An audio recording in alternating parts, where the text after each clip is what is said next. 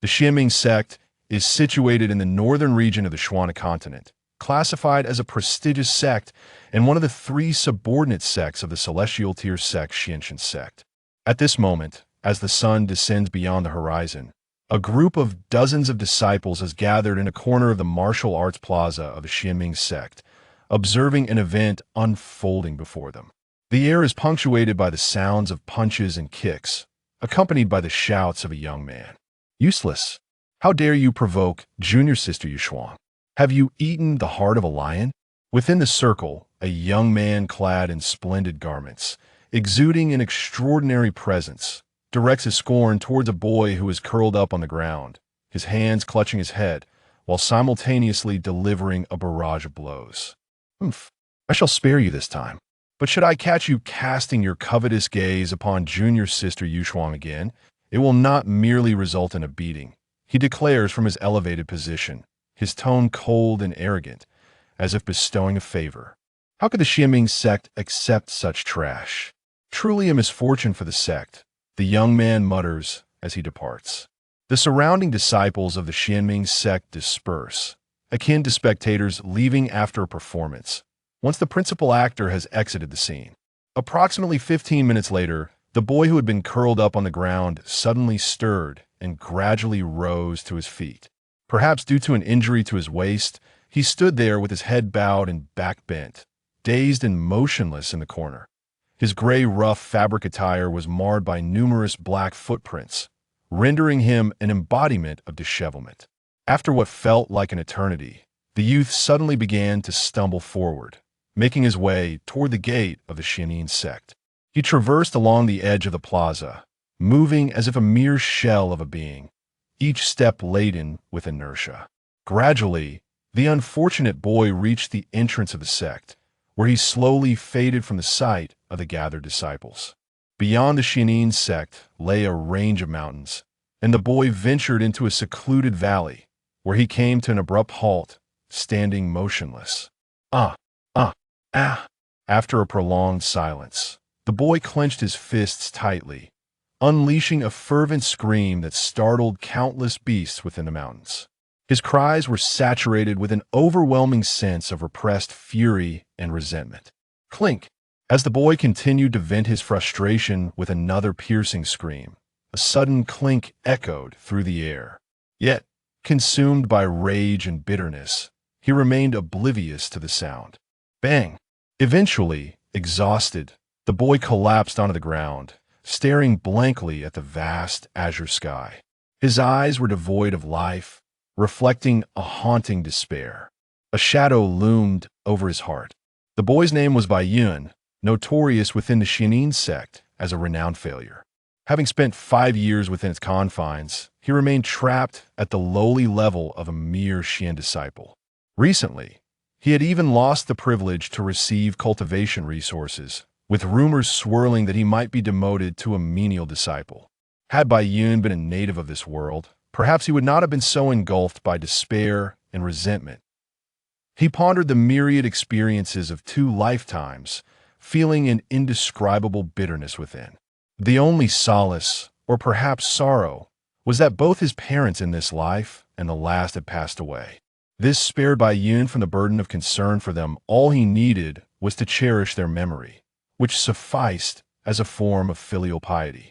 In the years since his arrival in this world, he had strived diligently, persevering through countless failures and bouts of despair, which encapsulated the entirety of his existence. The taste of this experience was akin to bile mingled with bitter herbs, painful in its duality. Today, he merely cast a lingering glance at the true disciple named Yushuang. To his surprise, this led to an episode of physical torment, yet the anguish within his heart transcended any corporeal pain. Bai Yun was certain that Yushuang's furrowed brow was not a reaction to his seemingly impudent gaze. She likely remained oblivious to his presence. However, the striking young man beside her interpreted her frown as disdain towards Bai Yun. Seizing the opportunity to assert himself, he was determined to teach Bai Yun a lesson, hoping to please the woman he admired. A tempest of hatred surged within Bai Yun's chest. He loathed that young man, and even harbored disdain for the entire Xianming sect. Yet his deepest resentment was directed at this world that had so callously decreed his fate. Damn the heavens! You brought me here only to subject Bai Yun to such indignities? As his anguished cries echoed, a voice resonated. The universe evolution system is now initializing. Please hold on. Please hold on. A cold, mechanical voice suddenly echoed in Bai Yun's mind, startling him awake. He abruptly opened his eyes and scanned his surroundings, yet found nothing amiss. Moments later, just as Bai Yun began to believe it was merely an auditory hallucination, the voice returned. The cosmic evolver has initiated identity binding. Binding successful. ID number 256. Wishing you a successful evolution. As the mechanical voice faded, an instant darkness enveloped Bai Yun, followed by a dizzying sensation. Suddenly, a scene of utter blackness materialized before him. Within this void, a faintly glowing interface emerged, standing resolutely in his line of sight. Task establishment in progress. Establishment successful. Main task: eliminate Hua Tian.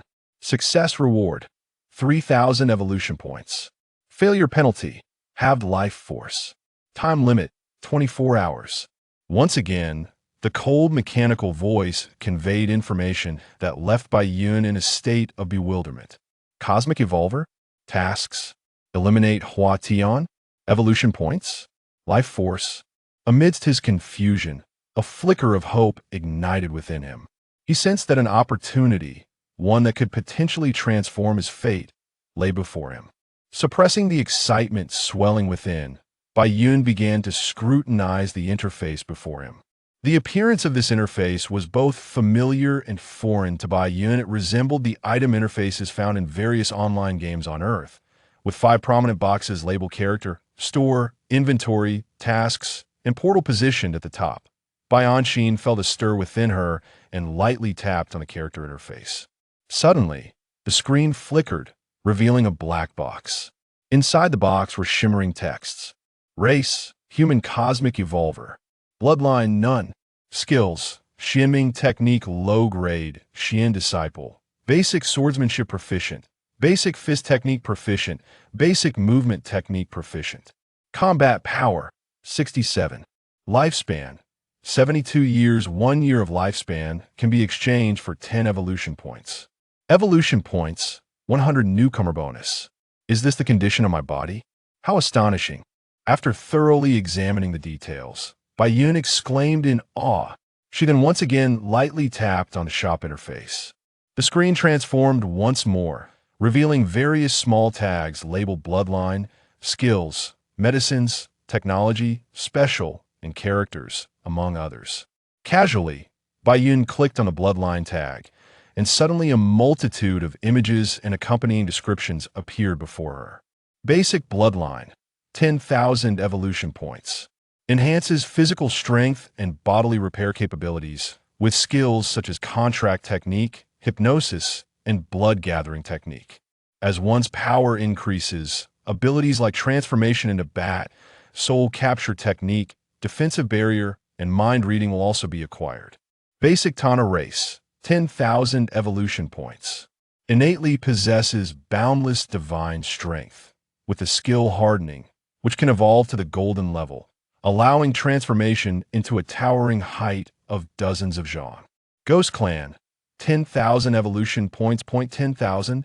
Bai Yun couldn't help but click his tongue in astonishment, yet he was filled with immense anticipation. He then meticulously explored various categories, spending several hours before he finally grasped a general understanding. The skills section offered an array of celestial techniques, magical arts, martial skills, sorcery, and the esoteric practices of the Xuan continent. Remarkably, even skills from anime were available for purchase. In the medicine section, one could find a plethora of remedies, including elixirs, divine potions, and an assortment of ordinary pharmaceuticals. The technology page showcased numerous high-tech products. Items such as aircraft, tanks, and artillery from Earth were considered quite affordable. The biology section featured a variety of legendary creatures, such as the 5-clawed golden dragon, phoenix, Qilin, and elves. What left Bai Yun speechless was the availability of various alluring lowly and mature women at relatively low prices, costing merely a few hundred evolution points. After a thorough review, Bai Yun joyfully discovered that items from the Xuan continent were offered at half price. For instance, the premier technique Xian Lei Ju, originally priced at 1,000 evolution points, could be acquired by Bai Yun for just 500 evolution points. However, what thrilled Bai Yun the most was the portal page, which contained various teleportation channels to different planets, including his homeland, Earth. The only drawback was that each teleportation required a hefty fee of 50,000 evolution points. The backpack page displayed 20 empty square slots that in the task page. The progress of the task is displayed. At this moment, some characters are glowing red, flickering intermittently. On the far left of the task page, a number continuously fluctuates, currently indicating the remaining time for the Bai Yun task: 20 hours, 7 minutes, and 38 seconds. Gazing at the task description, Bai Yun's expression is profoundly frigid. At this juncture, it is a matter of either his demise or that of Bai Yun. Bai Yun momentarily sets aside the issues of this space, pondering the means by which he might eliminate his opponent to fulfill the task. A direct confrontation is out of the question. The disparity in their strengths is insurmountable, and Bai Yun would stand no chance against him. Moreover, he must accomplish the assassination of Hua Tian without alerting the Xianming sect, and then make a swift escape. Recalling his gifted 100 evolution points and 72 years of vitality, Bai Yun begins to scour the space for inexpensive items, searching for anything he can afford that might prove significantly advantageous at this moment. After a thorough rummaging through the budget section, Bai Yun ultimately decides on the items to purchase. Refined Iron Dagger, priced at 5 evolution points half price. Disposable Human Skin Mask, priced at 50 evolution points. Soul Severing Herb, priced at 10 evolution points half price. Soundproof Talisman, priced at 50 evolution points. Having exhausted his gifted evolution points, Bai Yun exchanged over a year's worth of vitality to acquire these items. Upon exiting the cosmic evolver space, Bai Yun gazes at the Xianming sect shrouded in darkness, his eyes cold as ice. Chapter 2. Mission accomplished. The true disciples are the inheritors of the sect, their status inherently esteemed beyond measure, alongside an abundance of continuously supplied elixirs. The independent spirit-gathering formations within their courtyards make countless disciples envious. At this moment, it is noon, the time for a meal. A seemingly ordinary youth, garbed in coarse cloth, serving as a menial worker for the Xianming sect, enters Hua Tian's courtyard, carrying an opulent array of dishes. Not daring to disturb Hua Tian, who is diligently practicing in the courtyard, he cautiously places the meal upon the stone table before quietly retreating. Once the youth has exited the courtyard, a flicker of cold light flashes in his previously tranquil eyes. This boy is, in fact, Bai Yun, disguised with a human skin mask. The dishes have been laced with the lethal soul-severing grass. Now, it is merely a matter of waiting for the unsuspecting fish to bite the poisoned hook. Bai Yun's heart races with anxiety. The act of poisoning is fraught with uncertainty. What if Hua Tian suddenly loses his appetite today, or discovers the poison within the meal? Such possibilities could lead to Bai Yun's failure and subsequent pursuit by the Xianming sect. Despite having encountered extraordinary fortunes, he finds himself devoid of any means of self-protection at this moment. If discovered, he would undoubtedly face a perilous fate. However, should he succeed in his mission and acquire 3,000 evolution points, he would possess initial capital, allowing him to devise ways to strengthen himself. In that eventuality, even if his transgressions come to light, he could escape unscathed by utilizing the items exchanged within the ranks of cosmic evolutionists. A tumult of complex emotions causes Bai Yun's hands to tremble slightly. He steadied his mind, and with a mere thought, the soundproof talisman from his spatial backpack appeared in his hand. After shattering it, he strained his ears, awaiting a certain signal. The talisman's effect lasted for an hour. After approximately half an hour of anxious waiting, a sudden scream pierced the stillness of the courtyard, igniting a surge of elation within him. He waited for another 10 minutes, allowing the cries to weaken, before he finally pushed the door open. As Bai Yun stepped inside, he beheld Hua Tian curled up on the ground, clutching his abdomen. Beads of sweat the size of soybeans dripped from his forehead, and his bulging eyes were bloodshot, his face contorted in excruciating agony. Bai Yun gazed at the wretched Hua Tian with a chilling expression, an overwhelming sense of satisfaction swelling within him. Who are you? Did you administer the poison? Haha. When you humiliated me yesterday, did you ever consider that you might meet your demise at my hands? Bai Yun laughed heartily, the shadows in his heart gradually dissipating. It was you? Hua Tian gasped. The potent venom of the soul-dispersing grass had already infiltrated his very organs. He felt utterly powerless, struggling even to speak, his lips trembling as he pointed at Bai Yun. Indeed, Bai Yun's eyes gleamed with murderous intent. Without hesitation, he drew forth a dagger and, with an impassive expression, plunged it fiercely into Hua Tian's chest, causing a spray of blood to erupt. As he looked upon the fading breaths of Hua Tian, his gaze brimmed with ferocity. He had suppressed his emotions for far too long, ever since he realized that his journey across realms was a tragic tale. Fearful of death, he had bent low, knelt down, and endured like a dog. Yet those past grievances would now serve as the driving force for his future, a cycle of retribution where the oppressed would rise against their oppressors. The past me shall fade away today, and a renewed self shall be reborn. Mission accomplished. Reward: 3,000 evolution points. In the midst of anguish and reluctance, Hua Tian gradually fell silent. Subsequently, the mechanical voice echoed once more in Bai Yun's mind. Although he had anticipated this, he felt an overwhelming joy, which was soon tempered by the need for caution. Despite wearing a human skin mask, the Xianyuan sect would undoubtedly uncover his identity. He needed to depart immediately. Resolving this, Bai Yun restrained the impulse to exchange items right away. He calmly exited Hua Tian's courtyard and proceeded directly towards the mountain gate. With his head bowed and devoid of any expression, Bai Yun walked through the gates of the Xianyuan sect and quickened his pace, fleeing away. After approximately 3 to 4 hours, he finally came to a halt within a dense forest. He casually selected a robust tree to climb and was just about to enter the cosmic evolutionist space to redeem his items when the mechanical voice resonated in his mind once more.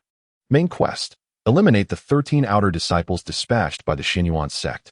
Mission reward: 5,000 evolution points. Failure penalty: halving of life force. Time limit: 48 hours. After a moment of stunned silence, Bai Yun swiftly entered the space. He needed to redeem items urgently to confront the new task. He had already chosen the items he intended to purchase upon completing the mission. Once inside the space, he directly acquired a cleansing elixir and 2 tomes. One was the cultivation technique, the Xian Lei Ju, while the other was the movement technique, Lei Bu, both regarded as exceptional manuals within the Zuantudi continent.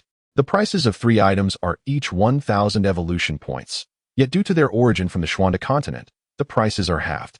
Bai Yun spent a total of 1,500 evolution points to acquire these coveted items that would make countless individuals on the Xuanda continent envious. Afterward, with the remaining 1,500 evolution points, Bai Yun carefully selected a technique book on shadow body and another on breath concealment, each costing 500 evolution points. Although the shadow body technique allows for complete invisibility, it possesses a significant flaw. It can be perceived by divine consciousness. This might be inconsequential on Earth, but on the Xuanda continent, it is utterly impractical. Thus, Bai Yun purchased the breath concealment technique to complement it. This technique enables one to completely mask their presence, evading detection by divine awareness. Preserving one's life is of paramount importance. With only 500 evolution points remaining, Bai Yun felt a wave of melancholy. He was immensely envious of many items within the universe evolvers, including the various fruit abilities from One Piece, the myriad jutsu from Naruto, as well as celestial techniques and those formidable bloodline powers. These treasures left Bai Yun yearning, yet he lacked the necessary evolution points to procure them. The items he purchased would automatically be stored in his backpack. With just a thought, the items within would materialize in his hands. After utilizing the various skill manuals, Bai Yun sought a secluded spot, crossed his legs, and consumed a cleansing elixir, subsequently channeling the Xian Lei technique. Approximately half an hour later, Bai Yun completed the transformation of his marrow and bones. His starry eyes suddenly opened wide, flashing with brilliance, but he quickly covered his nose and furrowed his brow. His body was covered in a viscous filth, emitting an unbearable stench. Bai Yun promptly entered the space and spent 50 evolution points to purchase a cleansing talisman. Upon shattering it, a radiant light akin to water suddenly enveloped him. Before long, the grime and odor on his body vanished completely, rendering him impeccably clean. Feeling a wave of relief, Bai Yun then sat cross-legged on the ground, initiating the operation of the xianxia technique. Delving into his mind, he began to examine the condition within his body. With a mere thought, he summoned the thunder attribute xianxia, guiding it to traverse through the myriad meridians of his body. After a single cycle of the Great Zhou, he astonishingly broke through the bottleneck that had hindered him for 4 long years, ascending to the realm of intermediate Xian disciple. Slowly exhaling a breath of turbid air, he opened his eyes, which flickered with traces of lightning. Chapter 3.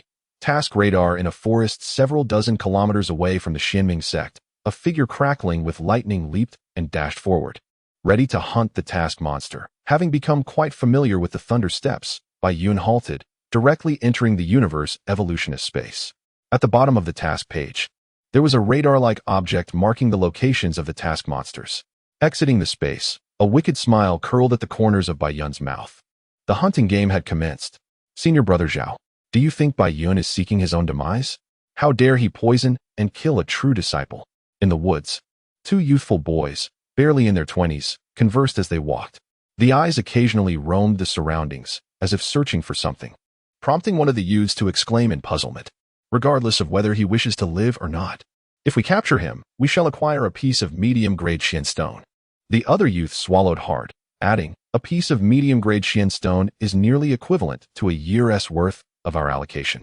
If we could obtain it, our training progress would undoubtedly accelerate significantly. Do not get distracted, search diligently.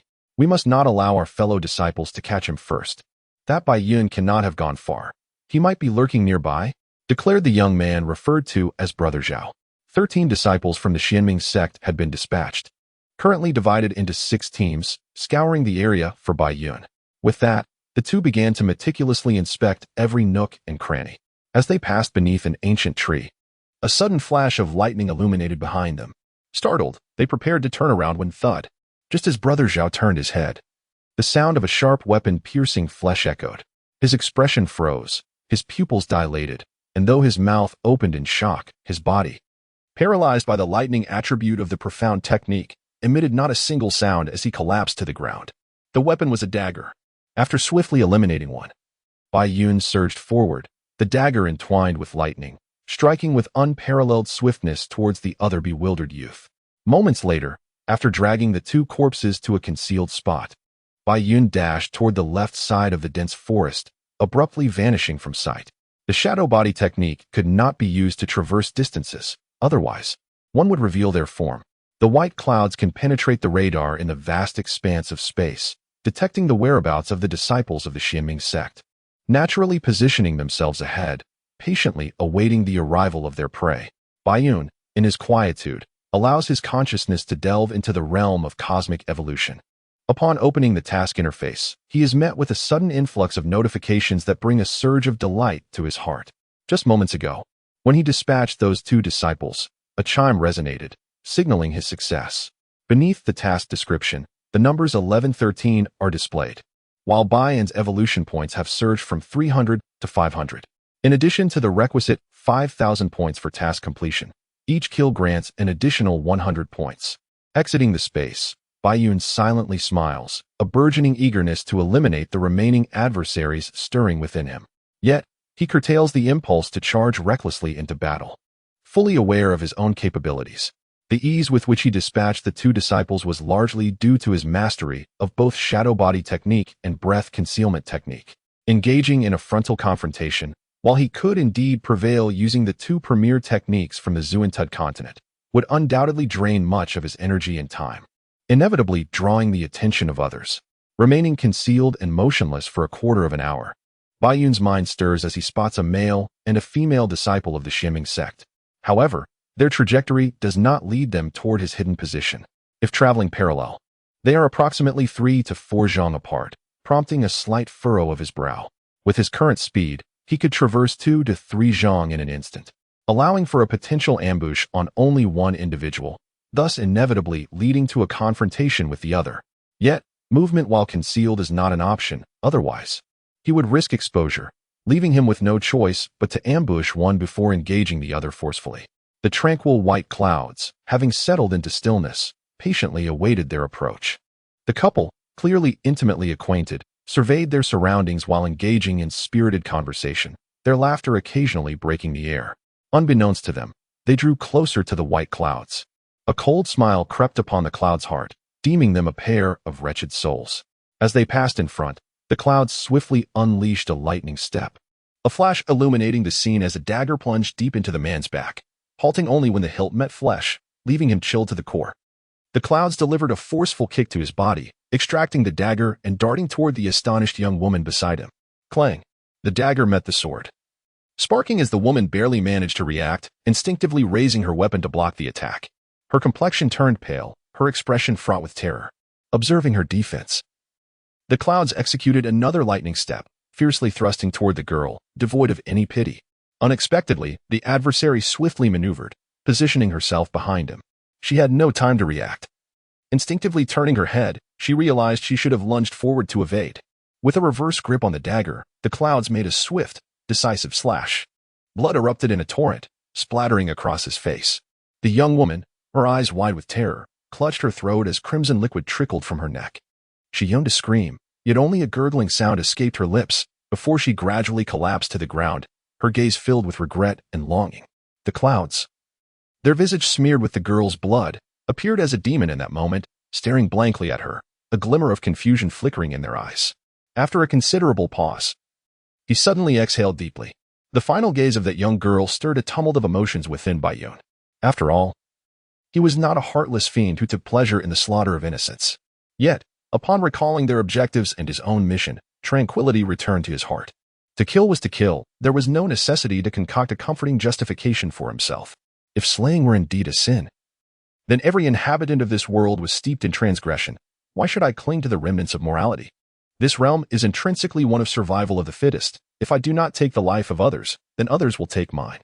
Such truths had begun to dawn upon Baiyun after he entered the Xianming sect, but at this moment, he truly comprehended them.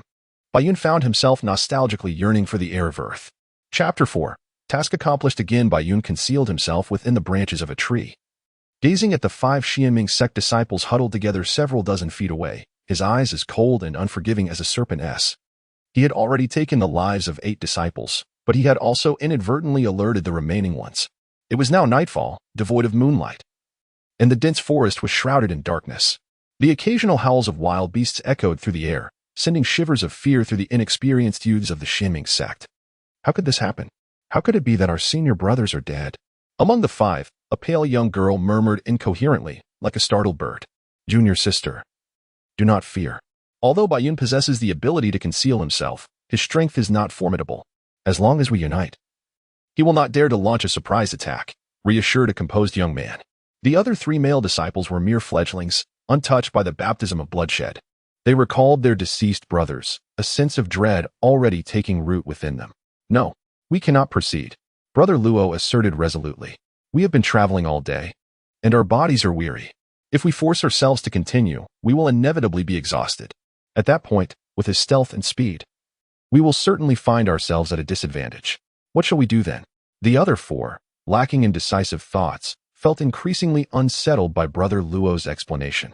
Very well, we shall heed Brother Luo's counsel. Although Baiyun could not hear their exchange, he understood that swift action was imperative. Otherwise, if the Xianming sect were to arrive with reinforcements, the situation would become perilous. At that moment, not only would their mission be jeopardized, but their very lives could be thrust into dire straits. The 5 disciples formed a protective circle, rendering Baiyun's shadowy form and breath-concealing technique ineffective. He entered the space of the cosmic evolver, navigating to the Xianxia continent, where he began to carefully peruse the available options. Throat poison, 100 evolution points, half price.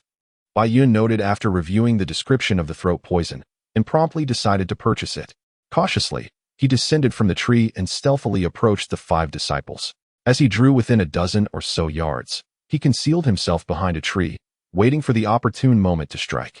After approximately 2 hours had elapsed, the Xianming sect disciples on watch had grown visibly weary.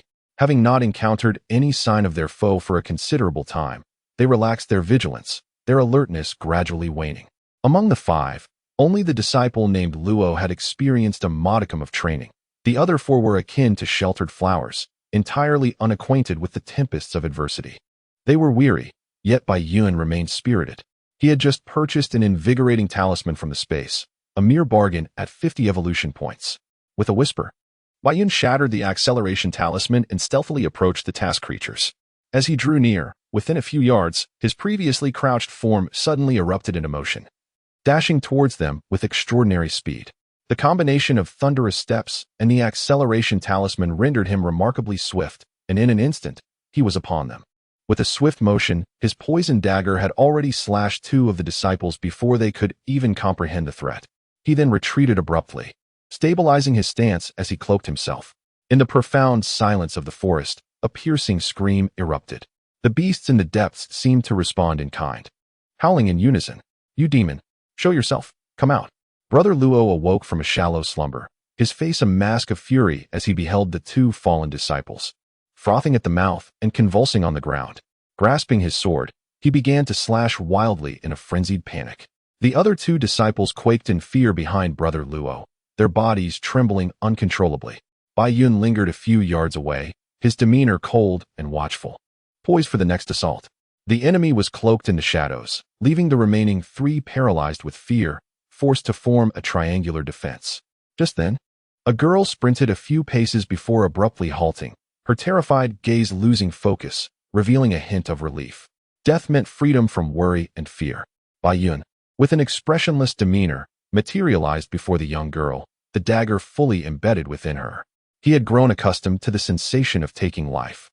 Though there was no enmity between them, he bore not a trace of psychological burden. Perhaps, in his earthly existence, he was indeed a gentle and unassuming citizen. However, the experiences he had encountered in this realm and the power he had acquired had unleashed the repressed facets of his character, rendering him exceedingly ferocious. Junior sister Xianxia, Brother Luo, and another disciple cried out, their eyes turning red with fury as they charged towards Bai Yun. He pushed aside the lifeless form of the girl and, with a sudden burst of speed akin to a startled rabbit, darted towards the last two remaining foes. The clash of weapons resonated, clang, clang. The three engaged in a fierce battle, sparks flying from their strikes.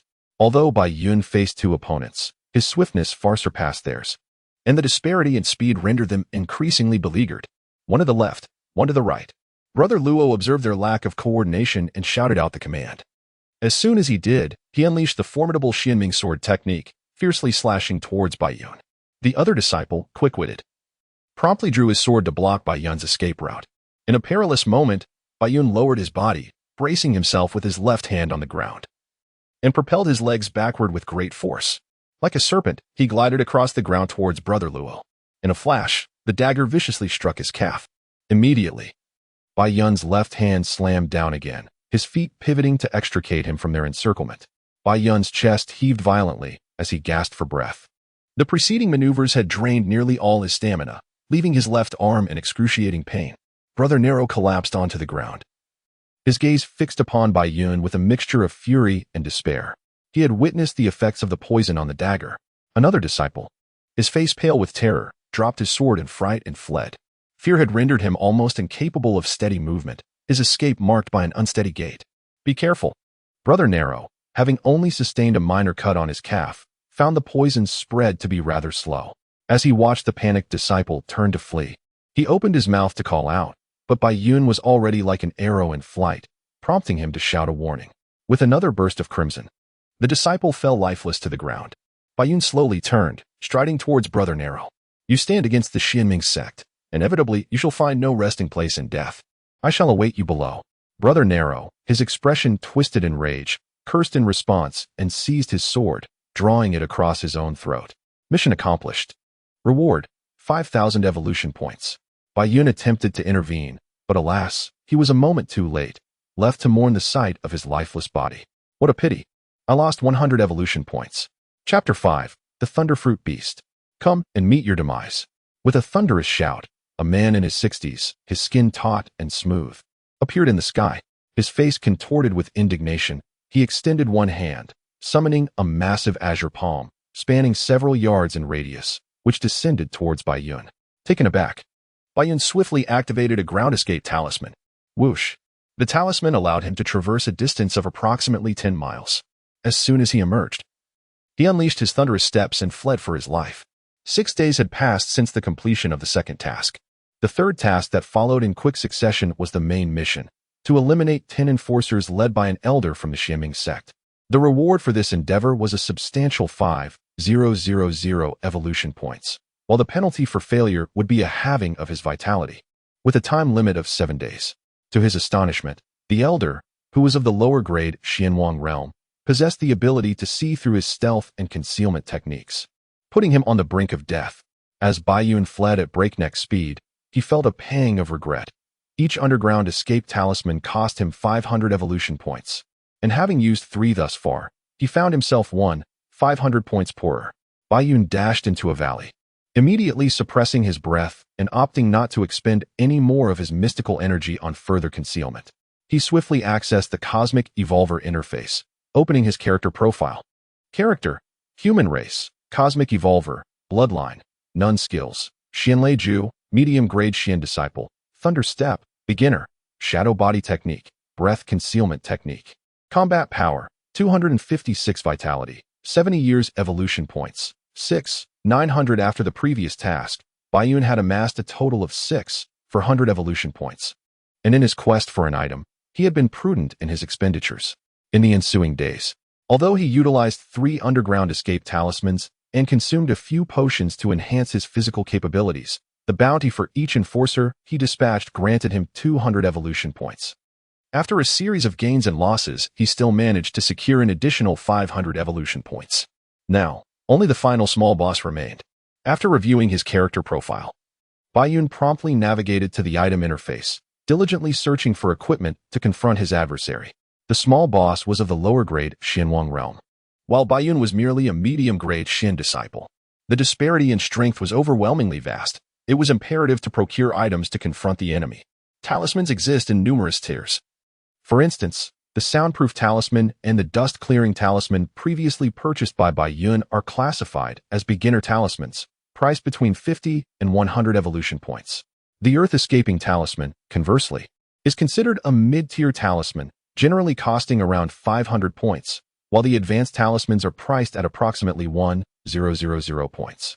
After a meticulous selection process, Baiyun ultimately decided on 2 items: the 5 Thunders talisman, costing 1,000 evolution points, and the Swift talisman, priced at 500 evolution points. The Swift talisman augments movement speed by 50% for a duration of 1 hour. With all preparations complete, Baiyun gazed at the large red dot on the radar, a flicker of anticipation crossing his eyes. Defeating this minor leader would grant him sufficient evolution points to acquire more items. Exiting the spatial realm, Baiyun hurried toward the location of the red dot. Upon approaching within a mile, he activated the Swift talisman, and his speed surged dramatically. In a flurry of motion, he covered several paces in mere breaths, arriving before the enforcement elder. Noticing the elder in a meditative state, Baiyun felt a surge of elation and promptly shattered the 5 Thunders talisman in his hand. The enforcement elder, startled, sensed a wave of oppressive energy descending from above. Just as he attempted to summon his energy to take flight, a series of thunderous booms erupted. With a sudden onslaught, 5 bolts of wildly colored thunder, gold, wood, water, fire, and earth, struck down upon the elder, who had no time to evade. Flora and fauna alike were sent into a frenzy, terrified by the spectacle. Baiyun had not anticipated the extraordinary effects of the advanced talisman, which proved to be astonishingly potent. Having barely managed to escape a few paces, he was struck by a talisman he had invoked, leaving him in a state of disarray. Fortunately, he only sustained superficial injuries. The air was thick with dust, and Baiyun felt a jolt of alarm. He had not heard the notification indicating the completion of his task, signifying that the small leader still drew breath. After a moment's hesitation about whether to approach and investigate, the dust settled, and his vision gradually cleared. With resolve, he stepped forward cautiously. Before him lay a crater, approximately 10 feet in diameter, where the small leader had originally stood, now nearly a foot deep. The small leader lay barely alive within the pit, his clothing tattered and his condition dire, emanating the odor of scorched flesh. A flicker of joy crossed Baiyun's face, swiftly replaced by a cold glare as he leapt into the pit. With a poisoned dagger, he plunged it fiercely into the small leader's chest, delivering the final blow. Task accomplished. He received a reward of 5,000 evolution points. With a sense of relief, Bai Yun began to rummage through the small leader's belongings. What a pauper!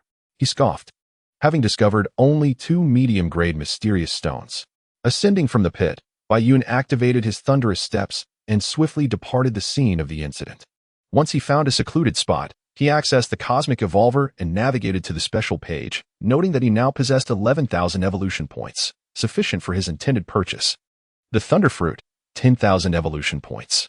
Indeed, Bai Yun aimed to acquire the Thunder Fruit from the world of One Piece. This choice was made after much contemplation. Given that both his techniques and movements were of the lightning attribute, obtaining the Thunder Fruit would undoubtedly enhance his training and comprehension.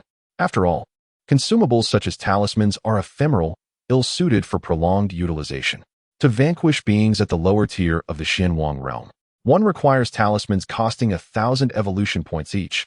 Thus, what exorbitant price must be paid for the Xiandi and Xianhuang above? Enhancing one's own prowess is undoubtedly the most prudent investment.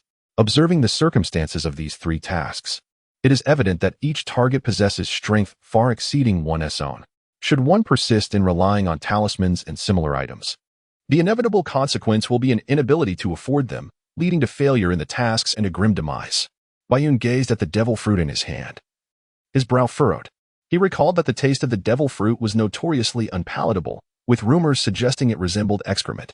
Chapter 6. The Thrill of Power. Upon consuming the Thunder Fruit, Bai Yun immediately delved into introspection. He sensed that within the devil fruit he had ingested, something dormant lay in slumber.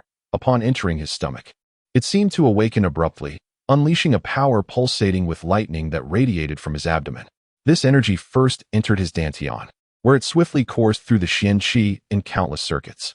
Subsequently, it erupted from the dantian, traversing through the myriad meridians and acupoints of his body, ultimately infiltrating his bloodstream and even penetrating his cells. Crackling and popping, outside of Bai Yun's body, terrifying bolts of lightning flickered.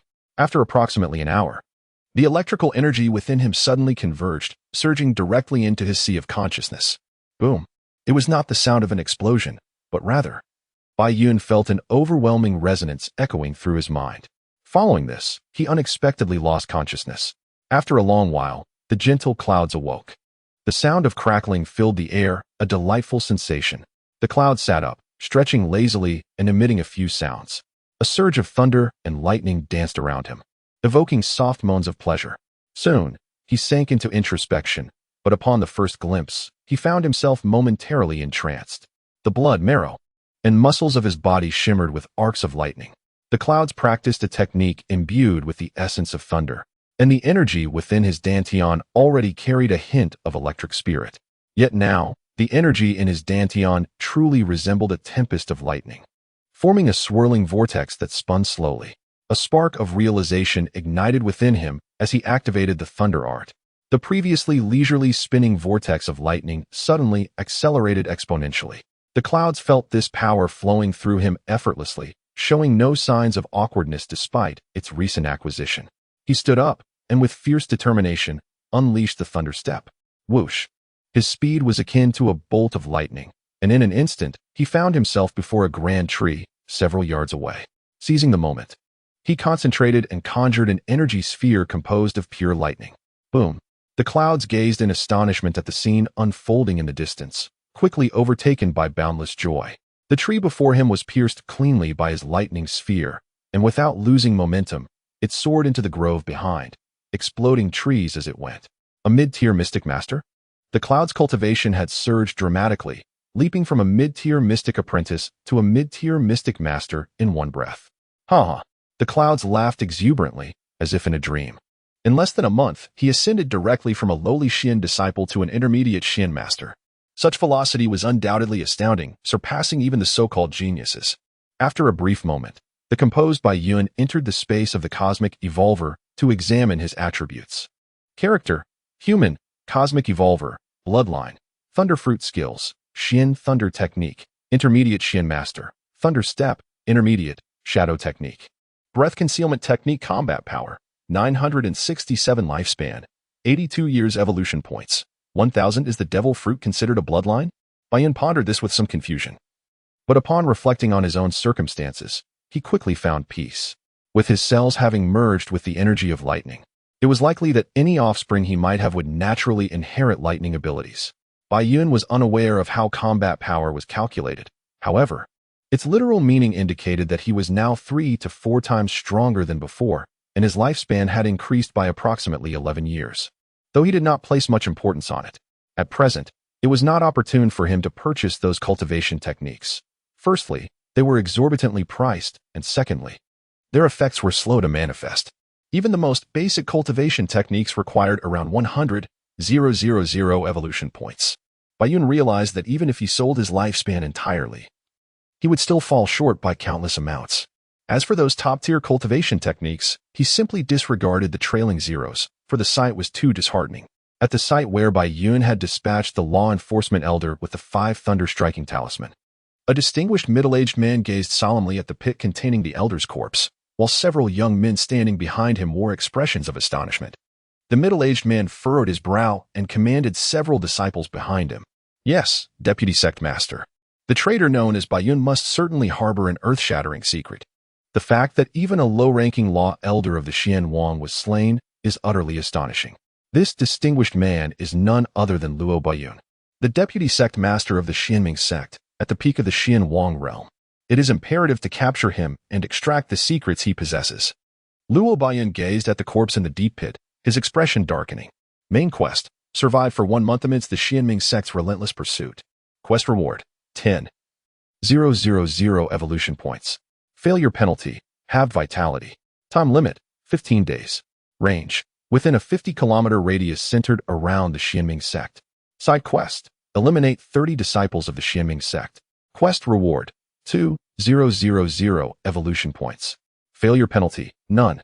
Time limit: none. Side quest: eliminate 50 disciples of the Xianming sect. Quest reward: to be determined. Side quest: slay the Deputy Sect Master of the Xianming sect. Quest reward: 3,000 evolution points. Side quest: slay the Sect Master of the Xianming sect. Quest reward: 5,000 evolution points. Bai Yun listened in stunned silence to these prompts, feeling a mix of worry and intense excitement, soon followed by a wave of headache. Given his understanding of the Xianming sect, there are approximately 300 to 400 outer disciples, nearly 100 inner disciples, and around 50 elders. What does it mean for them to come out in full force? Bai Yun felt a slight chill run down his spine. The only consolation was that the main quest did not require him to eliminate every member of the Xianming sect, but rather to endure. Otherwise, he would simply make his exit, accepting the failure of the task with a nonchalant attitude, even if it meant losing half of his life force. However, the multitude of side quests filled him with exhilarating anticipation, as they represented a bounty of precious evolution points. With a glint of greed sparkling in his eyes, Bai Yun unhesitatingly purchased 2 Earth Escape talismans, for his life was indeed the currency for undertaking these missions. Having exhausted all his evolution points, Bai Yun withdrew from the cosmic evolver space, calming his mind to contemplate a strategy. The shadow clone technique proved ineffective against entities of a significantly higher realm, while the breath concealment technique faced similar limitations. This significantly diminished the efficacy of these 2 formidable skills. At present, his only reliance lay in his own strength. The Earth Escape talismans and his ultimate weapon, the task radar locator. The radar would display the red dots of task creatures in accordance with their strength, allowing him to evade the powerful and target the weaker foes for side quests. Once he accumulated a sufficient number of evolution points, he would possess the means to contend with monsters of a higher caliber. With this thought, a self-satisfied smile crept across Bai Yun's lips. How delightful it is to cheat the odds.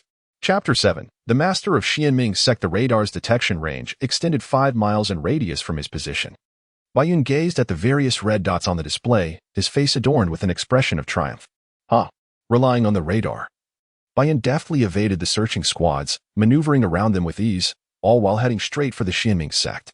Indeed, he intended to infiltrate the Xianming sect during their moment of distraction and create a ruckus. Mid-grade Xian stones required 100 evolution points, while high-grade Xian stones demanded 500 evolution points. Shouldn't others absorb it a bit more quickly? Bai Yun felt a surge of excitement within. Such unrestrained days were indeed far more delightful than the prior years of restraint, filling even his very cells with a sense of joy. Upon entering within 5 miles of the Xianming sect, he discovered that the sect was not deserted. Dozens of ordinary red dots and nearly 10 larger red dots remained within its confines. Indeed, this was no mere game. Whatever the system dictated, the task would be promptly undertaken. Bai Yun sighed deeply, his expression tinged with regret. As he approached the Xianming sect, he surged forward and leaped high into the air. Miraculously, he seemed to sprint through the sky, landing gracefully within a breath's time. Gazing upon the familiar outer sect plaza, Bai Yun offered a cold smile. Throughout his 5 years within the Xianming sect, he had formed no emotional attachments to this sect. Instead, he harbored only resentment for the past. He was merely a waste within the Xianming sect. Over these 5 years, he had yet to make a single friend. While he did not deny his own shortcomings, the primary reason lay in the nature of this world's rules. Bearing the title of a waste, who would ever regard him with any respect? The suffering and loneliness of those days, along with the sweat and tears, were utterly worthless, and no one offered sympathy or comfort. Although such feelings would not drive Bai Yun to seek revenge by slaughtering the entire Xianming sect, the current task was indeed to his liking. Relying on his radar, Bai Yun effortlessly made his way towards the sect's warehouse. Ordinary disciples of the outer sect were entitled to receive a piece of low-grade Xian stone each month.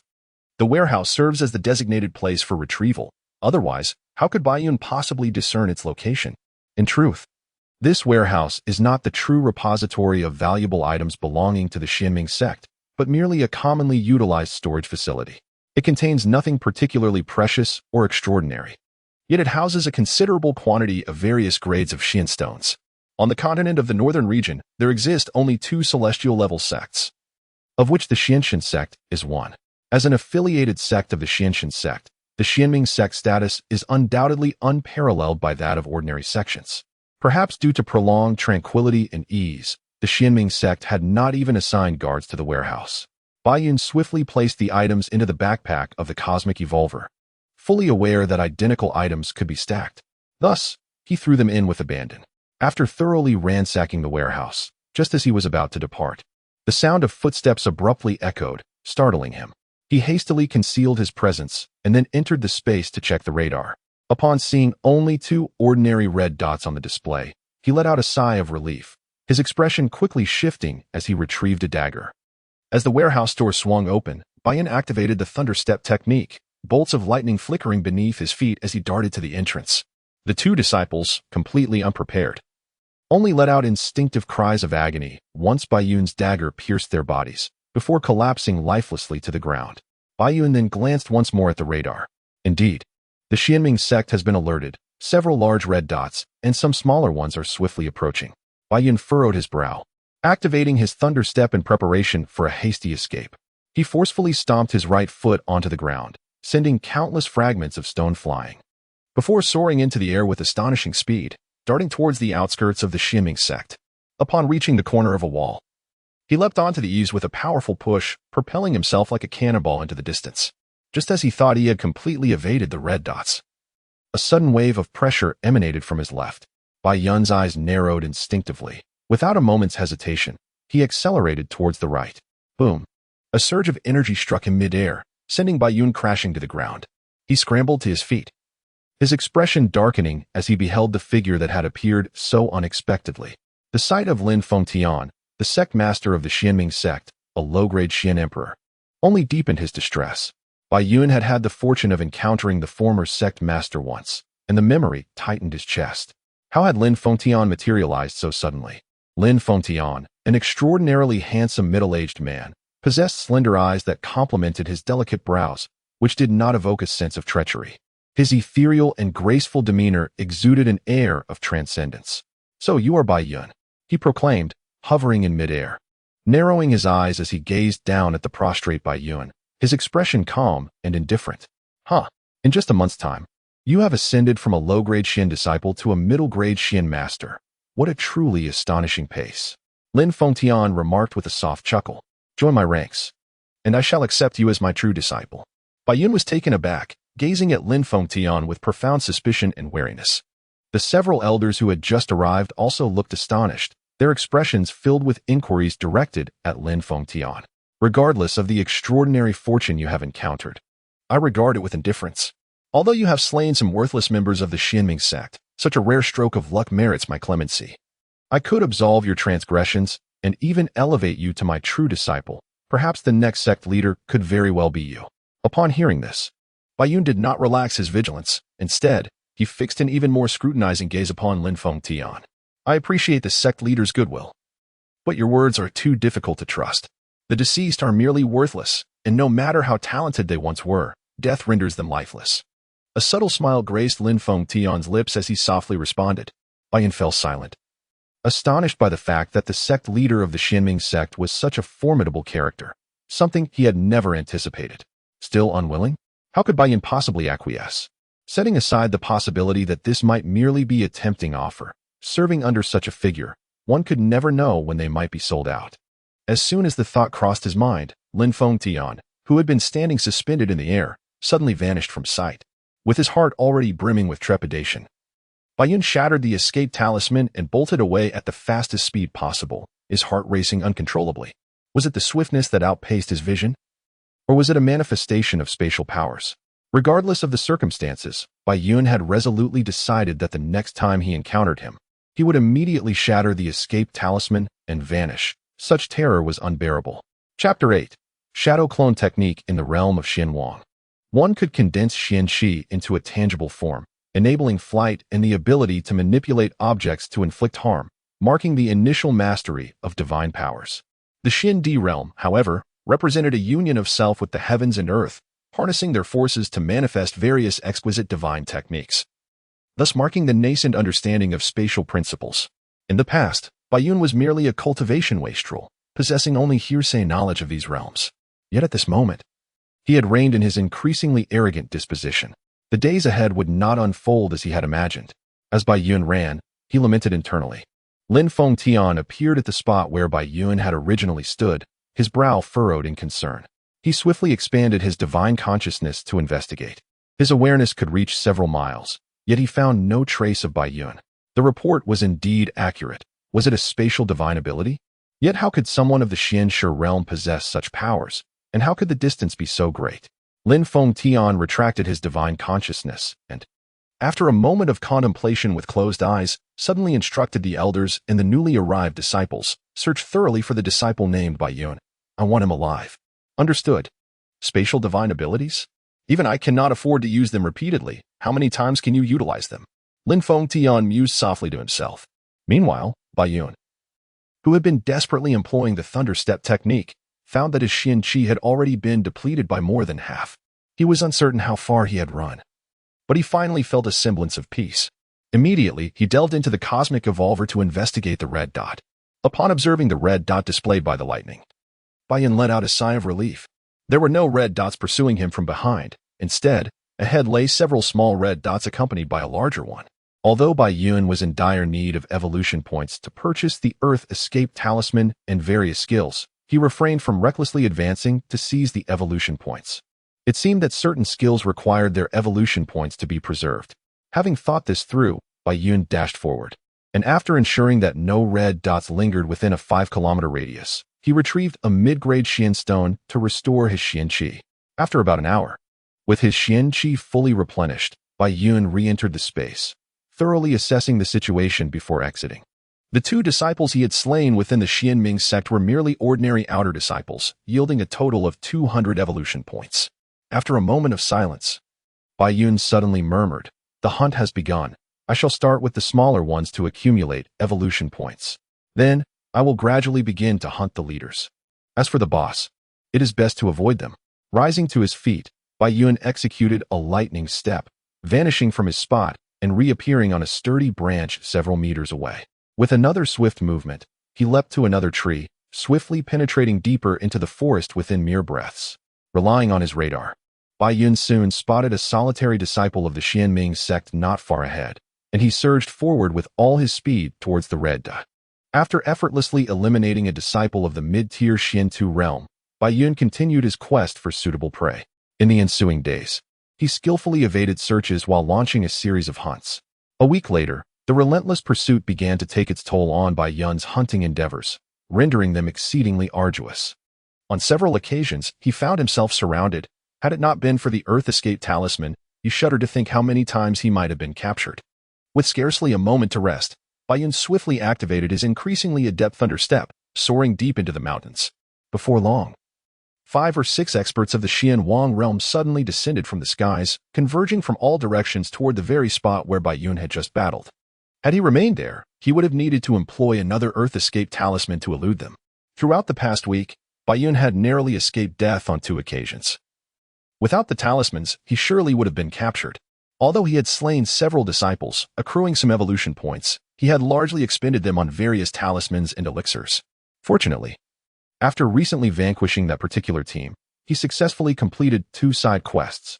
With the added bounty, he had amassed a total of 6 for 100 evolution points. Gazing at the figures within his spatial inventory brought him a sense of reassurance. He had just accomplished the tasks of eliminating 30 disciples of the Xianming sect and dispatching 2 Xianwang realm adversaries. Coupled with his remaining evolution points, he now possessed 850 evolution points. Baiyun navigated to the skills page and promptly purchased the pre-selected skill, Clone Technique, for 3,000 evolution points. Relying solely on Earth escape talismans for escape was proving to be a considerable drain on his evolution points. Should he find himself without these talismans in a future crisis, the consequences would indeed be dire. In truth, there exists a particular skill that Baiyun yearns to acquire, yet at this moment, he lacks the requisite evolution points. Moreover, this skill would not significantly aid him in the current circumstances. The space movement technique requires 5,000 evolution points, allowing movement only within a radius of approximately 100 meters. For a master whose spiritual awareness extends for several miles and who can soar through the skies, this capability offers little advantage for escape. Presently, Baiyun's speed is comparable to that of an expert at the Xianwang realm. However, should he be besieged by multiple adversaries without a ground escape talisman, his chances of fleeing would be slim. Conversely, the cloning technique would enable him to disperse their firepower and potentially create opportunities for counterattacks. Thus, Baiyun expended 1,000 evolution points to purchase a ground escape talisman and a swift talisman before exiting the spatial realm. His primary mission is to evade capture for a month, rather than engage in combat. Feeling an increasing sense of pressure, Baiyun has abandoned any notion of slowly eroding the strength of the Xianming sect. Survival has become paramount.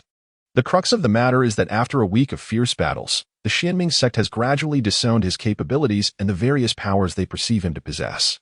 Should they discover his whereabouts while he remains oblivious, his situation would be dire. If they were to position personnel every 10 miles, escape would become virtually impossible. Therefore, Baiyun resolved to exercise greater caution. In such aggressive pursuits, he risks being encircled. As he leisurely traverses the mountains, Baiyun retrieved a pack of Li-Kun cigarettes from his backpack, lit one, inhaled deeply, and exhaled a thick plume of smoke. A pack of Li-Kun cigarettes costs 50 evolution points.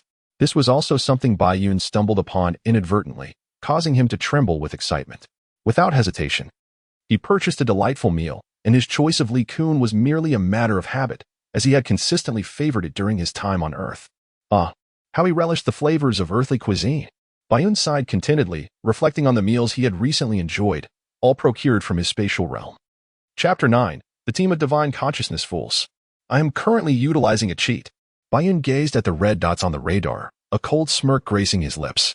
The radar displayed 5 small red dots a few miles ahead, yet should Baiyun attempt to hunt them down, he would undoubtedly fall victim to an ambush. As he navigated while observing the radar, he circled around, and once he grasped the situation, he made a swift exit. Approximately 10 miles away from the 5 small red dots, numerous larger and smaller red dots encircled the area, clearly intending to lure Baiyun into revealing himself. At this moment, a significant portion of the mission time had elapsed, with less than a week remaining before its conclusion. The elders of the Xianming sect seethed with indignation. They had come to realize that actively seeking Baiyun would yield no results. The most prudent strategy was to lie in wait, setting traps to ensnare him. However, with Baiyun possessing radar, how could he possibly fall into their schemes? Instead, he had eliminated numerous disciples over the past few days. As he ran, a sense of triumph bubbled within him, just as he prepared to leap onto a large tree. Suddenly, a massive azure hand appeared in midair, reaching directly for Baiyun. Fortunately, his speed was sufficient to evade the grasp. Steeling himself, he gazed at the severed tree, a flicker of unease stirring within him. The radar had clearly indicated that the nearest enemies were 3 to 4 miles away. How could they have suddenly been detected? Confused, Baiyun settled into a defensive posture. This was certainly not the opportune moment to probe the realm of the cosmic evolutionists. "Ah, you clever little mouse, how adept you are at hiding." Startled, Baiyun turned towards the voice, revealing Lin Fengtian, the leader of the Xianming sect, hovering above him, exuding an air of calm assurance. Oh no! Baiyun's heart sank, and he swiftly summoned the escape talisman from his space, clutching it tightly. Hee. The area within dozens of miles is teeming with personnel. Even if you were to use your spatial abilities to flee now, it would be futile, Lin Fengtian remarked with a smile, his tone light, yet menacing. Though Baiyun felt a jolt of fear at his words, he resolutely shattered the escape talisman and vanished. Upon materializing, he promptly acquired 2 more escape talismans from the spatial marketplace. After a swift glance at the radar, he quickly exited. Channeling his thunderstep, he soared to the left. The radar indicated a massive red dot advancing rapidly from the right. After racing for a quarter of an hour using his thunderstep, Baiyun abruptly halted. His gaze fixed on the heavens, his expression grave. Suspended in the air was none other than Lin Fengtian. "Keep running. Let me see how many times you can utilize your spatial abilities," Lin Fengtian said, standing with his hands clasped behind his back, his narrow eyes gleaming with mockery. "Hee, why should I divulge that to you?" Upon hearing this, Baiyun chuckled lightly. "I presume you are quite eager to uncover the myriad secrets that shroud me. Indeed, the Xian Emperor is formidable, yet I possess the confidence to end my own life at your hands. Are you threatening me?" Lin Fengtian's gaze suddenly ignited with an overwhelming aura of murder, though his expression remained unchanged. Baiyun met Lin Fengtian's eyes without flinching, her gaze brimming with resolve, merely instructing each elder to disperse to various locations, forming a collective of spiritual consciousness, continuously scanning their respective regions. Should they detect your presence, they will relay the information through spiritual transmission, Lin Fengtian elucidated as he retracted his murderous intent. Upon hearing this, Baiyun felt a sense of relief. So this was their strategy. While she had to concede its effectiveness, she still believed she could evade the grasp of their spiritual net. Observing Baiyun's silence, Lin Fengtian continued, "Masters of the Xianwang realm can extend their spiritual awareness to a range of 1 to 3 miles. At this moment, you find yourself ensnared within the consciousness of over 30 Xianwang experts and hundreds of disciples. Escape is utterly impossible. You might as well surrender." Baiyun remained silent, lowering her head as if contemplating whether to yield. Lin Fengtian simply gazed at her calmly, awaiting her response. After a prolonged silence, Baiyun suddenly lifted her head, a mocking smile gracing her lips. "What are you trying to act all high and mighty for?" As she spoke, a figure materialized to her right, mirroring Baiyun in both appearance and posture. Lin Fengtian was taken aback. Swiftly, he waved his hand, summoning a massive azure palm nearly 5 zhang in size. Aimed directly at the 2 Baiyuns, yet it struck nothing but air. 2 white clouds suddenly parted ways, one to the left and the other to the right. Fleeing rapidly, Lin Fengtian hesitated for less than a second before pursuing the cloud on the left. Before long, he caught up with it. But the cloud immediately shattered a teleportation talisman, leaving Lin Fengtian empty-handed once more. A technique of projection? This individual must be captured, Lin Fengtian murmured softly to himself. And then his consciousness received a report from ahead, prompting him to soar into the sky. Moments later, Lin Fengtian once again closed in on the white cloud, which, in a desperate situation, used its last teleportation talisman. As the cloud reappeared, it dashed away frantically. At this moment, it seemed to be on the verge of escaping the range of Lin Fengtian's consciousness. Once it broke free, it would be as if the ocean were vast for the fish to leap and the sky high for the birds to fly. Just as the white cloud believed it was about to evade capture, a series of piercing sounds echoed through the air. Several elders of the Xianming sect suddenly materialized, blocking the cloud's path. This was their final line of defense. Should the cloud still possess that spatial talisman, they would be utterly powerless. Observing the panic-stricken expression of the cloud, they collectively breathed a sigh of relief. Does it lack that talisman? They had already noted that every time the cloud employed its spatial technique, a shimmering piece of white paper would inexplicably appear in its hand. This must be the secret treasure enabling this traitor to wield spatial powers. The white cloud, gazing at the encircled escape route, was filled with despair. It seemed to frantically choose a direction, turning to sprint into the encircled area. The elders of the Xianming sect did not pursue. They simply hovered in the air, coldly observing the white cloud. Behind him, Lin Fengtian's slender eyes narrowed slightly, a mocking expression plastered across his face. Yet, A flicker of doubt stirred within him. Was this truly the original? How amusing! Has he reached the end of his rope? Surrounded by adversity, Bai Yun's demeanor abruptly shifted. A faint smile graced his lips. He then retrieved a pack of cigarettes from his pocket, snapped his fingers, and ignited one. A bunch of fools. Do you really think you can capture me? Bai Yun exhaled a deep cloud of smoke, his expression remarkably at ease despite the dire circumstances. The languid pose of smoking radiated nonchalance and pride. The elders and Lin Fengtian were utterly taken aback by his words. Lin Fengtian's heart sank. Yet he maintained his mocking tone, saying, do you still wish to struggle at this point? The scent of your flesh and the aura of your essence betray your true form. Your doppelganger has likely vanished by now. I shan't waste my breath explaining if this is indeed your original self. Why not test it yourself?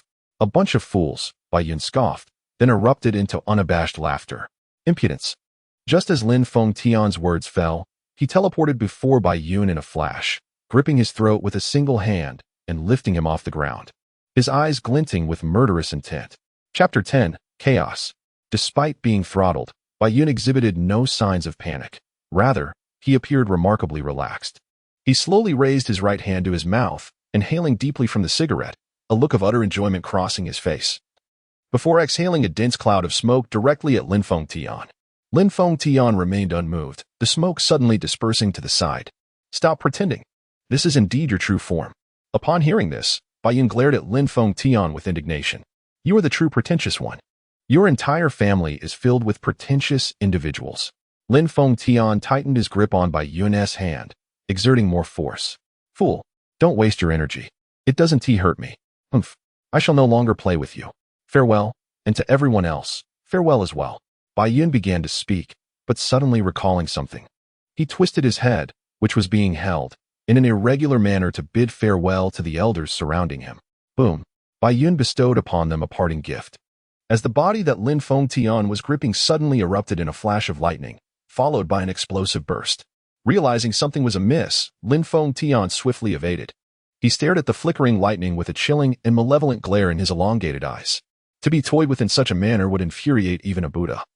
How much more so for him, faced with a mere mid-tier Xian master, a traitorous disciple whom he regarded as an insignificant insect. Yet, it was precisely this insect that had caused his sect immeasurable losses. The humiliation of being so mocked left him seething with rage. Chase. Lin Fengtian commanded, suppressing his fury.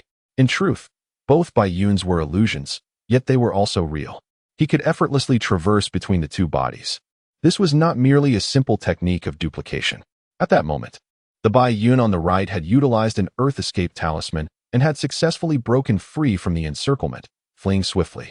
After running for a considerable distance, Bai Yun, upon seeing the display on his radar, finally felt a sense of relief and collapsed onto the ground, gasping for breath. His Xian energy had diminished to less than 10%. The use of the duplication technique had drained 50% of his Xian energy. After a relentless sprint, he was on the verge of complete exhaustion. After resting for a brief moment, Bai Yun mustered the last reserves of his weary body and spirit, casually seeking a secluded spot to extract the essence of the mysterious stone and restore his energy. For Bai Yun at this moment, no matter how perfect the hiding place, it would be futile, as anyone with probing awareness could easily uncover him. Fortunately, such awareness also required time to recuperate. Otherwise, Bai Yun could have disregarded the main quest and fled without a second thought. Nearly 2 hours later, with his energy fully replenished, Bai Yun stepped into the space of cosmic evolution. Before employing his duplication technique, he swiftly acquired 3 Earth-escaping talismans while feigning contemplation, coupled with one he had already prepared. This enabled each of his 2 bodies to wield 2 talismans, thus allowing him to break free from the probing awareness. However, the price for this was that his evolution points dwindled to a mere 350. He sighed in dismay and glanced at the task panel. The remaining time for the main quest read, 5 days, 16 hours, and 35 minutes. Emerging from the space, Bai Yun resolved that for the time being, he would refrain from undertaking any side quests. Instead, he opted to engage in a game of hide-and-seek, patiently waiting out the duration of the main quest. Although this would result in a significant loss of evolution points, the thought of that insurmountable awareness formation left Bai Yun with no choice.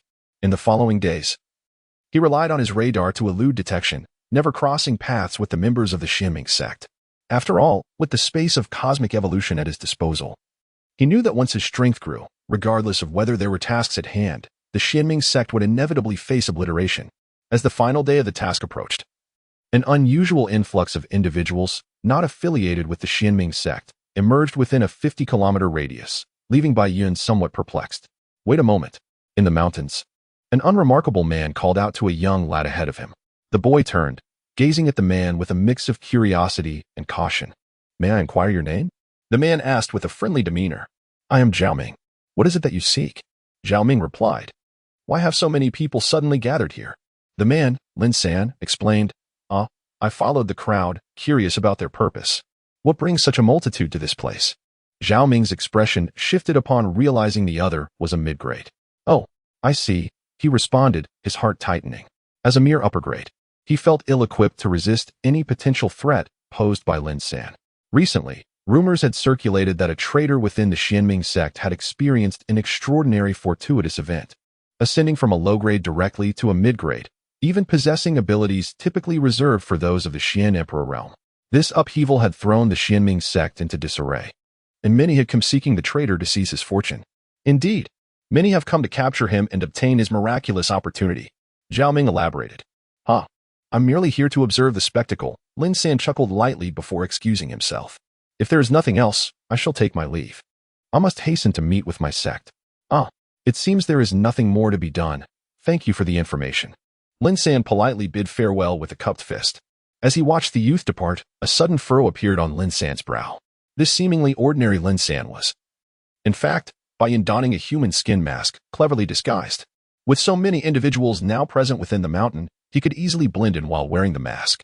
Given the increasingly challenging nature of the main quests, could it be that the next task involves surviving under the scrutiny of the entire northern domain? Bai Yun pondered for a moment before dismissing such thoughts. Whatever the task may be, I fear nothing while wielding my advantages. With that resolved, he began to meander leisurely through the mountain. At this moment, with so many people in the mission area, even the Xianming sect would struggle to locate him. Bai Yun glanced at the remaining time for the task displayed in the space, a slight smile gracing his lips. Remaining time for the main quest, 18 hours and 8 minutes. In the grand hall of the Xianming sect, Lin Fengtian thundered, investigate immediately. Who has leaked information? After a moment of contemplation, he commanded, inform the Xianxia sect to send reinforcements. Yes. Chapter 11, Journey to Zhangzhou as Bai Yun counted down. The notification tone for task completion resonated. Main quest completed. Reward of 10,000 evolution points. Bai Yun gazed at the number of evolution points displayed on his character interface, feeling a fleeting moment of joy before regaining his composure, preparing to temporarily distance himself from this realm of troubles. The white clouds leisurely drifted toward the periphery, and not long after, encountered an acquaintance. It is you again. What a surprise. Zhao Ming, engaged in conversation with his senior brothers, turned at the sound. And upon seeing Zhao San's ordinary visage, he paused momentarily, before recalling who Zhao San was. Oh, it's you? Have you received the news? Bai Yun was taken aback, her brow furrowing in confusion. What news? I have not received anything. You are not aware? The Tianwei sect has intervened in this matter, dispatching numerous disciples to pursue the traitor from the Xianming sect. Zhao Ming explained, taking a brief pause before continuing. They claim that the traitor practices thunder attribute techniques. Hence they have surrounded this area, inspecting each individual one by one. Oh, Bai Yun's heart raced in alarm, yet her expression remained inscrutable. Which sect do you belong to? What techniques do you practice? Zhao Ming's senior brother suddenly inquired, his grip on the hilt of his sword tightening slightly. Bai Yun fell silent for a moment. Zhao Ming and his companions exchanged wary glances, sensing the suspicion in the air. After a brief pause, Bai Yun suddenly smiled faintly, her right hand forming a fist, which she then struck against a nearby large tree. With a resounding crash, the tree toppled over. Zhao Ming and his companions were momentarily startled, yet soon relaxed their guard. So you practice water attribute techniques? Your spiritual energy is indeed abundant. Bai Yun replied with a slight smile. Indeed, I practice water attribute techniques, but I prefer not to disclose my sect. I hope for your understanding. Bai Yun, having silently entered the realm of the cosmic evolvers, procured a low-level water attribute talisman. Brother Lin San, shall we depart together and enjoy a drink elsewhere? Zhao Ming's senior suddenly proposed. I have some unfinished business. Bai Yun regretfully declined, cupping his hands in farewell before taking his leave. Then farewell. Zhao Ming and his companions similarly bid adieu with a gesture, as Bai Yun turned away. His expression remained tranquil, yet a heaviness settled within him. He could deceive these young disciples, but he certainly could not fool those adept in the realm of Xianwang and above. A mere probe of their consciousness would reveal the truth. With so many experts in the upper-tier sects, the celestial-tier sects must be even more formidable. This situation truly was dire. Even with extraordinary measures, escape seemed arduous. Despite the unfavorable circumstances, Bai Yun did not succumb to anxiety. He had already amassed over 10,000 evolution points, sufficient to navigate his way out of the current predicament. His only concern was what the forthcoming main quest would entail. After approximately 2 hours, Bai Yun gradually approached the periphery of the encirclement, where the crowd began to swell. Ahead, a dozen formidable figures hovered in midair, scrutinizing those wishing to depart. Just as Bai Yun intended to enter the space to acquire escape items, a main quest notification appeared. Main quest, proceed to Zhongzhou. Quest reward, 1,000 evolution points. Quest penalty, none. Quest time limit, none. Bai Yun was taken aback. Was this truly happening? He had not yet faced a single boss in the northern region, and now he was expected to venture directly to Zhongzhou? The continent of Zuantudi is composed of the 4 regions of southeast, southwest, northeast, and northwest, along with the central state. At this moment, Bai Yun finds himself in the northern region, many kilometers away from the central state, and even if he were to travel on foot, it would take him several years to reach his destination. He recalls the rumors he has heard and directly accesses the Zuantudi page within the universe's evolutionary space. The one-time teleportation array to the central state costs 5,000 evolution points. A slight smirk forms on Bai Yun's lips. This is rather excessive. Even if he manages to reach the central state to complete his mission, he would still incur a loss of 4,000 evolution points. However, given the current circumstances, he has no choice but to grit his teeth and make the purchase. The northern region is exceedingly perilous for Bai Yun at this moment. The saying a common man is innocent, but possessing a treasure brings guilt aptly describes his situation. Without the strength to protect his secret treasures, the consequences are all too predictable. After acquiring the teleportation array to the central state, a sudden thought strikes Bai Yun. Since he is leaving the northern region, why not make his enemies uncomfortable for a while? With a wicked sense of humor, he stealthily retreats until he is within a safe distance. And then he swiftly employs the thunder step to escape. Once he reaches a desolate area, he enters the space again to purchase a talisman. The amplification talisman costs 100 evolution points, and its function is self-evident. Bai Yun shatters the amplification talisman, intending to utter something that would irk his adversaries. But he suddenly finds himself at a loss for words. Should he resort to shouting like a scolded child? Clearing his throat, he tentatively calls out, "Hello? Can everyone hear me? You should be able to hear me, right?" Suddenly, a somewhat muffled voice reverberates across a radius of nearly 50 kilometers. As the crowd stood in astonishment and confusion, the voice of the enigmatic figure echoed, mocking the gathered masters of the Xianxia sect and the Xianming sect for their futile attempts to apprehend a mere Xian master like myself. While I had successfully raided their storeroom, the words spoken were enough to leave countless onlookers speechless, especially the members of the Xianxia sect and the Xianming sect, whose faces flushed with indignation and rage. I offer you a piece of advice. Quickly procure a block of tofu and use your head to smash it against it. Death would be a release from this humiliation. Before the eyes of the world, how can you bear such disgrace? What face do you have left to survive in this realm? The voice continued to deride. And you, Lin Fengtian, the esteemed leader of the Xianming sect. How can you, a dignified master, allow yourself to be so toyed with? If one did not know better, they might think you were consumed by lust. The members of the Xianxia sect and the Xianming sect were exceedingly furious. Even the death of Bai Yun could not quench their thirst for vengeance. Meanwhile, the outsiders marveled at the audacity of the individual, reveling in their misfortune. It was foreseeable that today's events would become a farcical tale throughout the northern territory and even across the Xiantu continent. Fools. Farewell, fools. No need for your farewells. I shall take my leave. Until we meet again. Ha. Goodbye, ha ha ha ha. With the final peal of laughter, the voice vanished, presumably having departed. Lin Fengtian, guided by instinct, managed to locate Bai Yun's whereabouts. Just as he intended to advance and seize him, a flash of white light darted past. Bai Yun smiled and waved before the brilliance receded, leaving no trace behind. Lin Fengtian's eyes widened in fury as he summoned countless divine powers, causing trees in the vicinity to explode and scatter. However, This did not release a trace of anger. Rather, it plunged him into a deeper abyss of despair and madness. Chapter 12. The Beautiful Woman and the Young Girl. The Central Continent, abundant in resources and steeped in talent, serves as the heart of the 5 regions of the Xianxia continent. Within this land lies a formidable range of mountains known as the Endless Mountains. It resembles a slumbering dragon, coiling through the expanse of the Central Continent, traversing its entirety. Hidden within are countless rare treasures. But it is also a realm rife with ferocious beasts. In a secluded valley within the Endless Mountains, 2 factions of humanity stand opposed to one another. One party consists of 5 men, while the other comprises merely 2 individuals, a stunningly beautiful woman and a charming girl of approximately 9 years. Madam Yin, it would be prudent for you to accompany us willingly, urged a middle-aged man among the 5, who clearly assumed the role of leader. Your husband has abandoned you. Why persist in this struggle? My master, the esteemed leader of the Firecloud sect, considers your presence a privilege. The middle-aged man continued his earnest entreaty. Consider this. If you perish, what will become of your beloved daughter? You must think of her future. Frustration welled within him. The woman was favored by the sect leader and might soon become his wife. He dared not offend her, yet her threats of death left him at a loss, compelling him to persist in his appeals.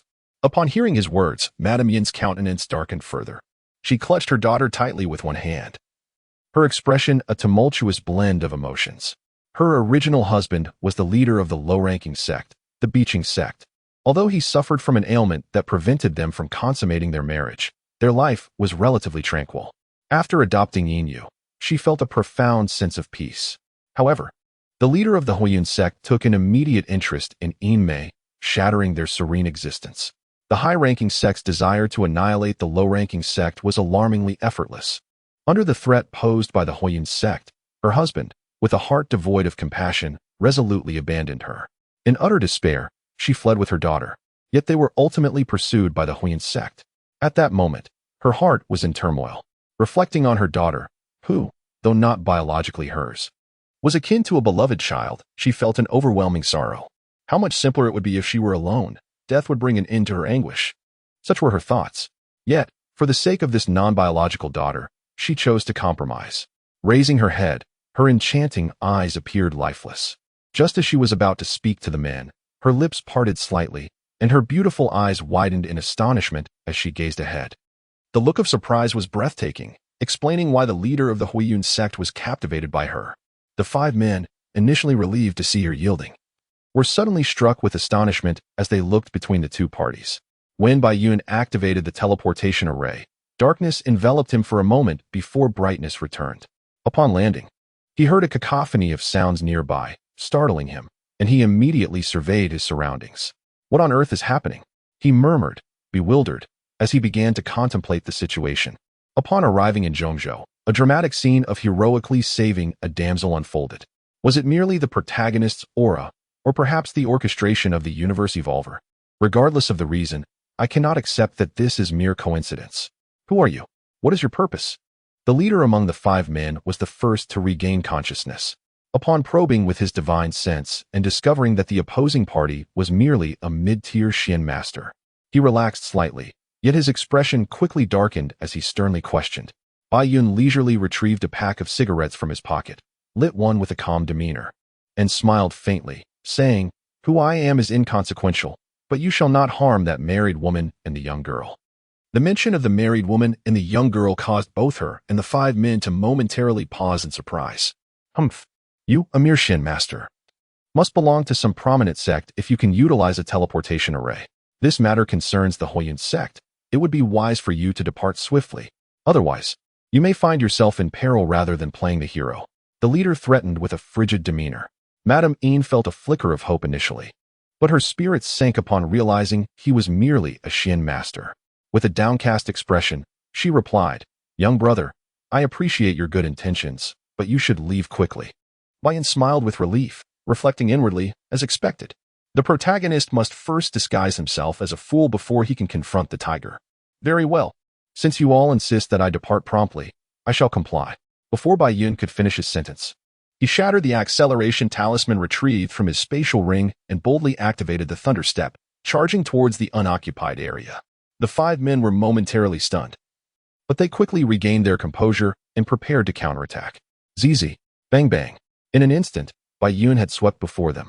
Even though their reactions were indeed swift, it was already too late. In a mere exchange, two individuals were struck down by Bai Yun's thunderous fist, collapsing to the ground without a trace of life. Among the five, only the leader was of the lower-grade Xianwang realm, while the other four were merely at the Xian master level. To Bai Yun, ordinary Xian masters were akin to trifles, easily dispatched in an instant. After eliminating two opponents, Bai Yun did not pause. Leveraging his absolute speed advantage, he swiftly eliminated the remaining two Xian masters within mere breaths, before engaging the formidable Xianwang expert. The Xianwang practitioner cultivated a fire attribute technique, while Bai Yun harnessed the power of lightning, both embodying immense destructive potential. The clash between them ignited sparks that set the surrounding trees ablaze, enveloping the area in acrid smoke. Bai Yun's velocity was so extraordinary that the Xianwang man could only rely on defense. Frustration mounted within him as he found himself increasingly constrained, while Bai Yun reveled in his escalating ease and unconsciously increased the speed of his strikes. His mind wandered to other matters. It was time to acquire some martial arts manuals. As they exchanged blows for a brief moment, the middle-aged man seized an opening in Bai Yun's assault, propelling himself into the air with chi. Finally, he released a sigh of relief, having endured immense pressure. Just as he contemplated retaliating from his aerial advantage, a crackling sound of lightning pierced the air. Alarmed, he barely had time to ponder how a Xian master could ascend before he attempted to turn.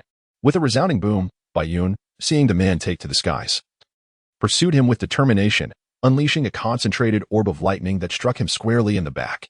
Immediately, he raised his right foot high and forcefully brought him crashing to the ground, sending countless leaves and dust swirling into the air. Bai Yun casually clapped his hands and lit a cigarette. Done.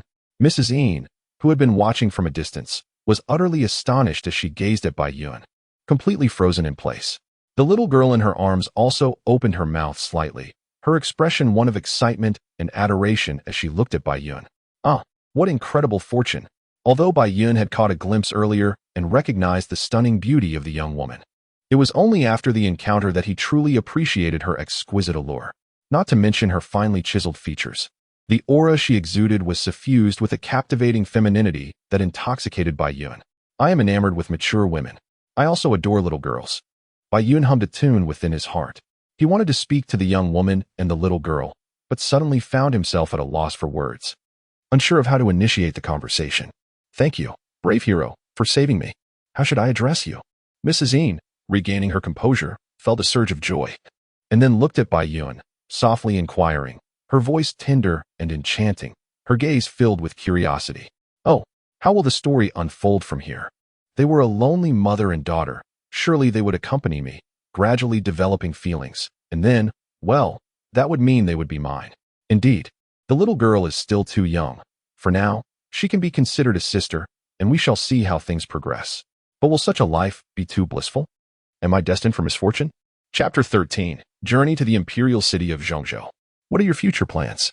Bai Yun had grasped the general situation and then turned to Yin Mei, inquiring, shall we proceed to the Imperial City?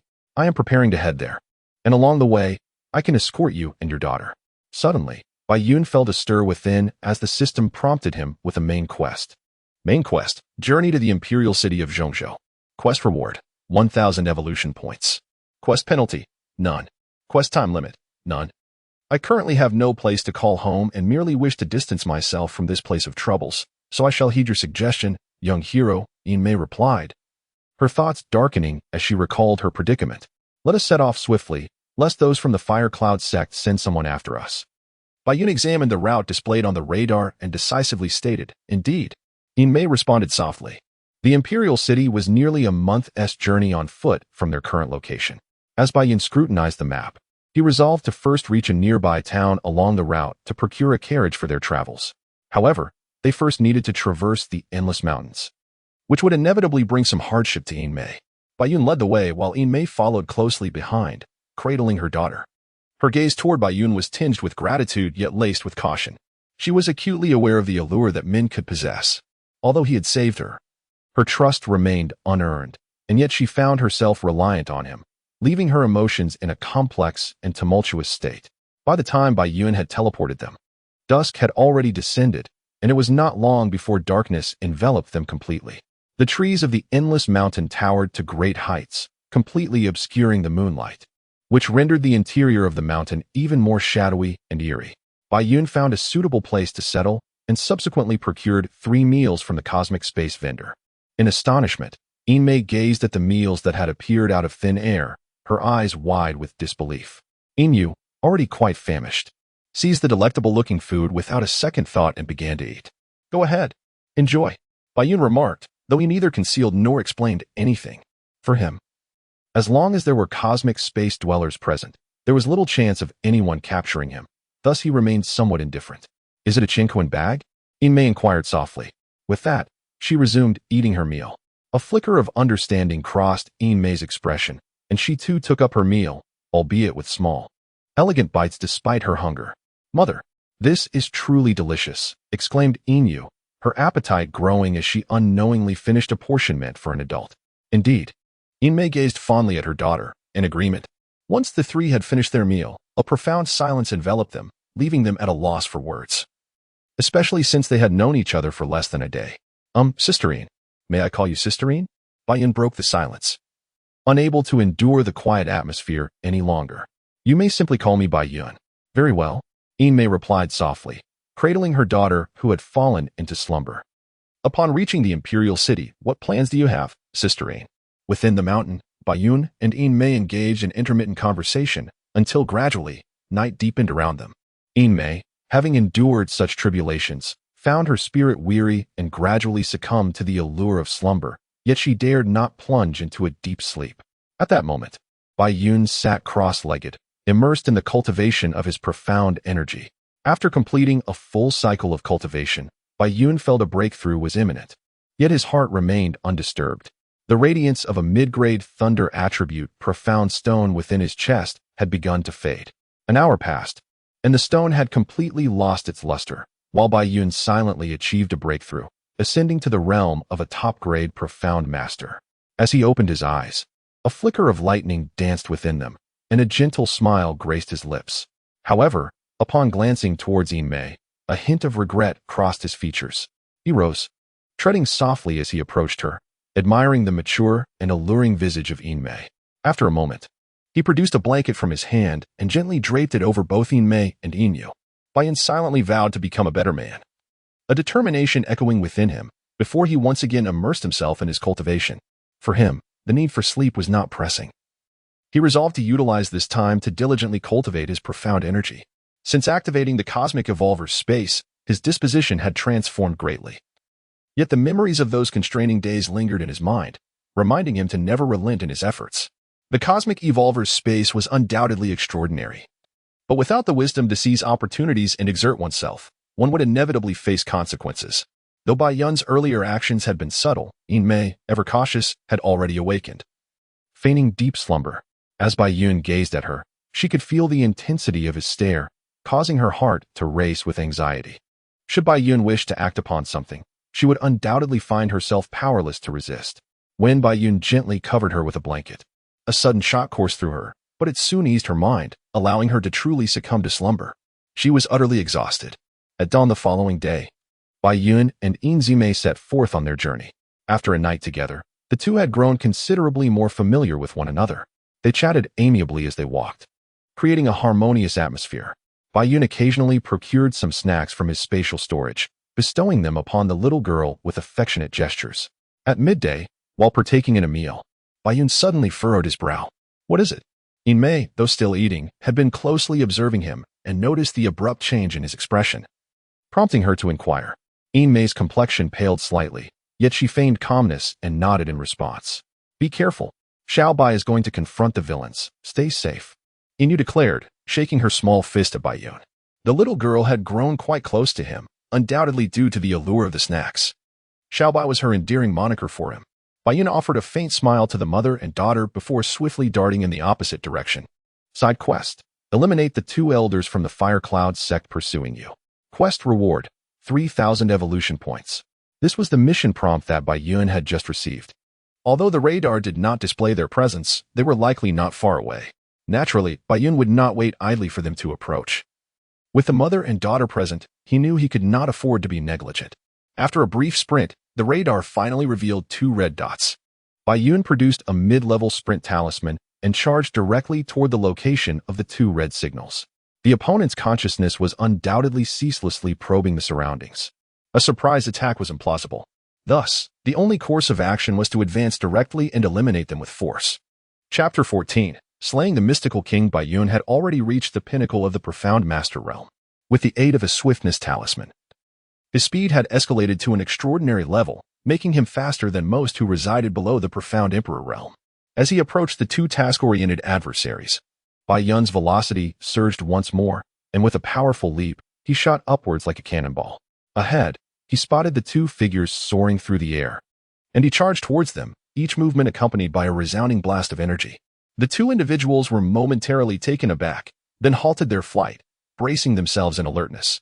"Who goes there?" "We are elders of the Fire Cloud sect." No sooner had they spoken than Bai Yun split into 2, closing the distance with astonishing speed. Both manifestations of Bai Yun silently executed the thunderous ray technique, unleashing intense bolts of lightning. The 2 elders, while attempting to counter with the Fire Cloud fist, were struck with profound astonishment. The trio, along with the doppelganger, descended from the heavens to the earth, unleashing electrical and fiery energies that incinerated countless flowers and trees. In the midst of this tempest of lightning and fire, Bai Yun repelled one enemy with a powerful punch and swiftly dashed towards his duplicate, creating a pincer attack. 2 fists could hardly contend with 4 hands, especially when those 4 hands moved with far greater swiftness. Boom! Just as the repelled adversary sought to rush forward for assistance, it was too late. His companion was horrified as the duel Bai Yun's lightning-infused fist collided, sending his body hurtling several dozen yards, the force compressing his chest and causing blood to spurt forth. Having dispatched one enemy, Bai Yun then turned to the remaining elder, attacking him from both the left and right. The disparity in speed was so vast that the elder of the Fire Cloud sect could barely withstand the onslaught for a moment before being ruthlessly obliterated. Yin Mei clutched Yin tightly, her gaze fixed in a daze upon the direction in which Bai Yun had departed. In this moment of utter helplessness, she instinctively began to harbor a sense of reliance on him. This sentiment was not rooted in any romantic affection, but rather akin to that of a drowning person placing a flicker of trust and hope in their rescuer. The little girl, Yin, wore a joyful expression as she looked at Bai Yun. "Little Bai, did you scare away the bad guys?" Although Bai Yun's mind wandered into fanciful thoughts regarding the mature yet youthful Yin Mei, it was merely a form of self-entertainment, an amusement that did not compel him to possess her. Everything was as it should be. "Come, let me carry you, little you." Bai Yun approached Yin Mei, arms outstretched, speaking with a natural ease. Yin Mei was momentarily taken aback, but then glanced toward her daughter. "All right, I want to ride on little Bai." Perhaps it was the allure of snacks, or the fact that Bai Yun had rescued them, but Yin, being just a child, lacked the wariness that her mother harbored. Yin Mei's thoughts were a tangled web of complexities, yet she offered no opposition. "Off we go." Bai Yun procured some snacks from his spatial pouch for Yin, then allowed her to perch upon his shoulders, and thus the trio set forth. In the Xian continent, a common low-grade Xian stone could be exchanged for 100 taels of silver, which would suffice to sustain a family of 4 in luxury for several years. As they neared the town, Bai Yun instructed Yin Mei to don a white gauze hat, concealing her breathtakingly beautiful visage before they entered the city. And then they made their way directly to their destination. After renting a carriage, they departed the city and headed towards the imperial city. The carriage was quite spacious, capable of comfortably accommodating 3 robust men without feeling cramped. Its interior was lavishly adorned, befitting a high-class vehicle. The enclosed carriage rendered Yin Mei somewhat uneasy, a stark contrast to the open-air experience of the previous days, inducing a slight tension within her. The 2 were merely a few decimeters apart, and Bai Yun, observing the faint blush on Yin Mei's face, felt a stir of desire, yet he quickly retrieved a toy from earth and began to play with Yin. As he entertained her, Yin erupted into joyful laughter, while internally, she marveled at the beauty before her. Truly, she was exquisite. During his time on Earth, Bai Yun had encountered countless beauties through the internet and television, yet none could compare to Yin Mei. In terms of features, temperament, and even the tone of her voice, those celebrities paled in comparison. Gentleness is a woman's innate weapon, and Yin Mei's femininity captivated Bai Yun, akin to the fragrance of a rose. Her entire being flowed like water and honey, exuding a charm that deeply ensnared Bai Yun's attention. He had never harbored much desire for women.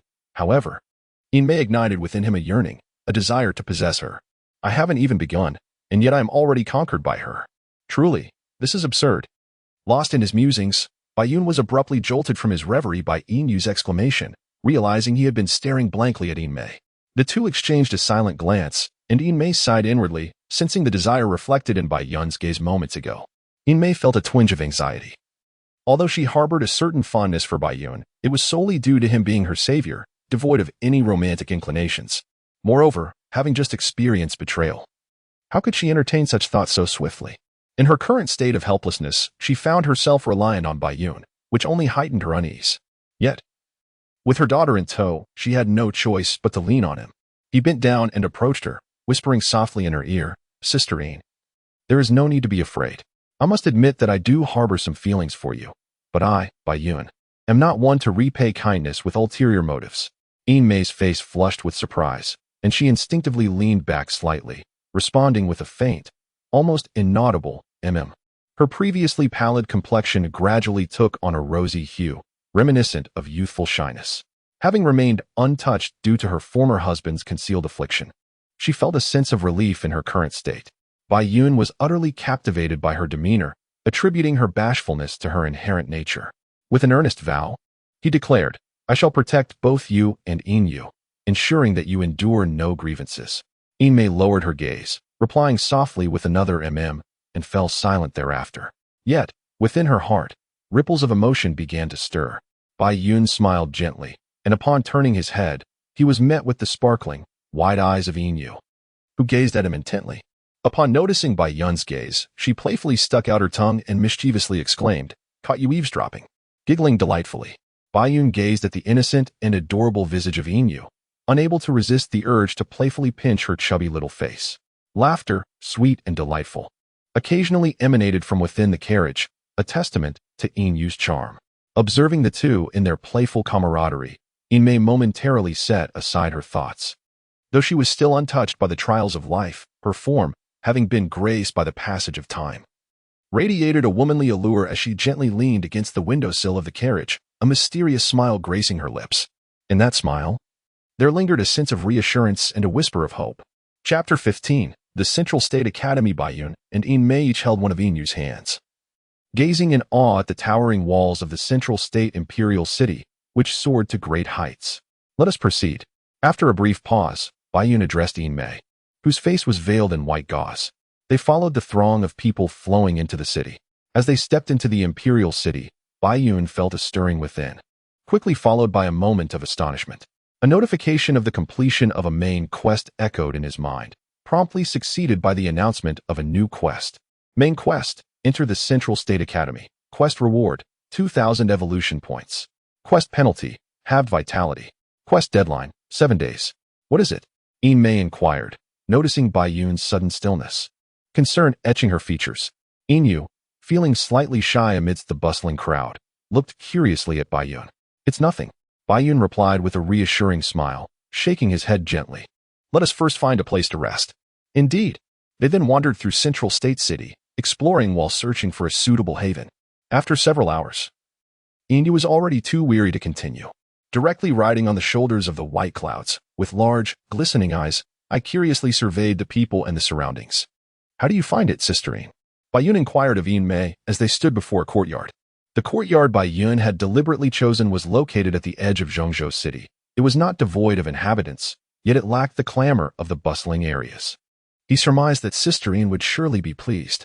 Several hours later, as the golden sun was nearly sinking behind the western mountains, Bai Yun had resolved all matters concerning the house. For one who was not short on funds, he opted for a direct purchase of the land deed. This place would become the new abode for himself, Yin Mei, and the little girl, Yin Yu. "Time to eat," the little girl exclaimed, her eyes sparkling as she dashed towards the stone table laden with food, already enamored with the flavors. Yin Mei followed closely behind, gracefully moving with an elegance honed over decades. Once the three were seated, Bai Yun smiled gently and announced, "Let us dine." As night deepened, it was peak hour for the bustling districts within Zhongzhou City.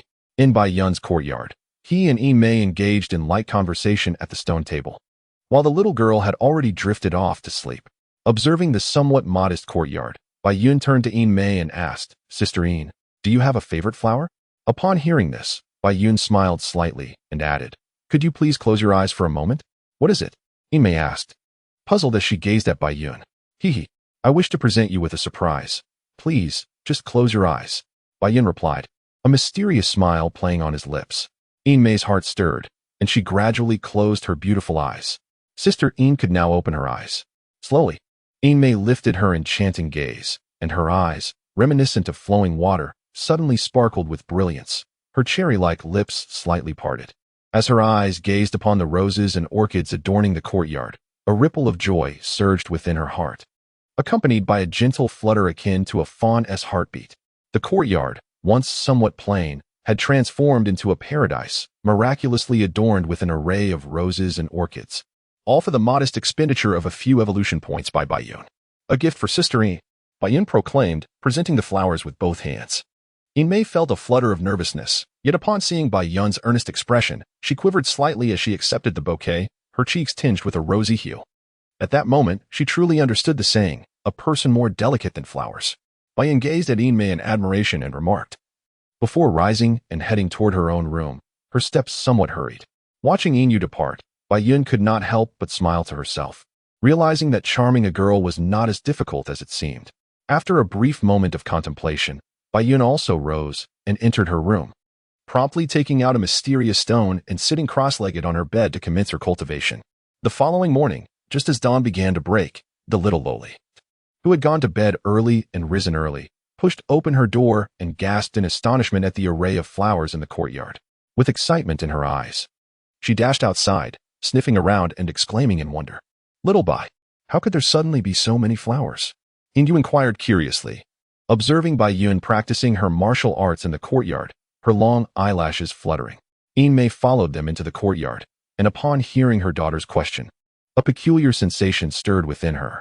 Bai Yun paused her practice and pinched Yin Yu's adorable little face, exclaiming, I conjured this. Not to be outdone, Yin Yu retaliated by extending her small hand to pinch Bai Yun's face in return.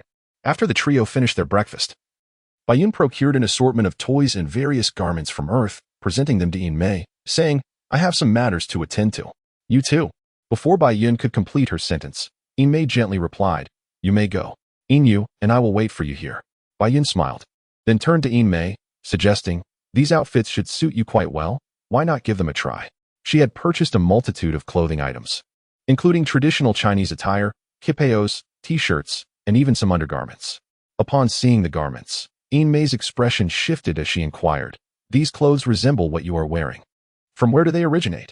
At that moment, Bai Yun was clad in a pure black t-shirt paired with snug jeans and casual boots from Earth, exuding an aura of freshness and clarity that was pleasing to Yin Mei's eyes. In the courtyard, Yin Mei gazed at Bai Yun's departing figure, lost in thought until Yin Yu interrupted, Mother, I wish to wear this one. Bai Yun's excursion was, of course, for her main quest. She first visited the tavern to gather information about the academy. Through her inquiries, she began to grasp the essence of what the academy represented. The academy resembles the institutions of learning found across the globe, yet therein lies its peculiar charm. Amidst the dominance of sects on the mystical continent of Xuantu, such an establishment exists. Were it merely an ordinary academy, it would not be remarkable. However, in the eyes of cultivators, the academy stands as a sanctum for practitioners, an esteemed entity revered by countless aspirants. Its stature is beyond comparison to even the most prestigious sects of the Xuantu continent. Indeed, even the most accomplished disciples of the celestial sect are often dispatched by their masters to study within its hallowed halls. The criteria for admission to the academy are exceedingly stringent, and its students are invariably the C-Army de la C-Army of the youthful generation on the Xuantu continent. After perusing some information about the academy, Bai Yun let out a soft sigh. This main quest is rather considerate. Surely, once I enter the academy, I shall have the opportunity to challenge those so-called geniuses during moments of ennui. Chapter 16 has its own peculiarities. The academy is situated in the southwestern district of the Imperial City, and the route map is conveniently provided in the task panel, allowing Bai Yun to navigate effortlessly. As the surrounding pedestrians transformed uniformly into cultivators, the academy drew ever closer. The academy enrolls students once every 5 years, and at this moment, it is the time for admission, lasting a week. After this period, no further students will be accepted. Those lingering in the vicinity are all young cultivators aspiring to enter the academy, yet unable to do so. Among them are many with commendable aptitude for cultivation. Yet they still fall short of the academy's rigorous standards. The academy is nestled at the foot of a mountain in the southwestern district, lacking the opulent grandeur Bai Yun had envisioned. Instead, it appears rather ordinary, akin to a typical secular school, and Bai Yun, of course, would not judge the academy by its mere appearance. The disciples of the Tiandi sect, renowned for their profound teachings, have gathered here for further training, revealing the extraordinary nature of this institution. Just as Bai Yun was about to step into the academy, he was suddenly interrupted by the sound of galloping hooves behind him, followed by a stir among the crowd. It was the princess of the great Xia, Long Enroi, who was also seeking admission to the academy. Possessing exceptional talent, she would have entered the academy long ago were it not for age restrictions. Following her royal brother, Prince Long Yuanhai, into the academy. It seems the princess is indeed following in his footsteps. The current generation of royal offspring truly possesses unparalleled gifts and talents. Amidst the murmurs of the crowd, Bai Yun paused, curiosity piqued as he turned to observe the illustrious Princess Lin Enroi. As anticipated, he beheld a charming young girl of tender years. Her round face reminiscent of an egg, with bright eyes and pearly teeth, her long, dark hair dancing in the wind. She exuded the allure of a neighborly girl while simultaneously radiating the grandeur of royalty. Her steed was no ordinary horse, but a rare and precious cloud lion beast. With an elegant dismount, she approached Bai Yun, casting him a casual glance before gracefully entering the academy. Was it perhaps that I lacked charm or presence? Or am I simply not the protagonist of this tale? After amusing himself with these thoughts at the entrance of the academy, Bai Yun finally stepped inside with a sense of ease. Upon crossing the threshold, he sensed a powerful consciousness sweeping over him. His heart stirred as his gaze fell upon an enigmatic elder ahead, whose profound depth was inscrutable. An upper-grade Xian master, sufficiently qualified. The elderly man gazed at the white clouds for a moment before producing a wooden token. Bai Yun accepted the token, casting an inquiring glance at the old man. The elder gestured towards the square on the left and said, "Proceed there to undergo the practical assessment. Your innate aptitude is exceptional. Yet if you merely cultivate your mystic energy without honing your combat techniques, the academy will deny you entry." With the token in hand, Bai Yun slowly made his way towards the square. As he approached, he noticed that the Daxiao princess was also present. He casually surveyed the surroundings, spotting approximately 30 to 40 young talents awaiting their assessments. Suddenly, his gaze fell upon a striking figure clad in white, her demeanor cold and aloof. Could it be her? How could she possibly be here? Bai Yun murmured in disbelief. The woman in question was none other than Lin Yushuang, the true disciple of the Xianxia sect. The very person whose actions had led to his severe beating at the hands of Hua Tian. Bai Yun had long since relegated her to the recesses of his memory. Yet fate had conspired to reunite them in such an unexpected manner. Both were disciples of the Xianxia sect, hailing from the northern region, and now participating in the entrance examination of the Central State Academy, a coincidence that left Bai Yun contemplative. Lin Yushuang sensed to gaze upon her and turned to investigate. Upon recognizing the source of the scrutiny, she was momentarily taken aback, not because she recognized Bai Yun, but due to his peculiar attire, which was entirely unfamiliar to her. Unbeknownst to her, during their time at the Xianxia sect, a young man had received a harsh reprimand for daring to steal glances at her. As Bai Yun noticed Lin Yushuang's puzzled expression directed at him, he offered her a faint smile before diverting his gaze. Truly, it was remarkably similar. It is merely a difference in temperament. Bai Yun reminisced about a certain girl from Earth, feeling a pang of melancholy within. The girl whom he had secretly admired for several years. Had she married and found happiness? As he delved deeply into his memories of her, a bittersweet sensation enveloped his heart. It was your turn. Bai Yun, lost in his reverie, was suddenly interrupted. He gazed vacantly at the distinguished middle-aged man before him, and after a moment, he regained his composure. "Oh." Bai Yun responded, then stepped forward, his expression steady as he regarded the man. "The test is quite simple. You need only endure for a brief moment under my hand to pass," the middle-aged man stated, approaching Bai Yun. The young talents, whether tested or not, remained outside, their attention fixed on the unfolding events. As the test was about to commence, they focused intently on the center. "Begin," the middle-aged man bellowed, and with that, his demeanor transformed. He charged at Bai Yun like a ferocious tiger unleashed, launching a vigorous assault. Bai Yun, unfazed, effortlessly defended against the onslaught. maintaining his speed at approximately 70% as he engaged with the man.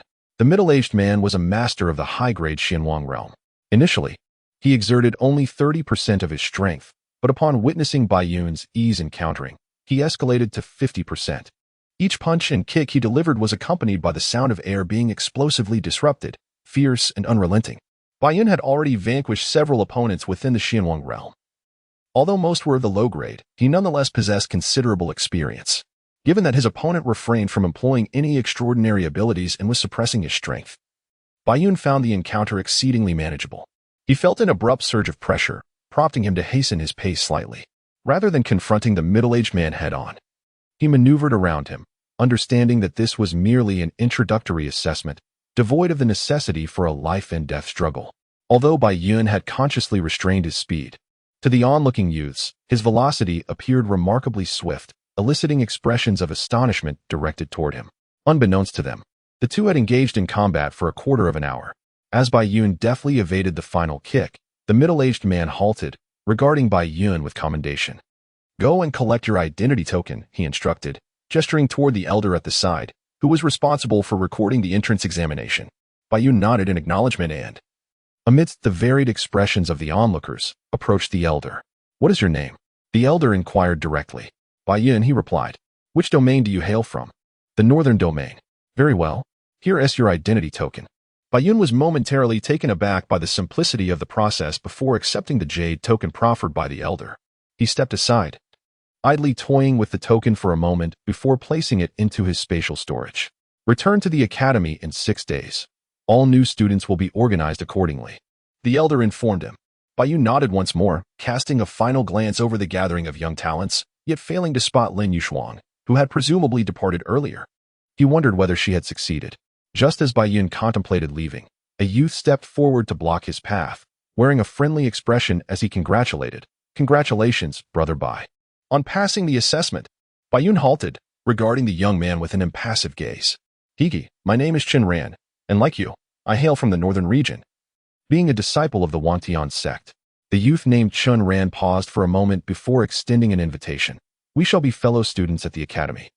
Let us look out for one another. I have already invited several other talented youths from the northern region to revel in the most renowned brothel of Zhongzhou. What say you?" Bai Yun, while not intending to join, smiled gently and declined with grace. "I have matters to attend to and am unable to partake." Upon hearing this, Chen Ran displayed no trace of disappointment or anger. Instead, he smiled slightly and remarked, "There will be plenty of time in the future. There is no need to rush." For him, the pursuit of Yin Mei was indeed a significant affair. At that moment, it was already midday. Bai Yun pushed open the courtyard door and, upon stepping inside, was momentarily taken aback. Chapter 17. The concubine lies while the Lord has yet to be born. The Lord is born, and the concubine has grown old. Gazing at Yin Mei in the courtyard, Bai Yun's heart, which had momentarily stilled, began to race uncontrollably, as if struck by lightning. There stood Yin Mei, adorned in a Chinese-style qipao with golden trim and rose patterns. Her slender, fair neck accentuated an exceptionally rare beauty, her bosom straining against the fabric, while her waist was remarkably delicate. Her long, fair legs occasionally revealed themselves beneath the swaying hem of her skirt, enhancing her enchanting allure. "Little Bai?" It was the way she shyly lowered her head that captivated him. "Little Bai, am I beautiful?" Yin Yu donned a princess dress from earth, her large eyes sparkling as she gazed curiously at Bai Yun. Staring blankly at Yin Mei's room, Bai Yun was suddenly roused and instinctively exclaimed, "Yin Yu is the most beautiful." Yin Yu pouted and shouted, "Clearly, you were looking at mother, so how would you know if I am beautiful?" "Little Bai is naughty." Bai Yun feigned contemplation, scrutinizing Yin Yu closely before exclaiming, "Yin Yu is as lovely as a fairy."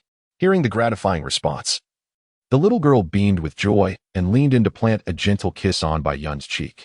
Almost immediately, she grew bashful, burying her head in Bai Yun's embrace. Bai Yun, taken aback, then hugged Yin Yu, smiling indulgently. Yin Mei sat before the mirror in her room, gazing dazedly at her own rosy complexion. Reminiscent of a bashful young girl, her thoughts swirling in complexity. In certain respects, she truly was like a maiden. When she heard Yin Yu mention that Bai Yun was looking at her, she instinctively covered her face with her hands, letting out a soft, girlish sound. During their meal, Yin Mei dared not lift her gaze to meet Bai Yun's eyes, keeping her head bowed as she ate. In contrast, Yin Yu had a hearty appetite. Inquiring about Bai Yun's activities throughout the day, Bai Yun had nothing to conceal and recounted his experiences in detail. He failed to notice that when he mentioned the appearance of a young and charming princess, Yin Mei's expression, still lowered, briefly faltered. However, when Bai Yun spoke of encountering an old acquaintance, a woman of unparalleled beauty dressed in white, Yin Mei's lovely face suddenly paled. Bai Yun noticed that Yin Mei suddenly stood there in a daze, and with a hint of concern, inquired, "What is it, Sister Yin?" Yin Yu also looked anxiously at her mother. Seeing Yin Mei in such a state, Bai Yun felt a surge of urgency and stepped forward to ask, "What on earth is wrong, Sister Yin? Surely, there is nothing amiss." Yin Mei, suppressing the turmoil within her, lifted her head with a complex expression and replied, "I assure you, it is nothing." Bai Yun, observing her demeanor, became even more convinced that something was amiss. However, he could not force her to speak. He could only sigh and say, "Sister Yin, I genuinely regard you and Yin Yu as family. If you are facing any difficulties, please share them with me. I will certainly assist you." Yin Mei felt warmth in her heart, but still shook her head, insisting, "It is truly nothing. Let us eat." After lunch, Bai Yun did not wish to venture outside. Instead, he diligently practiced in the courtyard. The more he desired to protect Yin Mei, the more he recognized his own inadequacies and strength. Although he possessed the cosmic evolver's space, which afforded him a significant advantage, he could not merely abandon Yin Mei and Yin Yu in the face of formidable foes.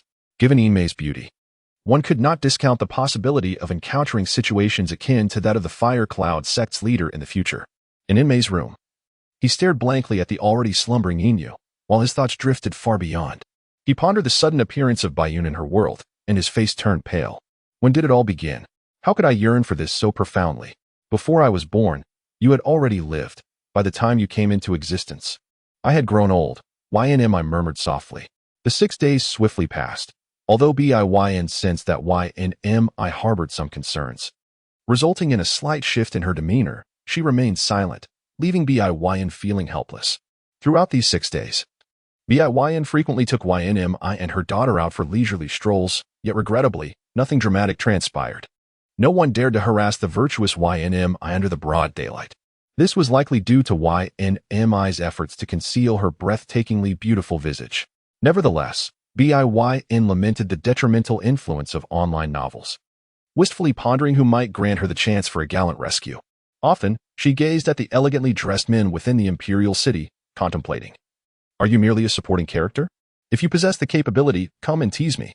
Thus unfolded Yin's self-indulgent daydreams over the past 6 days. Today marked the day of enrollment at the academy. After enjoying breakfast, Yin and I proceeded directly to the institution. Quite fortuitously, they encountered the princess of the Great Xia at the entrance of the academy. The two exchanged a calm glance before entering the premises. In the square where the previous test had taken place, dozens of young men and women were already gathered, forming 4 distinct groups that were clearly delineated from one another. Yin stood alone on one side, and after surveying the scene, she noticed Lny Shu Ing among one of the clusters. Xiong, come over here. Chun Rn called out, spotting Yin standing by herself. Yin was momentarily taken aback. He remained oblivious to how they delineated their circles, harboring a certain disdain for the notion of integrating into anyone's domain. However, upon noticing Lin Yushuang within Chun Rant's circle, a flicker of interest stirred within him, prompting him to approach their vicinity. The youths from the other 3 circles cast their gazes upon Bai Yun, a glint of hostility evident in their eyes. Allow me to introduce everyone, Chun Ran remarked with a subtle smile upon Bai Yun's arrival. He gestured towards a dapper youth, exuding an air of arrogance, and stated, "This is my senior brother, Yin Buhui, and here is Wang Xian, a true disciple of the Xianxia sect." Subsequently, he pointed to another equally haughty youth, saying, "This is Lin Yushuang, a true disciple of the Xianming sect." Chun Ran continued his introductions with unwavering enthusiasm, yet faltered momentarily when it came to introducing Bai Yun. "By the way, I have yet to learn which sect brother Bai belongs to. How is it that I have never heard of you in the Northern Territory?" Upon hearing that members of the Xianxia sect were present, Bai Yun felt a brief moment of surprise, which he quickly dismissed. As long as they did not provoke him, he would let it slide. However, should they recklessly challenge him, he would not hesitate to eliminate them. "Haha, I cannot compete with you, possessing such formidable sects as your backing." The group of youths stared at Bai Yun in astonishment, Lin Yushuang among them. Just as their surprise lingered, a sudden commotion erupted behind them, as several distinguished elders approached with an air of authority. Chapter 18. True disciples of the Xianxia sect. This time, the Central State Academy has admitted 34 students, a significant increase compared to previous years. To put it into perspective, 5 years ago, only 19 students were accepted during the last admission. This also illustrates the fact that the current generation of Baiyun is brimming with prodigious talents, with young heroes emerging from various realms, yet Baiyun feels no pressure whatsoever. The 34 new students listened attentively to the elder's words as he succinctly introduced the academy's rules before leading them deeper into the institution. It was then that Baiyun comprehended why those sects with celestial rankings would send their disciples to this academy for further study. When the elder spoke of the hidden mysteries of the Xian saint within the academy, the fervent glimmer in the eyes of the young students made Baiyun feel at ease. In the Xian 2 continent, the cultivation levels are Xian disciple, Xian master, Xian king, Xian emperor, and ultimately, Xian sovereign. To the ordinary person, a Xian sovereign is regarded as the true monarch among men, a figure of legend. Yet, beyond the Xian sovereign lies a supreme realm known as the Xian saint. Baiyun had heard whispers of the Xian saint, but at the time, he merely regarded it as a tale. The legendary Xian saint, with a mere glance, could pierce through an entire planet. With a simple movement, could shatter the void and soar into the infinite beyond. However, Baiyun harbored a significant question. Why does the academy not establish its own sect, but instead recruit talented youths indiscriminately from various regions and sects? Furthermore, these diverse young scholars formed their own small circles based on their regions, and it was said that the elder generation of students had done the same. Main quest: uncover the secrets of the academy. Quest rewards: 2,000 evolution points. Quest penalty: none. Time limit: none. As Baiyun pondered while following the elder, he suddenly heard a long-forgotten quest notification sound. Indeed, the academy harbors other secrets. As the elder walked, he gestured towards various buildings while introducing them to the new students. Upon hearing about the library, Baiyun scrutinized it closely. The library bore no distinction from an ordinary loft, save for an additional floor. Secrets? Perhaps they could be uncovered within the library. The elder led them to the foot of a mountain that seemed to touch the clouds, where he finally halted and turned to face them. This nameless mountain would be a place of fierce competition for you in the future.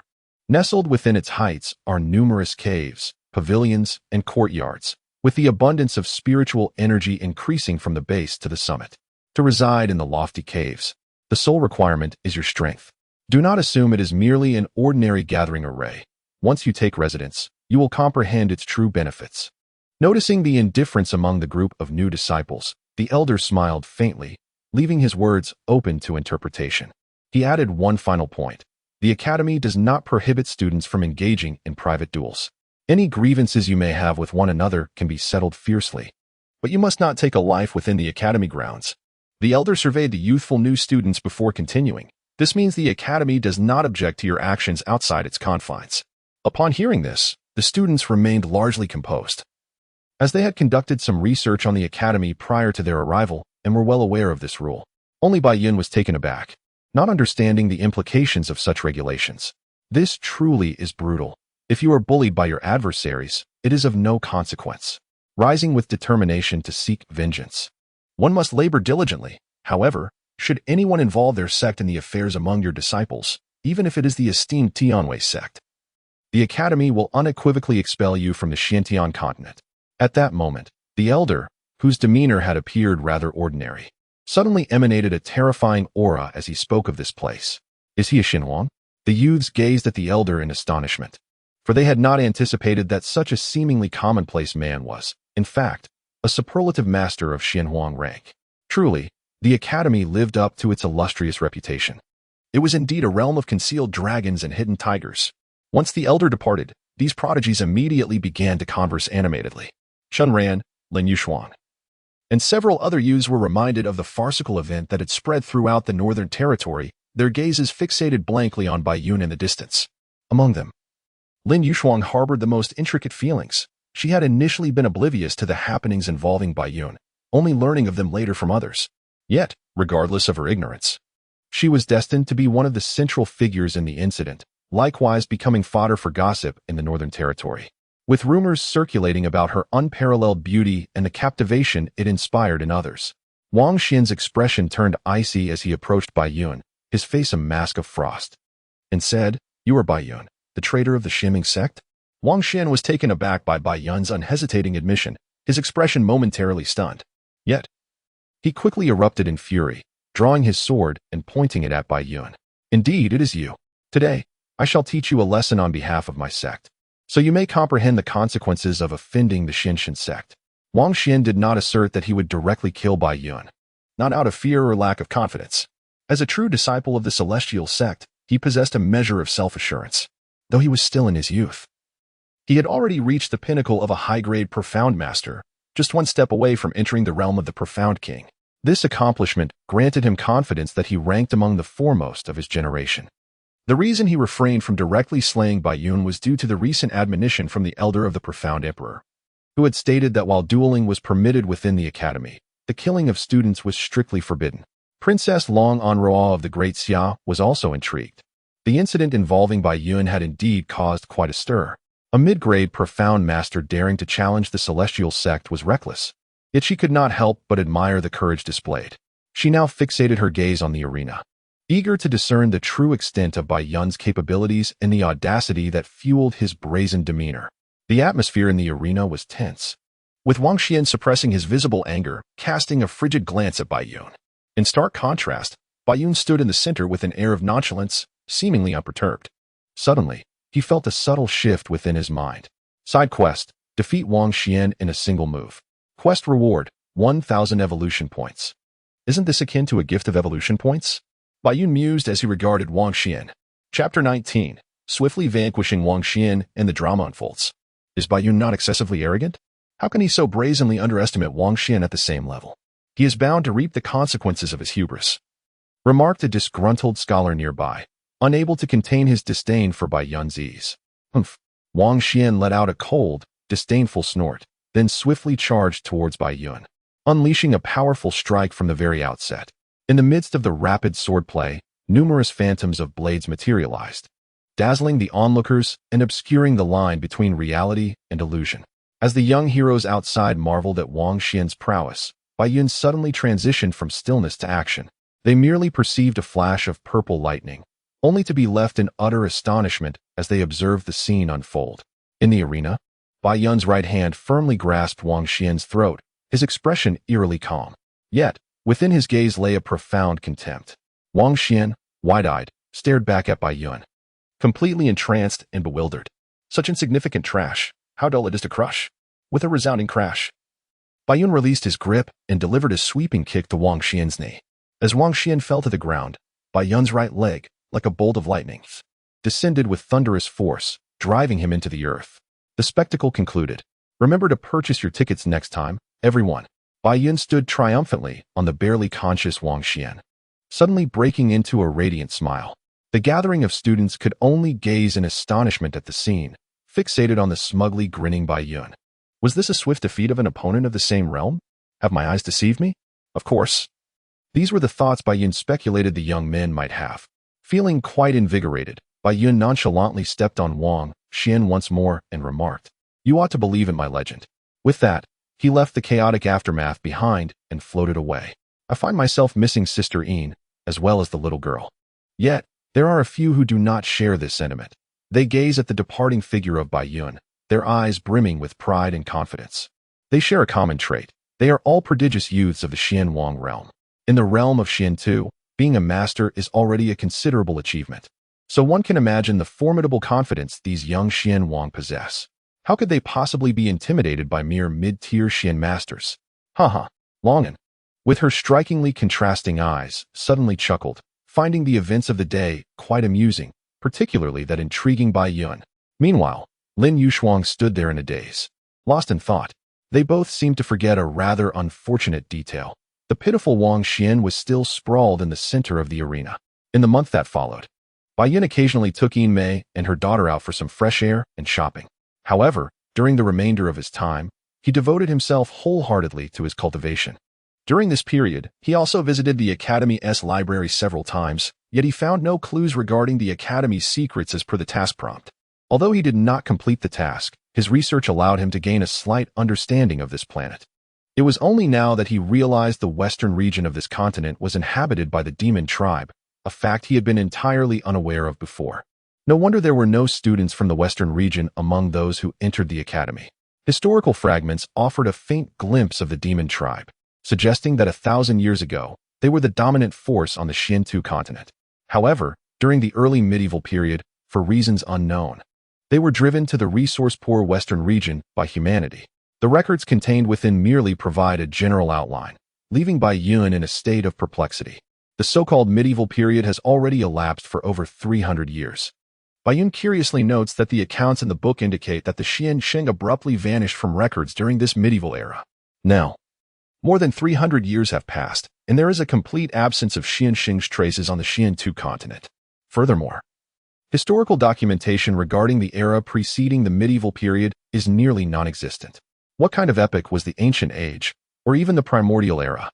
With no leads available, Bai Yun decides against visiting the library and instead focuses on his cultivation in the courtyard, occasionally stealing glances at Yin Mei to relish her beauty, playfully interacting with the little girl to indulge his secret, wicked thoughts. While engaged in playful antics with the little girl, Bai Yun suddenly feels a stirring within. Just moments ago, the identity jade token at his waist radiated warmth. Followed by a resonant voice echoing in his mind, the competition for the cave will commence at the hour of Qin tomorrow. All new students are to gather at the academy by the hour of 8. Bai Yun is momentarily taken aback. This jade token possesses such capabilities? What is the underlying principle? Xiaobai, what's wrong? Yin Yu inquires, noticing Bai Yun standing there in a daze. Yin Mei, who had been engrossed in her reading, also lifts her gaze towards Bai Yun. Oh, it's nothing, Bai Yun reassures the mother and daughter with a comforting smile. The following day, to avoid disturbing the slumbering mother and daughter, Bai Yun quietly prepares to leave. However, as he steps out of his room, he is struck by the enchanting sight awaiting him in the courtyard. Yin Mei has risen early to wait there. Sister Yin, why are you up so early? I have just risen as well. Staring blankly at the flowers in the courtyard, Yin Mei was startled by Bai Yun's sudden voice, prompting her to explain in a flustered manner. Yin Mei was taken aback once more, and just as she was about to dismiss it, Bai Yun continued, "Do not say that there is nothing. Can you share with me, Sister Yin?" Finally articulating the words that had burdened her heart. Yin Mei felt a sense of relief, yet her countenance turned somewhat pale. An air of trepidation enveloped her. Bai Yun stood there, stunned. Yin Mei's words struck like a bolt from the blue. Although their acquaintance was brief, Yin Mei held a profoundly special place in Bai Yun's world. In this realm, Bai Yun was utterly alone, devoid of even a single friend, while Yin Mei and Yin Yu were the first to breach the walls of his heart. Why? Bai Yun asked, his voice hoarse with melancholy. After a prolonged silence, Yin Mei finally parted her delicate lips. I was born before you. Yet I have aged by the time you arrived. Bai Yun lifted his gaze, a flicker of light igniting within his eyes. I have been wed to another, and moreover, I am bound to Yin Yu. Before Yin Mei could finish her sentence, she was suddenly embraced around the waist. The warmth enveloping her rendered her speechless. Bai Yun held the beloved tightly, whispering softly in her ear, I truly do not care. You need not overthink, Sister Yin. Yin Mei yearned to break free. Yet her body was devoid of strength, her delicate head buried against Bai Yun's chest, her face flushed as she implored, release me. You may not care, but I do. At this moment, Bai Yun had entirely cast aside the trivial disputes over the cave dwellings. Yin Mei, feeling powerless to resist, found solace in the comforting embrace. They remained entwined for a considerable time. Rest assured, Sister Yin, Bai Yun declared with a hint of possessiveness, I have promised to protect you. And that is a lifelong commitment. No matter what, I shall never allow you to leave my side. Upon hearing this, Yin Mei's heart swelled with a flicker of happiness. If this is what it means to be ensnared, then let it be so. If future days are to be filled with such joy, I shall gladly remain in his arms. Quickly, you should head to the academy. We wouldn't want you to miss out on the contest for the cave dwellings. Yin Mei reminded, suddenly recalling the matter. I'm not going. I wish to hold you, Sister Yin. You really should hurry. The academy is the dreamland for every cultivator. How can you possibly forego it? Moreover, there will be ample time for embraces in the days to come, Yin Mei said, her voice laced with shyness. Bai Yun's heart leapt with joy as he gazed upon Yin Mei's enchanting face, flushed with a rosy hue that enhanced her allure. Does this mean you are agreeing to my wishes? He inquired. Yin Mei, overwhelmed with bashfulness, tightly shut her beautiful eyes and responded softly with a shy affirmation. Upon hearing her gratifying reply, Bai Yun finally felt a sense of relief. He then looked at Yin Mei's closed eyes, her brows quivering delicately. Unable to resist the allure of her luscious lips, he instinctively swallowed hard and leaned in closer. As their lips met, both Bai Yun and Yin Mei were electrified, plunging together into this profoundly significant moment. In this world, Bai Yun is still a novice, while Yin Mei is experiencing such sensations for the first time as well. After an extended moment, when Yin Mei felt nearly breathless, they gently parted their lips, lingering in the aftermath of their intimacy.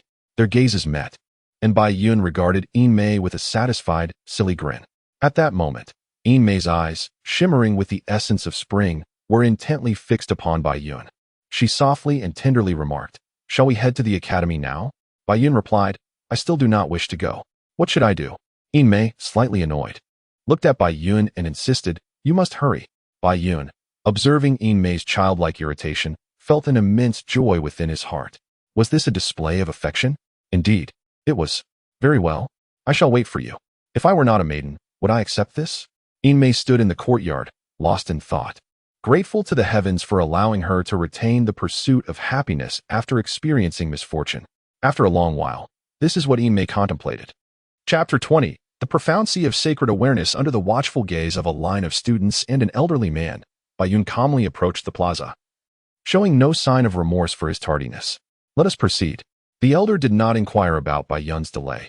Instead, he walked directly towards the mountain, beckoning the students to follow. The students were momentarily taken aback. Were they not to engage in the contest for the cave? Were they to compete atop the mountain? This thought flitted through their minds, but they swiftly followed the elder. A group of individuals followed the elder for approximately a quarter of an hour until they arrived at a clearing on the nameless mountain. He turned and surveyed the students, instructing them to present their identity jade tokens. The students were momentarily taken aback, but complied, producing their tokens. They sat cross-legged upon the ground. Although Bai Yun and the other students were uncertain about the elder's intentions, they adhered to his command, placing their tokens before them and channeling their energy to enter a state of cultivation. The ancient elder offered no further explanation, merely issuing a calm directive. "Why is this necessary? Is it not a contest for the cave dwellings? Why must we cultivate here?" A notable student could no longer restrain himself and voiced the collective curiosity of those present. "Simply follow the instructions," the elder replied, his brow slightly furrowed, his tone icy. The students, though they were exceptional talents in their own domains, were merely ordinary scholars within the confines of the academy. Subsequently, they each entered their meditative state.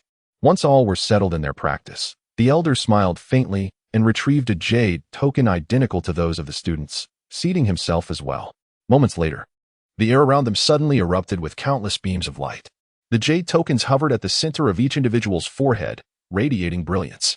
Just as Bai Yun entered his meditative state, he was abruptly enveloped in darkness, only to be jolted awake by a fierce wind. Upon opening his eyes, he was met with a scene of utter shock, an endless expanse of desolate black earth and a dim, blood-red sky, with gusts of wind carrying a faint scent of blood. Ding. Main quest completed. Reward, 2,000 evolution points. In a state of astonishment, Bai Yun was suddenly jolted by a notification indicating the completion of a task, leaving him utterly perplexed. Could this be the secret of the academy? The surrounding scholars, equally astonished, gazed around in disbelief. Some had even drawn their weapons, vigilantly surveying their surroundings. "There is no need for alarm. This is not a realm of reality," an elder declared, standing above the assembly of students with his hands clasped behind his back. "Not a realm of reality? Then is it a realm of illusion?" The students stared at the elder, awaiting enlightenment. "This place is also not an illusory realm. I understand why you have come to the academy. And this is where its secret lies." The elder paused, then spoke in deliberate, measured tones, revealing words that left the students in profound shock. "This expanse of existence is fashioned from the seas of consciousness, and the masters of those seas are the sages among men, the xianxia of the human race." "What? This realm is the consciousness sea of a xianxia? Is it true that such a being exists within the academy? What extraordinary power must one possess to create such a domain?" The students, upon hearing this, felt a surge of excitement mingled with deepening confusion. "Upon entering this place, your own strength and possessions will manifest accordingly within this realm. Whatever power you wield in reality, you shall wield here as well. Should you perish in this domain, it will not result in true death, yet your consciousness will undoubtedly suffer harm." The elder did not elucidate the inquiries of the students. Instead, He gradually introduced the subject until he finally revealed the purpose of bringing them here. This place is your finest battlefield. Noticing that the students were still engrossed in the mysteries of the Xian Saint, the elders suddenly bellowed, "Calm your minds and prepare for the contest. You shall learn about the Xian Saint in this realm in due time." A group of students, lost in contemplation, were startled by the elder's abrupt shout, but soon regained their composure, rolling up their sleeves in anticipation of the forthcoming competition. In this contest for the cave, you are permitted to unleash your full strength. I shall oversee your actions. If death occurs, fret not. It is but a matter of a few months' recuperation of the soul, the elder remarked with a chilling smile. Suddenly, as the elder's words faded, several piercing sounds of air being sliced through echoed. The students turned towards the sound and beheld a few men soaring down from the horizon. "Master Luo." The men nodded respectfully towards the elder before hovering nearby, evidently prepared to observe. "Senior brother?" A student gazed up at a familiar figure in the sky, calling out uncertainly, "Ah, my junior brother has also arrived." One of the men among them smiled slightly and offered an encouraging glance to his younger companion. These gentlemen were all former students of the academy, and they had come to witness the cave contest among the new entrants. The rules of the contest were straightforward, one-on-one, with the victor advancing and the vanquished departing. The elder briefly outlined the guidelines before commanding, "Begin." The initial duel in the arena featured two young contenders, one hailing from the Howran sect of the eastern region, and the other a disciple of the Sacred Emperor sect from the Central Plains. Both were esteemed practitioners of the profound arts. As the elder concluded his announcement, the two competitors unleashed their formidable techniques, engaging in a spirited exchange. In a matter of moments, the disciple from the Howran sect, leveraging the sect's renowned skill, the Howran King Fist, managed to overpower his opponent from the Sacred Emperor sect. With a resounding crash, the victor was determined, and the Howran disciple gazed triumphantly at his fallen adversary. In the subsequent bout, Yun Tianyi was set to face Hu Tian. With a proud smile, Yun Tianyi confidently stepped into the arena, his eyes radiating assurance. "I forfeit," declared a stoic youth outside the arena with an expressionless demeanor. The onlookers were momentarily taken aback, with one individual shaking his head, remarking, "This is a wise choice. Yun Tianyi is a low-grade profound king, while Hu Tian is merely a high-grade profound master. A mismatch indeed. There is no need to embarrass oneself." Next, Bai Yun was to contend with Long Anrua, observing Hu Tian's immediate forfeit. Elder Luo offered no comment and simply stated the next match. Bai Yun cast a glance at Long Anrua in the distance, a subtle smile gracing his lips as he mused, "This girl is indeed quite captivating." Once the two took to the stage, Long Anrua, her enchanting eyes fixed on Bai Yun, playfully remarked, "You won't go so far as to crush a delicate flower, will you?" Bai Yun chuckled, responding, "If you forfeit, I assure you, I shall not resort to such measures." "Why not? You should forfeit instead," Long Anrua teased, a charming smile illuminating her face. As Bai Yun was about to refuse, Long Anrua launched a surprise attack. In a flurry, he hastily utilized his full speed, narrowly evading the assault. Long Anrua, a princess of the Central State royal family, practiced one of the most exceptional techniques from the Xiantu continent, the Xianlong Sutra. Even at the initial stage of the Xian Master Realm, she could summon a true dragon of xianxia, and under her ambush, Bai Yun nearly fell victim. Upon realizing her attack had failed, Long Anrua refrained from further aggression and plaintively remarked, "Why not just let me win?" Bai Yun, having dodged her strike, was on the verge of counterattacking when he beheld Long Anrua's pitiful demeanor, instantly feeling a wave of frustration. This was undoubtedly a scheming and cunning girl, and such antics were beyond his tolerance. He resolved to ignore her, as this matter pertained to his evolution points, and he would never concede. Just as he prepared to retaliate, she declared with utmost clarity, "I forfeit." Long Anrua's decision was swift. Bai Yun's speed was too formidable. With such velocity, he was undoubtedly invincible beneath the Xian King realm. She had intentionally attempted to cheat with her ambush, yet had been evaded, and now, seeing Bai Yun poised to strike, she decisively withdrew. Bai Yun was left severely wounded, as he had intended to seize Long Anrua and teach her a valuable lesson, along with the desire to gain some advantage, which was now utterly dashed. Chapter 21. Prince Long Yuanhai. This place suddenly witnessed an influx of young men and women. Subsequently, it transformed into a gathering akin to a recognition ceremony, with numerous seniors and juniors greeting one another incessantly. Those who could enter the academy were predominantly the true disciples of esteemed sects, Hence, many among the veteran students were senior brothers and sisters of the new entrants. At this moment, someone had already stepped up to compete, and Long Onrua suddenly approached Bai Yun, who stood alone outside the crowd. "Shall we get acquainted?" she asked. "Oh, what a coincidence, I know you too. You are the traitor Bai Yun of the Xianming sect." Bai Yun thought to herself, "She must be a scheming woman. What brings you to me?" Bai Yun rolled her eyes in response. "I simply wish to get to know you." Long Onrua's striking black and white eyes sparkled with innocence, as she lowered her head in a feigned display of shyness and spoke in a sweet, delicate voice.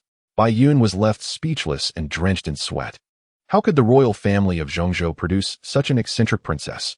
Surprisingly, the two began to engage in light-hearted banter. Although Long Onrua was a noble princess of the great Xia, her personality resembled that of playful girls on Earth. Despite their seemingly nonsensical conversation, the atmosphere was remarkably harmonious. While the two were tucked away behind the scenes, chattering away, a sudden commotion erupted in front of them. It was Long Yuanhai, the prince of Great Xia, who had also come to witness this trivial contest. There was nothing strange about it. His sister, Long Onrua, had entered the academy this year, and he must have come to check on her.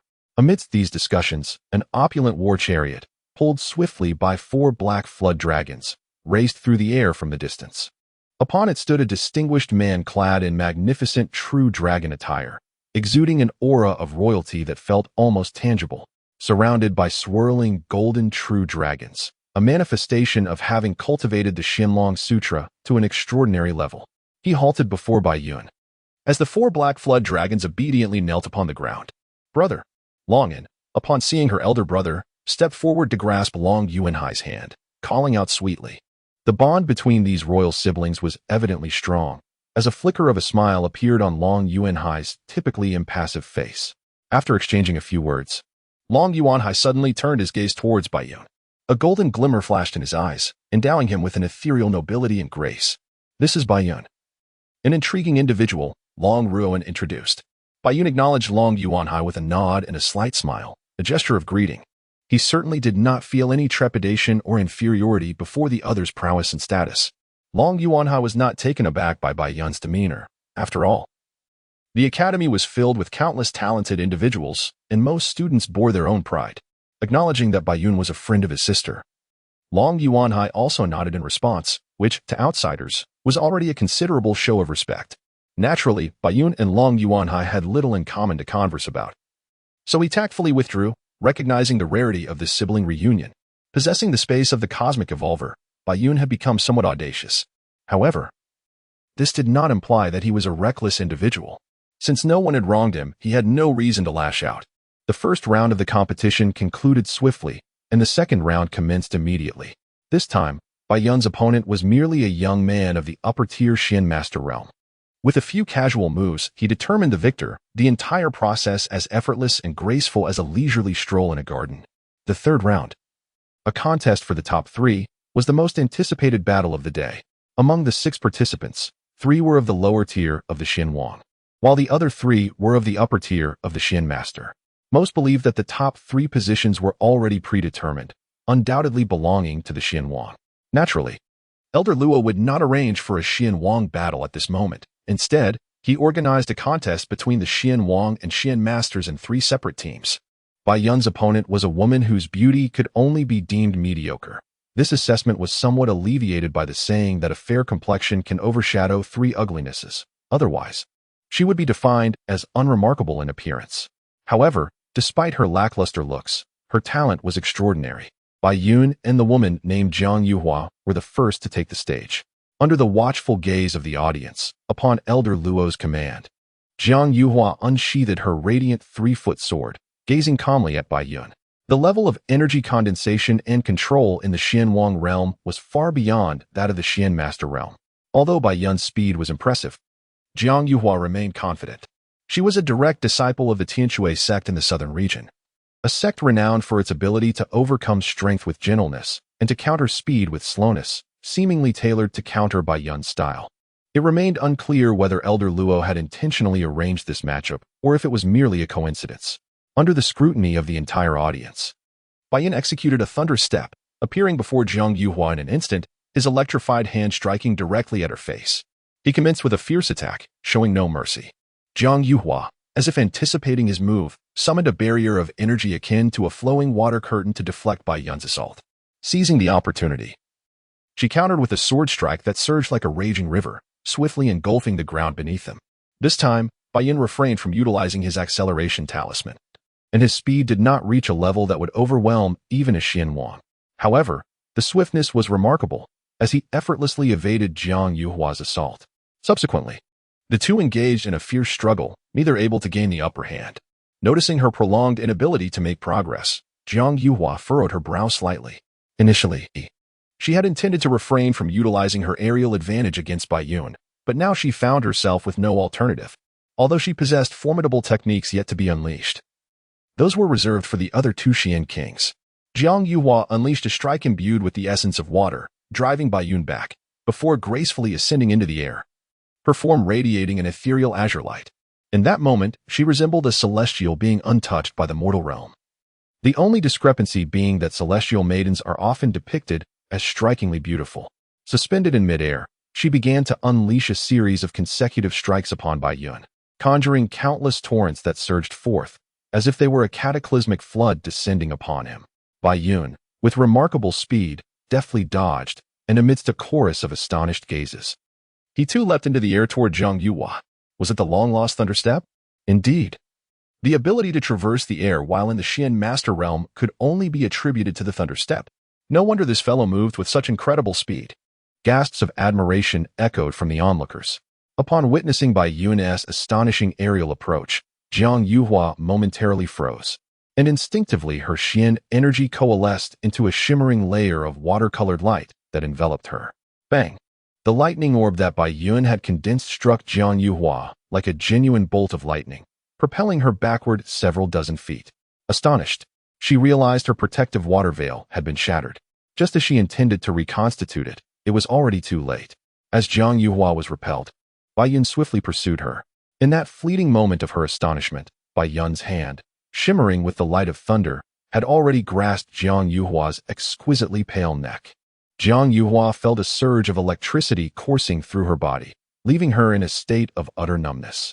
With a fierce glare, she looked at Bai Yun, indignation radiating from her. "Oh, are you still angry? Have I not shown enough compassion?" Bai Yun exclaimed, followed by a cruel intimidation. "If you were a man, you would surely be buried deep beneath this dark soil by now." Jiang Yuhua was taken aback, recalling that Bai Yun had indeed acted thus before, causing a jolt of fear within her. Yet, she maintained her defiance, glaring fiercely at Bai Yun. "Let go of me. Not a chance. You have yet to surrender. And old Luo has not declared me the victor," Bai Yun retorted, then turned to the suspended figure of old Luo, inquiring, "Must I torment her further before you can declare me the winner?" Bai Yun's words left the crowd, still in awe of his prowess, momentarily speechless. In Chapter 22, titled "The Title Holder Trains Mother and Daughter," a loud thud resounded as Yun Tianyi's handsome face was forcefully driven into the black earth by Bai Yun. The onlookers, both new and seasoned students, watched in shock and disbelief. Even Long Yuanhai and old Luo showed hints of surprise. After the fierce battle with Jiang Yuhua, Bai Yun found himself rather bored. Following that, in his encounters with Yun Tianyi and Yen Buhui, he directly employed the technique of duplicity, effectively obliterating both opponents. Just as he had stated to Jiang Yuhua, he indeed smashed them into the dark soil with sheer force. This revelation left Jiang Yuhua, who had initially been somewhat irked, utterly astounded, causing her inner grievances to dissipate entirely. Bai Yun gazed at the evolution points within the space of the cosmic evolvers, feeling an immense sense of satisfaction as he finally surpassed the significant threshold of 20,000, now possessing a total of 21,050 evolution points. Old Luo cast a profound glance at Bai Yun before commencing his explanation to the new students on how to enter and exit the realm known as the Black Earth Continent. Access to this space was exclusively granted within the boundaries of the Nameless Mountain, and one must possess an Identity Jade tablet. When one's consciousness entered a state of meditation, a path would manifest within the space. There were two methods to exit. Firstly, if one were to perish within, they would automatically be expelled. Secondly, upon entering a meditative state, an exit passage would become apparent. Subsequently, old Luo elucidated the myriad secrets surrounding the creation of this world. Upon the conclusion of his narration, both the students and Bai Yun were left in profound shock, as if they were deciphering an incomprehensible scripture. The Black Earth continent was not merely an ethereal construct conjured by the Xian saints. It existed in reality, inhabited by a brutal and bloodthirsty species known as the demons. They resided on the opposite side of the Xian Earth continent. In ancient times, a coalition of demon saints led billions of demon troops in an assault on the Xian Earth continent, resulting in a massacre that left the land strewn with corpses, shrouded in darkness, and caused the very fabric of the universe to fracture. At that time, the human race on the Xian Earth continent was merely a subjugated entity beneath the demon clan. Under the leadership of the demon race, humans and demons united to resist the invasion of the demons. This protracted war between humans and demons against the demons endured for several centuries, ultimately culminating in the successful repulsion of the demon race in the twilight of ancient times. The war among the races has led to the decline of the once prosperous demon clan, resulting in the fall of 8 out of 9 demon saints, while 2 human sages miraculously survived, such is the cyclical nature of existence.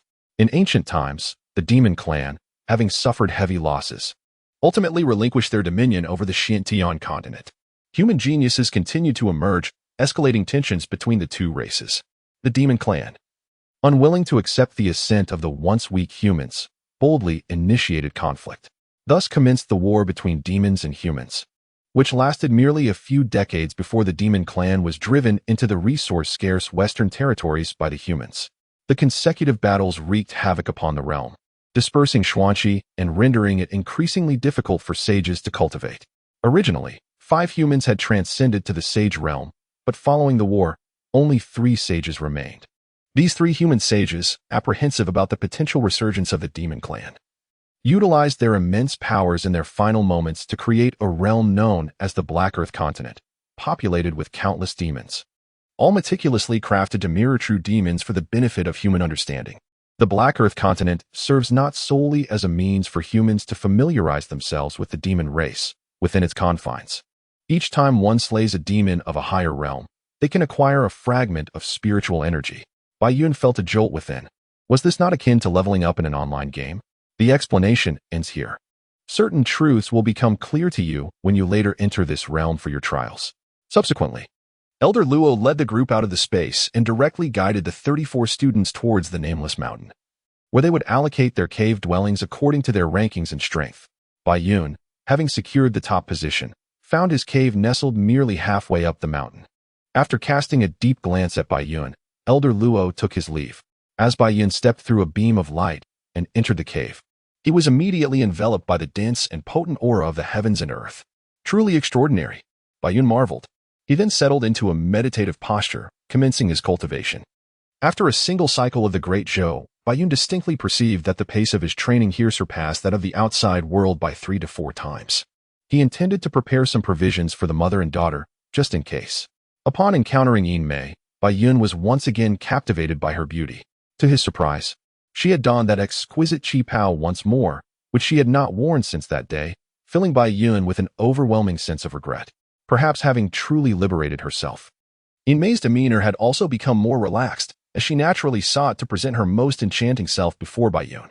Her alluring appearance radiated a captivating femininity that left Bai Yun parched with desire. Unfortunately, Yin Yu was also present in the courtyard. Otherwise, despite Yin Mei's seemingly gentle and tranquil exterior, she was, in truth, a woman of fervent passion. This could be inferred from her favored flowers, orchids and roses, which aptly represented her dual nature. In the past, due to her former husband's hidden afflictions, her enthusiasm had been suppressed, yet now it was fully unveiled before Bai Yun. Gently, Bai Yun bent down to embrace the delicate Yin Yu, and soon they were playfully frolicking, causing the little girl to erupt in delightful laughter. Yin Mei stood by, contentedly observing the 2 individuals. Women often lead lives that are largely dependent on men. When a woman finds a man in whom she can place her trust, her life attains a semblance of fulfillment. As the trio concluded their dinner, Bai Yun retrieved a pair of items he had meticulously prepared, placing them upon the stone table. Yin Mei and Yin Yu gazed at the objects with expressions of bewilderment directed at Bai Yun. These 2 are shui pills, Bai Yun remarked with a slight smile, gesturing toward the luminous orbs. He then pointed to another thin volume, stating, "This is the Xian Shui Ju." Yin Mei's mouth slightly agape. She recognized both items from her prior knowledge. The Shisui pills were renowned as premier elixirs, exceedingly rare and difficult to procure, typically found only within the vaults of esteemed sections. The other tome, the xianxia, was even more remarkable, being the sacred scripture of the Tian Shui sect within the revered Tian Wei sect. Yin Mei was astonished, while Yin Yu remained oblivious, her large, watery eyes darting about in innocent curiosity. Follow me. Tranquility may not be a constant companion henceforth. It would be prudent for you, Sister Yin, to bolster your strength. Bai Yin elucidated. Yin Yu was to be nurtured from a young age under Bai Yin's guidance. Upon hearing this, Yin Mei paused momentarily, then nodded slightly, refraining from inquiring about the origins of these items. Her trust in Bai Yun was unwavering. She understood that his silence was for a purpose. Although accustomed to a tranquil existence, for Bai Yun's sake, she was willing to embrace a different way of life. And this, it is referred to as the Mandarin Duck Talismans. Should xianxia encounter peril in my absence, you may shatter this talisman, and I shall instantly appear by your side. Bai Yun produced another piece of shimmering yellow paper. Although Yin Mei did not comprehend why breaking this paper would summon Bai Yun, she refrained from inquiring further and carefully accepted it, placing it safely away.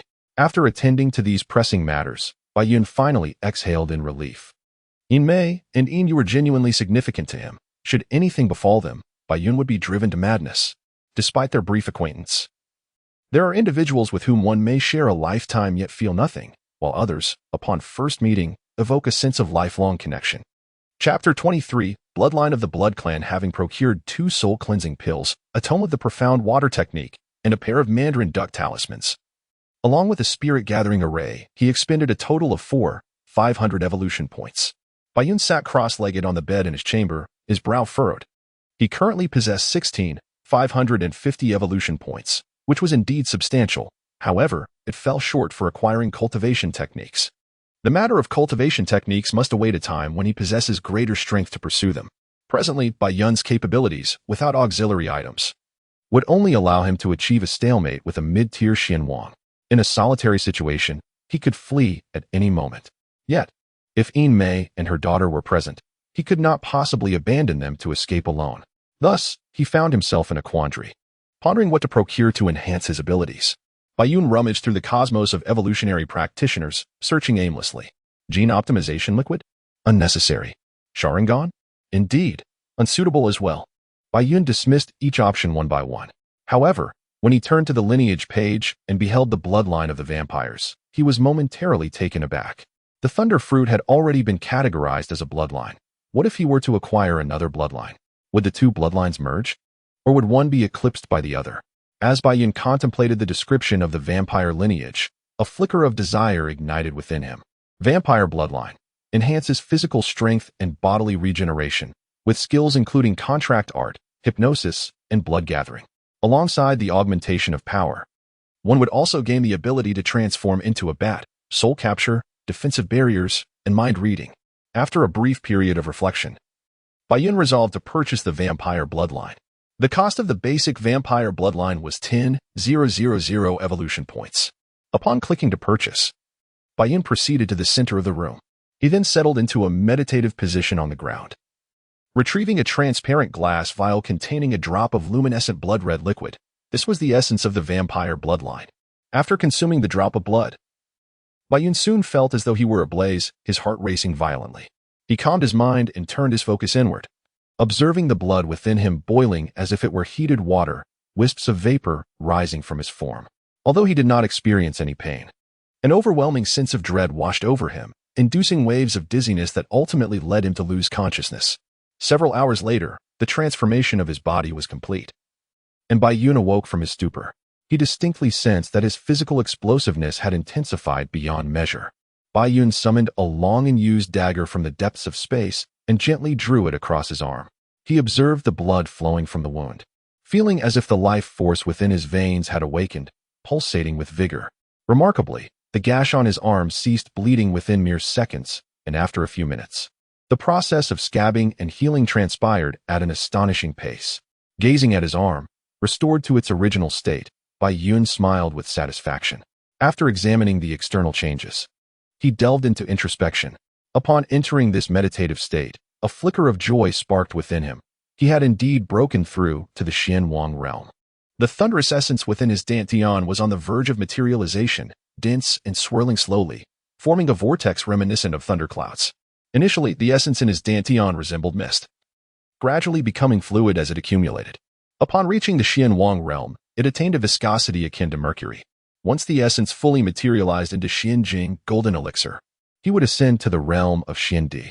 After examining the state of the essence within his dantian, Baiyun shifted his focus to the blood coursing through his body. He sensed waves of vitality within it.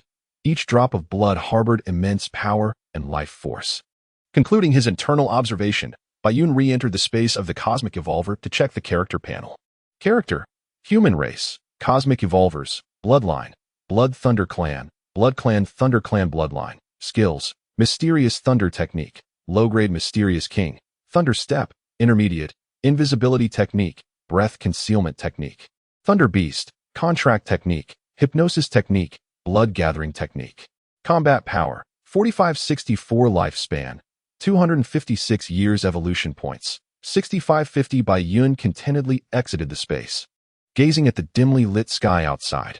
He rose and made his way to the courtyard, practicing his punches to acclimate to his newfound speed and strength.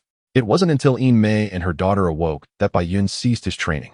After the three of them enjoyed a sumptuous breakfast, Baiyun exchanged a few words with Yin Mei before departing for the academy. Before acquiring the Mandarin Duck Talisman, Baiyun hesitated to allow the mother and daughter to venture out alone for shopping and leisure. However, now that he possessed the talisman, he felt assured. He had just told Yin Mei that if she felt bored, she could take Yin out for a stroll. Baiyun could not remain by Yin Mei's side at all times, as he had to cultivate on the Nameless Mountain. The academy likely did not permit family members, so he needed to devise a way for Yin Mei and her daughter to also practice in the Nameless Mountain, thus eliminating the need for constant back and forth. As Baiyun pondered this, he arrived at the academy only to suddenly feel the weight of someone else's gaze upon him. Following the sensation, he turned to find Yun Tianyi standing ahead, staring intently at him. It was unclear whether Yun Tianyi was deliberately waiting for him or if it was merely a coincidence. As the other party was not a beauty, Baiyun naturally felt no interest and chose to ignore him, proceeding toward his cave dwelling. Yun Tianyi's expression was cold, his eyes fixed menacingly on Baiyun's retreating figure. From a young age, he had always been a figure of exceptional talent, a prodigy who had already achieved mastery in the profound realm at a tender age. He stood as a leader among the youth of the Eastern Domain, which fostered his proud and self-assured demeanor. However, during the recent dispute in the cave, Baiyun audaciously forced him into the ground and even trampled on his face, igniting a furious blaze within him, a desire to eliminate Baiyun in retribution. Humph! You had best avoid entering the Black Earth continent, otherwise you shall meet your demise there and experience the agony of a shattered soul, Yun Tianyi remarked coldly. Baiyun, unfazed, continued his stride without a pause, seemingly ignoring Yun Tianyi's warning. Witnessing such disdain from Baiyun only fueled Yun Tianyi's ire, prompting a sinister smile to curl upon his lips. Last night, he had already met with his elder brother, Yun Tianjun. It was a marvel how their parents could have birthed such a pair of brothers. The younger one was a leader among the youth of the Eastern Domain, while the elder, Yun Tianjun, was an invincible force among the young elite. His realm matched that of Long Yuan Hai, the foremost expert of the central region, having ascended to the top tier of the profound realm. The only person Yun Tianyi admired in his life was his elder brother, and before Yun Tianjun, Baiyun lacked even the power to retaliate. He had already conveyed the events of the previous night to Yun Tianjun, preparing to teach Baiyun a harsh lesson, knowing that the academy did not prohibit its students from engaging in conflict. Chapter 24. The Celestial Stone Tablet. Baiyun sauntered into his cave dwelling, unaware that by striking down the lesser, he had unwittingly summoned the greater for revenge. Even if he were aware, he would choose to disregard it. At this moment, he has ascended to the realm of the profound king, and moreover, he has integrated the abilities of the bloodline. A mere profound king is no longer worthy of his consideration. Baiyun possesses the confidence to annihilate any adversary of the same realm. And should he employ his technique of duplication, even a mid-tier profound king would be utterly no match for him.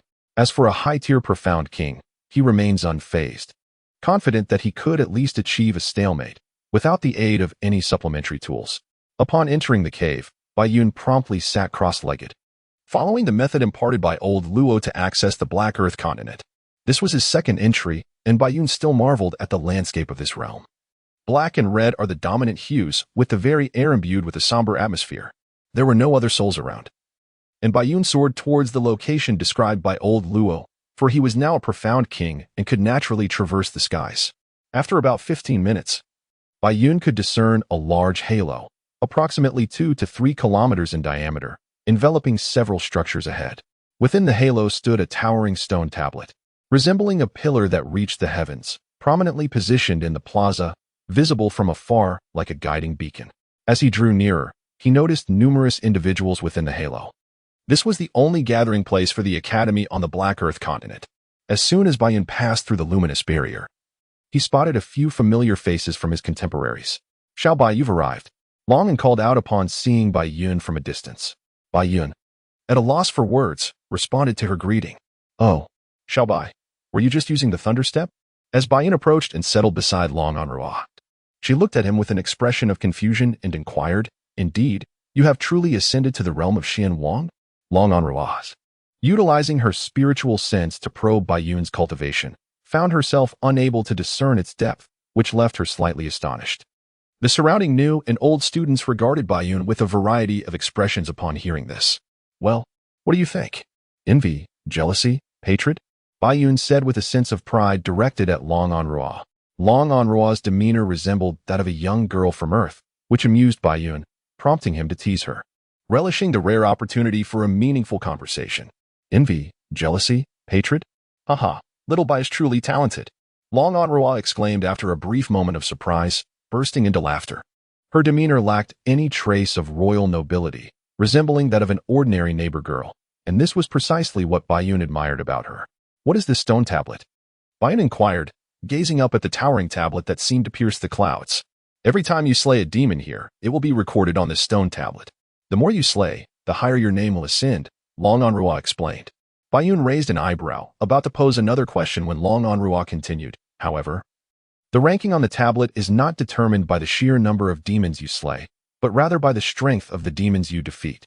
Just as Long An Ruah finished explaining, she noticed Baiyun standing there, suddenly frozen in place. Curiosity piqued, she wondered if her words had truly left such an impact.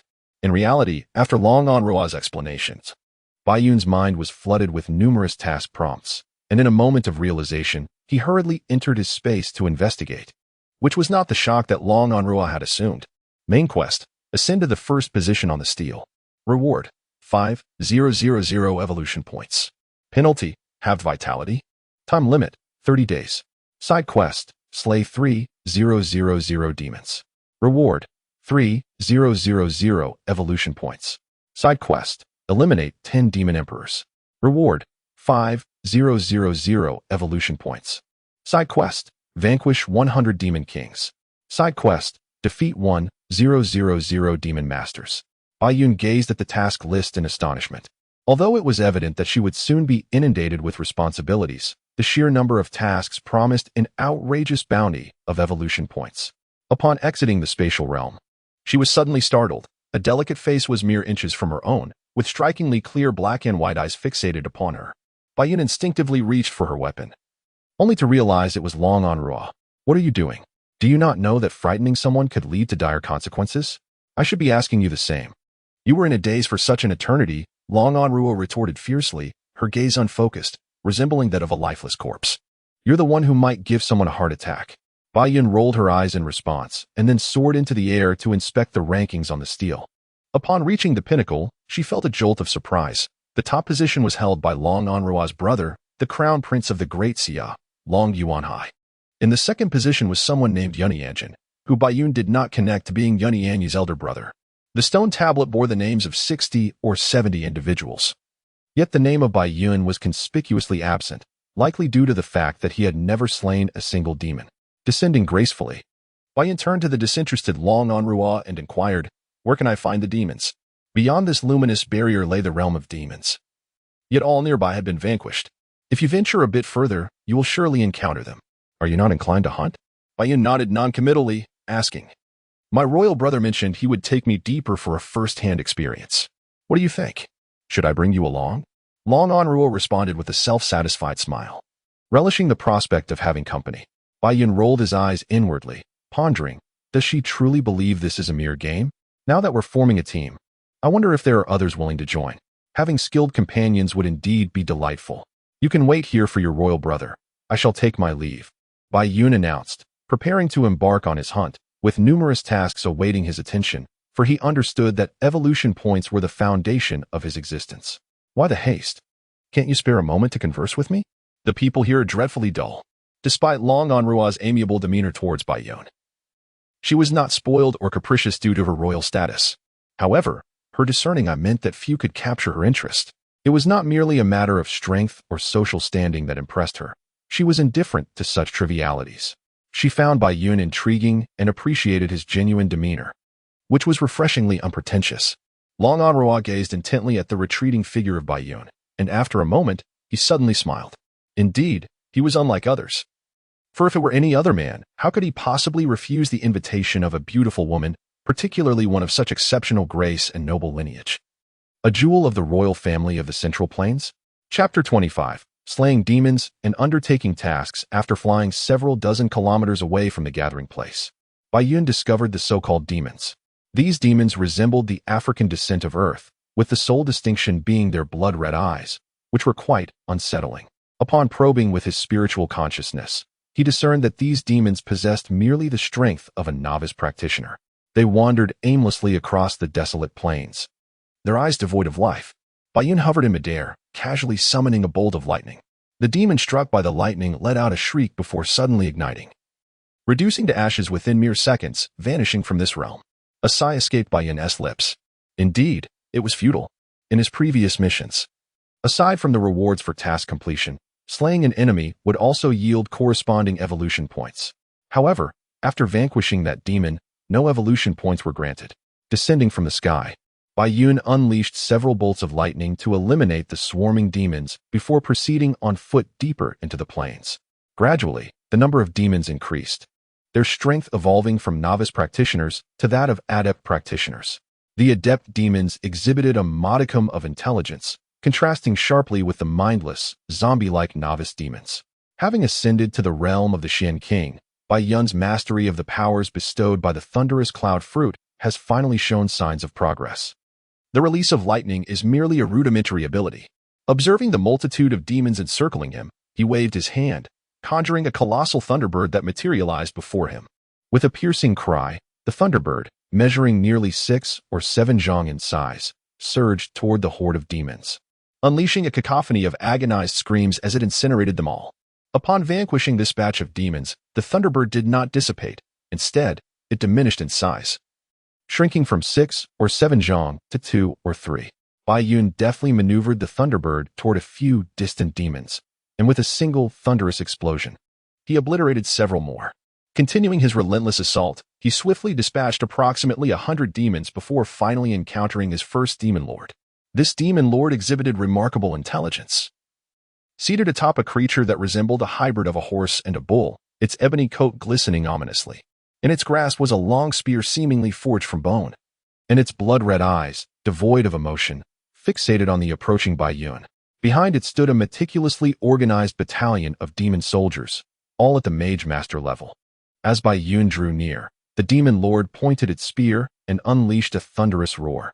The beast beneath it, previously still, suddenly sprang to life, charging at Bai Yun with incredible speed. With a subtle push against the dark earth, Bai Yun transformed into a bolt of lightning, arriving ahead of his opponent. Channeling the force capable of shattering mountains, he delivered a devastating punch to the creature's abdomen, sending it hurtling several zhang away. It collapsed with a pain cry, only to be consumed by flames shortly thereafter. The minions of the demon lord had arrived, converging with their master as they advanced relentlessly towards Bai Yun. Unfazed, Bai Yun dispatched them with a series of powerful punches. In a brief moment, only the demon lord remained, struggling to withstand the onslaught.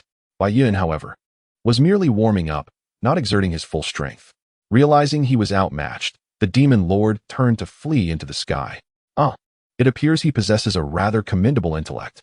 With a peculiar tone, Bai Yun conjured a lightning spear in his hand and aimed it directly at the demon lord, whom he had already locked onto. With a sharp sound, the demon lord plummeted from the air, clutching the gaping wound in his chest, and after a brief convulsion, fell silent. Just as the demon lord was on the verge of disintegrating into ashes, a faint white light suddenly emanated from his being, swiftly entering Bai Yun's brow. Is this the energy of divine consciousness that old Luo spoke of? Upon entering his sea of consciousness, the beam was assimilated by the energy within. But the increase was so minuscule that Bai Yun felt no enhancement in his abilities.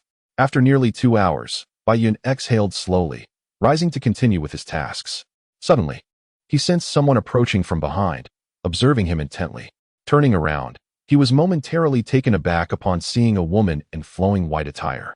Lin Yushuang, having traversed the path, had not encountered a single demon. Noticing the ashes scattered on the ground, she deduced that a fellow disciple must have been cleansing the area. From a distance, she spotted someone meditating on the ground, only to realize, upon closer inspection, that it was none other than her sect's sworn enemy. Their eyes met, each betraying no emotion. Although she resembled the object of Bai Yun's unrequited affection during her time on Earth, a connection that may have once been profoundly etched in his heart, it would ultimately be eroded by the passage of time. Moreover, the person in question was not the one he yearned for, thus he harbored no particular feelings towards her. Despite being a traitor and a sworn enemy of the Xinming sect, Lin Yushuang evoked no sentiments in him, neither hatred nor fondness. She was merely an ordinary individual in his eyes, though she was a disciple of the Xinming sect. The debt owed to her could not be repaid merely through diligent training. She felt no emotional attachment to the sect. After exchanging glances for a brief moment, they parted ways in silence. It was a pity that she belonged to the Xinming sect. Otherwise, they might have forged a connection. Bai Yun pondered this, yet felt no sense of regret within. Subsequently, Bai Yun ventured deeper into the plains, where the demonic minions had long vanished from sight. The beings he encountered were primarily demon lords and their subordinates. Encounters with low-tier demon lords had become rare, as he mainly faced those of mid-tier or higher. He even encountered a high-tier demon lord commanding over 100 demonic soldiers, 2 of whom were of the low-tier rank. The ensuing battle raged for several hours before concluding, and Bai Yun had to employ an acceleration talisman to finally vanquish the entire demonic horde. However, the spoils were bountiful. The energy of the high-tier demon lord had significantly enhanced his spiritual awareness, leaving him with a subtle sense of augmentation.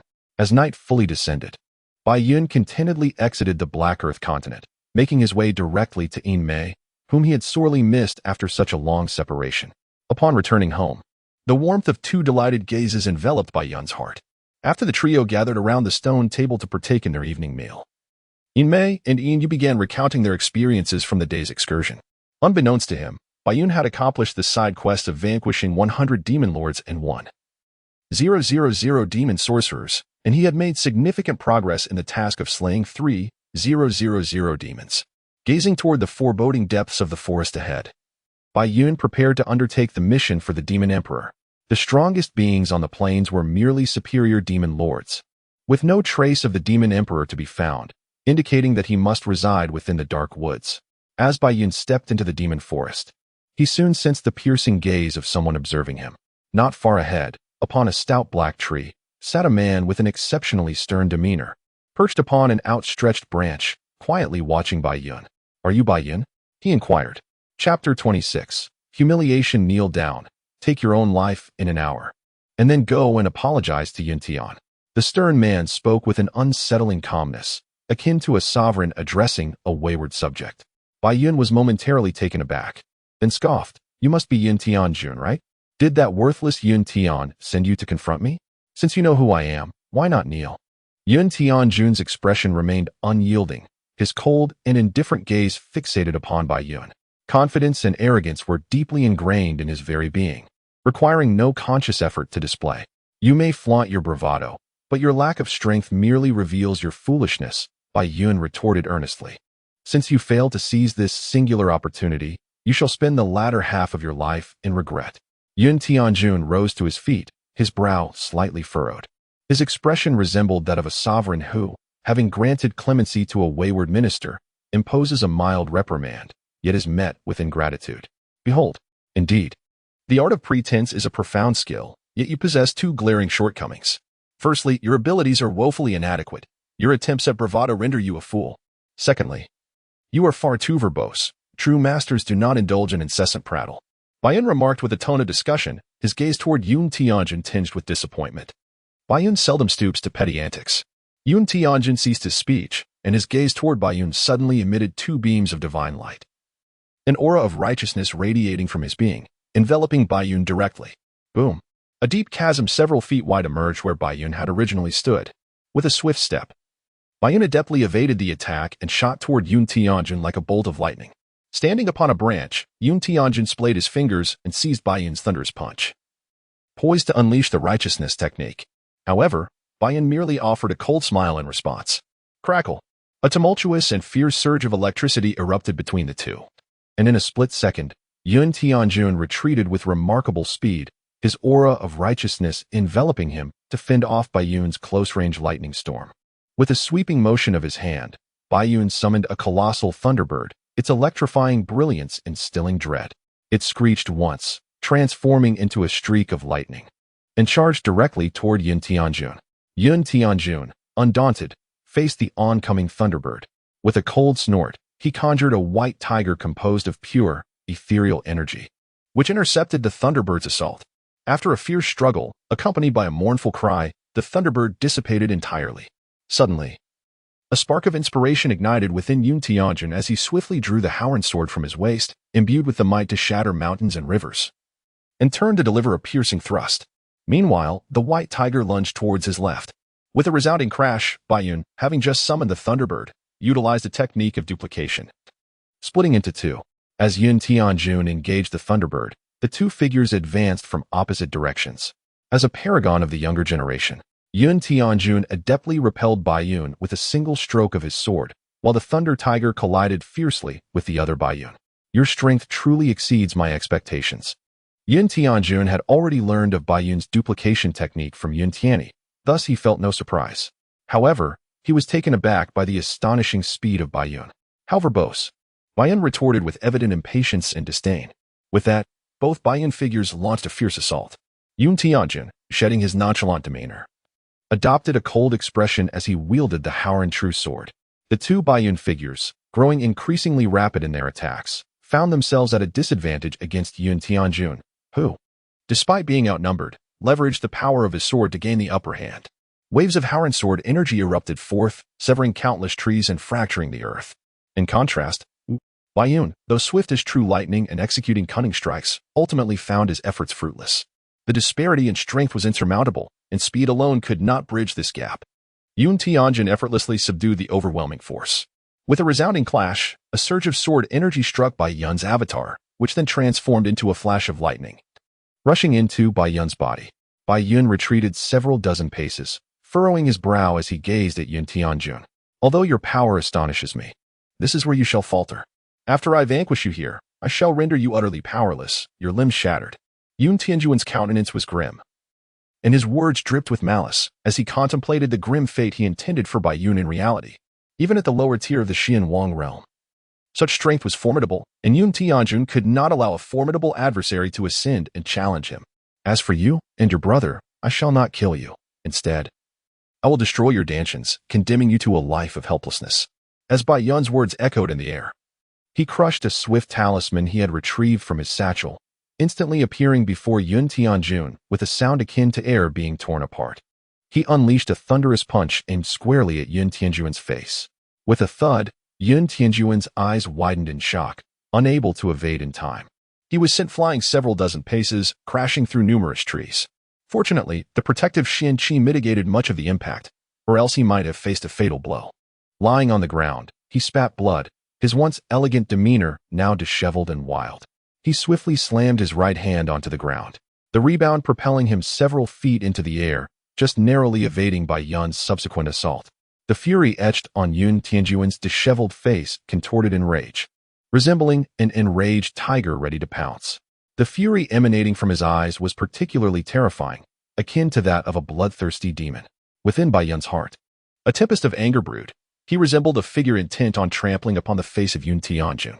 Thunderous roars accompanied the scene as Baiyun, illuminated by the lightning, appeared as a god of thunder, embodying divine retribution as he surged towards Yun Tianjun. The already maddened Yun Tianjun had conjured a colossal sword, dozens of yards in size, its might reminiscent of a force capable of cleaving heaven and earth, descending with an incomprehensible ferocity directly upon the advancing Baiyun. The overwhelming blade obscured the sky, relentlessly targeting Baiyun, instilling within him a sense of impending doom. As the great sword fell, the woods erupted in chaos, trees splintered, and the earth quaked. The scene bore the grim likeness of an apocalyptic event, invoking profound dread. When the dust settled, a chasm, 100 yards long and several yards wide, manifested in the forest, resembling a monstrous maw eager to devour. Suspended in the air, Yun Tianjun gasped for breath, his visage pallid and stricken. Suddenly, his eyes widened in disbelief. With a thunderous crack, a bolt of lightning struck him, violently driving him into the ground, creating a vast pit and sending plumes of debris into the air. Baiyun gazed coldly at the nearly lifeless Yun Tianjun below, his attire tattered and his state utterly disheveled. Although he had been targeted, Baiyun had narrowly evaded the sword's core by virtue of his swiftness. Yet he was still left in a disarray from the sword's shockwave. In a flash, Baiyun appeared within the pit, his foot crashing down upon Yun Tianjun's face. Spinning in a fit of rage, "I warned you," he proclaimed, "that without strength, your gear would become worthless. Look at you now, how much like a fool you appear." Baiyun displayed disdain and insulted him. Although Yu Tianjun was on the brink of death, he did not faint. Instead, he was filled with immense terror and resentment. Upon hearing her words, Yun Tianjun was consumed by shame and anger, ultimately leading to his untimely demise. Chapter 27. Renowned in the academy the following day. News of the death of Yun Tianjun, the foremost young master of the eastern region, spread among the students of the academy. This news rapidly became a topic of conversation, with many speculating on the circumstances of his demise. Some conjectured that he was slain by the crown prince of the Daxiao, Long Yuanhai, while others suggested it could have been the work of the southern region's top young master, Lu Shuya, or the northern region's leading young master, Chang Tianzong. However, the majority speculated that he had fallen at the hands of the demon emperor. Long Yuanhai was quick to dispel the rumors, followed by Lu Shuya and Chang Tianzong, who also clarified their positions. Just as the students presumed it was the demon emperor who was responsible, an insider revelation stirred a tempest. An esteemed senior scholar claimed to have witnessed Yu Tianjun's fall from a distance, asserting that a newly admitted student, whose powers were aligned with lightning's, had delivered the fatal blow. He even pinpointed the location of their battle. With a mix of shock and disbelief, dozens of students ventured to the site of the alleged confrontation. Upon their arrival, they beheld a sword mark stretching dozens of feet long and about 10 feet wide, alongside numerous trees and earth charred by lightning. The harrowing scene left them in awe. This was merely the aftermath of the Black Earth continent's restoration after a night of recovery. The students estimated that the sword mark had originally spanned at least 100 feet. The Black Earth continent was a realm forged from the sea of consciousness of several fallen human saints. Upon the demise of the demon within, it shall, according to its strength, be reborn within a span of 1 to 7 days. The same applies to the decayed trees and land. The consequence of a human's death within this realm is merely an injury to the soul, which can be restored after a few months of recuperation. Otherwise, how could this place serve as a testing ground for the academy, and how might one become familiar with the demons that will undoubtedly return in the future? Nonetheless, even in light of this, the seasoned scholars remained skeptical, questioning how Yun Tianjun could possibly be slain by an unknown novice who had just entered the academy. Subsequently, rumors began to circulate about a new student possessing extraordinary abilities and unfathomable strength. This student, named Baiyun, had fortuitously cultivated a lightning attribute technique. During the contest for the cave, he effortlessly defeated several lesser-ranked students of the lower-grade Xianwang with his superior xianxia cultivation. Some contended that while it was indeed remarkable for a superior xianxia to vanquish lesser Xianwang, it was utterly impossible for one to slay a superior Xianwang from an entire realm above. However, the Daxiao princess Long Anrua then stepped forth, proclaiming that Baiyun had been promoted to the lower-grade Xianwang the previous day.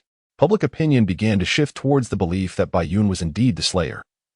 Yet disbelief lingered, as this contradicted their foundational understanding of the vast disparities in power between the realms of Xianwang. How could one who had just ascended to the lower-grade Xianwang possibly slay a superior Xianwang? At this juncture, someone proposed, why not seek out Baiyun, which would surely clarify the matter. Eager to uncover the truth, the students fervently searched the Black Earth continent for Baiyun's whereabouts. Soon after, someone discovered Baiyun engaged in slaying demons while undertaking his tasks, and approached him directly to inquire about the facts. Indeed, upon uncovering the truth, both seasoned and novice scholars were utterly astonished, stirring even the venerable scholars and esteemed instructors residing upon the unnamed mountain. The clamor from the outside world was incessant. Yet Baiyun remained as tranquil as a still lake. During his time undertaking missions on the Black Earth continent, after a fortnight had elapsed, his ranking on the steel soared like a rocket to the 5th position. Only one main quest and a side quest involving the eradication of 10 demon emperors remained unfinished, and he had amassed an impressive 17,000 evolution points. With a resounding boom, after expending a swift talisman, Baiyun vanquished yet another demon emperor. Only 3 more remained for him to complete the final side quest. Ultimately, the demon emperors were but creations of the sea of consciousness, lacking the prowess and intellect that true imperial figures possessed. On yet another day, after enjoying breakfast with Yin Mei and her daughter, Baiyun made his way directly to the academy. At this juncture, his ranking on the steel had risen to 2nd place, with only 1 demon emperor left to defeat to fulfill his quest. As he approached the academy's entrance, he heard the distant sound of galloping hooves behind him. With a slight stir of curiosity, he turned to look, and indeed, it was Long Onrua once more. With remarkable speed, Long Onrua dashed before Baiyun, pulling the reins to bring her cloud lion steed to a halt, the creature rearing up and letting out a resonant neigh. Oh dear, Baiyun thought, as fate had conspired to bring them together again. Long Onrua rolled her striking eyes in exasperation. Oh please, she retorted. Dismounting gracefully, she began to circle Baiyun, her brows slightly furrowed, her clear, bright eyes filled with an inquisitive gaze. Surely, you do not possess 3 heads and 6 arms. Speak honestly. How did you vanquish the Lord of the Clouds? He is, after all, a formidable foe of my royal brother. More than half a month has elapsed since the incident. Yet Long Onrua has only just encountered Baiyun today, thus she is eager to inquire thoroughly. It was quite simple. We happened upon each other in the woods, and then we engaged in a fierce duel, after which I bested him. Long Onrua was momentarily taken aback, but soon realized that Baiyun was jesting. Her large, glistening eyes widened as she glared at him in annoyance. When Baiyun was on Earth, he was merely an ordinary person with a penchant for mischief. Like many young people in the Celestial Empire, he enjoyed showing off and indulging in humor. Although he had known Long Onrua for only a brief period, he found their conversations refreshing and could not help but tease her. Noticing her genuine irritation, he stifled a chuckle. He then recounted the events of that day, albeit with a few embellishments. I heard that even at the Xian master level, you could wield spatial abilities typically reserved for the Xian emperor, and that you possess the arts of shadow and clone techniques. Is that true? Upon hearing Baiyun's narrative, Long Onrua nodded in satisfaction. Curiosity sparked anew, she inquired further, blissfully unaware of the depths of their acquaintance. Naturally, Baiyun could not divulge his greatest secret and concocted a whimsical tale to appease her. As they continued their stroll, they arrived at the foot of the nameless mountain. Baiyun paused slightly and remarked, "Well then, is your curiosity satisfied, little princess?" Long Onrua shot back with a glare. "Oh, you are the little princess. Your entire family comprises little princesses." The white cloud, seemingly struck by lightning, appeared petrified. One could only imagine the reaction of her father, the emperor of the Great Xia, upon hearing his precious daughter speak in such a manner. Long Onrua, witnessing the departure of the white cloud, gently pinched her smooth, fair chin, lost in thought with a hint of perplexity gracing her features.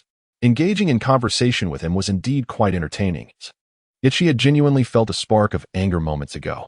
The person capable of evoking such emotions undoubtedly held a significant place in her heart. Long Onrua only displayed such a vulnerable demeanor before her parents and Long Yuanhai. Yet just now, she had inadvertently revealed this side of herself to the white cloud, even exhibiting a touch of playful petulance. A faint blush adorned her snow-white visage, but soon she turned towards her cave abode, her charmingly innocent face breaking into a carefree smile. "Take me along to slay demons, dear brother." Chapter 28. The Demon Empress in the Land of the Black Earth. There exists no distinction between night and day. The sky is eternally drenched in a blood-red hue. The Demon Emperor is, after all, a being of formidable stature, unlike the demon kings who can be found wandering about with relative ease. As the white cloud deftly dispatched the demons encountered along his path, he simultaneously sought the whereabouts of the Demon Emperor. After several hours, a frown creased his brow as he strained to listen intently. Faintly, he discerned the sound of a haunting melody, imbued with an indescribable sorrow. Following the sound, he ventured into a secluded valley and was suddenly struck with clarity.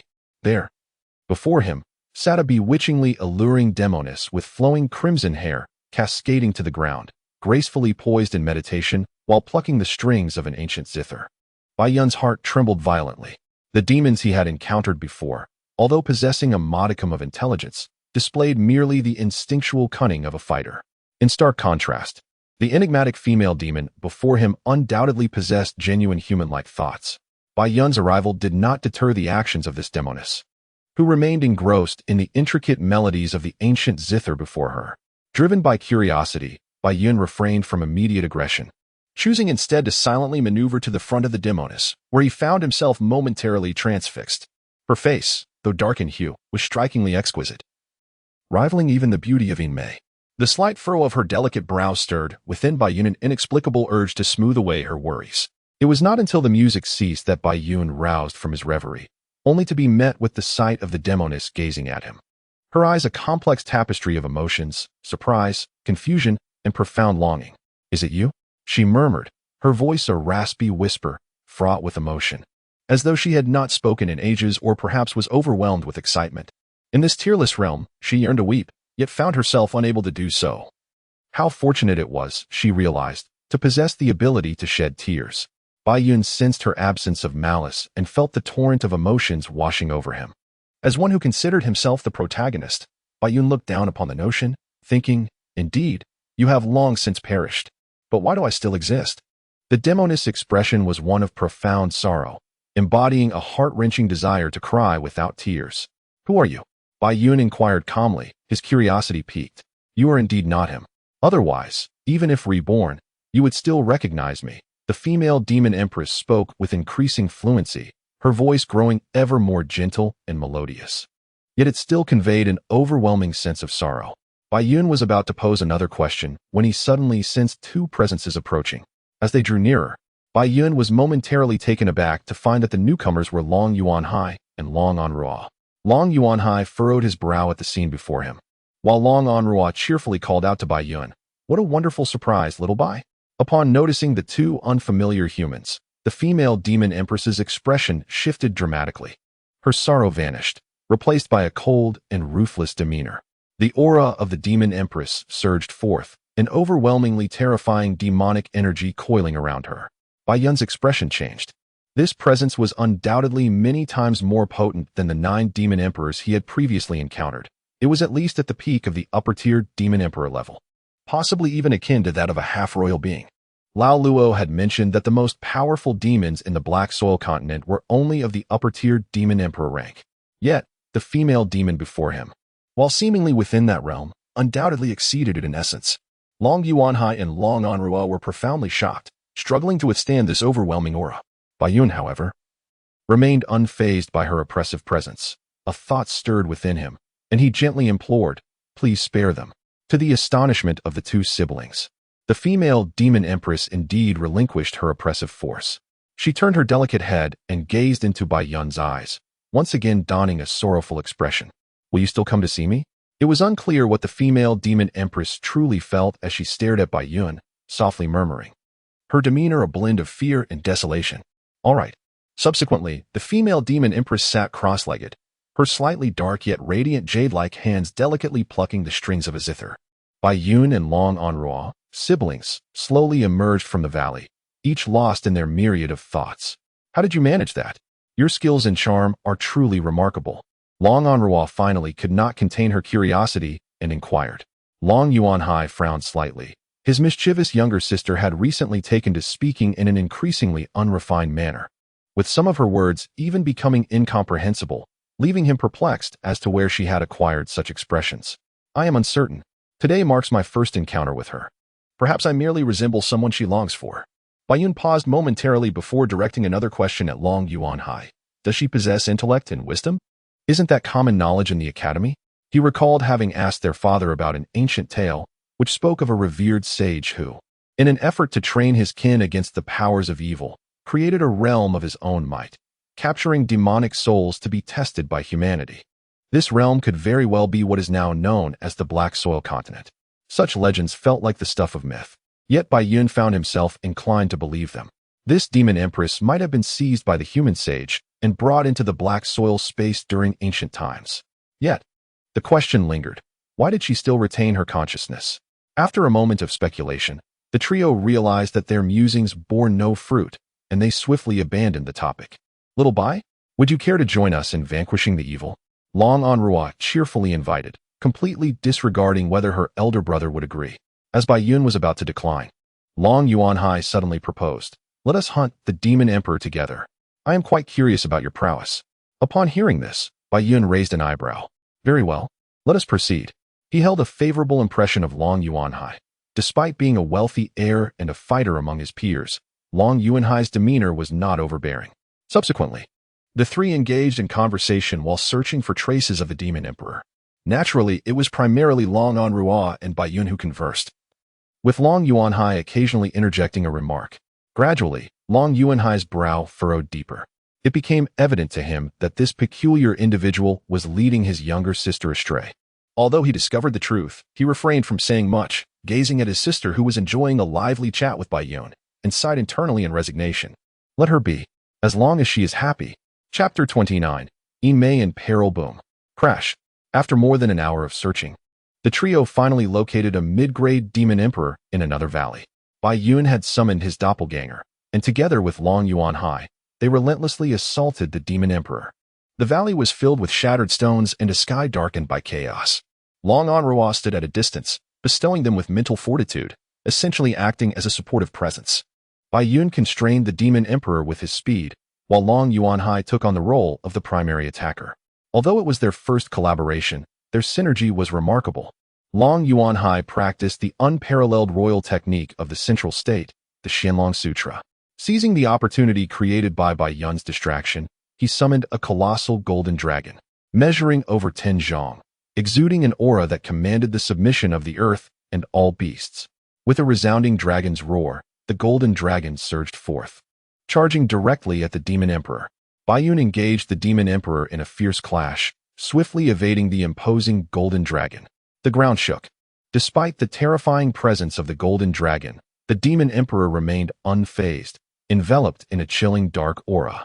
With a mighty fist, he shattered the golden dragon with sheer force. Suddenly, two piercing cries of phoenixes echoed through the air. Seizing the moment while the demon emperor's attention was diverted, Bai Yun summoned both his true self and his doppelganger, unleashing the Thunderbird with unstoppable momentum towards the demon emperor. In a moment of peril, the demon emperor flickered out of sight, employing a spatial technique only an emperor could comprehend, narrowly evading the Thunderbird's onslaught. Bang! Bang! Just as the demon emperor evaded the Thunderbird's strike, the two Bai Yuns appeared before him, their fists crackling with blinding lightning, delivering a tremendous blow. The shockwaves from their simultaneous punches caused both Bai Yuns to stagger, nearly injuring themselves with their own force. The demon emperor let out a furious roar, preparing to unleash his dark powers. However, the corners of the Bai Yuns' mouths curled into smirks, and then crackling thunder. A fierce storm of lightning descended upon the demon emperor, erupting with unrelenting ferocity. Clang! Clang! As the demon emperor's body began to ignite, two notification sounds echoed, signaling the completion of both the main quest and the solitary side quest simultaneously. How impressive! Little Bai truly is remarkable, exclaimed Long Anrua, who had come to witness the spectacle, his eyes gleaming with admiration. Exhausted yet exhilarated, Bai Yun recalled his past experiences in online gaming. Reflecting inwardly, I have always held disdain for those who rely on their beauty to coast through. Long Yuanhai also gasped slightly, his gaze towards Bai Yun filled with astonishment and admiration. You did not exert your full strength, did you? Bai Yun merely smiled enigmatically, and then settled into a meditative posture. Long Yuanhai had always vied for the title of the foremost expert among the younger generation against Yantianjin. Naturally, he was well aware of Yantianjin's prowess. However, although the strength Bai Yun had just displayed was astounding, it still fell short of being able to defeat or even slay Yantianjin, hence his inquiry. Long Yuanhai also sat cross-legged on the ground, cultivating the Xianlong Ju to restore his energy. As he kicked about, he found himself staring blankly at Bai Yun. After approximately half an hour, Bai Yun suddenly furrowed his brow. Abruptly, he opened his eyes, a flicker of panic evident within them, but more prominently, a ferocious wrath akin to a raging tempest. In an instant, he vanished from his location. Long Anrua had been watching Bai Yun intently and was startled when he opened his eyes, causing her heart to race. Observing Bai Yun's expression, she couldn't help but murmur in her heart, "It's just a glance. It won't cost me anything." Yet, After Bai Yun's sudden disappearance, she realized something was amiss. Undoubtedly, some significant event had transpired in reality. Long Yuanhai's eyes widened in confusion as he looked at Long Anrua. "Let us go. Little Bai might be in trouble." Long Anrua exclaimed urgently, and without hesitation, she exited the black soil continent. Long Yuanhai furrowed his brow, pondering for a moment before also making his exit. The Mandarin duck talisman actually consists of two symbols. The Yuang symbol serves as the primary, while the Yang symbol acts as the auxiliary. When holding a pair of love tokens, upon shattering one, the other is instantly aware, allowing it to be transmitted to its owner's side. Bai Yun had just sensed that Yin Mei had broken the love token, undoubtedly encountering some distress, which ignited his fury.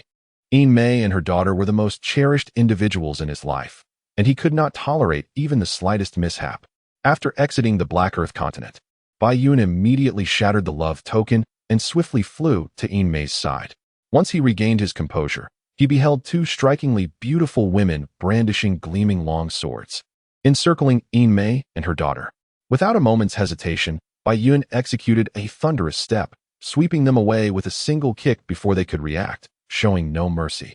Since they had drawn their weapons, their intentions were undoubtedly sinister. Bai Yun's heart ached solely for Yin Mei and, of course, for the little girl Yin. The events unfolded in rapid succession, from Bai Yun's arrival to the two women being sent flying. Only a few seconds had elapsed. Yin Mei, momentarily stunned, then looked at Bai Yun with joy, her previously pale face now showing a hint of color. "Xiao Bai." The exclamations came simultaneously from Yin Mei and Yin Yu. Seeing that the mother and daughter were unharmed, Bai Yun finally had the leisure to assess his surroundings. Rows of magnificent buildings loomed around them, and numerous onlookers were gathered at a distance, confirming they were in the bustling heart of the city. A stir of emotion coursed through Bai Yun as he followed the searing gaze that felt as though it seared his very back. There stood a towering figure, a man of 9 feet, with a complexion as crimson as the legendary warrior Guangong, his long, fiery red hair cascading over his shoulders.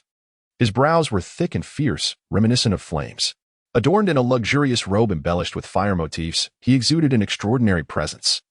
Unmistakably a man in the prime of his life. In that moment, his eyes blazed with fury, fixated on Bai Yun with a malevolent intensity.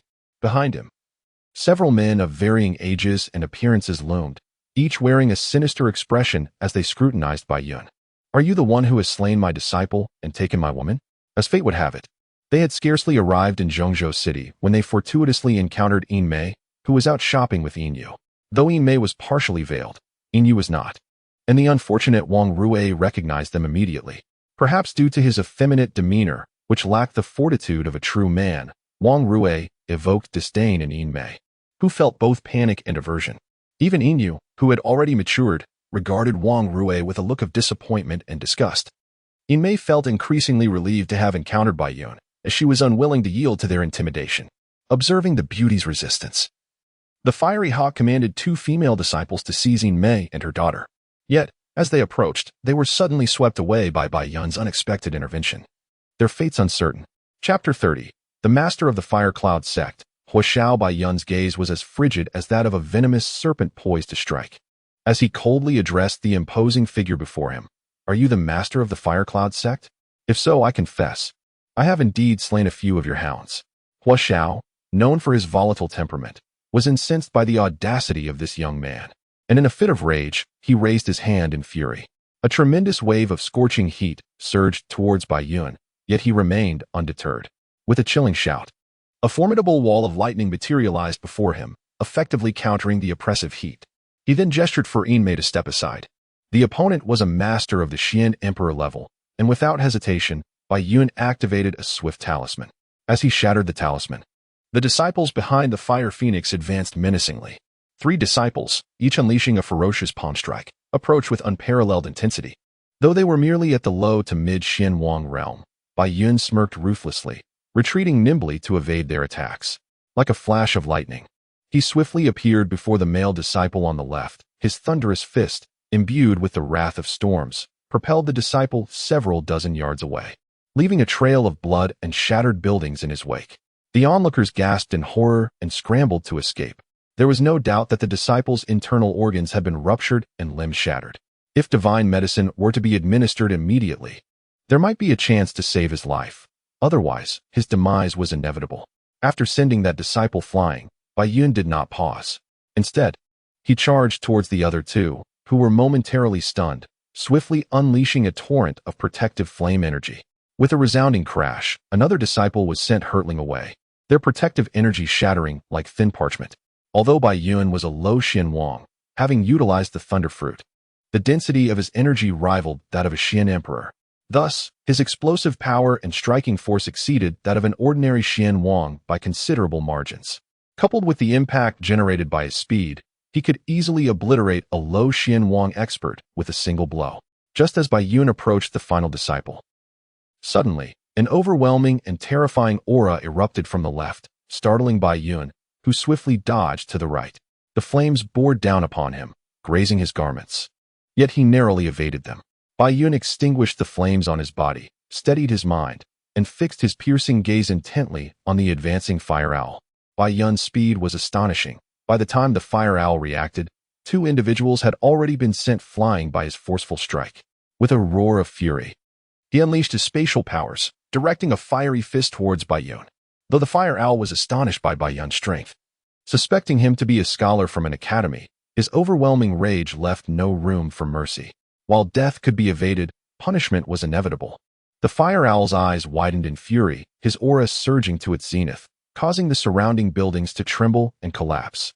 This was Bai Yun's first true encounter with the might of a mid-tier Xian emperor. Although he stood tall, he felt an undeniable strain within. The fire owl's presence was far beyond that of any demon emperor from the Black Earth continent. In the arena, one embodied fire while the other wielded lightning, both exuding tremendous destructive power. If they were to engage in battle amidst the crowd, countless structures would surely be obliterated. Yin Mei and Yin Yu hid among the throngs, their hearts heavy with concern for Bai Yun. Just as the situation reached a critical juncture, a dignified and graceful man clad in white descended from the sky. With a mere wave of his hand, the intense energies of the two combatants were extinguished. Fire Owl, you truly do not know the meaning of danger, the man in white stated coldly. Upon seeing the newcomer, the Fire Owl realized the gravity of the situation. Suddenly, the atmosphere shifted as he spoke gruffly to the man in white. This scoundrel has slain my disciple and taken my woman. What harm is there in teaching him a lesson? It seems my junior brother, the Firehawk, has grown accustomed to being the king of the mountain. Disregarding the rules of the academy, the man in white, with a slight sidelong glance, disdainfully replied, "It appears you have forgotten the decorum expected of you." It became apparent that this unexpected visitor in white and Firehawk were both alumni of the academy from a bygone era. In their cohort, status was determined by strength, dictating who was the elder brother and who was the younger. The man in white, whose full name was Ning Yan, was of a superior grade of the Xian Emperor, while Firehawk was of a middle grade. I should inform you that this student has become a focal point of the Academy's attention. If you wish to continue as the king of your mountain in peace, you would do well to abandon such intentions, Ning Yan cautioned. Firehawk's brow furrowed deeply. Fully aware of what the Academy's attention signified, students with the potential to ascend to the rank of Xian Emperor would naturally attract scrutiny. With a grim expression, Firehawk cast a lingering glance at Ning Yan before turning and sweeping away in a huff. As he passed by Bai Yun, his fierce eyes fixed on her momentarily, revealing his unmasked intent for vengeance. Burning with rage, Firehawk departed, while the man in white offered a faint smile to Bai Yun before ascending into the air.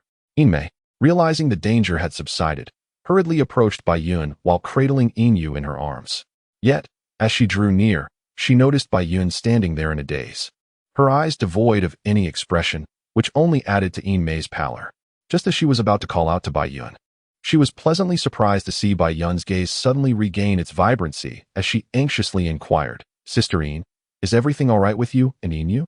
Yin Mei's eyes glistened with unshed tears as she, heedless of the public gaze, rushed into Bai Yun's embrace.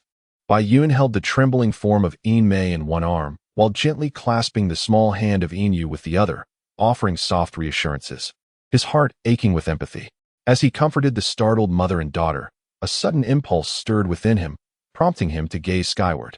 There, he beheld 4 priceless azure dragons drawing a golden war chariot, arriving unexpectedly. It was none other than Long Yuan Hai and Long Anrua, who had come in pursuit. Upon arriving, Long Anrua was taken aback to see Bai Yun cradling an exceptionally alluring woman while holding hands with an adorable little girl. Yet he did not dwell on it for long. As murmurs rippled through the crowd, the golden chariot descended slowly beside Bai Yun. Long Anrua alighted in haste, urgently inquiring, "What transpired? Who were you battling?" The surrounding ruins spoke volumes of a fierce conflict. Long Yuanhai surveyed the scene, his brow furrowed. The owners of these devastated homes were his subjects. In Mei, hearing a voice as sweet as a nightingale's, was jolted back to reality. Her face flushing crimson as she released her grip on Bai Yun. Curiously, she turned her head towards the sound and spotted a charming young girl clad in a yellow dress, her bright, clear eyes filled with concern for Bai Yun.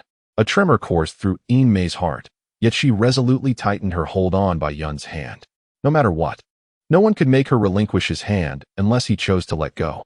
Inu regarded Long Anrua with curious scrutiny, her large, watery eyes reflecting a hint of hostility. Bai belongs to my mother and me. No one shall dare to take her away. Both Long Yuanhai and Long Anrua gazed in astonishment at In Mei. The siblings had encountered countless beauties within the palace. Yet this stunning woman undoubtedly ranked among the top 3. The others were momentarily taken aback by this revelation. Chapter 31. A fury for a fair lady Bai Yun had appeared vacant earlier, as he had received a mission prompt from the Universe Evolver. Side quest: eradicate the Fire Cloud sect from the Xian continent. Reward: 10,000 evolution points. Penalty: halved vitality. Deadline: 30 days. Side quest: eliminate the leader of the Fire Cloud sect, Huashao. Reward: 10,000 evolution points. In Mei and her daughter were Bai Yun's Achilles heel.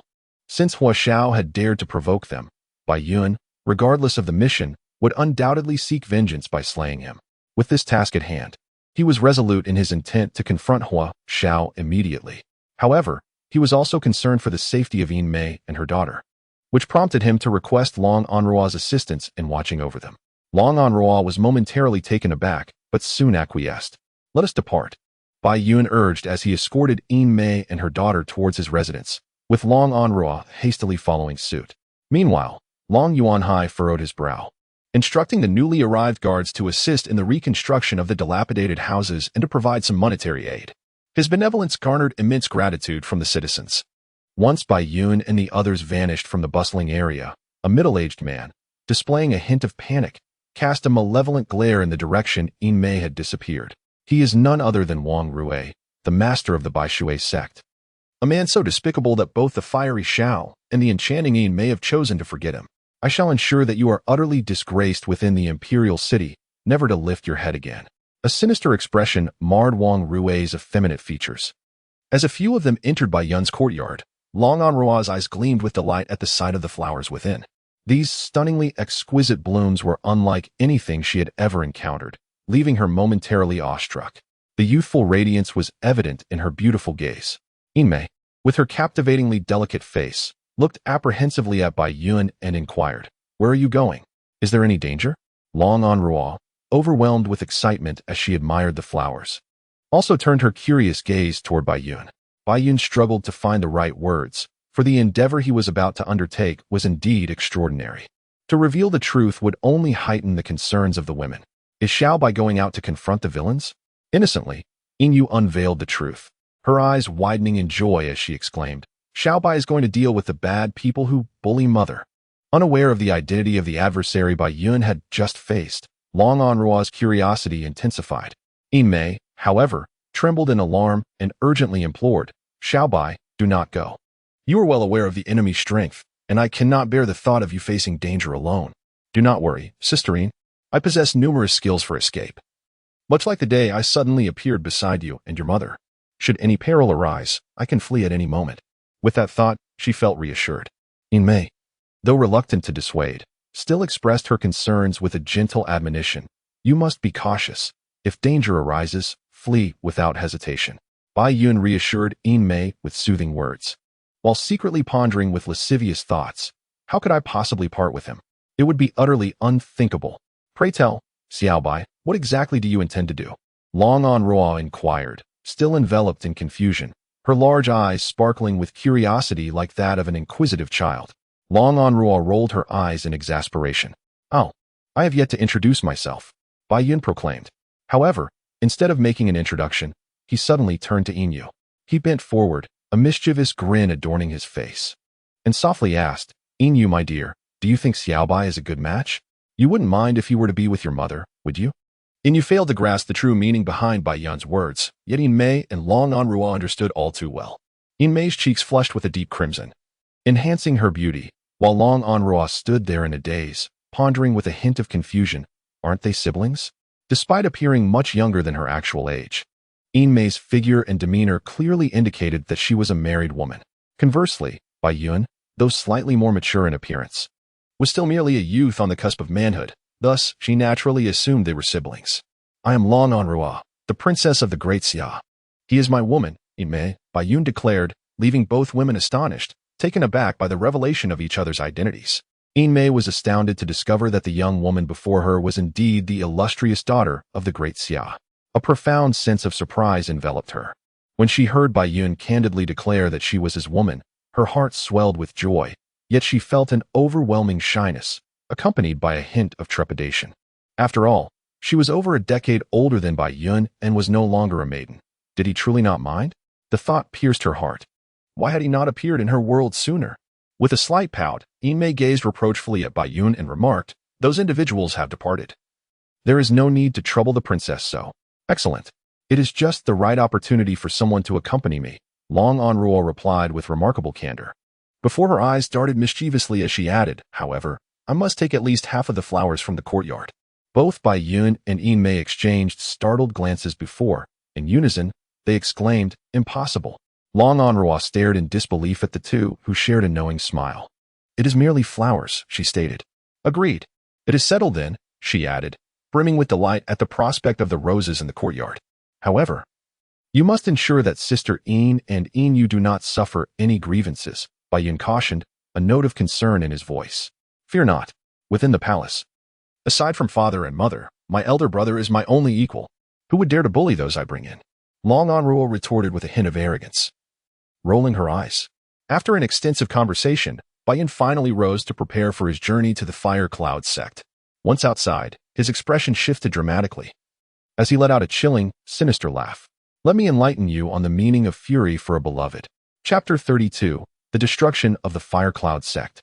Gazing at the route map on the radar, Bai Yun unleashed his full firepower, soaring through the skies towards the Fire Cloud sect. After locating a safe, concealed area, Bai Yun began meditating to recuperate while searching for methods to confront his enemies in the cosmic evolution space. The Great Sanskrit Thunderbolt Talisman, 5,000 evolution points. The Thunder God Talisman, 5,000 evolution points. Perhaps due to Bai Yun's inherent affinity for thunder as a cultivator, he harbored a particular fondness for thunderous talismans. Once again, he chose to wield a thunder talisman against his foes. However, Bai Yun found himself torn between which talisman to select, as both were beyond the realm of ordinary talismans, existing instead as celestial talismans. After contemplating the descriptions of the two talismans, Bai Yun ultimately opted for the Thunder God Talisman. This talisman belonged to the category of summoning celestial talismans, capable of invoking an immensely powerful thunder god. As night descended, the crimson moon hung ominously in the sky, casting an eerie and unsettling glow. Bai Yun, like a specter, stood atop a towering tree, his gaze fixed intently on the Fire Cloud sect nestled within the mountains. This night was destined to be drenched in blood. Before activating the cosmic space, I had already grasped the survival rules of this world. After activating the space and taking the lives of some innocent souls, I have come to understand. One must act for oneself, otherwise, one faces divine retribution. Should I be doomed to perish in the future, I shall not hold the assailant accountable, only harbor resentment towards my own impotence. Therefore, regarding your demise, I shall bear no moral shackles. The night deepened, and with his eyes tightly shut, Bai Yun suddenly opened them, unleashing two terrifying bolts of lightning, radiating a malevolent aura. Suppressing his breath, Bai Yun swiftly ascended to hover directly above the Fire Cloud sect, shattering the Thunder God Talisman in his hand. With a resounding boom, flashes of lightning illuminated the sky, heralding the emergence of an immensely terrifying aura. Subsequently, a towering figure, nearly 100 feet tall, manifested in the air. Clutching a thunder staff, adorned with a thunder drum on its back and a thunder belt draped across its shoulders, its colossal visage, akin to an enraged Vajra, struck fear into the hearts of all who beheld it. Bai Yun gazed in astonishment at this entity he had summoned. The commotion had already roused the Fire Cloud sect, illuminating its halls. Disciples and elders, who had only just settled into slumber or meditation, emerged from their chambers, left utterly bewildered as they stared up at the colossal being. Rendered speechless, perhaps the brilliance of the thunder goddess lightning was so blinding that the disciples of the fire cloud sect failed to notice Bai Yun standing beside the thunder god. After a moment of awe, Bai Yun wasted no time, issuing a fierce command to launch an attack. To the thunder god, humans were akin to feeble ants. With a mere flick of its thunder staff, an overwhelming force instantly crushed those of lesser cultivation. It then advanced toward the fire cloud sect, each step accompanied by thundering clouds that shattered the very fabric of reality. With each resounding crash, the unequal massacre commenced, obliterating all in its path. The elders of the fire cloud sect were utterly powerless to resist. One newly ascended Xian emperor, his eyes bulging with rage, leaped forth, aiming to sever the arm of the thunder god. Yet, the thunder goddess' speed was beyond his expectations, truly akin to lightning. In the blink of an eye, it raised its colossal hand, sending the Xian emperor flying dozens of feet away. His body threatened to tear apart, blood spraying in all directions. Just moments ago, he observed the thunder god descending slowly through the void, initially underestimating the swiftness of his approach. Yet, how could one so formidable as the thunder god truly be slow? In less than a quarter of an hour, the fire cloud sect was utterly reduced to ruins. The ground was marred with countless fissures, flames raged fiercely, accompanied by heart-wrenching cries that echoed like the harbingers of the apocalypse.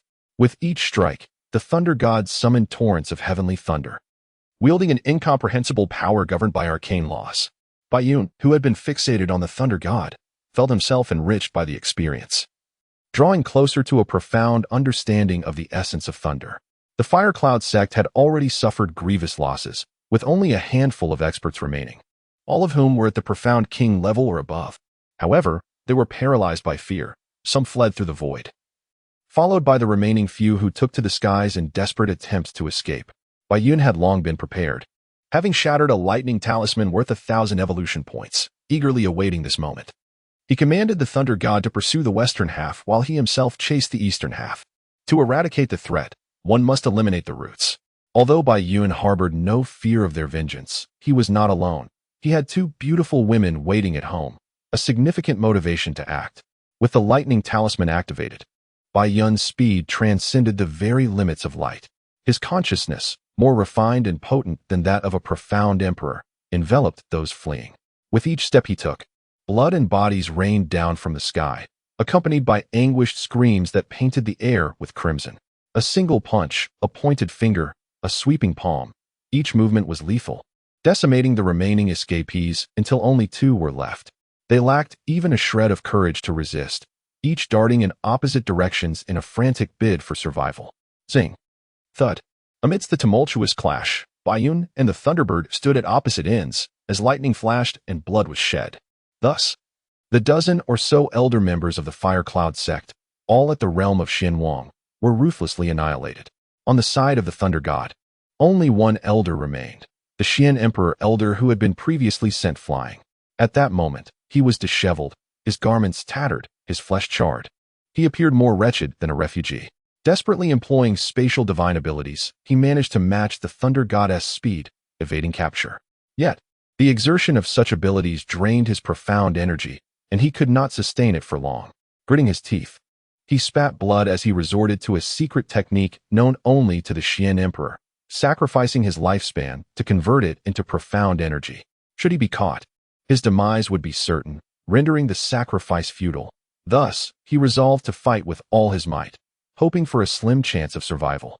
After a brief pursuit, just as the Xian Emperor was on the brink of collapse, filled with despair, the Thunder God suddenly halted, his aura gradually fading, until it vanished entirely from the realm. The Xian Emperor, startled, felt an overwhelming surge of joy at his improbable survival, so much so that he nearly plummeted from the sky. With clenched teeth, he steadied himself and descended slowly. As soon as he touched the ground, he hastily rummaged through his storage pouch for various elixirs, preparing to mend his injuries. In that instant, a bolt of lightning appeared before him, and before he could react, Bai Yun's right index finger, gently yet powerfully, struck his forehead. With a resounding thud, the Xian Emperor was pierced through the skull by Bai Yun's fingertip, his expression forever etched with shock and terror. The eerie crimson moon casts its tranquil light over a scene reminiscent of hell. The red moonlight spills forth, rendering the surroundings profoundly strange and shadowy. The beasts of the forest had long since retreated when the white clouds first summoned the thunder god. The fire cloud sect lay in utter ruin, devoid of any survivors. Bai Yun stood silently beside the corpse of the Xian emperor. For tonight, he had not uttered a single word. It was either his demise or that of his opponent. There was no need for further discourse. Chapter 33. Tremors in the Central Continent. Bai Yun had greatly overestimated the prowess of the superior sects, or perhaps underestimated the might of the celestial talismans. It was astonishing how effortlessly a sect could be annihilated. Bai Yun surmised that the power of the Thunder God must rank at the level of the Xian Emperor. As long as a sect's leader held the title of Xian Emperor, it could be classified as a superior sect, although the Xian Emperor stood atop the pyramid. For those at the pinnacle of mastery, extinguishing a superior sect was indeed a trivial task. Below the Xian Emperor, all were akin to ants. A single Xian Emperor could easily slay 100 Xian kings. Establishing a superior sect is relatively simple, and so too is its destruction. Most superior sects in the world lack deep foundations, though some are undeniably well-rooted. The heavenly positioned sect, without exception, boasts a rich heritage, with countless prodigies among its ranks. Not only are there Xian Emperor-level figures to oversee matters, but the number of elder Xian Emperors is also extraordinarily impressive. Standing amidst the ruins of the Fire Cloud sect, Bai Yun pondered deeply, akin to a suddenly prosperous tycoon on Earth, amassing vast wealth within mere months. Those entities that were once gazed upon with awe have now begun to look down upon him. Indeed, life is but a dream. The moment of profiting from the deceased has arrived. To kill without robbery, such a deed is intolerable to heaven and earth. Bai Yun rummaged through the ruins. But soon he paused, a look of despair etched upon his face. Why do I feel as though I am akin to a wretched soul scavenging in a junkyard? With a blend of pain and joy, Bai Yun furrowed his brow in contemplation before he ventured into the space of the cosmic evolutionist. Treasure-seeking technique, 3,000 evolution points. Whenever he found leisure, Bai Yun would enter this space, drooling as he admired the various items and tools within. He had taken note of the treasure-seeking technique long ago, but it had not been necessary until now. However, it had become imperative to procure it, otherwise. The arduous task of sifting through items would not only be exhausting, but would undoubtedly lead to numerous omissions. The side quest to eradicate the Fire Cloud sect had been completed, rewarding him with 10,000 evolution points. Although he had expended 6,000 evolution points and 3,000 for the treasure-seeking technique, Bai Yun had merely gained 1,000 evolution points. Yet, coupled with the rewards from previous demon-slaying missions, his current tally stood at 16,050 evolution points. Upon acquiring the treasure-seeking technique, Bai Yun employed it immediately, and the world before him transformed. Points of treasure light flickered, some faint and others dazzlingly bright.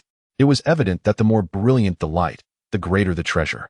In no time, Bai Yun had swept clean the area, amassing an abundance of precious materials, including numerous Xian stone elixirs. He had even collected 3 invaluable Chinquan bags. After collecting his breath, Bai Yun soared towards an uninhabited direction. What followed was the annihilation of the Fire Cloud sect. A few days later, news of its eradication spread like wildfire across the entirety of Central State, stirring countless ripples and inciting a cacophony of astonishment. When throngs of people arrived at the Fire Cloud sect, the sight of such a gruesome scene left them utterly shocked and horrified. It had been an exceedingly long time since Central State had witnessed such a calamity, rendering it nothing short of alarming. However, both of the major sects dismissed these rumors with indifference, regarding the insignificant Fire Cloud sect as inconsequential. Bai Yun concealed himself within the Boundless Mountains, a location that served as a crucial passage for the Fire Phoenix en route to the Fire Cloud sect. He had long awaited this moment to ambush the Fire Phoenix. Bai Yun fixed his gaze intently upon the radar's display when suddenly, a large red dot appeared at the periphery. He swiftly exited the spatial realm and shattered the lightning talisman, his form gradually vanishing from sight. The Fire Phoenix, consumed with urgency, soared towards the Fire Cloud sect. After a day and a night of reflection, he had begun to calm the tempest within, although the inferno of rage still blazed fiercely in his fiery gaze. Whoosh! A sound of something slicing through the air abruptly resonated, causing the Fire Phoenix's eyes to narrow as he momentarily halted his forward momentum. The oceanic fury erupted within him, and he retaliated with a powerful fist directed at the assailant. Instinctively, he surmised that the ambusher was undoubtedly connected to the destruction of his sect.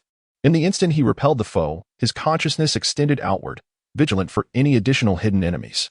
Baiyun, realizing that the fire phoenix had narrowly evaded his surprise attack, felt a twinge of unease within. A fierce battle was now inevitable. Certainly, should Baiyun wish to, he could directly procure a celestial talisman to vanquish the fire phoenix. Yet, how could Baiyun possibly engage in such a futile act of killing the goose that lays the golden eggs? If he were to confront formidable foes by consistently purchasing expensive items for combat, it would not only impede his progress in strength, but also render his evolution points insufficient to sustain such extravagant endeavors. Such one-time weapons of mass destruction should only be acquired in situations where victory is utterly unattainable. Is it you? The fire phoenix gazed at Baiyun from several dozen yards away, astonished yet consumed by rage. His fiery eyes widened, his countenance twisted in fury, as he harbored murderous intentions towards Baiyun. Who else would join you in this endeavor? Speak. Otherwise, you shall learn the meaning of a fate worse than death. Baiyun scoffed, declaring, You dare to covet my woman? You are destined to die today. Unaware of his own mortality, do you believe you can challenge the Xian Emperor? The fire phoenix exuded an intimidating aura, his piercing gaze fixed upon Baiyun as though he were merely observing a corpse. In an instant, he teleported beside Baiyun, unleashing a devastating fiery fist that surged toward Baiyun's face. Startled, Baiyun had no time to evade. He merely tilted his head slightly and instinctively raised a fist to defend himself. Bang! Baiyun was sent flying several dozen yards, blood spilling from his mouth as the bones in his right hand shattered. As he steadied himself, disregarding his injuries, Baiyun activated his lightning step, narrowly evading the fire phoenix's subsequent assault. Baiyun had always relied on speed to dominate his adversaries, and his experience in the realm of speed battles was far from negligible. The instinctual reflexes within him enabled him to deftly evade the assault of the fire phoenix. Without pausing, he seized the opportunity to soar through the skies with the boss. While skillfully dodging and retreating, Baiyun retrieved a healing elixir from his spatial pouch. Coupled with the regenerative capabilities bestowed by his vampiric lineage, his wounds swiftly healed, returning him to peak condition in no time. With his vitality fully restored, a cold smile crept across Baiyun's face. Did you think that a decade of online gaming was for naught? I shall grind you to dust. Chapter 34. Slaying the fire phoenix. After soaring through the skies with the boss for several laps, Baiyun headed directly towards the depths of the endless mountains. The fire phoenix, with a malevolent expression, relentlessly pursued him. Until Baiyun was vanquished, it could not quell the fury burning within. As soon as Baiyun touched down, he summoned the Thunderbird, charging toward the incoming fire phoenix. The fire phoenix, undeterred, unleashed its dark flames with ferocity, shattering the Thunderbird with a single punch. Suddenly, it sensed two peculiar auras in the vicinity, raising its wariness. Bang! Bang! In the instant, the Thunderbird was obliterated, amidst the crackling lightning. Two figures appeared before the fire phoenix simultaneously, their speed so swift that they were nearly indistinguishable. Fortunately, its spiritual awareness had already detected their presence. The clash of four fists ignited a tempest within the forest, uprooting trees in the process. Subsequently, the two figures, one a bolt of lightning, the other a humanoid flame, engaged in a fierce battle, the sparks of lightning and fire igniting the surrounding trees into a blazing inferno. The fire phoenix's dark flames had been cultivated to an extraordinary degree, emitting a terrifyingly high temperature. Baiyun dared not confront the fiery energy head-on, otherwise he would be incinerated. As the battle intensified, their ferocity grew, creating a chaotic landscape within a kilometer radius, littered with craters and engulfed in flames. The fire even spreading several kilometers beyond. The Fire Hawk was utterly astonished. A mere lower-tier Xian Wang possessed such an abundance of secret techniques and divine powers, surpassing countless ordinary Xian Wangs in strength. He had encountered the technique of doppelgangers before, merely a means to confound enemies or facilitate escape. Yet the two before him were indistinguishable from their true selves, their powers identical, leaving him in profound shock. What astounded the Firehawk most was Baiyun's speed. Even when utilizing spatial techniques to teleport beside him, he could evade capture, a testament to his extraordinary prowess. Although Firehawk did not underestimate Baiyun, he had never contemplated the possibility of his own defeat. How could a lower-tier Xian Wang vanquish a middle-tier Xian Emperor? Such an absurdity seemed entirely implausible, unprecedented in history. After a prolonged assault without yielding any success against Baiyun, the Firehawk's fury intensified. As he observed two figures lunging toward him once more, he expanded his hands wide, withstanding their dual onslaught. Grasping the fist of the two Baiyuns, he revealed a cruel smile, while his arms suddenly swelled to a deep crimson, emitting billows of white smoke. With a tremendous roar, two fire dragons, akin to molten lava, surged forth, incinerating the arms of the two Baiyuns. The moment Baiyun was seized by the fist, he realized the gravity of the situation. However, with his fist firmly gripped, escape was impossible. In the nick of time, as the fire dragons erupted, he swiftly retreated to evade disaster. Both Baiyuns found themselves in a dire predicament, their arms brutally consumed by flames. Fortunately, with remarkable reflexes, they severed their own arms. Otherwise, the infernal flames would have penetrated their bodies, jeopardizing their very lives. The injured doppelganger of Baiyun transformed into a flash of lightning, merging back into the main Baiyun's form. Under the astonished gaze of the fire hawk, flickers of lightning danced along Baiyun's arm, and in no time, it returned to its pristine state. This was the ability of the thunder fruit, allowing for the elemental transformation into electricity.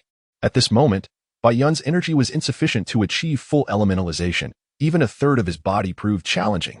However, the partial elementalization of his arm was entirely feasible. Both combatants, panting heavily, regarded one another. Baiyun's elemental transformation had nearly drained his profound energy, while the fire hawk was equally spent, having already depleted much of his energy during their journey. Upon encountering Baiyun, he was left with merely 70% of his energy. After the fierce battle and the final two fire dragons, his energy reserves had dwindled significantly.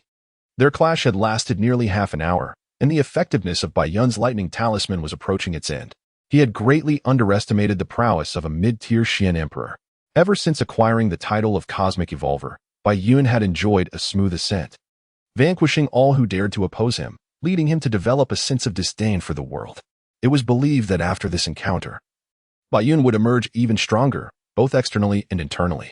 Once again, the three figures became enmeshed, unleashing a torrent of electric and fiery sparks, shaking the earth and splintering the wood around them. The fire hawk grew increasingly astonished. The surge of Baiyun's profound energy seemed as robust as ever. He found himself suppressed by the two, with scarcely any opportunity to retaliate. As he blocked Baiyun's relentless onslaught with both hands, countless thoughts flashed through his mind. He was beginning to contemplate retreat. He resolved to slay Baiyun once his strength was restored, estimating that the latter's sacred pill was likely limited. In an instant, the fiery hawk vanished, reappearing several dozen yards away, and then soared into the sky, moving with remarkable speed. For a brief moment, Baiyun was taken aback. But then he erupted into pursuit, the terrifying sound of sonic booms echoing behind him. Initially, it was the fiery hawk chasing Baiyun, but now the roles had reversed. The fiery hawk felt an immense sense of frustration. After running for a short while, he realized he could not shake off Baiyun. His current mystical energy could not sustain the spatial techniques for long. If he were to exhaust himself and be caught, he would become a stepping stone for another, marking the unprecedented event of a lower-tier Xian Wang slaying a mid-tier Xian Di. Such a horrifying occurrence would undoubtedly be recorded in the annals of history. Baiyun was the protagonist, while he was merely a supporting character.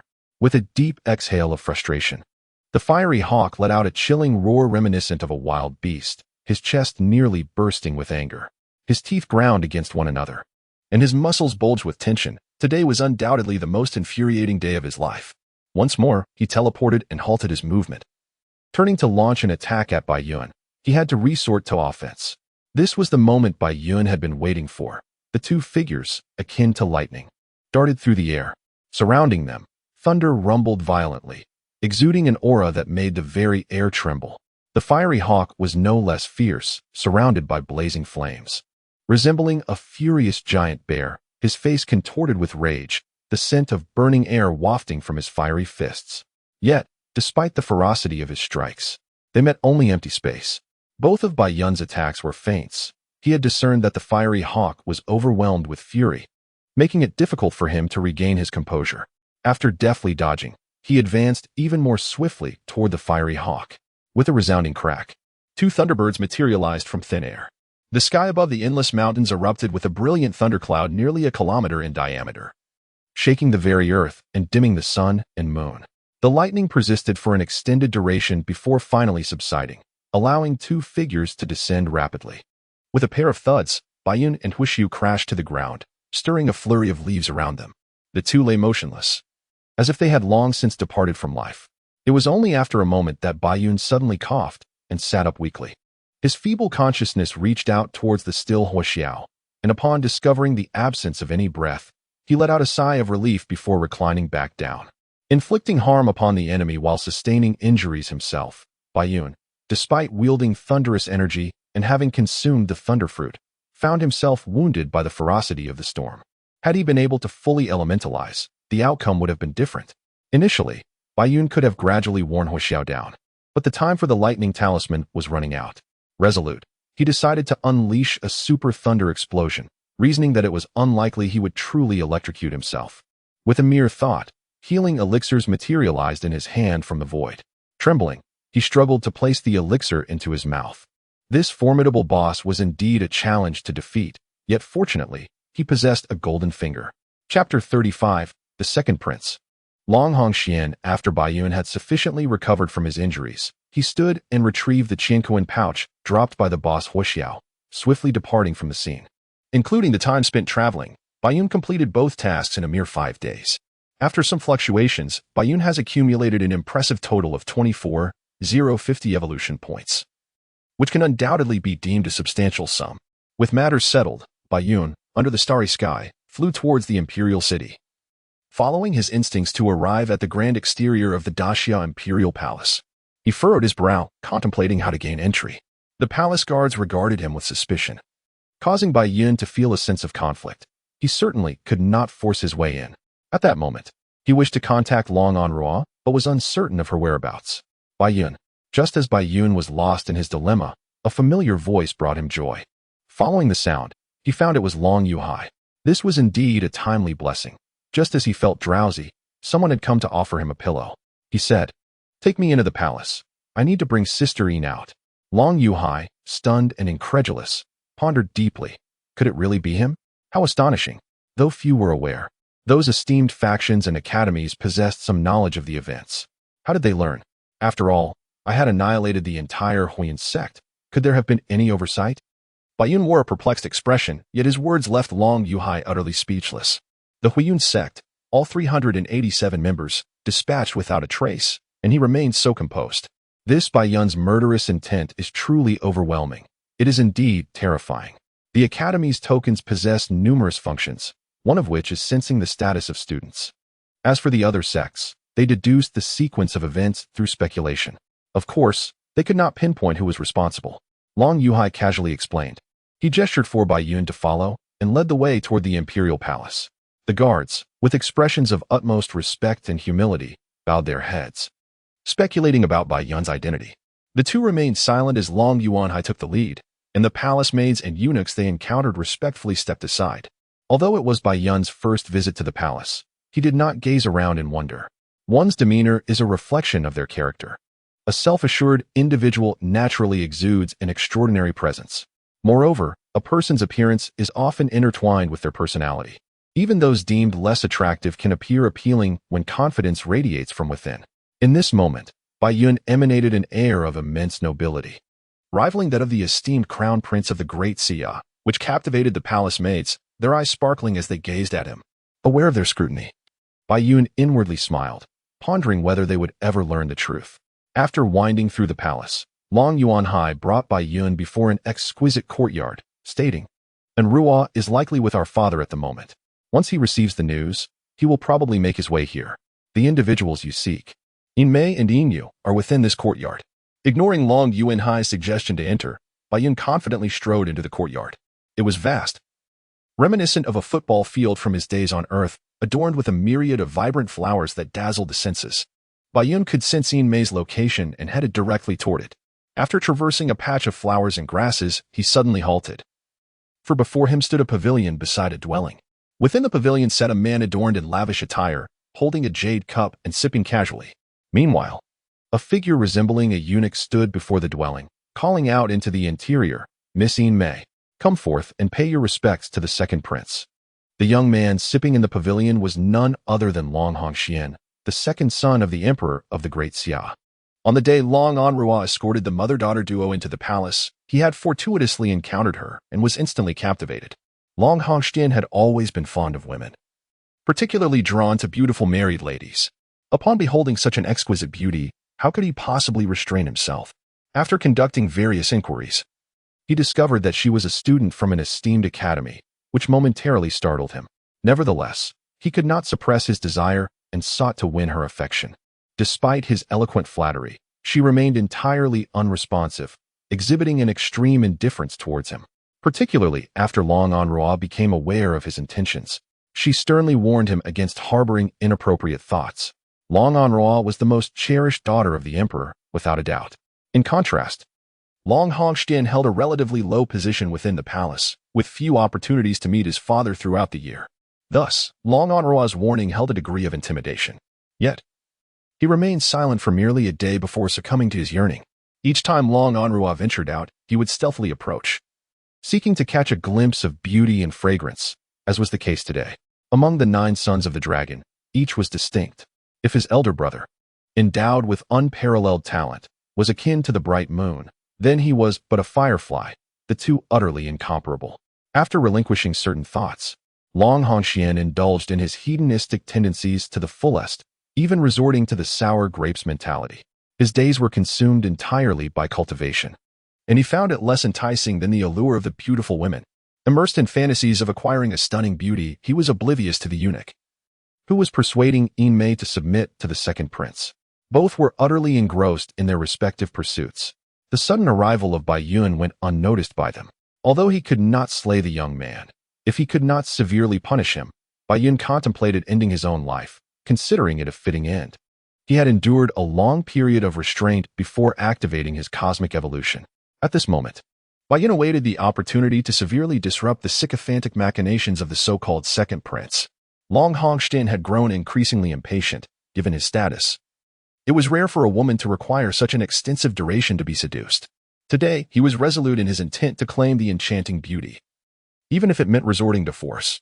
To die beneath the peony is to be a spirit of elegance, was his motto, and he believed that a mere scholar could do nothing to deter him. Please, second prince, have some self-respect. I trust that my beloved will not require your interference. Yin Mei's soft and alluring voice finally broke the prolonged silence within the room. This elicited a tingling sensation in Long Hongxian at the door, igniting his fervor. Very well. If that is the case, I shall compel you to become mine, he declared with an utterly domineering tone. He pushed the door open without a second thought. Upon hearing his words, Yin Mei felt a sudden chill in her heart. After Long Hongxian entered, her complexion turned ashen, and she swiftly grasped the treasured sword she had requested from Long Anrua days ago, positioning herself protectively behind Yin Yu. The past few days had seemed like an eternity for Yin Mei, as the rumors swirled throughout the imperial city, deepening her sorrow over the fact that she had once considered marrying him. Fortunately, she still retained the most precious aspects of her womanhood. At this moment, Yin Mei was resolute in her determination to resist, her heart silently calling out for Bai Yun. Just then, a flash of violet lightning suddenly materialized behind Long Hongxian, who had just stepped into Yin Mei's chamber. Chapter 36. The enraged Bai Yun upon recognizing the figure, Yin Mei, pale-faced, momentarily froze. The despair that had clouded her eyes began to shimmer with a hint of moisture, her countenance blooming like a peach blossom. I knew you would come, just as you descended that day. Xiao Bai, Yin Yu exclaimed, her large eyes sparkling with joy at the unexpected arrival of Bai Yun. But soon, her expression shifted to one of pouting grievance as she looked up at him, resembling a little girl on the verge of being bullied, only to see her idolized brother appear. Xianxia, close the door and do not come out. After Bai Yun swiftly entered, he seized Long Hongxuan's throat with one hand, effortlessly dragging him outside. Who are you? Release the second prince at once. Long Hongxuan's personal eunuch finally reacted, his face flushed, panic evident as he shouted in alarm. Silence. Bai Yun coldly scoffed, still gripping Long Hongxian tightly. With a sudden motion, the index finger of the right hand pointed towards the eunuch, as a bolt of lightning coalesced at the fingertip. In the next instant, the eunuch fell, his eyes wide with disbelief, as a gaping wound on his forehead oozed blood. Long Hongxian found himself ensnared by Bai Yun's grip around his throat, struggling to breathe. The handsome, fair visage of his was marred by bulging veins and protruding eyes. Having never endured such torment, a tempest of rage ignited within him, but upon witnessing his loyal eunuch collapse, eyes unblinking in death, a sharp constriction seized his heart, and terror coursed through him. He attempted to utter a sound, yet the vice-like grip on his throat rendered him utterly voiceless. After dispatching the eunuch with a mere flick of his finger, Bai Yun, with an expression of chilling indifference, dragged Long Hongxian into the courtyard and shattered a soundproof talisman. The resounding crashes echoed, bang, bang, bang. Bai Yun remained silent, offering no opportunity for explanation nor uttering any threats. He simply gripped Long Hongxian's head in silence, forcefully slamming it against the cobblestone ground, blood splattering in every direction. Bai Yun exerted minimal effort. With a single blow, he could have easily killed or incapacitated Long Hongxian. In his current state, consumed by unbridled fury, he felt an insatiable need to torment Long Hongxian to alleviate his pin-up wrath. After countless strikes, Long Hongxian was rendered incapable of even a feeble cry. His once handsome face was now a grotesque visage, the bridge of his nose shattered, his features flattened beyond recognition. He succumbed to unconsciousness. A sinister smile graced Bai Yun's lips as he produced a calming talisman and pressed it upon Long Hongxian, restoring his awareness. Long Hongxian lay on the ground like a lifeless dog, writhing in agony. As the clouds loomed overhead, he let out a chilling cry that sent shivers down the spine. The clouds moved to the other side, mercilessly crushing one of his hands. Subsequently, with an even greater cruelty, they shattered his feet and finally obliterated his very essence. It was never White Cloud's intention to be so brutal. However, the more he tormented, the more his rage intensified, and his murderous intent grew stronger. Gazing at the motionless Long Hongxian, White Cloud retrieved a cleansing talisman from his spatial pouch and meticulously washed away the stains of blood. After a prolonged silence in the courtyard, he made his way toward Yin Mei's room. As soon as he pushed the door open, two delicate figures, one large and one small, leaped towards him. He softly reassured them, "The more you invest, the more you shall cherish what you receive. Emotions are no different. The more you give, the deeper your feelings will become." Once the mother and daughter calmed their emotions, White Cloud produced a couple's talisman and handed it to Yin Mei. He then took out a teleportation talisman, followed by a cosmic pouch, and presented them to her. This talisman allows one to tear through the void and arrive at a location 100 kilometers away, he explained regarding the pouch. Adopting a serious demeanor, he added, "Should danger arise, immediately grasp Yin Yu's hand and shatter the teleportation talisman to escape. Be careful, Xiao Bai." Yin Mei did not inquire about White Cloud's intentions. Her expression was merely one of concern. The absence of question stemmed from her complete trust in him. "Rest assured, Sister Yin," White Cloud reiterated his instructions to her, urging them to remain indoors and not venture out. Calmly, he stepped outside, dragging the lifeless form of Long Hongxian, resembling a defeated creature. He proceeded directly towards the courtyard's exit. Long Yuanhai stood quietly outside, lost in contemplation. The clouds above had become worthy of his weight. Noticing that Bai Yun had been inside for an extended period without emerging, he thought little of it, attributing it to the joys of a reunion. Bai Yun had become a monumental challenge in Long Yuanhai's heart, a peak he felt compelled to surmount. As a member of the youth, he possessed his own pride, which fueled his relentless pursuit of practice. While others indulged in revelry, he dedicated himself to cultivation. Even when those around him completed their training tasks for the day, he continued to hone his skills. And when the world succumbed to the embrace of slumber, he remained steadfast in his endeavor. Long Yuanhai's reverie was abruptly interrupted by the sound of approaching footsteps. He lifted his gaze, his eyes widening in shock as he beheld the ghastly figure approaching. A creature of horror. Long Hongxian appeared utterly grotesque, his body marred by crimson stains, and his face unrecognizable, resembling a vengeful spirit that sent chills down one's spine. However, recognizing him by his attire, Long Yuanhai quickly regained his composure after the initial shock. His gaze sharpened, fixating on Bai Yun, and with furrowed brows, he inquired. Meanwhile, a surge of energy quietly coiled within him. He merely acted against his better judgment. Long Yuanhai was momentarily taken aback. Then with a serious demeanor, he asked, "If my father, Long Yuanhai." As he spoke, his mind sharpened, and he turned to look back. In the distance, two figures approached, engaged in light-hearted conversation. Long Anrua was also present, at this moment behaving like a pampered little daughter before a middle-aged man of exquisite appearance and unparalleled grace. The only one capable of eliciting such a demeanor from the princess of the Great Xia was her father. That noble figure was none other than Long Tianhe, the emperor of Great Xia. Observing his beloved daughter's antics, he smiled indulgently. It was evident to him that Long Anrua harbored feelings for the young man named Bai Yun. Whether for the sake of his daughter or due to the matters concerning Bai Yun himself, he he felt compelled to meet him. Chapter 37. Long Tianhe. Emperor of Great Xia. Both individuals were taken aback by the scene before them. Suddenly, Long Tianhe's countenance darkened, and a golden dragon, seemingly tangible, manifested around him with a resounding roar.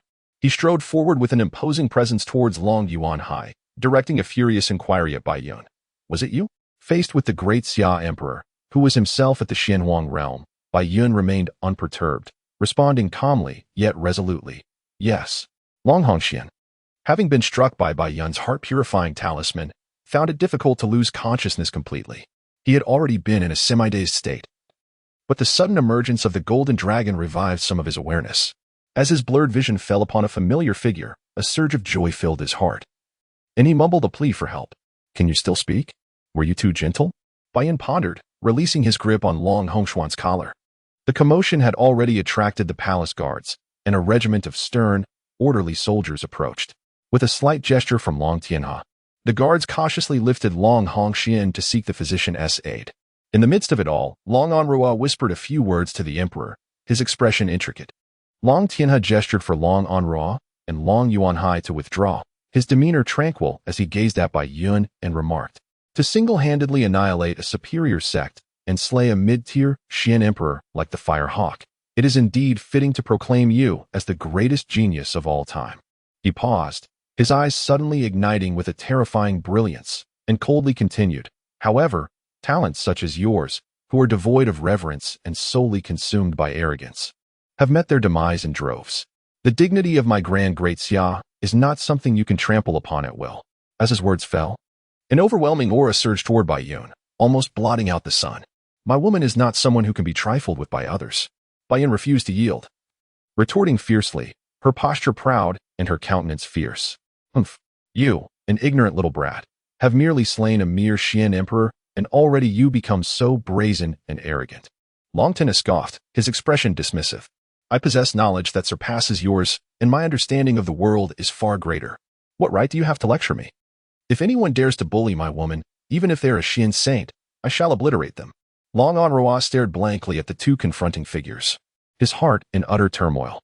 Long Yuanhai felt similarly, experiencing an overwhelming sense of reverence toward Bai Yun. Even after learning of Bai Yun's terrifying achievements, he had not felt such thoughts, instead intending to use Bai Yun as a sharpening stone. Yet at this moment, he had completely lost his confidence. Regardless of the foundation upon which Bai Yun relies, the strength within him has surpassed any external prowess. How naive of you, a mere child, to aspire to slay the Xianxia. Truly, you are but a frog at the bottom of a well. In this very moment, you cannot even withstand a single glance from the Xianxia. Long Tianhe, in a fit of rage, laughed mockingly, his countenance icy. Bai Yun paid no heed to his derision, suddenly producing a talisman radiating with a luminous aura, stating, there is no need for further words. Why not attempt to strike me down? Long Onrua, feeling a sense of urgency, moved forward, only to be restrained by Long Yuanhai beside him. Long Yuanhai, his expression grave, shook his head in disapproval, saying, you need not be anxious, the emperor knows his own limits. Long Onrua, puzzled at first, felt a slight shift within his heart and ceased his struggle, quietly observing from the sidelines. Is this your reliance?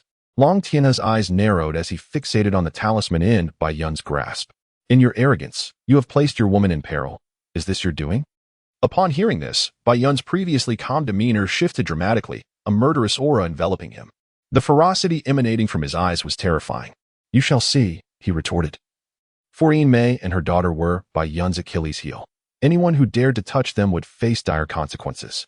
Under such contempt, even Long Tianhe, with a heart as vast as the heavens and seas, could not contain his anger. He raised his golden hand high, casually waving it with a smile, saying, I was merely jesting.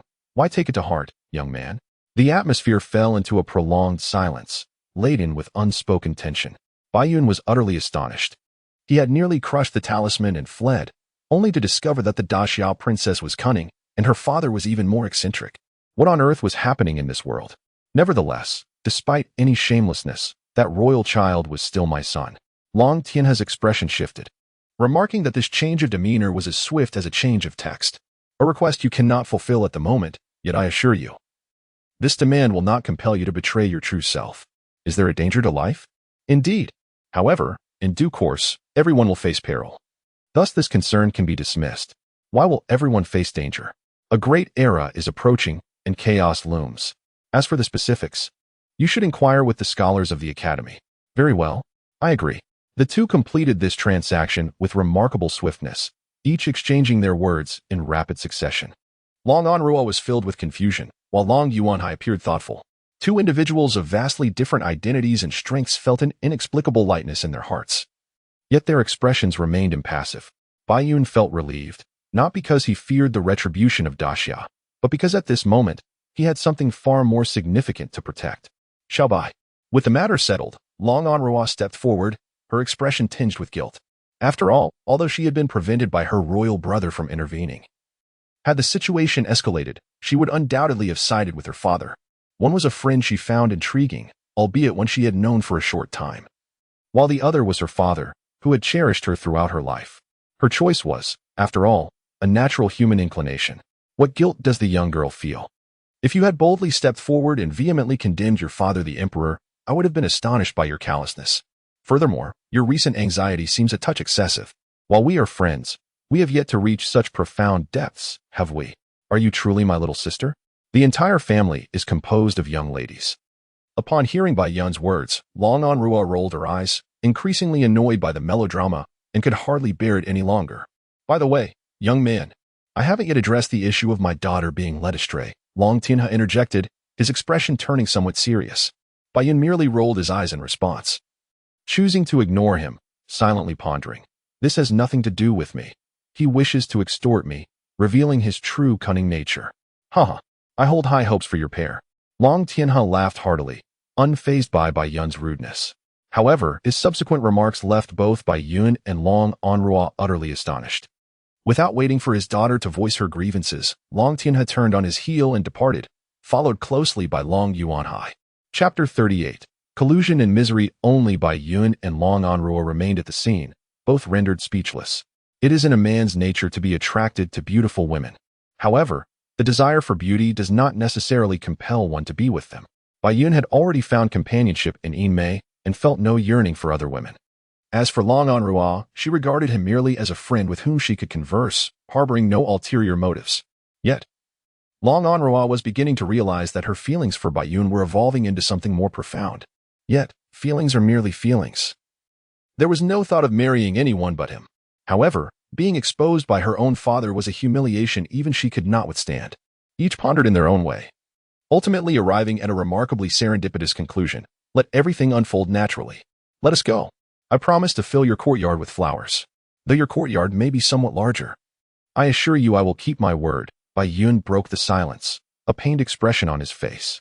Long Anruo chuckled softly, then, as if recalling something of grave importance, turned to Bai Yun with a serious demeanor. Recently, there have been some troubling occurrences in the imperial city concerning Sister Yin. Bai Yun's expression faltered, his eyes betraying a mix of confusion and anxiety. Long Anruo grimaced slightly before gradually revealing the situation. Rumors have been swirling throughout the imperial city about Sister Yin, and they are of a rather unsavory nature. The instigator of these rumors is none other than her former husband, Wang Rue. Bai Yun's gaze darkened progressively. By the time Long Anruo reached the conclusion, he was trembling with rage, yet he forcibly calmed himself. Yesterday, I enlisted my father's help to put an end to these rumors, and I have also dispatched someone to locate Wang Rue's whereabouts. Thank you. Bai Yun expressed his gratitude sincerely. Thanks for nothing, Bai Yun muttered in exasperation, realizing the absurdity of the situation. However, it is not solely Wang Rue who is spreading these tales. There is another party involved. Bai Yun, puzzled, inquired, who else? I remained so unassuming. Yet how could I have amassed so many adversaries? Bai Yun paused in surprise, then exclaimed with anger. I have yet to fulfill my promise to deal with those two brothers, and yet they have eagerly bounced right in front of me? Long Anruo tilted her head slightly in curiosity and inquired, when did you declare your intent to handle those two brothers? It was on the day I battled with the Lord of Yuntian, Bai Yun casually explained, before adding, Sister Yin must be quite anxious. Let us proceed inside first. Once I have arranged matters for Sister Yin, you shall lead me to find Wang Rue. Very well. It seems there will be some excitement to behold. As for killing, Long Anruo felt indifferent. The two then entered the courtyard together, heading straight for the room where Yin Mei resided. Yin Mei had already turned pale with anxiety. holding Yin in her arms as she sat on the bed, her heart laden with worry. Just as she could no longer contain herself and was about to step outside to ascertain the situation, Bai Yun and Long Anru entered, relieving her heart. She gazed at Bai Yun with eyes that sparkled like autumn waters. Little Bai Yin leapt from Yin Mei's embrace and ran towards Bai Yun, her small face alight with joy. Bai Yun lifted Yin into her arms and affectionately planted a kiss on her delicate little face. The naughty ones have been chased away by little Bai. How shall you reward me? Yin looked up at Bai Yun in admiration, her big, watery eyes shimmering with delight. She planted a kiss on Bai Yun's cheek before turning to Long Anru and politely saying, "Greetings, Sister Anru." Yin is well aware of who treats her kindly and who does not. In recent days, although my rapport with Long Anru has not reached a level of playful familiarity, I find that I no longer harbor any aversion towards her. Subsequently, Long Anru, displaying remarkable sensitivity, gracefully exited the room. Once the door closed behind her, she gazed upon the splendid array of vibrant flowers in the courtyard, laughing with carefree delight. These blossoms were all procured by Bai Yun from within a certain realm. He had acquired dozens of varieties. Long Anru, both astonished and captivated, felt her eyes sparkle with excitement. She did not inquire about the source of Bai Yun's flowers. Outside, Long Anru's eyes gleamed with enthusiasm as she admired the blooms, her face adorned with an expression of rapture. Inside the room, Bai Yun and Yin Mei embraced each other tightly. Soon after, the group ventured into the bustling heart of the city. Under the guidance of their attendants, they entered a tavern. "He resides in room T3, the attendant respectfully announced. Upon reaching the door of room T3, Bai Yun forcefully kicked it open.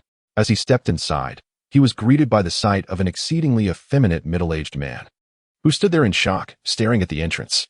The moment he recognized who had entered, his face drained of color, terror overtaking him as he looked upon Bai Yun.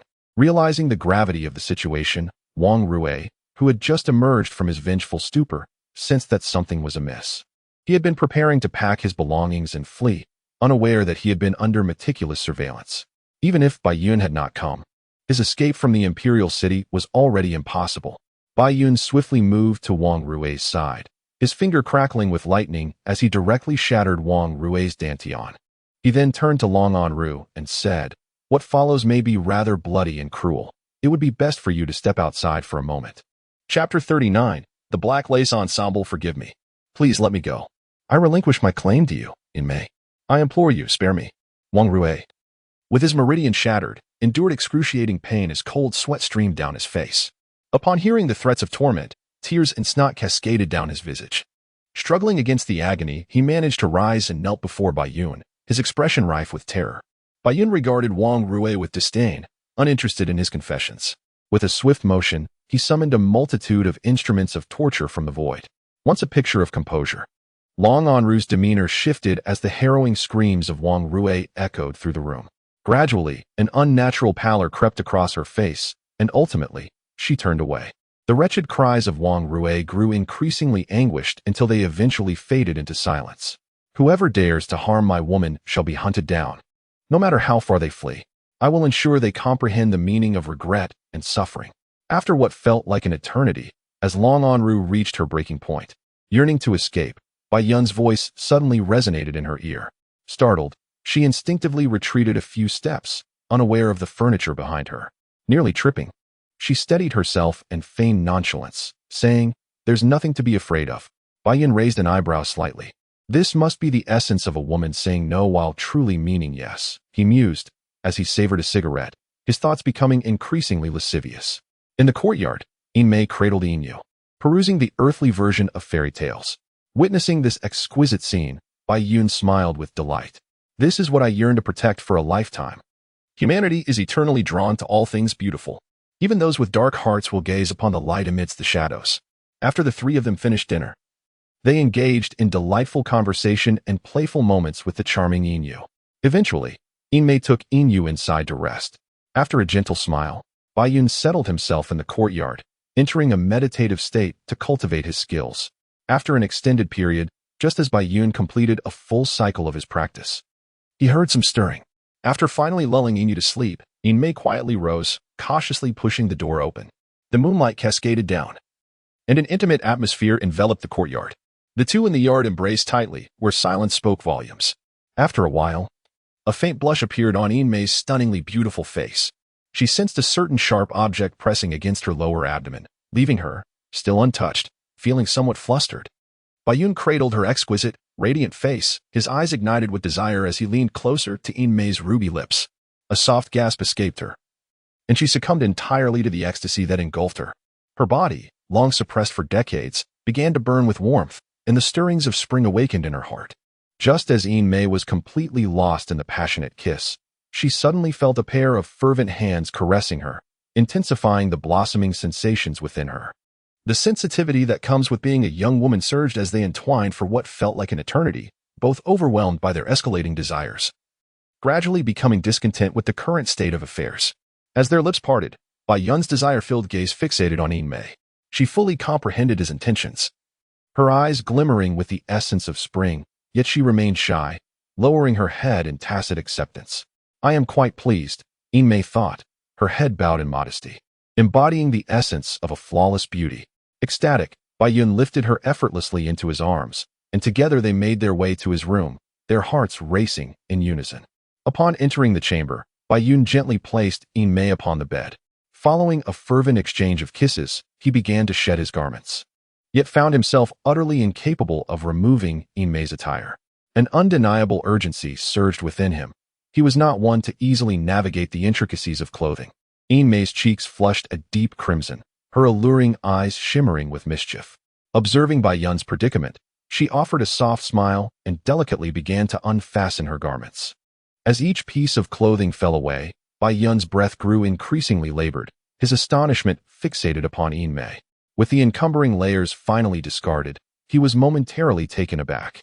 To his surprise, Yin Mei adorned herself in the earthly lingerie he had gifted her, a stunning black lace ensemble. The dark fabric accentuated her fair and radiant form. Driven by an insatiable desire, Baiyun lunged towards her, pressing his body close to hers as they engaged in another passionate kiss. His right hand caressed Yin Mei's blushing figure, and he could no longer restrain himself. Slowly, he unfastened the delicate black lace bra that confined her exquisite curves, his hands venturing further until they encountered a dampened area, whereupon he was entirely consumed by his longing. Yin Mei, her face tinged with embarrassment, softly elucidated that Wang Rui harbored a hidden ailment in that regard. As Baiyun gazed upon Yin Mei with an expression of astonishment, she explained, Yin Mei is my adopted child. This revelation was indeed a delightful surprise. Baiyun mused to herself, then turned her attention to the blushing Yin Mei, who lay gently upon Baiyun's chest. Her delicate face adorned with a rosy hue, her eyes sparkling with happiness and contentment. Baiyun tenderly caressed Yin Mei's flowing tresses, the warmth in his gaze capable of melting her heart. The two cherished the tranquility that followed their passionate encounter, and after a considerable time, Baiyun suddenly remarked, Sister Yi, I understand those rumors. You cherish yourself so dearly that I shall not allow such gossip to cast even the slightest shadow upon me. For I wish to be cherished by you forever. Initially concerned that Yin Mei might entertain troubling thoughts, Baiyun felt a surge of joy upon hearing her words, holding her tightly in his embrace. If you do not abandon me, I shall never leave you. If I do not leave, you shall not forsake me. They exchanged smiles, the room enveloped in an intoxicating sense of happiness. Soon, the two, entwined in their nakedness, found themselves engulfed once more by that familiar sensation. Yin Mei, her body exquisitely sensitive from decades of repression, began to writhe restlessly. Her spring-like eyes seemed to convey, Oh, my dear, let us indulge again. Well, perhaps this is merely the author's indulgent imagination. The next day, Baiyun stepped out of the room, feeling refreshed. The newlywed Yin Mei was seated with Yin Yue, engrossed in a children's book. Upon hearing the sound, she lifted her delicate head, and the two exchanged a knowing smile. Good morning, Xiaobai. Yin Yu greeted cheerfully before immersing herself once more in the enchanting realm of fairy tales. After a gentle smile, Baiyun procured a selection of sumptuous and nutritious dishes, and the trio began to dine amidst laughter and lively conversation. Once they had finished their meal and taken a brief respite, Baiyun turned to Yin Mei, stating, I shall head to the academy now, Xiaobai. Farewell. With a charmingly innocent demeanor, Yin Yu politely responded. Recently, Yin Mei had commenced instructing her on the manners befitting a lady. Hee, see you later, Yi. Baiyun couldn't resist playfully pinching Yin Yu's cheek. Yin Yu, who had been feigning the role of a refined lady, could no longer contain herself and boldly retaliated. After stepping out of the courtyard, Bai Yun's expression shifted, her gaze steely and resolute as she made her way towards the academy. It was time to put an end to the antics of the buffoon. Chapter 40. Disabling Yun Tianyi. Upon entering the academy, Bai Yun casually seized a young scholar and inquired, "Do you know where Yun Tianyi is?" Upon hearing her words, Bai Yun promptly dismissed the scholar and strode towards the plaza. The bewildered student, after a brief moment of shock, hurried towards Wuming Mountain. Sensing that significant events were about to unfold and he must notify others swiftly, Bai Yun approached the plaza with measured steps, where she observed Yun Tianyi engaged in a sparring match with another man. Both were employing the principles of Haoren-ju. Spectators, 3 in number, were thoroughly engrossed in the spectacle. It was they who first noticed the sudden arrival of Bai Yun. Their expressions shifted dramatically, growing exceedingly grave as they regarded her. Bai Yun, maintaining a serene demeanor, passed by them and advanced directly towards Yun Tianyi in the arena. The two combatants, each exhibiting a serious demeanor, were wholly engrossed in their sword techniques, neglecting to unleash their mystical energies. Perhaps their concentration was so intense that they failed to notice the slowly approaching white cloud. Junior brother Yun Tianyi, senior brother Wu Fei. The 3 onlookers, fellow disciples of the Haoren sect, snapped out of their stupor and called out to them. The 2 sparring swordsmen halted their movements, only then realizing the white cloud was merely a few paces away. A tremor of alarm coursed through Yun Tianyi. However, reassured by the presence of his 5 companions, he felt a slight easing of his anxiety. "White Cloud, what do you intend to do?" Wu Fei bellowed. White Cloud paid no heed to Wu Fei's inquiry. Instead, he fixed a cold gaze upon Yun Tianyi and pronounced, "You have committed an act whose consequences you cannot bear. From this moment forth, you shall dwell in anguish and regret." With an air of chilling finality, White Cloud transformed into a bolt of heavenly retribution, swiftly appearing before Yun Tianyi. In the blink of an eye, a hand radiating ominous lightning struck Yun Tianyi's face with tremendous force. Crack! Bang! The handsome visage of Yun Tianyi was shattered, blood spraying in a vivid arc. His body was propelled like a cannonball several dozen paces away, coming to a halt on the ground, motionless. Wu Fei was taken aback by White Cloud's decisive action, having no time to intervene. He stared in shock at the seemingly lifeless Yun Tianyi, fury etched across his face as he pointed accusingly at White Cloud.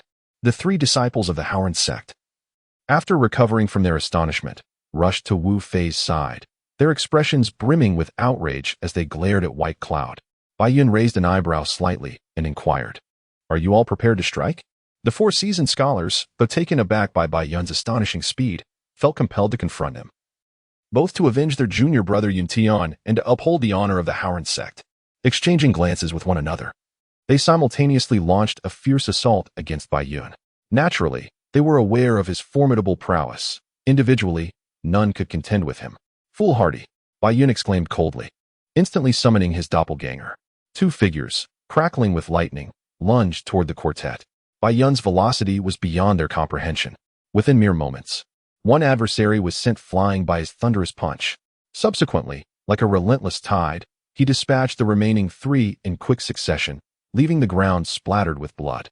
The commotion had long since attracted the attention of the academy, where numerous students observed from a distance, their expressions filled with shock. A piercing scream shattered the air, drawing the gaze of the onlookers. Bai Yun concentrated the lightning energy in his fingertip and shot it through the thigh of one man among the 4. He then methodically incapacitated the legs of the other 3, stating, "This serves as a mild reprimand. Should you dare to draw your blades against me again, even if your sect leader were to intervene, I would not hesitate to slay you." The quartet ceased their cries, gazing in abject terror at Bai Yun, who now resembled a demonic deity. Meanwhile, Yun Tian had regained consciousness, lying on the ground and moaning in agony. His vision remained blurred, and his head throbbed incessantly. After a brief moment, as his sight began to clear, his eyes widened in horror, fear enveloping his countenance. The white cloud gazed down upon Yun Tianyi, gently lifting his right foot before ruthlessly stomping onto his face. Bang! This forceful kick plunged Yun Tianyi's head deep into the ground. With a chilling expression, the white cloud summoned a flash of lightning, rendering Yun Tianyi's legs utterly useless. Just as he was about to incapacitate Yun Tianyi's energy center, a sudden, thunderous voice echoed, "Stop!" Yun Tianjun, having just arrived at the square, beheld the sight of the white cloud standing over his unconscious brother. Upon witnessing the destruction of his brother's legs and the imminent threat to his energy center, his eyes widened in fury, and he shouted in rage, The white cloud regarded the swiftly approaching Yun Tianjun with an air of calm. With a flick of his right index finger, lightning coalesced, and in a flash, pierced Yun Tianyi's energy center. Yun Tianjun halted mid-charge, howling in a frenzy. His eyes glowed with a bloodthirsty light as he fixed his gaze on the white cloud, vowing with deliberate intensity, "If I do not slay you, I shall not deserve to be called a man." "Then you need not remain human," retorted the white cloud, kicking Yun Tianyi aside before charging toward Yun Tianjun, his fists crackling with fury. Bang! Suddenly, a figure appeared before Yun Tianjun, revealing the vice president of the academy, Elder Xianwang Luo. The white cloud staggered back a few steps, furrowing his brow as he regarded Elder Luo. "Spare him." Elder Luo's tone suggested a plea. "Lacking the immediate imposition of power, you may protect him for a moment, but you cannot shield him for eternity." "I shall certainly slay him," declared the white cloud with unwavering resolve. "I assure you, he will not harm you. Should he attempt to, I will take it upon myself to eliminate him." Elder Luo replied, maintaining his composed demeanor and still speaking with a conciliatory tone.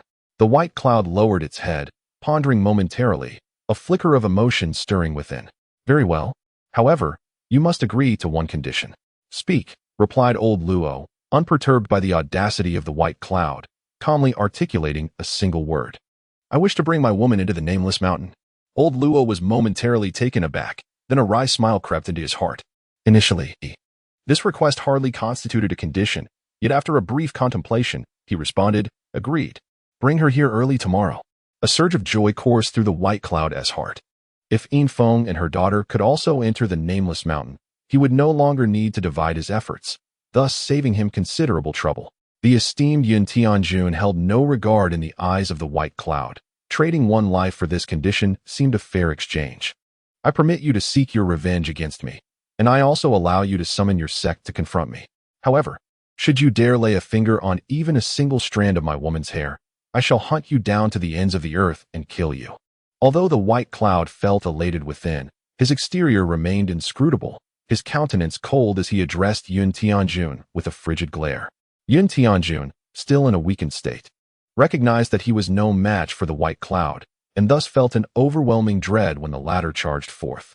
"I, Yun Tianjun, possess my own pride. I shall vanquish you with honor. You shall serve as my stepping stone." With a few steps forward, Yun Tianjun's expression was one of arrogance, his tone resolute. The white cloud merely cast a tranquil glance at Yun Tianjun before proceeding directly towards the nameless mountain. Along the way, the students instinctively recoiled, a chill of dread stemming from the white cloud's merciless demeanor. Chapter 41. The True Academy Upon Entering the Cave. Bai Yun immediately assumed a meditative posture on the black soil continent.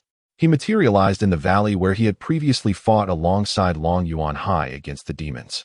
The scars of battle had long since healed. After a moment of stillness, he turned and made his way toward another valley. "You have finally arrived," exclaimed the Empress, her eyes lighting up as she beheld the approaching Bai Yun. For days, she had awaited his return, reminiscent of the times she had waited for another. "Indeed," Bai Yun replied softly, offering no explanation for his delayed arrival. A complex emotion stirred within him. Was it pity? He could not discern. Yet, he remembered his promise to her. And thus he came. Gently, Bai Yun approached her, settling down before her and closing his eyes to listen. Gradually, he began to perceive her thoughts, her musings. And the melody she played, the connection was palpable. She was elated. It seemed he, too, could hear her essence. In this silent communion, one a human and the other a demon, a man and a woman, they found solace. Bai Yun, Nalan Indi. They communicated silently before Bai Yun departed. Their hearts intertwined. On the return journey, Bai Yun murmured her name, Nalan Indi, Empress.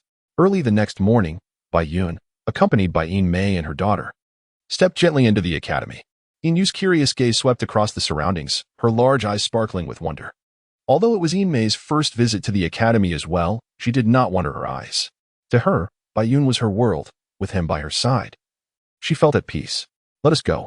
Suddenly, the venerable Elder Luo appeared before Bai Yun, casting a casual glance at Yin Mei and her daughter before speaking directly. After his words, he proceeded towards the nameless mountain. Bai Yun, holding the hands of two enchanting women, followed suit. Bai Yun's abode was situated halfway up the mountain, and the four swiftly arrived at their destination. However, Elder Luo showed no intention of stopping, continuing his ascent. Baiyun was momentarily taken aback, quickening his pace to catch up. Inquiring, "Where are we going?"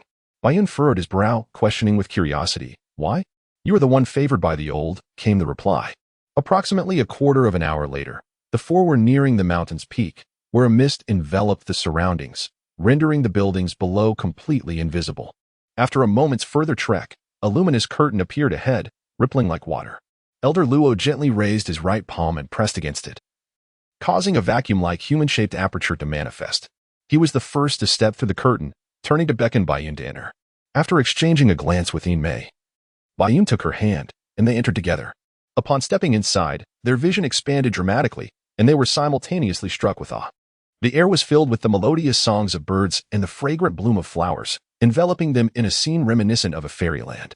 This was the sensation experienced by the trio atop the nameless mountain. To Baiyun's astonishment, Yu's eyes sparkled with excitement as she gazed at the sprawling peach blossoms. A gentle breeze wafting through, carrying an enchanting fragrance. Baiyun, feeling the swirling mystical energy around him, was utterly astounded. The intensity of the energy here was at least 10 to 20 times greater than that of the outside world. What manner of place was this? This mountain had existed since ancient times. Having endured the tribulations wrought by the conflict between humans and demons, and after the cataclysmic battles between the two races, the world outside has been left in ruins, its essence scattered. Yet, this place remains untouched, as pristine as it was in ancient times. The primary catalyst for the fierce confrontations between humans and demons was the struggle for this very land, as revealed by Elder Luo. Since the war involved all of humanity, why does this place belong solely to the Academy? Baiyun inquired, his brow furrowing in contemplation. Elder Luo was momentarily taken aback, not expecting such a question from Baiyun. With a grave expression, he elucidated, during the ancient wars between humans and demons, the human race was united under a single organization, the Academy, a sanctuary for all humanity. The various sects that emerged later did so due to differing ideologies, leading students to part ways and establish their own factions. Baiyun's eyes widened in astonishment. He had not anticipated the Academy's formidable legacy. The thought of countless humans congregating at the Academy in ancient times to hone their skills ignited a fervor within him. Mei was equally taken aback, her beautiful eyes wide with wonder, her lips slightly parted in disbelief. Meanwhile, Yu, holding Baiyun's hand, swung it back and forth, oblivious to the discourse. According to the sects outside, you are now a true disciple of the Academy, with 10 senior brothers above you, Elder Luo stated. Baiyun raised an eyebrow, pondering who among the realm could possibly be worthy of being his master. "Who is my master?" he asked. "The venerable dean of the Academy," Elder Luo replied. "Is he also of the Xinhuang realm?" Baiyun questioned again, already bracing himself to decline the offer of apprenticeship. In this world, there are no saints, apart from the sage, who possesses the right to be his master. Although the Xian Emperor appears formidable in Baiyun's eyes, he harbors the confidence that once he ascends to the realm of the Xian Emperor, he will be able to vanquish the Xian Emperor. Elder Luo, with a look of longing, softly murmured, "It is the Xian Saint." Upon learning the history of Wuming Mountain and the Academy, Baiyun had an inkling. Yet upon truly discovering the existence of the Xian Saint in the world, his heart surged with tumultuous emotions. The Xian Saint, who had vanished for over 3 centuries, resided here, and he had even become his disciple.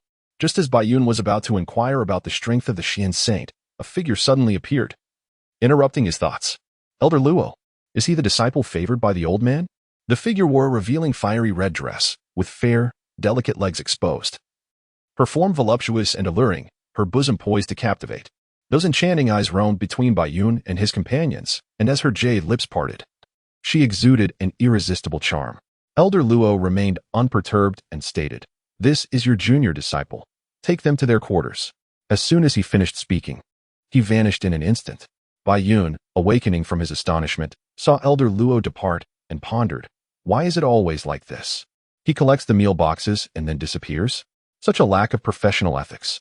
"Junior disciple, what is your name?" he inquired, captivated by her beauty and grace, as she offered a beguiling smile that could enchant anyone. "Baiyun and you?" After the initial awe, Baiyun gazed earnestly at the enchanting figure, appreciating her openly. "The junior disciple truly lacks manners. You ought to address me as senior sister." That enchanting woman's demeanor towards Baiyun clearly treats him as a mere child. A faint smile tugged at the corners of Bai Yun's mouth as he pondered inwardly. Who just referred to someone as an old man? Despite her lengthy dialogue, she has yet to introduce herself. Chapter 42. Various fractured personalities. Fair maiden, are you the sister of the junior disciple? The alluring senior sister disregarded Bai Yun completely and stepped closer to Yin Mei, her phoenix-like eyes shimmering as she softly inquired, seemingly cautious not to startle Yin Mei. He is my man. Upon hearing this, Yin Mei's enchanting countenance flushed slightly. Just as she was about to respond, Bai Yun interjected, speaking before her. What? You little brat are the man of the beauty? The enchanting senior sister's expression faltered, her eyes widening in astonishment as she indignantly exclaimed. Both Bai Yun and Yin Mei were taken aback by her intense reaction, their expressions filled with confusion. Yin Yu, who had been rolling about on the grass, abruptly ceased her movements, casting a puzzled glance in their direction. No way, the beauty is mine. I advise you to leave her be. The words of the enchanting senior sister once again left Bai Yun and Yin Mei momentarily speechless, utterly shocked. Bai Yun internally exclaimed, is it possible? Such a stunning beauty is a lesbian? What on earth is happening here? The enchanting senior sister, noticing the bewildered expressions on their faces, seemed to realize she had spoken out of turn, her visage clouded with regret as she gently addressed Yin Mei. I was too abrupt. Please do not be alarmed. Swish. At the moment when Bai Yun was severely injured, another figure emerged, positioning herself directly between the enchanting sister Yu and Yin Mei. Upon seeing the newcomer, Bai Yun was momentarily stunned. The newcomer was also a woman, clad in a delicate blue garment, her snowy complexion and floral beauty exuding an aura as frigid as ice. Her almond-shaped eyes bore a hint of thinly veiled anger. What captured the most attention was her strikingly pale blue hair. Xianxia, my dear, do not be upset. I assure you that you are the grandest, while the others are mere trifles, Sister Yu said, stepping forward to embrace the newcomer, gently coaxing her. Be good. I will treat Xianxia the best. Bai Yun stood there, momentarily speechless, before pulling the equally astonished Yin Mei towards Yin Yu. The three of them then stood aside, observing the bickering couple.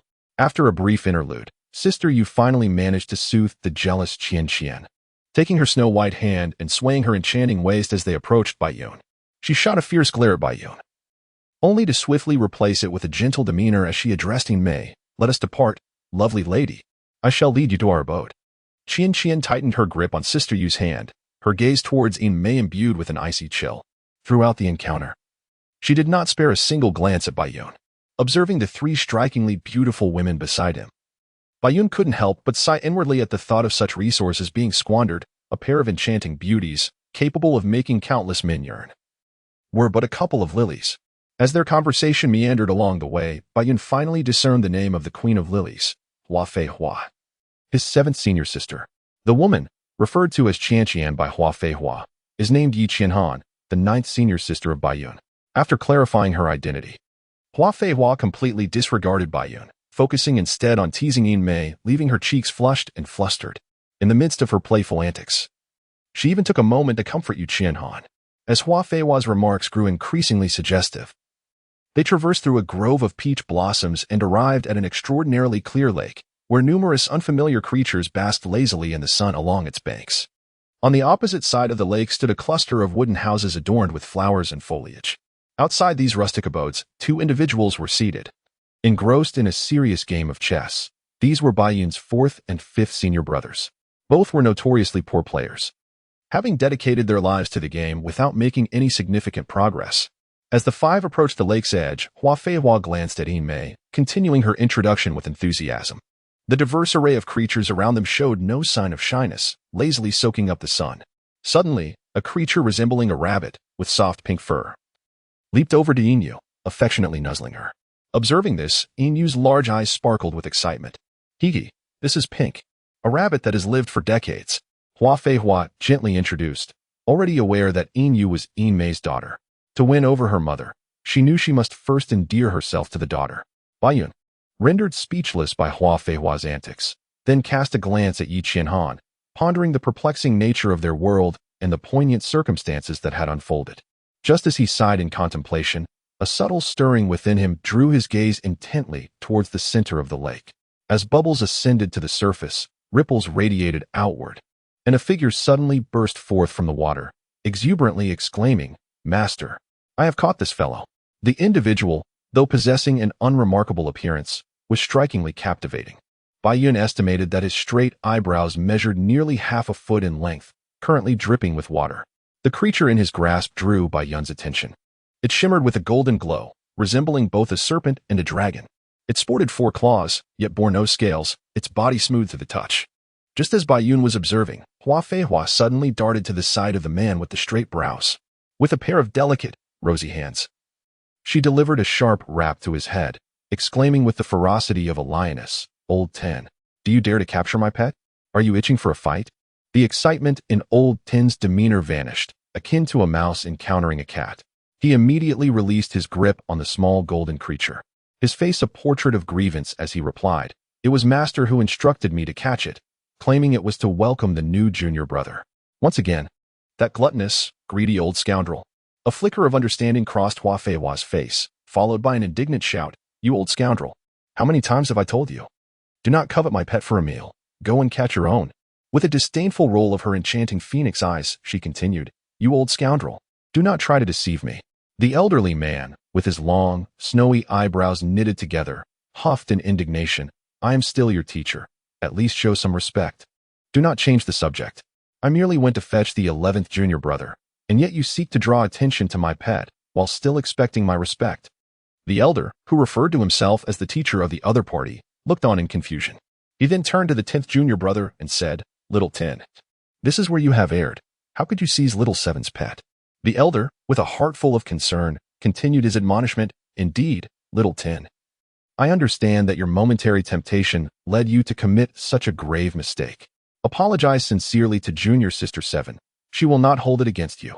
The long-browed man, addressed as little 10, barely managed to speak before being interrupted by the elder, who launched into a heartfelt lecture. "Junior sister 7, I am truly sorry. I promise I shall never do so again," little 10 said, his expression genuinely filled with shame after enduring the elder's scolding. "Indeed, junior sister 7 is correct. However, master remains master," sighed Hua Feihua, casting a deep, regretful glance at the irretrievably foolish 10th junior brother. Cough, cough. Enough. We must foster unity and friendship among ourselves. After delivering his concluding speech, the elder then fixed his gaze upon the dazed Bai Yun and proclaimed, "I hereby announce that you shall become my 11th disciple." The elder's demeanor suddenly transformed, becoming ethereal and celestial as he solemnly declared this news. Bai Yun, suffering from severe internal injuries, was further exasperated by Hua Feihua's eye-rolling reaction. What manner of individuals are these? Their master is a gluttonous, lecherous old man. 7th senior sister is the queen of lilies. 9th senior sister embodies a cold and elegant lily, and 10th senior brother appears rather ordinary. However, to maintain one's normalcy amidst such a peculiar assembly is, in itself, exceedingly abnormal. Moreover, could that bizarre eyebrow grow a tad longer? Bai Yun's gaze shifted toward the lakeside, where 2 gentlemen were engrossed in their game of chess. Might you exhibit a touch more composure? Who are the remaining 5 individuals? Are any of them truly normal? Bai Yun harbored profound skepticism. Chapter 43, Little Bai. I adore this place. The afterglow of the setting sun bathed the nameless mountains, penetrating the luminous veil and illuminating the peach blossoms within, each bloom resplendent in its beauty. The grass outside the wooden cabin by the lake was strewn with peach petals, as a few individuals sat upon the ground, indulging in fine wine and relishing the rare delicacies. "Little 11, where on earth did all of this come from?" inquired the venerable Grandmaster Xianxia, who was eagerly gulping down white liquor, his aged visage flushed and his gaze slightly blurred. He had already consumed several bottles of high-proof spirits in one go. "These items were procured from the cosmic evolutionists," Bai Yun explained. "Inu has recently developed a fondness for a particular earth cuisine and insisted on having it." Bai Yun, utterly indulgent of the little girl, promptly made a purchase, which elicited a radiant smile from her as she bestowed a peck on Bai Yun as a reward. The delectable fare instantly rendered Xianxia salivating, and with a sheepish grin, he implored, "Do let me have a portion as well." The cost of these dishes was merely a few evolution points, leaving Bai Yun with little reason to decline. He directly procured an additional serving for Xianxia. Yet, the result was that a throng of senior brothers and sisters fixated their gazes upon him. Under the intense gaze of a group akin to famished tigers, Bai Yun's hair bristled with unease, and beads of sweat formed on his forehead as he hastily procured an abundance of sumptuous dishes, alongside a variety of white and red wines. Beside him sat a gentleman of refined demeanor, Yet his expression bore a melancholic weight, his slightly despondent eyes fixated upon Yi Qianhan as he consumed drink after drink. This was Bai Yun's sixth senior brother, Feng Xiantian. Bai Yun shook his head in silent disbelief, pondering inwardly. Is this a love triangle? The male protagonist seems rather unfortunate. Amused, Bai Yun felt an overwhelming sense of ease. He found himself rather fond of the atmosphere here. Gazing at Yin Yu, who was frolicking by the lakeside with an array of adorable animals, Bai Yun experienced a profound sense of tranquility and satisfaction. If existence were merely for the sake of completing tasks and ascending to the pinnacle of solitude, what would be the purpose? Thankfully, I have those whom I cherish and must protect with my very life. Rising to his feet, Bai Yun approached Yin Yu and seated himself beside her in a lotus position. Yin Yu, who was giggling joyfully, her cheeks a rosy hue, abandoned her playful companions and scrambled into Bai Yun's embrace, exclaiming with delight, "Little Bai, I adore this place." Bai Yun tenderly caressed Yin Yu's silky hair, his nose brushing against her plump forehead in a gesture of affection. Almost 10 years old, Yin Yu had matured significantly due to her exposure to earthly fairy tales and past experiences. She nestled quietly within this warm embrace, her dark eyes shimmering with a light that reflected her own happiness. Bai Yun reclined gracefully upon the verdant grass, while Yin Yu nestled comfortably against his arm. The pair, one large and one small, gazed serenely at the twinkling stars beyond the luminous veil overhead. Yin Mei's cheeks flushed a delicate crimson, a result of both the rich wine and the playful teasing from Hua Feihua. Her enchanting, water-like eyes sparkled as they turned towards Bai Yun and Yin Yu, her smile radiant and vibrant as blooming peach blossoms. She glided softly to their side, gently resting against Bai Yun's outstretched arm, and the two exchanged smiles filled with warmth. Hua Feihua, consumed by jealousy, glared at Bai Yun, then took large gulps of wine, turning her attention to the inebriated Yi Qianhan, whom she began to tease mercilessly. Their affectionate banter only deepened the melancholy of Feng Xiantian, who wore a bitter expression. After downing several bottles of baijiu, he lay down on the ground, snoring loudly. Thus, Bai Yun's welcome gathering, organized by a gluttonous teacher, unfolded, yet neither his second nor eighth senior brothers were present. As the night deepened, Bai Yun's abode stood as the last of the row of houses. He urged Yin Mei to take Yin Yu to bed while he strolled to the lakeside, settling into a meditative posture to cultivate his energy. His profound energy had reached the pinnacle of the low-grade Xian Wang, and tonight, he was destined to break through. In the mist-shrouded cliffs of Wuming Mountain, two ethereal figures glided gracefully. One donned a white robe, leading the way, while the other followed in black, their garments rustling in the wind. Holy One, this youth is ruthless and bloodthirsty. Is it truly without concern? The figure in black, Luo Lao, spoke with a respectful demeanor, though worry flickered in his eyes. A man capable of annihilating sects and slaying emperors for the sake of his beloved, who stands undeterred before the Xian Emperor. Even in the midst of cruelty and chill, there exists a facet of unwavering kindness. The figure clad in white is none other than the gluttonous and greedy Sun Zi. At this moment, he appears as a celestial being, seemingly untouched by the mortal realm, ethereal and detached. And what of the Sun Ming sect? That is indeed his lineage. There exists neither unprovoked love nor unprovoked hatred. Bai Yun's status as the disciple of the revered sage has been irrevocably established. Elder Luo, after a brief silence, remarked, the secrets he harbors must unfold naturally. If he is unwilling, there is no need to pry. All is for the impending calamity. Sun Zi gazed into the misty sea, a flash of divine light flickering in his eyes, as if seeking to penetrate the fog and unveil the cosmos. With the opening of the sacred tomb, the grand age approaches, and the trials that follow. How shall Sun Zi navigate them? He sighed softly. Elder Luo, with a complex expression, stated, what are those places? It has been agreed that when the sacred veil is lifted, it will herald the time of emergence. Clad in black, Elder Luo departed, leaving Sun Zi alone at the edge of the fog, his demeanor tranquil as he surveyed the misty expanse, the cosmos swirling in his gaze. After a prolonged silence, Sun Zi murmured to himself, there must still be many treasures at 11th place. As his mentor, I shall request some. Surely, he would be glad to oblige. Just a little will suffice. The thought of exquisite delicacies and fine wines ignited a gleam in Sun Zi's eyes, reminiscent of a famished wolf or a lecherous man lost in fantasies. The previously ethereal and indifferent demeanor has transformed into a state of sordid avarice. This night, The crimson moon radiates gently, akin to a woman's flushed cheeks. Chapter 44. The battleground as dawn breaks, sunlight filters through the shimmering veil, casting reflections upon the lake that mirror the expanse of azure skies and wispy white clouds. After a night of still contemplation, the clouds awaken, their eyes suddenly igniting with a fearsome flash of lightning. Once the tumultuous light subsides, a faint image of lightning flickers within the depths of their gaze, strikingly uncanny. Yet, in an instant, it vanishes without a trace. Congratulations, junior brother, on your ascension to the intermediate xianxia. The honest old Ten had risen early, his face beaming with a simple smile as he offered his congratulations upon witnessing Baiyun's breakthrough. Xiaoxi, do you have any wine left? Bring it forth. A slightly hoarse voice interrupted the moment. Baiyun turned in the direction of the sound, spotting his two senior brothers, fourth and fifth, whose disheveled hair and serious expression suggested they had been engrossed in a game of chess throughout the night.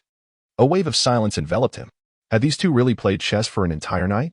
Baiyun approached, procuring 2 bottles of aged wine from his spatial inventory and presenting them to his brothers. Thank you. They chorused in unison. Baiyun raised an eyebrow, setting the wine aside, and resumed watching their game. After a prolonged period, he covered his forehead, leaving with a pained expression. If I continue watching, my intellect will surely diminish. Though fourth and fifth brothers possess peculiar personalities, they are genuinely kind-hearted. Old Ten, who had already commenced his morning exercises, chuckled as he explained Baiyun's expression, his bushy eyebrows dancing animatedly across his face. Do they not need to cultivate? Baiyun inquired. The senior brothers have been diligently practicing. They are multitasking, engaging in cultivation while simultaneously playing chess, explained Lao Shi. No wonder Baiyun began to grasp the situation.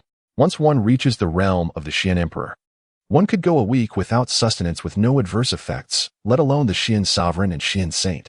Early in the morning, there was no lavish feast as Baiyun had anticipated. Yin Mei and her daughter had both awakened, while some others were yet to make their appearance. It was uncertain whether they were still asleep or engaged in other pursuits. Just as Baiyun had purchased 4 breakfasts to share with Yin Mei and her daughter, along with Lao Shi, a figure suddenly appeared, his face reflecting gluttony. Good morning, master. Lao Shi greeted the newcomer respectfully. After a night's time, Baiyun had begun to acclimate to this unorthodox master and instinctively offered 1 portion of breakfast to Xianxia. Xianxia, devoid of any sense of shame, accepted it, while Baiyun felt embarrassed to acknowledge him as his teacher. All right, Baiyun exclaimed, and Xianxia responded immediately. He showed no displeasure at the disciples' attempts to negotiate. Aside from Lao Shi, the other 9 seemed to lack respect for their master. It seemed that Xiao Shi was also heading down that path. Xianxia sighed inwardly, then looked at Baiyun with eager anticipation. This fellow is neither the Xian Saint nor my teacher, Baiyun silently chanted to himself, and then made a request. Allow me to witness the power of the Xian Saint. Whoosh. As soon as Baiyun's words fell, darkness enveloped him momentarily, only to be replaced by a sudden brightness. Finding Xianxia right beside him, he steadied his slightly startled heart and began to survey his surroundings. As Baiyun's gaze swept forward, his eyes suddenly widened in astonishment at the scene before him. After a prolonged moment, he turned to the ever-serious Xuanzai, who had appeared at some unknown point, and inquired with bewilderment, "Where is this?" Before him lay a vast plain shrouded in toxic mist. Baiyun's keen vision scanned the horizon, yet he could discern no end to the expanse of crimson soil, barren of any flora. What astonished him further were the countless weapons and armor, long decayed and in a state of severe deterioration, scattered across the red earth, along with innumerable skeletal remains strewn across the landscape. A faint whiff of the scent of blood reached his nostrils, and whether it was mere illusion or reality, he could almost hear the echoes of relentless combat and anguished cries. The realization struck Baiyun with a tremor in his heart. Could this truly be such a place? Was this the battlefield of countless souls? It had been an eternity since he last visited. Teachers and fellow disciples, are you all well? The memories of those who had passed flooded Xuanzai's mind with profound sorrow, and he could not hold back the tears streaming down his face. His once bright and spirited eyes now bore the weight of experience and loss. Though Baiyun was not a native of this land, he too belonged to the human race. Upon witnessing such a sight, he could not help but feel a deep sense of reverence, his blood coursing with fervor. Just as he emerged from his thoughts, he beheld the somber visage of his mentor, leaving him in a state of uncertain bewilderment. Baiyun was taken aback, and after a moment of contemplation, he gradually knelt down, realizing that one should harbor a sense of reverence. This truth had slowly dawned on him. He was no longer the Baiyun who, emboldened by newfound power, scorned humanity and acted with reckless abandon. Speechless, Baiyun eventually rose to his feet and inquired, "Master, how long have you existed as a creature?" The old man shook his head and sighed, lamenting, "What creature has only lived a day? You have already been led astray, little 11. Respect for one's teacher and the path of learning are the most fundamental courtesies of our human race. The greatest distinction between us and the demons lies in our moral and ethical principles, which we steadfastly adhere to." The old man, with a sense of helplessness, let out a deep sigh, his tone tinged with melancholy. "I have long since forgotten." Baiyun smirked slightly, inwardly scoffing at the old man's attempt to mask his own forgetfulness. "I have witnessed the great battle that transpired here." Baiyun's eyes narrowed, his body shuddered, and an overwhelming tide of emotion surged within him, leaving him momentarily speechless. If memory served him correctly, this monumental conflict, chronicled in history as the destruction of the world, occurred 7 or 8 centuries ago. I speak no falsehood. Indeed, you are an ancient creature. Chapter 45. Fighting for a woman. Baiyun gazed intently at the expanse of smooth ground before him, and suddenly, a zigzag pattern appeared in his eyes, flickering with flashes of lightning. After a long while, as if awakening from a profound realization, Baiyun murmured, "Is this the might of the xianxia? With a mere wave, mountains can be moved and seas can be filled, the very fabric of the earth transformed." The smooth expanse before him had, merely half an hour prior, been a towering mountain, several hundred zhang high, with a radius spanning several li. Yet, that mountain had now relocated, finding a new home dozens of miles away. All of this was achieved through the gentle flick of the elder's sleeve. The elder, with an expression of serene composure, gazed at his youngest disciple, feeling an immense satisfaction within. He had been pleased with Baiyun's disposition ever since he knelt in the blood-stained ground. A person who remains mindful of their roots and harbors a sense of reverence, even when flawed, cannot stray too far into darkness.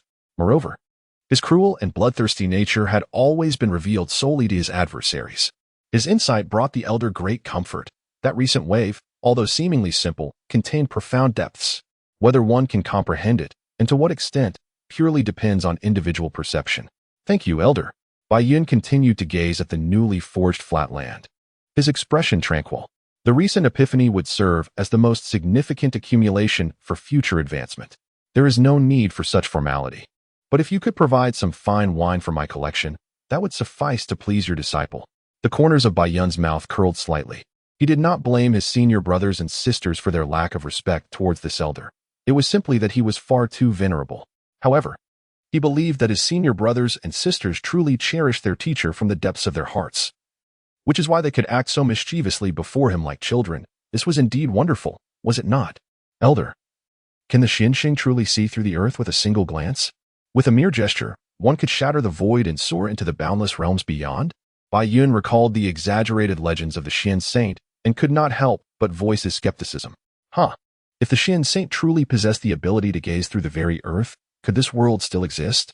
If one could indeed traverse the outer realms at will, how could there possibly be such wars among races over mere habitats? However, it is said that in ancient times, thousands of years ago, there existed a realm surpassing the Xian Saint that could accomplish the feats you described. What? Baiyun's eyes widened in disbelief, his heart tumultuous. That realm, which his master referred to as xianxia. Perhaps the old man hesitated to elaborate. The sights and sounds encountered by Baiyun today left him utterly astounded. Just as he was about to inquire further, the old man suddenly declared, "Enough. You have learned most of what you need to know. There are some matters that I am not entirely clear on. We shall discuss them later." The old man's eyes gleamed with a sacred light, lost in his own thoughts. Swiftly, Baiyun raised an eyebrow, deciding against further questioning. He then waved his hand gently, and suddenly, 10 large wine jars appeared in the clearing before them, each containing several hundred pounds of wine. The old man's eyes sparkled, though a flicker of doubt lingered within him. So much wine? Could it be of inferior quality? He dashed to one of the jars, tore open the seal, and a wave of intoxicating fragrance enveloped him, leaving him utterly enraptured as he indulged in the elixir. "What exquisite wine!" the old man exclaimed with a rosy hue gracing his cheeks. With a simple wave of his hand, all 10 jars of wine were absorbed into the cosmos. "Mei, you must yield to your sister. What significance lies in being with that little brat?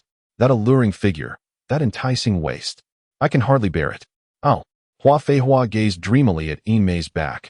Then, with a melodious shout, dashed towards Bai Yun.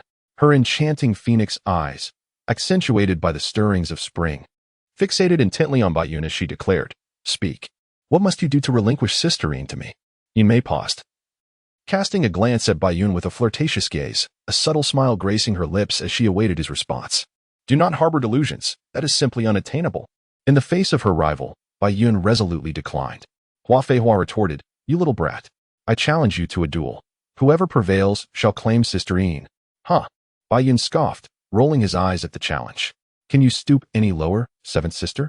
I suppose I could lower my realm to the mid-tier Xian Wang to engage with you. Would that suffice?"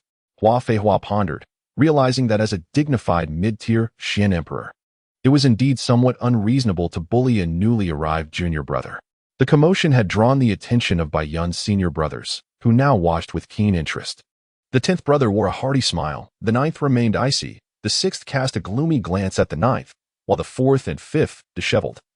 Observed the playful annex of Inu, who had approached Yin Mei, her large eyes glimmering with curiosity. Side quest, defeat Hua Feihua, whose xianxia is suppressed to the mid-tier Xian Wang realm. Quest reward, 3,000 evolution points. Quest penalty, a 20 reduction in vitality. Time limit, 24 hours. After a moment of dazed contemplation, Bai Yun inquired straightforwardly, "Where shall we engage in our sparring?" "Hiki, as long as you promise not to shatter me. You can call me whatever you like," she retorted, emphasizing the repercussions of competing with her for women. Hua Feihua, eager and ready for action, chimed in, "Bai Yun, when you reverse my name, it remains unchanged." Old Tin sighed, truly talented, our 7th senior sister." The elder stroked his beard and smiled, then waved his sleeve, enveloping everyone in a radiant light. In an instant, they vanished without a trace. In the western regions, a realm belonging to the demon clan, the boundless sea occupies nearly 1/5 of their territory, regarded as a forbidden land. This so-called boundless sea bears no trace of water. Its golden sands resemble countless stars from beyond the realm, unfathomable in number. It is a desolate desert, yet it nurtures countless sacred fruits and divine treasures, drawing many to its allure. Only those who have attained the status of Xian Huang should dare to enter the Sea of Sands. This is a time-honored warning passed down through generations of the demon clan, cautioning the young against venturing into this lifeless expanse, which has claimed the lives of countless individuals, demons, and even fiends. Whoosh! A beam of holy light flashed across the boundless sea, and several figures appeared, suspended in midair. "Where are we?" one exclaimed.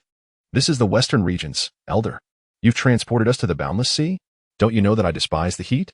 Hua Feihua casually explained to Bai Yun, then turned to the elder to voice her complaints, having been referred to as old lady by her for over a decade now. The elder merely waved his hand in nonchalance. The clouds and Hua Feihua were ensnared by a mysterious force, involuntarily soaring several miles before coming to a halt. "Enjoy yourselves." The old man enveloped the onlookers in a radiant light, shielding them from the scorching sun, providing a refreshing respite within. "I absolutely detest this wretched place," Hua Feihua exclaimed, shielding her eyes with her delicate hand, before turning to Bai Yun and declaring with a haughty tone, "It is your fault that I must endure such torment." "Let us settle this swiftly," Bai Yun responded. "Come forth, youth." Adorned in fiery red attire, with bare feet and a commanding gaze, Hua Feihua exuded an air of arrogance.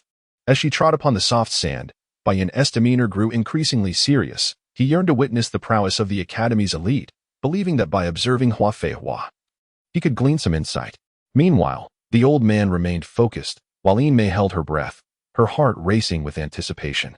Inu flitted about within the light barrier, reveling in the amusement, while the others appeared remarkably at ease. Suddenly, with a resounding crash, the sand beneath Bai Yun erupted, forming a pit of considerable size.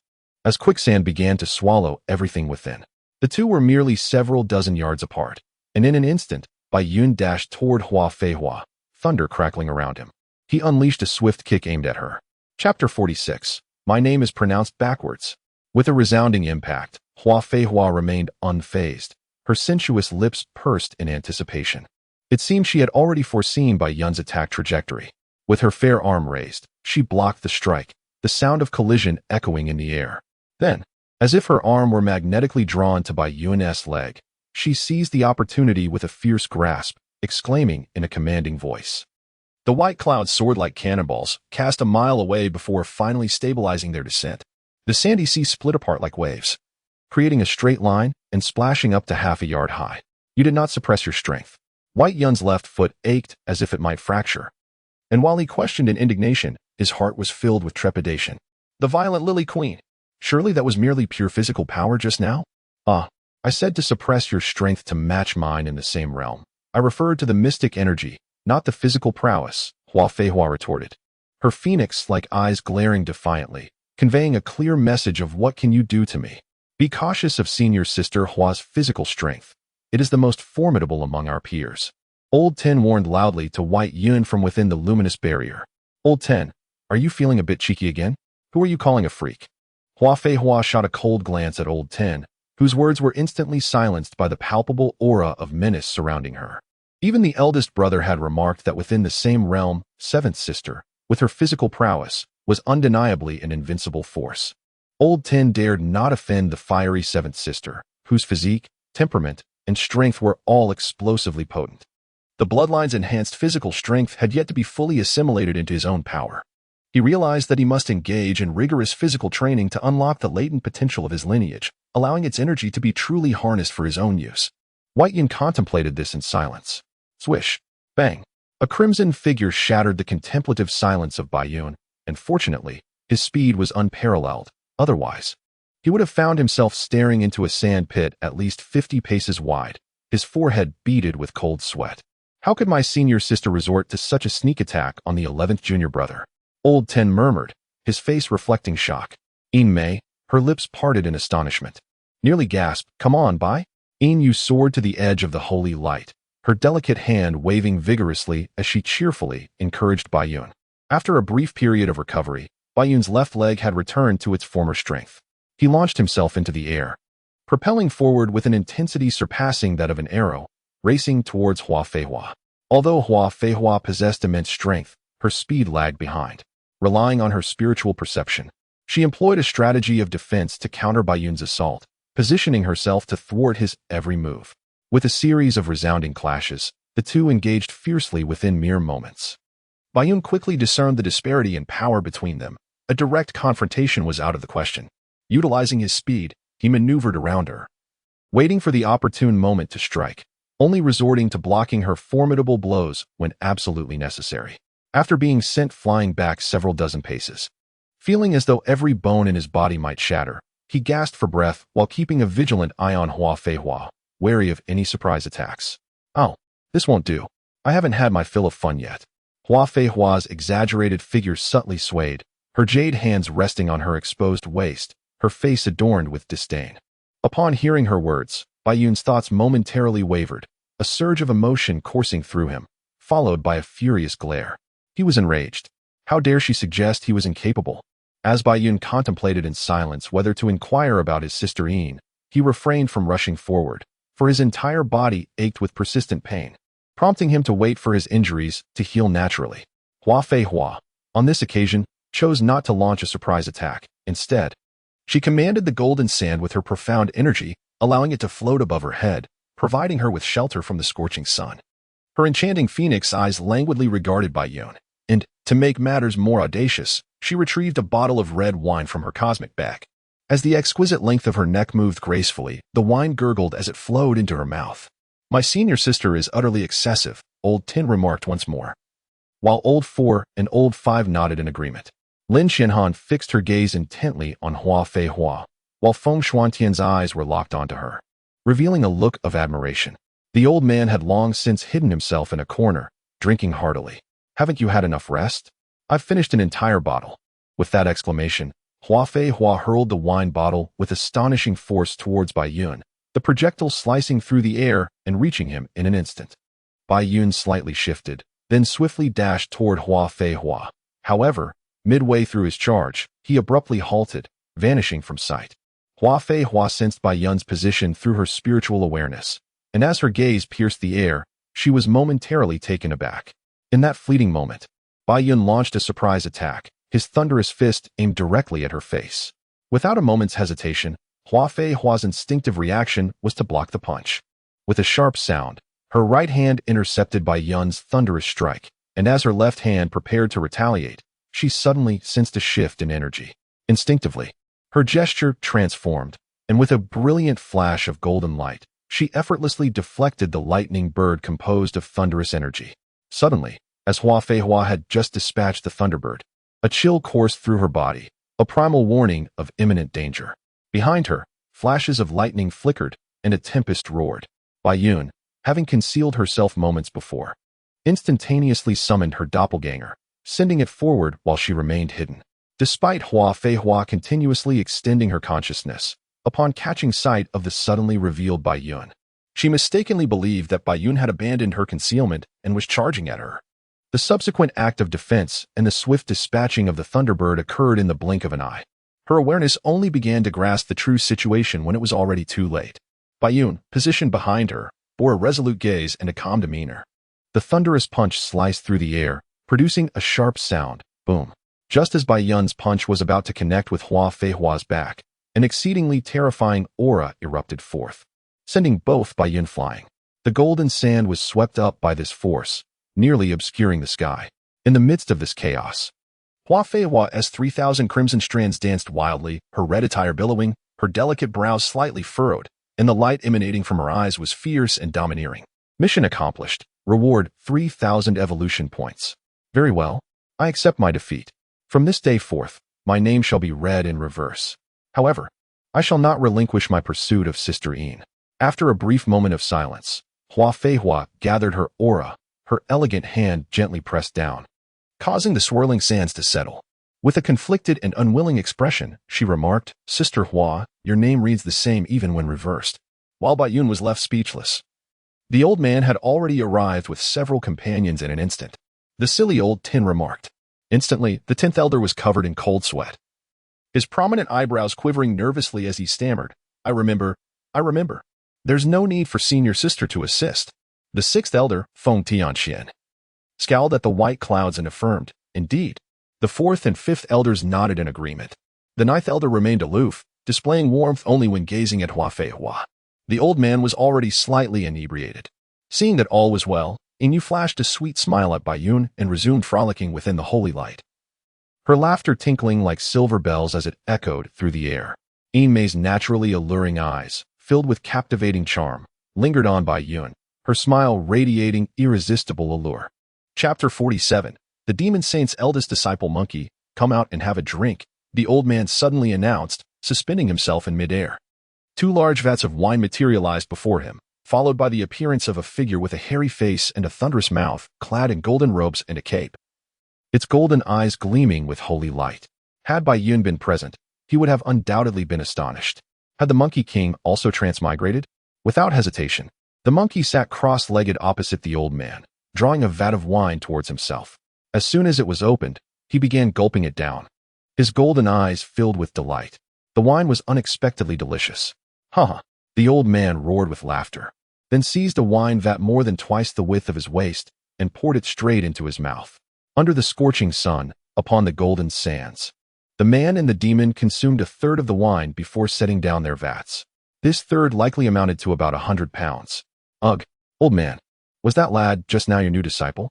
the monkey inquired, letting out a slight belch. "I wonder if your group of junior brothers is influenced by you, calling each other old man without any respect for the master-student relationship. And who exactly is that lad?" "He is your 11th junior brother." The monkey was well acquainted with his master. As soon as he opened his mouth, his ears instinctively closed, a habit cultivated over a century. With a self-satisfied smile, he continued, "How can you be someone else's master? After all, you've been a profound sage for several centuries, right? Is there still something in this world that you are unaware of?" The monkey scoffed, his expression one of disdain. "The 11th possesses many secrets. One can only wonder what kind of extraordinary encounters he has had. His doppelganger is far superior, capable of becoming a being that is both half elemental and half corporeal, seemingly able to shift consciousness freely between 2 bodies." After making this declaration, the monkey waved his right hand, and suddenly, a dozen figures appeared in the air, all sporting monkey-like faces and thunderous mouths. While I have numerous identities, none of them are particularly refined. They might be amusing for tricks, but in a battle against an adversary, they are utterly useless. These abilities are mere side paths. One's own cultivation is fundamental. He then casually remarked about the emergence of the demon clan, abruptly shifting the subject. Heh. The youngsters in the clan, who thrive on chaos, are practically itching for action. They are just waiting for the great upheaval to come, ready to diminish the prestige of the human race. The monkey chuckled, but his expression soon shifted to one of seriousness. The younger generation is easier to deal with. For them, strength equates to everything. They harbor little animosity towards humanity, and many within their clan yearn for interaction with the human race. However, the older generation and certain clans are another matter entirely.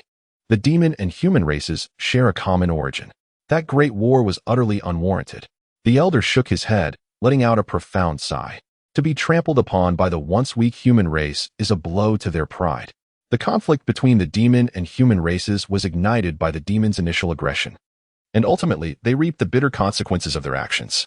For a monkey of integrity and honor, the demons are truly reaping what they have sown. When do you think the demonic race will ascend? The monkey asked gravely, dismissing the irrelevant historical musings. According to the reports from your fellow disciples, it should occur within the next decade. How many demon lords are there? The monkey inquired, contemplating the matter. There are 5 known demon lords, the elder replied, his brow furrowed with concern. The monkey's eyes narrowed, his expression growing increasingly serious. The demon race possesses only 2 saints, while humanity has merely 4, including himself. It is worth noting that 4 of these saints owe their status to the elder's assistance in unearthing the secrets of the universe, making them more akin to semi-saints. In contrast, the known number of demon lords stands at 5, placing the demon and human races at a distinct disadvantage, not to mention the possibility of hidden demon lords. Images of mountains of bones and seas of blood, accompanied by the wails of the suffering, flashed through the minds of the 2. Moreover, it is foreseen that 9 out of 10 of these scenes will manifest in the future, depicting the defeated demon and human races being confined, subjected to the whims of the demonic fish, or even facing annihilation. Most crucially, even if the human and demon races were to triumph once more, the heavens and earth would inevitably shatter again, dispersing the profound energies to an extent far more severe than the present. At that juncture, the path to sanctification would be severed, and the sovereigns would find it exceedingly difficult to cultivate their powers. When the demon race revives and returns for a 3rd onslaught, what means shall we possess to fend them off? Although both individuals were lost in their contemplations, their thoughts converged upon a shared anxiety for the future, leading them to simultaneously sigh, burdened by concern. After a considerable time, the master and disciple each grasped a wine jar, enveloped it in sacred light. And with a forceful clash, this fated pair, bonded for centuries, raised their vessels to the heavens and drank deeply. Eventually, they set down their now empty jars, both with hazy eyes reflecting inebriation.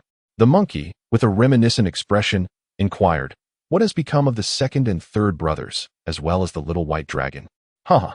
You know all too well that wherever they go, chaos ensues." The old man feels immense pride for these disciples.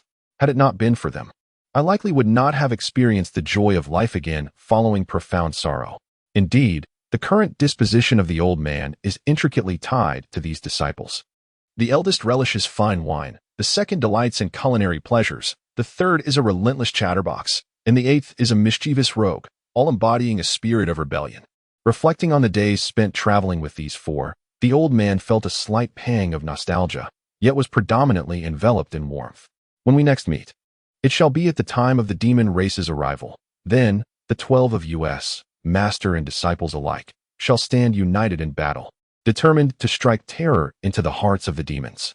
I await the day when our 12 masters and disciples sit in a circle, reveling in hearty drinks and feasting upon succulent meats, our laughter resounding across the heavens and earth.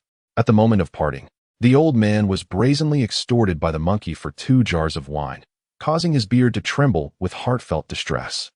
Chapter 48. The quaking of Xuantu. 2 months have passed in the blink of an eye. During this brief interlude, the Xuantu continent has undergone a tremendous transformation. Countless individuals have sensed the daily increase in the essence of heaven and earth, accelerating their cultivation progress significantly compared to the past, eliciting immense joy among many. Legendary treasures and divine fruits, once thought to be mere myth, have emerged into the world. Those fortunate souls have encountered remarkable fortunes, and once they assimilate these newfound gains, they are destined to rise spectacularly. However, amidst the inevitable competition for various celestial treasures, The Xianxia continent has descended into a brutal and bloody turmoil, rife with relentless conflict, where the victor claims the throne while the vanquished are deemed outlaws. All this turmoil was quelled when a singular figure emerged.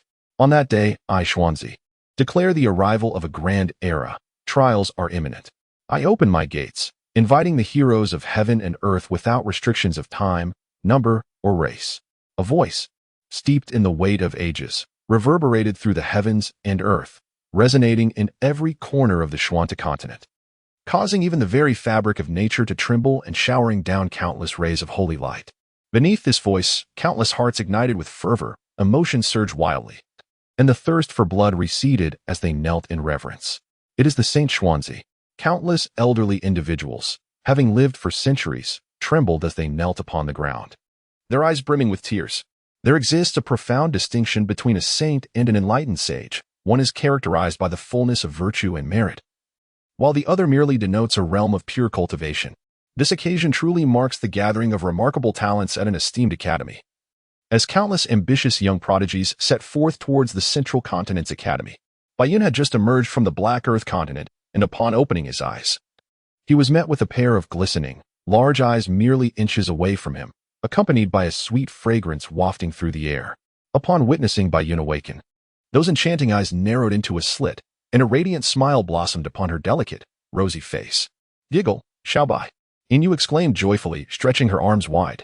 Baiyun, smiling indulgently, embraced Inyu and inquired, "Have you completed today's training sessions?" Over the past 2 months, Mei and Inyu had been diligently following Hua Feihua in their cultivation, seizing such a splendid opportunity to win the affection of the two. Hua Feihua devoted himself wholeheartedly to instructing the mother and daughter, while Mei was blissfully unaware of how much attention she had garnered. Inyu replied sweetly, her arms wrapped around Baiyun's neck. Their faces, one large and one small, were pressed closely together, as Inyu gazed curiously at Baiyun's lips. Before he could react, her soft lips brushed against his, bearing a hint of sweetness. Baiyun's eyes widened in shock, as if struck by lightning, leaving him momentarily stunned. Inyu, kissing Baiyun, held a pure curiosity in her sparkling eyes, her cheeks naturally flushing a delicate shade of red. Just as Inyu's little tongue was about to intrude, Baiyun suddenly regained her senses. She leaned back hastily, gazing at the perplexed Inyu. Her face etched with seriousness as she declared, "We cannot proceed like this." Inyu pouted, tears welling up in her large, expressive eyes. For Baiyun had never treated her with anything but kindness. Upon witnessing Inyu's distressed appearance, Baiyun was immediately filled with regret and tenderly wiped away the fallen tears. "Don't cry, Yaya. Please forgive me." Yet, upon hearing Baiyun's plea, Inyu's sobs only grew more intense. Baiyun, in a flurry of concern, attempted various comforting gestures, adopting an adorable demeanor in a bid to cheer up her beloved. But to no avail. "Yaya, I was wrong. I promise I won't treat you like that again. Please forgive me," Baiyun implored, her heart aching for the little girl. "That's not the reason," Inyu wept softly. "What is the reason then?" Baiyun, relieved that Inyu had finally spoken, inquired with curiosity. "Xiaobai doesn't like me anymore." Inyu's reason left Baiyun both amused and bewildered. What folly was this? How could she possibly not like her? Following Inyu's lead, Baiyun asked, "Why do you think Xiaobai doesn't like you?"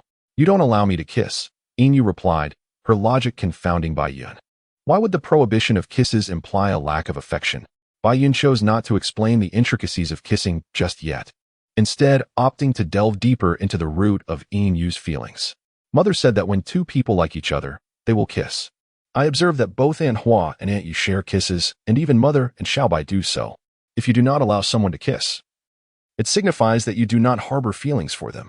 Baiyun, drenched in sweat, pondered when he had engaged in a secret rendezvous with Mei that Inyu had discovered. He was so engrossed that he had failed to notice Sister Hua's presence, indulging in affectionate exchanges right before children. It is not what it appears to be, Baiyun intended to explain, but found himself at a loss for words. He contemplated asserting that only married couples could kiss, yet the thought of that rare pair of lilies and his own ambiguous relationship with Mei rendered him speechless. Inyu, who had initially held back her tears, now found them cascading down her cheeks upon witnessing his hesitation.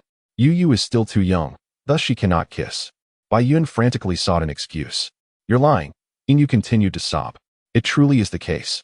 Xiaobai is deceiving. She cried even more vehemently. Yu, do not weep.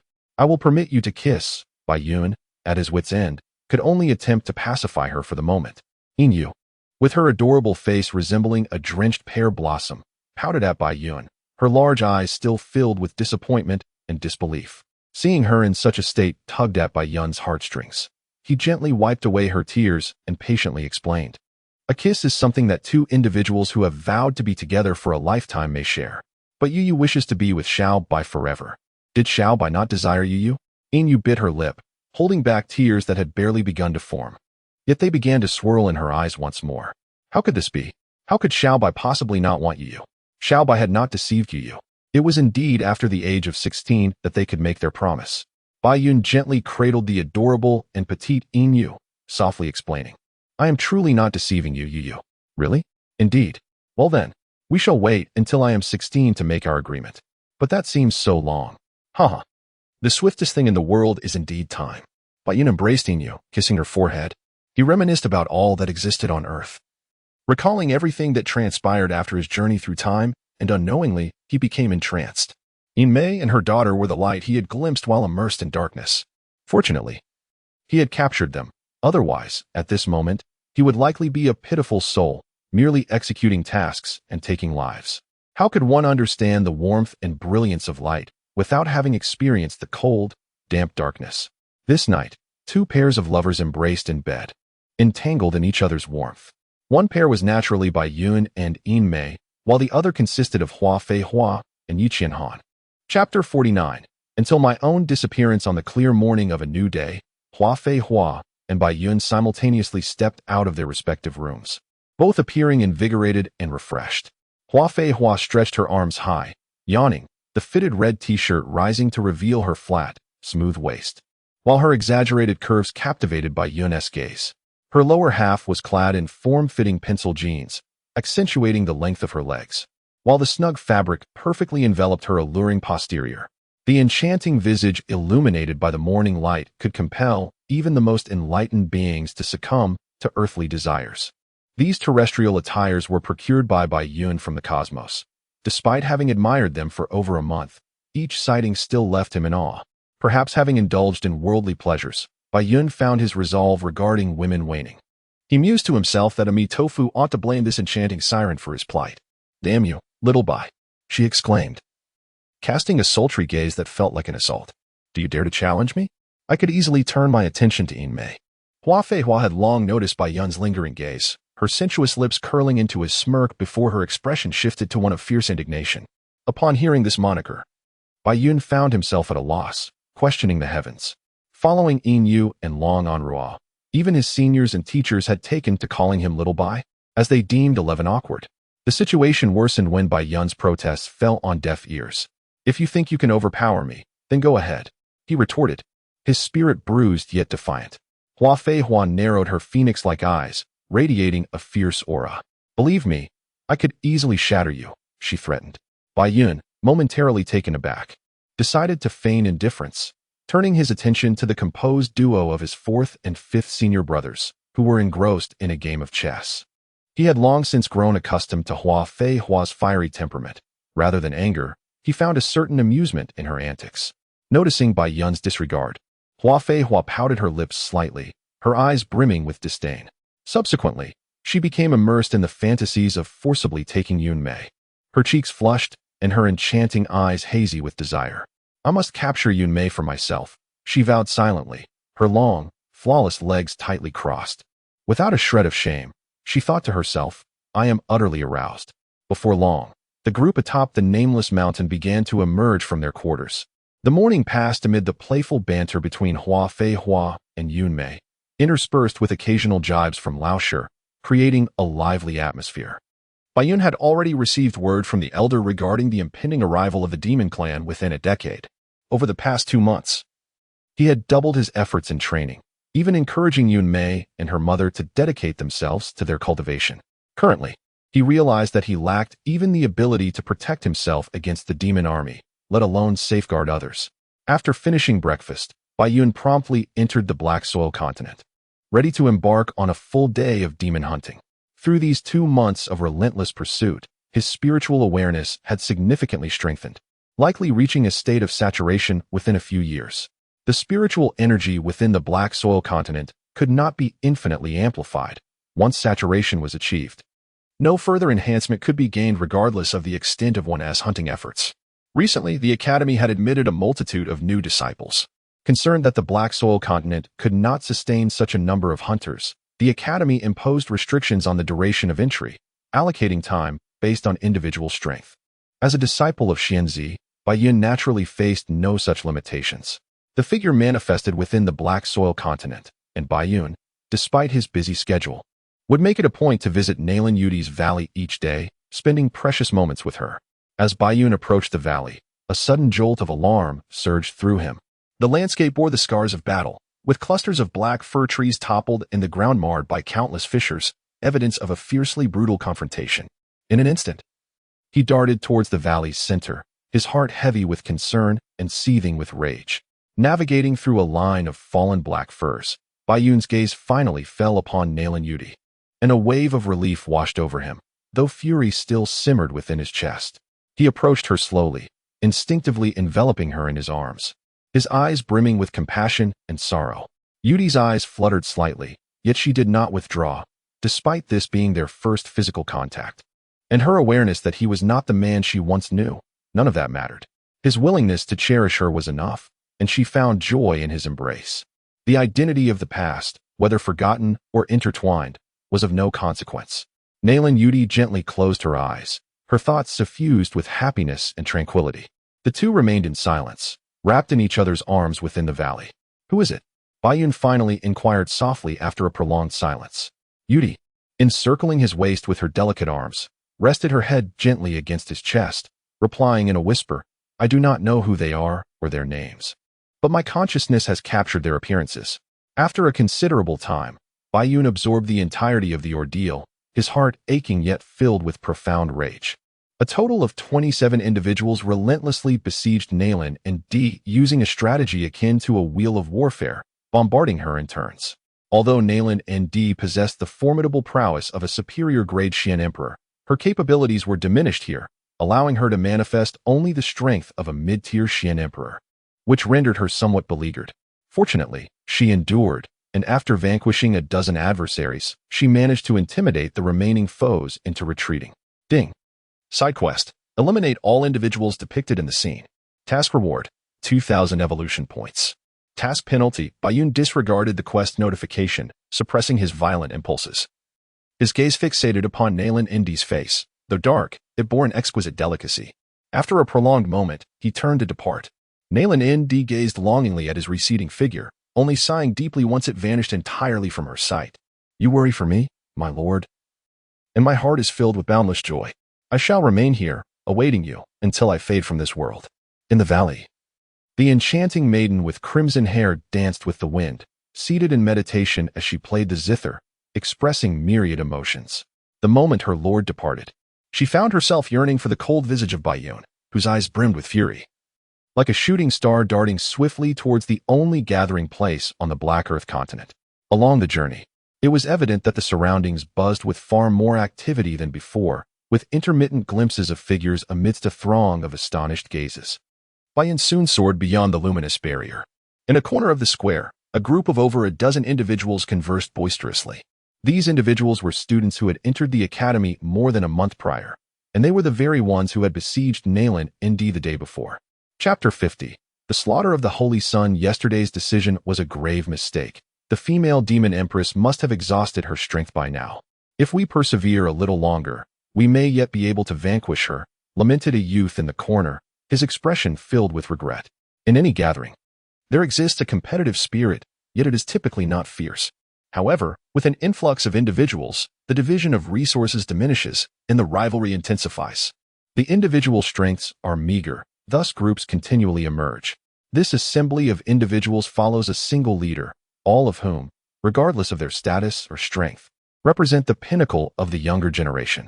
He is the holy son of the Qian Kuan sect from the northern domain. Every decade, they venture forth to seek out children of exceptional talent, fostering competition among them from a young age, ultimately selecting one male and one female upon reaching adulthood. The northern domain Qianquan sect refers to them as the Holy Son and Holy Daughter of Qianquan. Silence. The Holy Son will undoubtedly bring the Holy Daughter along this time, ensuring absolute success.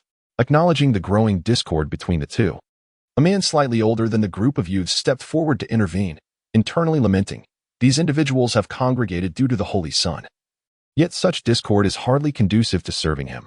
Seeing that the newcomer was a trusted confidant of the Holy Son, the quarreling youths refrained from further confrontation, casting fierce glares at one another before ceasing their dispute. Before long, amidst the commotion in the square, two figures soared through the air towards the cluster of individuals in the corner. The divine son of Qianquan and the Holy Maiden have unexpectedly appeared here today. What could their purpose be? Surely, they intend to hunt the formidable demon emperor, for I have heard that a dozen lives were claimed just yesterday. Is it possible? The divine son of Qianquan is a pinnacle-grade Xian Wang, more than capable of single-handedly slaying a low-grade demon emperor in the Black Earth continent. With so many of them present yesterday, how could they suffer such losses? What kind of demon emperor possesses such formidable strength? I cannot fathom. Perhaps we should follow them and witness for ourselves. These discussions continued unabated, their volume not diminished. And both the divine son and the Holy Maiden were acutely aware of the murmurs. Yet, their hearts remained unperturbed, their faces devoid of any expression, while their gazes radiated an undeniable pride as they directed their attention towards a corner. They approached a gathering of individuals, standing side by side. The divine son's eyes gleamed with intensity as he surveyed the crowd, feeling a twinge of impatience within, inwardly reflecting, "A pack of inept fools." During this encirclement, I expect absolute obedience. Any deviation from my command will not be tolerated. The divine son spoke slowly, pausing momentarily before his gaze turned icy. Continuing, "Should anyone act on their own accord, be prepared to forfeit your chance to ever enter the Black Earth continent again." "Understood," responded a slightly older man, stepping forward.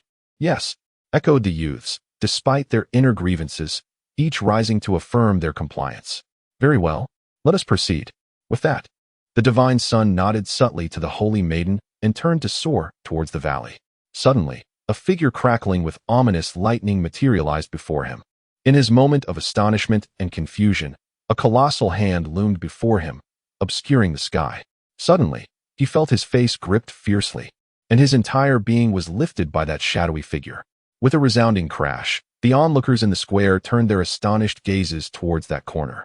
As the black dust settled, a man clad in peculiar attire was revealed, bending down with his back turned to them. In his right hand, he firmly grasped another man's face, forcefully pressing it into the dark earth. It was Bai Yun. The students from the same cohort as Long Yuan Hai immediately recognized the unfortunate individual whose face was being held down. It was none other than the infamous Bai Yun. "Is he the Holy Son?" The students, discerning his attire, exclaimed in astonishment. The Holy Son of Qianquan was widely acknowledged as the most formidable among the newly admitted students. He had challenged Long Yuan Hai, who had recently ascended to the lower tier of the Xian Emperor rank, and managed to hold his ground for a full quarter of an hour before ultimately succumbing to defeat. Subsequently, he faced Yun Tianjun and narrowly triumphed, solidifying his esteemed reputation within the academy. It is noteworthy that this Qianquan Holy Son was a generation beneath Long Yuan Hai, establishing a disparity in their ranks. The Qianquan Holy Maiden, adorned in a flowing white gown, wore a cold and proud expression, her delicate features taut with tension. The astonishment in her eyes swiftly transformed into a fierce resolve as she charged toward Bai Yun. However, just as she took her first step, she halted abruptly, her eyes widening in horror. Boom! After the initial shock, the Holy Son instinctively activated his protective xianxia, poised to retaliate. As he suddenly released his grip on his face, a chilling sensation coursed through his body, causing every hair to stand on end. In an instant, he felt a thunderous fist impact his visage, pressing it deeply, followed by an excruciating pain that made it seem as though his head had been wrenched apart. Bang! Bang! Bai Yun crouched before the Saint's Son, his fists raining down relentlessly, splattering blood in all directions until the Saint's Son's head was brutally obliterated, disintegrating into a burst of light before finally ceasing his assault. The entire sequence of Bai Yun's emergence transpired in mere seconds. Silent and resolute, he had shattered the Saint's Son's skull, instilling a profound sense of dread and shock among the onlookers, for the scene was exceedingly gruesome and merciless. Bai Yun slowly turned, his expression devoid of emotion, his visage smeared with blood, rendering him akin to a demon from the depths of hell. Amidst the horrified gazes, he flickered momentarily, leaving behind a shadow, and in the blink of an eye, he lunged into the corner where a group of a dozen or so cowered, akin to a tiger among sheep. Boom, boom. Each of Bai Yun's movements claimed a life. Every finger, fist, and leg delivered a brutal, unrelenting blow. The piercing cries of anguish reverberated, causing many of the more timid spectators to break into cold sweats, trembling uncontrollably. In less than a quarter of an hour, every last soul in the corner had been mercilessly dispatched, their deaths horrific. The holy maiden of Qianquan stood frozen in midair, her eyes wide with terror as Bai Yun had brushed past her, the tempestuous gaze within that whirlwind leaving her heart racing uncontrollably. Immediately witnessing the scene, Bai Yun effortlessly annihilated the group before her with a speed as swift as lightning. In the face of such velocity, she had already relinquished any thoughts of resistance. Only the Xian Emperor could possibly suppress such power. This individual was undoubtedly an invincible force beneath the Xian Emperor. With a sharp sound slicing through the air, the saintess's beautiful eyes widened in horror. The visage before her, stained with blood and filled with boundless rage, suddenly materialized, causing her delicate form to tremble uncontrollably. "You should have retreated immediately." Bai Yun's voice was low and hoarse. Then, amidst the incredulous gazes of the onlooking students, a crack resonated through the air. The saintess's head tilted, and Bai Yun crushed her throat with a mere squeeze. His cruel and ferocious gaze was forever etched into her lifeless eyes. This man, akin to a demon, had become her greatest nightmare. "I do not slay you first merely because you are absent from the task list." Bai Yun contemplated as he lowered his head. The notification of task completion echoed, yet his heart remained unperturbed. Had the mission required him to slay them in reality, he would have acted without the slightest hesitation. They were fortunate, indeed. Chapter 51. The forbidden ground. As the delicate and fair neck of the saintess was crushed by Bai Yun, the sound of her bones fracturing was not particularly loud. Yet it resonated like the solemn tolling of a bell within the hearts of the onlookers. Who was this individual? How could the Academy possibly accept such a person? Is he truly the Bai Yun inscribed atop the steel? Why then has he resorted to the slaughter of the saint and saintess? The cruelty of his actions. A blatant act of brutality. After a brief moment of stunned silence, the square erupted into a cacophony of shock and disbelief. The gazes directed at Bai Yun were filled with trepidation. "Silence!" A deep, thunderous voice commanded, causing the students in the square to feel a chill creep over them. The atmosphere fell into a profound stillness as they stared, astonished, at Bai Yun. "I shall only say this once, and it pertains to your very lives," Bai Yun declared coldly, standing imperiously at the center of the square under the watchful eyes of the crowd. He indicated the location. Approximately 60 to 70 kilometers to the west of the steel lies a valley. He then cast a piercing, frigid glance over the gathered multitude before continuing. "From this day forth, that valley shall be deemed a forbidden ground. Should anyone dare to trespass even a single step, I shall execute them without hesitation. If any harm befalls the woman within, for every individual I encounter on the Black Earth continent, I shall take a life, for you failed to intervene." Such tyrannical behavior incited discontent among many. "Even if you possess formidable strength, do you truly believe you can annihilate us all single-handedly?"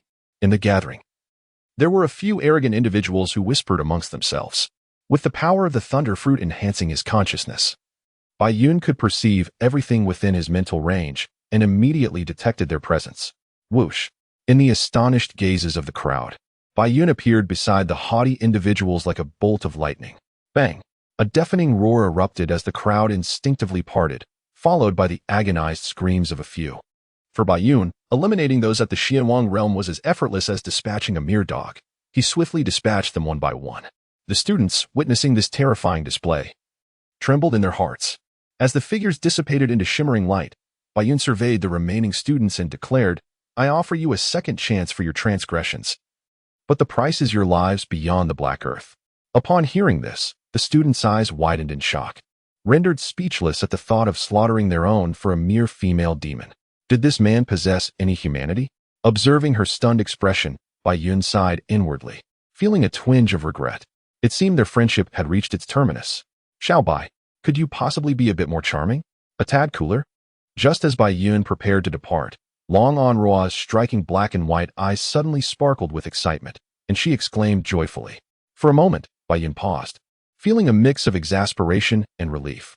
Indeed, it was rather repugnant, as he was drenched in the blood of those individuals. As Long Onrua soared in the sky, she circled around the white clouds and remarked, "Haha."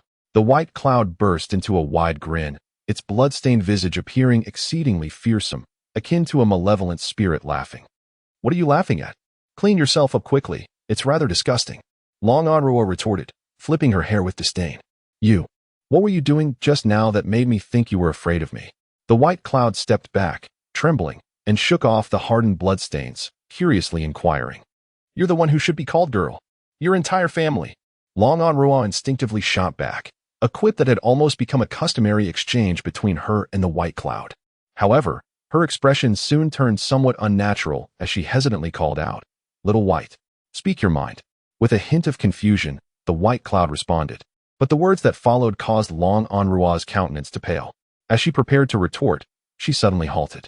"Little white, if one day I am bullied, would you be there for me?" Long Onrua pondered, momentarily setting aside her teasing of the white cloud, her eyes glimmering with anticipation. The white cloud was momentarily taken aback, not expecting such a question from Long Onrua. In the midst of her nervous gaze, the white cloud bowed his head in contemplation. After a prolonged silence, just as Long Onrua's expression began to reflect disappointment, the white cloud suddenly lifted his head and laughed heartily. "Silly girl, when I entrusted Sister Een to you, I had already considered you one of my own. Should anyone dare to bully you, I would hunt them down to the ends of the earth." For those whom he acknowledged and cherished, the white cloud would undoubtedly protect. In truth, the white cloud, much like his diminutive name suggested, was exceedingly forgiving and amiable towards those he held dear. The essence lies in the fact that Baiyun possesses a dual nature. One aspect is that of the Baiyun on Earth, who occasionally indulges in playful antics, exhibits a flair for charm, and attempts humor that he perceives as witty. The other side, however, is marked by the humility of having once bowed in deference, the humiliation of having knelt, and the explosive temperament that arises from years of suppression. This facet is ruthless, fierce, and almost devoid of humanity. Anyone who dares to threaten those he holds dear must be prepared to face dire consequences, even if it means standing against the entire world. Long Onrua's previously despondent expression began to flicker with a stirring emotion, soon enveloped by a burgeoning sense of joy. "Humph. For now, I shall overlook your antics," Long Onrua thought, her cheeks slightly flushed and her clear, water-like eyes sparkling with delight beneath her elegantly arched brows. Long Yuanhai observed the exchange in silence, feeling a twinge of bitterness. This sister of his had found affection in the care of another man, aside from their father and himself. Meanwhile, the students lingering in the square gazed in astonishment at Baiyun and Long Onrua, pondering if they were witnessing the presence of a demon. Some young women, their eyes alight with intrigue, fixated on Baiyun, who stood resolutely against the wind. After bidding farewell to Long Onrua, Baiyun, under the watchful eyes of hundreds of students, soared through the air like a shooting star, leaving behind a fleeting trail before vanishing into the distance as a mere speck. Only after the clouds had completely vanished did the students in the square feel a profound sense of relief. The actions of Baiyun, his ruthless dominance, his demonic presence, would undoubtedly reverberate throughout the entire academy, stirring countless waves of emotion. One could only wonder if anyone would dare to venture into that valley. Baiyun soared swiftly, and as his vital energy began to wane, he barely managed to reach the outskirts of the valley. Whereupon he was greeted by the sound of a melodic zither. The music evoked a sense of longing and anticipation, compelling Baiyun to quicken his pace. The zitherist, a figure of deep emotion. Through the ethereal strains of the zither played by Nalen Nd, Baiyun could perceive all that she harbored in her heart. From their very first encounter, he had felt a spiritual resonance with her, an exquisite amalgamation of souls that brought forth joy and tranquility. After a considerable time, Baiyun finally rose to depart. As he left, he declared with a sense of solemnity, "I shall take you away from this place." In the valley, Nalen Nd gazed longingly in the direction of his departure, her heart devoid of any doubt. "I shall await that day." Upon stepping out of his dwelling after retreating from the Black Earth continent, Baiyun immediately sensed several gazes directed at him. "Well done, little Bai. A true man," praised Hua Fei Hua as she embraced Yu Qianhan. Lao Si and Lao Wu remained engrossed in their game of chess, yet they nodded in acknowledgement, albeit their gestures were ambiguous. However, who could decipher the meaning behind their nods? The now disheartened Lao Lu, having succumbed to the haze of indulgence, exhaled a circular puff of smoke and remarked, "Indeed, it is time to teach those arrogant young rascals a lesson." Otherwise, others might think the academy is devoid of life. Old Tin stepped forward, gently patting Bai Yun's shoulder, his expression tinged with regret. I have surpassed the age of youth. Should I intervene? It would seem like a case of the strong overpowering the weak. The reputation of the academy now rests upon your shoulders. Do your best. According to the external sex, Bai Yun is indeed the representative of the younger generation within the academy, for he is a disciple of Xianxia, akin to a true inheritor, holding a status comparable to that of the holy sons within their respective sections. In contrast, the youths from Lonyuan Si can at best be considered inner disciples. The strength of several hidden sacred lands and the younger generation of the demon clan has already reached the realm of low-grade Xian emperors, with a few even attaining the high-grade Xian emperor status. Yi Qianhan's rare utterances may well be attributed to the influence of those garments. Bai Yun was at a loss for words. These individuals had not even inquired about his opinion. Nonetheless, he felt a tightening in his heart. Although he possessed the abilities of a cosmic evolver, he was still relatively inexperienced compared to those prodigies who had been meticulously nurtured since childhood. I'm not entirely certain. It seems to be related to those 3 senior brothers. You might as well consult the teacher. Is it related to those brothers hidden in the demon? Bai Yun was taken aback, gazing incredulously at Old Ten. He had always believed that Nalan Nd was captured by the human saints during the demon invasion and brought into the Black Earth continent. Who claimed that? She was clearly placed into the Black Earth decades ago by the old man, Hua Feihua interjected, her face betraying disdain for Bai Yun's ignorance. It seemed that undermining Bai Yun had become Hua Feihua's latest pastime. Bai Yun may have a slight penchant for the pleasures of the bed. Yet this is merely a natural desire of an ordinary man. He harbors no intentions of pursuing various beauties. Regarding emotions, after acquiring Yin Mei, he adheres to the philosophy of allowing things to unfold naturally. However, even if it is all meant to happen organically, infidelity remains infidelity. He silently mused, I shall discuss this with Sister Yin later tonight. Bai Yun cast a reassuring glance at Yin Mei, who reciprocated with a trusting gaze. Before turning his curiosity towards the others, it has been over 2 months since we arrived at Wuming Mountain, yet I am still unaware of your respective realms. Old Ten, reveal the young by the realms we are in, so he may comprehend his own inadequacies. Hua Feihua, regardless of her figure or beauty, is undeniably a celestial being. Yet her demeanor is one of disdain, with her delicate head held high and her phoenix-like eyes filled with derision. Naturally, Old Tin would not dare disregard Hua Feihua's instructions. Feeling a bit embarrassed, he replied, I truly feel ashamed. My cultivation level pales in comparison to that of my senior brothers and sisters, making it difficult for me to even mention my realm. Bai Yun rolled his eyes, interrupting the occasionally whimsical Old Ten. He inwardly reflected on the struggles of this child, who, amid such distinguished company, is bound to stray off course. Just a year ago, he had only broken through to the lower-grade Xian Emperor. This was largely thanks to his master. Old Ten displayed an expression of embarrassment, yet upon recalling the old man, his eyes shifted to one of admiration. Lower-grade Xian Emperor? Bai Yun smirked, remarking, is the lower-grade Xian Emperor akin to a common cabbage? If you feel ashamed of that, what does that suggest for others? Indeed, it seems we are quite distant from our senior brothers and sisters. Well then, I am but a mere speck of dust, diminishing the collective prowess of the esteemed disciples. Yet here I stand, a humble figure among those who have reached the exalted realm of the Xian Emperor. It is quite a staggering thought that among the 11 disciples of the old master, I alone remain in such a lowly state. How absurd.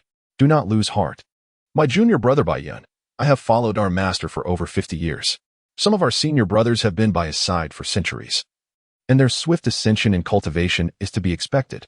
The honest elder Ten, with eyebrows dancing in the wind, offered these kind words of consolation. Bai Yun paid him no heed, for he possessed the essence of a cosmic evolver, and the duration of his true cultivation was far too brief for him to harbor any feelings of despair.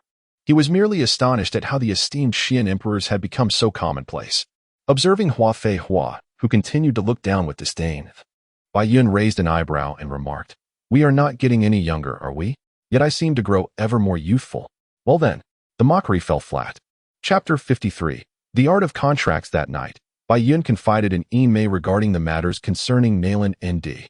Upon concluding his tale, he gazed at her with a sense of guilt, observing her deep in thought, her head bowed. Regardless of her feelings, he knew he had acted disloyally. Having lived nearly 30 years on Earth, certain ideologies had become ingrained within him. To him, Everyone deserved the entirety of their partner's affection. You need not feel remorse. I do not hold it against you, she replied. She is far more unfortunate than I. Fortunately, she encountered you. Otherwise. In Mei's gentle gaze, akin to flowing water, rested upon Baiyun. I was destined to lose everything that day, yet fortunate enough that you descended from the heavens. I am a contented person, and I firmly believe that Xiaobai will forever cherish me. In this manner, In Mei thought to herself, filled with satisfaction and confidence. For all of this is bestowed upon her by her Xiaobai. Thank you, Sister In. As for In Mei, Baiyun felt an increasing sense of guilt within. The two embraced silently in the room. Within a secluded cave beneath the nameless mountain, the weak and pallid figures of the Holy Son and Holy Daughter of Qianquan sat cross-legged on the ground. When will senior brother and senior sister emerge from seclusion? The Holy Son recalled Baiyun, his eyes turned icy. They will come once senior brother breaks through to the upper grade profound emperor, the equally frail Holy Daughter responded. But she shivered at the thought of Baiyun. What is wrong? The Holy Son furrowed his brow and inquired upon witnessing her condition. Half a month later, Baiyun rolled his eyes. Although the prices of these daily necessities were quite low, one could not help but squander them. He feigned a pained expression and said, I hardly have anything left. If it continues this way, they might think I am a bottomless pit, able to provide endlessly. Not much means there is something. Enough of the nonsense. Quickly present your offerings to our master. The corners of Baiyun's mouth twitched as he remarked, It is that female demon. They say it was you who imprisoned her in the black soil decades ago. Oh, is it that female demon, surnamed Nalan? The elder pondered for a moment, recalling the incident, but then inquired of Baiyun, Do you not know who she is? Why then did you confine her within the Black Earth continent? Is there any means to extricate her? Baiyun pondered for a moment before inquiring, Is there truly no other way? After a brief silence, Baiyun furrowed his brows and probed further. Only in the realm of the xianxia can one's spirit detach from its corporeal vessel unharmed. Should one fall short of attaining the xianxia level, assimilation by the heavens and earth is inevitable. The sole method to preserve the spirit is to enclose it within a spatial realm. Could one perhaps borrow a corpse to restore a soul? Baiyun's thoughts sparked with a glimmer of possibility. The old man shook his head and replied, Indeed, the notion of borrowing a corpse to return a soul exists. Yet it too would not last beyond a month in this world. It is impossible for any entity to possess a perfect replica. Each individual and every object bears a unique life signature. Upon hearing this, Baiyun ceased his inquiries, succumbing to contemplation. The old man slightly shook his head, and in an instant, vanished without a trace. Within the peach blossom grove, Baiyun remained alone, deep in thought. The biological interface of the cosmic evolver's space contained a function for creating human forms. He wondered if it might prove effective. He also recalled his bloodline abilities, a flicker of intrigue igniting within him. The contract technique, which he had never utilized, crossed his mind, and he was compelled to experiment. In the peach blossom grove, Baiyun seized a vividly colored little bird and directly invoked the contract technique upon it. Insufficient intimacy, contract failed. A long-forgotten mechanical voice echoed coldly in his mind. Baiyun paused momentarily, then released the little bird. Am I playing an online game? After a moment of banter, Baiyun swiftly made her way to the lakeside. Her gaze sweeping over the languid creatures sprawled about. There it was. She fixated on a diminutive creature, resembling a turtle, no larger than the palm of her hand. With a graceful leap, she positioned herself before it, crouching down to meet its gaze. The turtle paused momentarily, then disregarded Baiyun entirely. Continuing its slow crawl towards the lake, Baiyun retrieved a prime sausage from her spatial pocket, peeling off the casing and placing it enticingly before the turtle. The creature, with a tail longer than its body and a shell patterned akin to snake skin, sniffed the sausage before taking a substantial bite, chewing contentedly with its squinty eyes. Perfect. Baiyun resolved to use this turtle for her experiments. Over the following days, she diligently fed the turtle an assortment of delicacies and learned from Hua Fei Hua that this turtle-like creature was actually called a snake turtle, affectionately nicknamed Xiao Tu. Crouching before Xiao Tu, Baiyun mused to herself, Indeed, it is quite small. The name bestowed by the fierce lily was remarkably fitting. It must be time. After feeding it for 3 or 4 days, Baiyun decided to perform the contract spell today. Ding. The contract was successful. A wave of joy washed over her as she observed Xiao Tu's condition, eager to see what transpired. As her focus shifted to Xiao Tu, a sudden thought echoed in her mind. Delicious, delicious, truly delightful. Baiyun was left speechless. Did this glutton have no other thoughts? Subsequently, a sudden realization struck him. The small figure before him abruptly vanished, as it seamlessly entered the spatial backpack interface. Indeed, the small figure was within, blissfully unaware as it continued to consume its food. A surge of joy coursed through Bai Yun. He had previously conducted experiments revealing that living beings could not be contained within the spatial backpack. Yet, here was the small figure, unharmed and unaffected. This indicated that perhaps Nalan Nd could also be similarly accommodated, provided he successfully formed a contract with her, granting her entry into the spatial backpack. Such a possibility would afford him considerable peace of mind, allowing him to gradually seek a method to revive her. Chapter 54. The collective uprising. Bai Yun summoned the small figure and placed it by the lakeside. With a swift leap, he darted towards the wooden cabin, subsequently calming himself to meditate.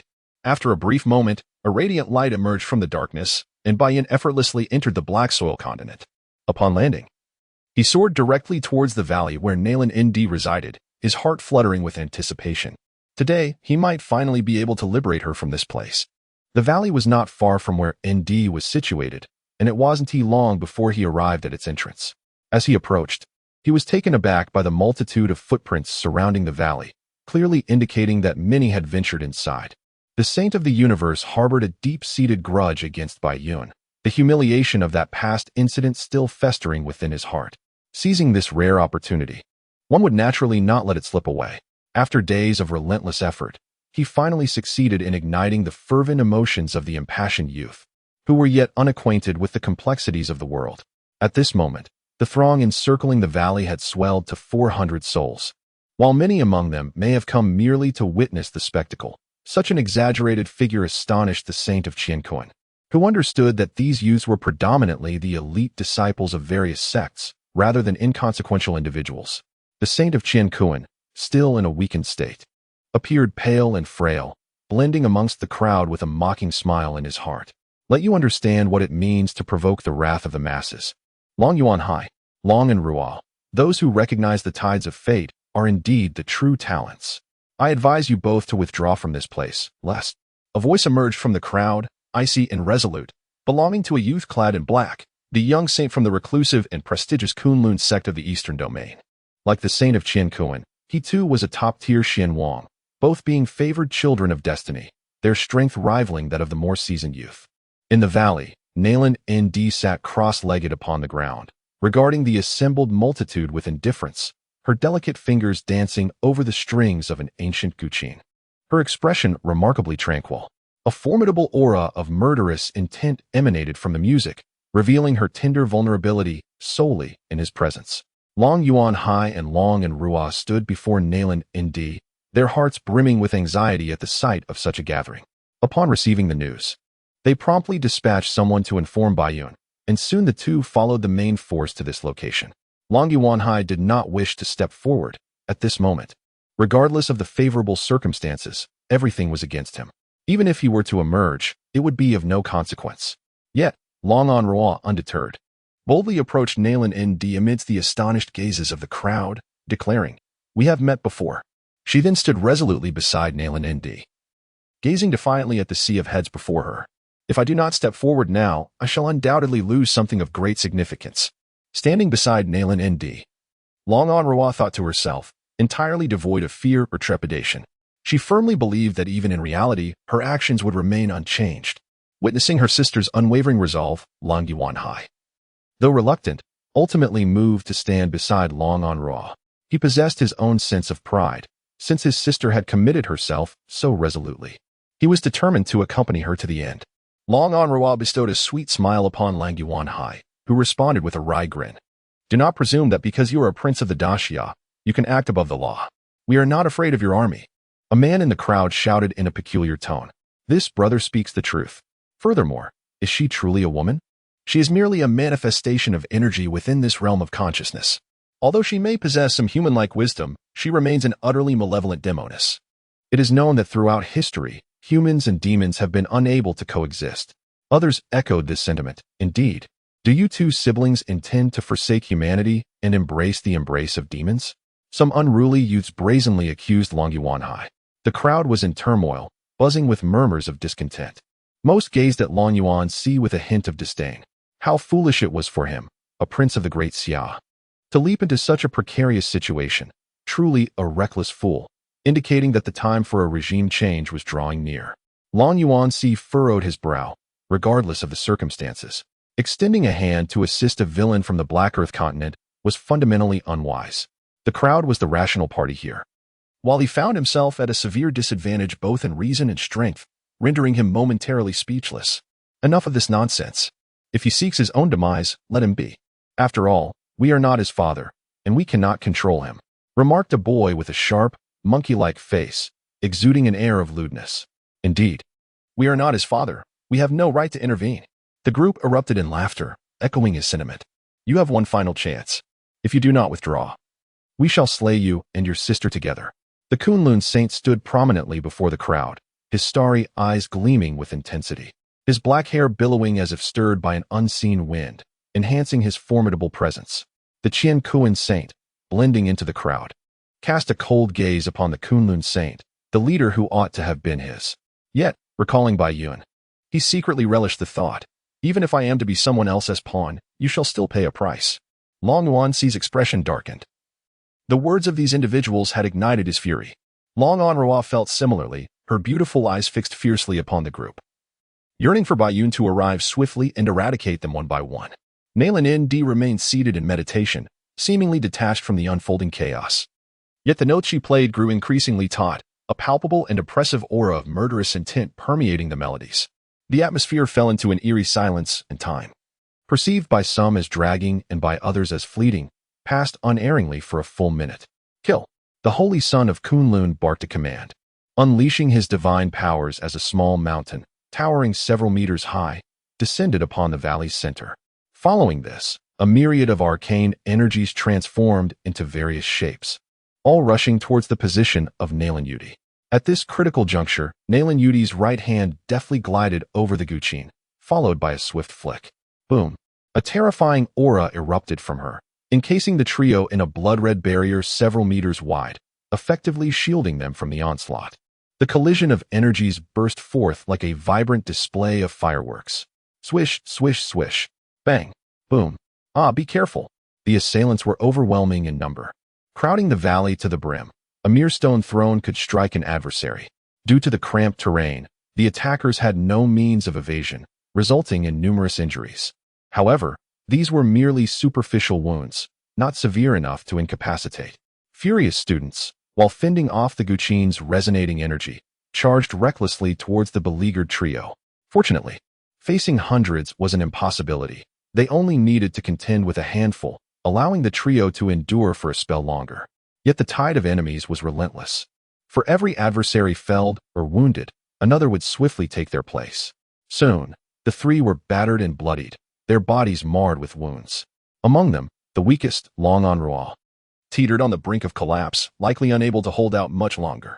The students, fueled by fervor and zeal, viewed the three individuals before them as embodiments of malevolence.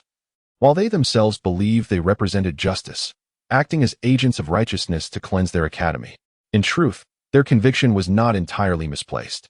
With a sharp sound echoing as a weapon pierced flesh, Long Onru closed her beautiful eyes, transforming into motes of light that scattered into the ether. How painful!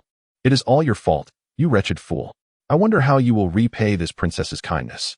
These thoughts lingered in her mind before she succumbed to unconsciousness. Onru.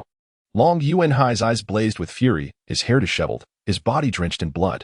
He roared like a madman, and from him emerged a golden dragon, spanning dozens of feet. With a resounding roar, it charged towards the students, who were already consumed by their bloodlust. This golden dragon drained him of his mystical energy and physical strength, even exhausting his latent potential. As his consciousness dimmed and his body grew weak, he fell backward, only to be pierced by countless swords. The golden dragon, having claimed the lives of over 10 individuals, reluctantly dissipated into the vastness of the heavens and the earth. 3 against 400, what a magnificent spectacle. The battle raged until 2 were slain, and the 3 held their ground for a full quarter of an hour, even managing to retaliate against dozens. Both Long Onru and Long Yuanhai had expended every ounce of their strength. Nalen Nd, her crimson hair swirling, harbored an overwhelming intent to kill within her eyes. I am sorry, my lord. I have caused your friend to perish for my sake. I am truly inept. A single crimson tear slid down the exquisite face of Nayland N.D., a visage that should not weep. As the bloody tear fell onto the black soil, it seeped into the earth. Kill! Kill! Kill! The holy son of Kunlun loomed above, brandishing his long blade, his voice a fervent battle cry. The shouts of hundreds of scholars echoed, shaking the very heavens and earth. Their fervor rekindled as they gazed at Nayland N.D. with murderous intent. She was the last remaining fiend, their singular target for the day, to slay her and see if Baiyun would dare to annihilate them all. They had already devised a plan. Once this female demon was vanquished, they would collectively press the academy to purge the ranks and expel Baiyun. Exchanging glances, a dozen individuals at the forefront leaped simultaneously, various weapons and fists surging toward Nayland N.D. in a fierce assault. Unbeknownst to them, Nayland N.D., who had closed her eyes, suddenly opened them wide, a terrifying crimson light radiating forth. The once despondent aura transformed into a tempestuous force. This was her forbidden technique. Perhaps unknown to those present, yet in the true realm of the Black Earth continent, it was notorious, an exclusive art of the Nayland family, exacting a toll of her very soul. She had resigned herself to her fate. Yet, she pondered, when would her lord arrive? How she yearned to see him once more. Nayland N.D.'s blood-red eyes shed another tear, and with a demonic roar, an ancient zither materialized from thin air. With a graceful sweep of her hand, she deflected the initial onslaught of her assailants. Bang! The Guqin stood solemnly before her, as she deftly played a single note, summoning forth a multitude of skeletal heads, each radiating a ghastly crimson light, shrieking with an eerie intensity as they lunged towards the crowd. A chilling wail echoed through the valley, as dozens found themselves ensnared by the skeletal apparitions, writhing and struggling on the ground. In desperation, they attempted to extinguish the blood-red skulls with their mystic energy, only to discover that their efforts were futile, as their very essence was gradually consumed instead. Clad in leather battle armor, Nayland N.T.I. revealed her extraordinarily long and graceful legs, supporting herself against the Guqin. Her vision blurred. Her strength had plummeted from a high-grade Xian Emperor to a low-grade Xian Emperor, an irreversible decline. At this moment, she was but a manifestation of her soul, bearing the burden of the forbidden arts, which exacted a heavy toll upon her very spirit.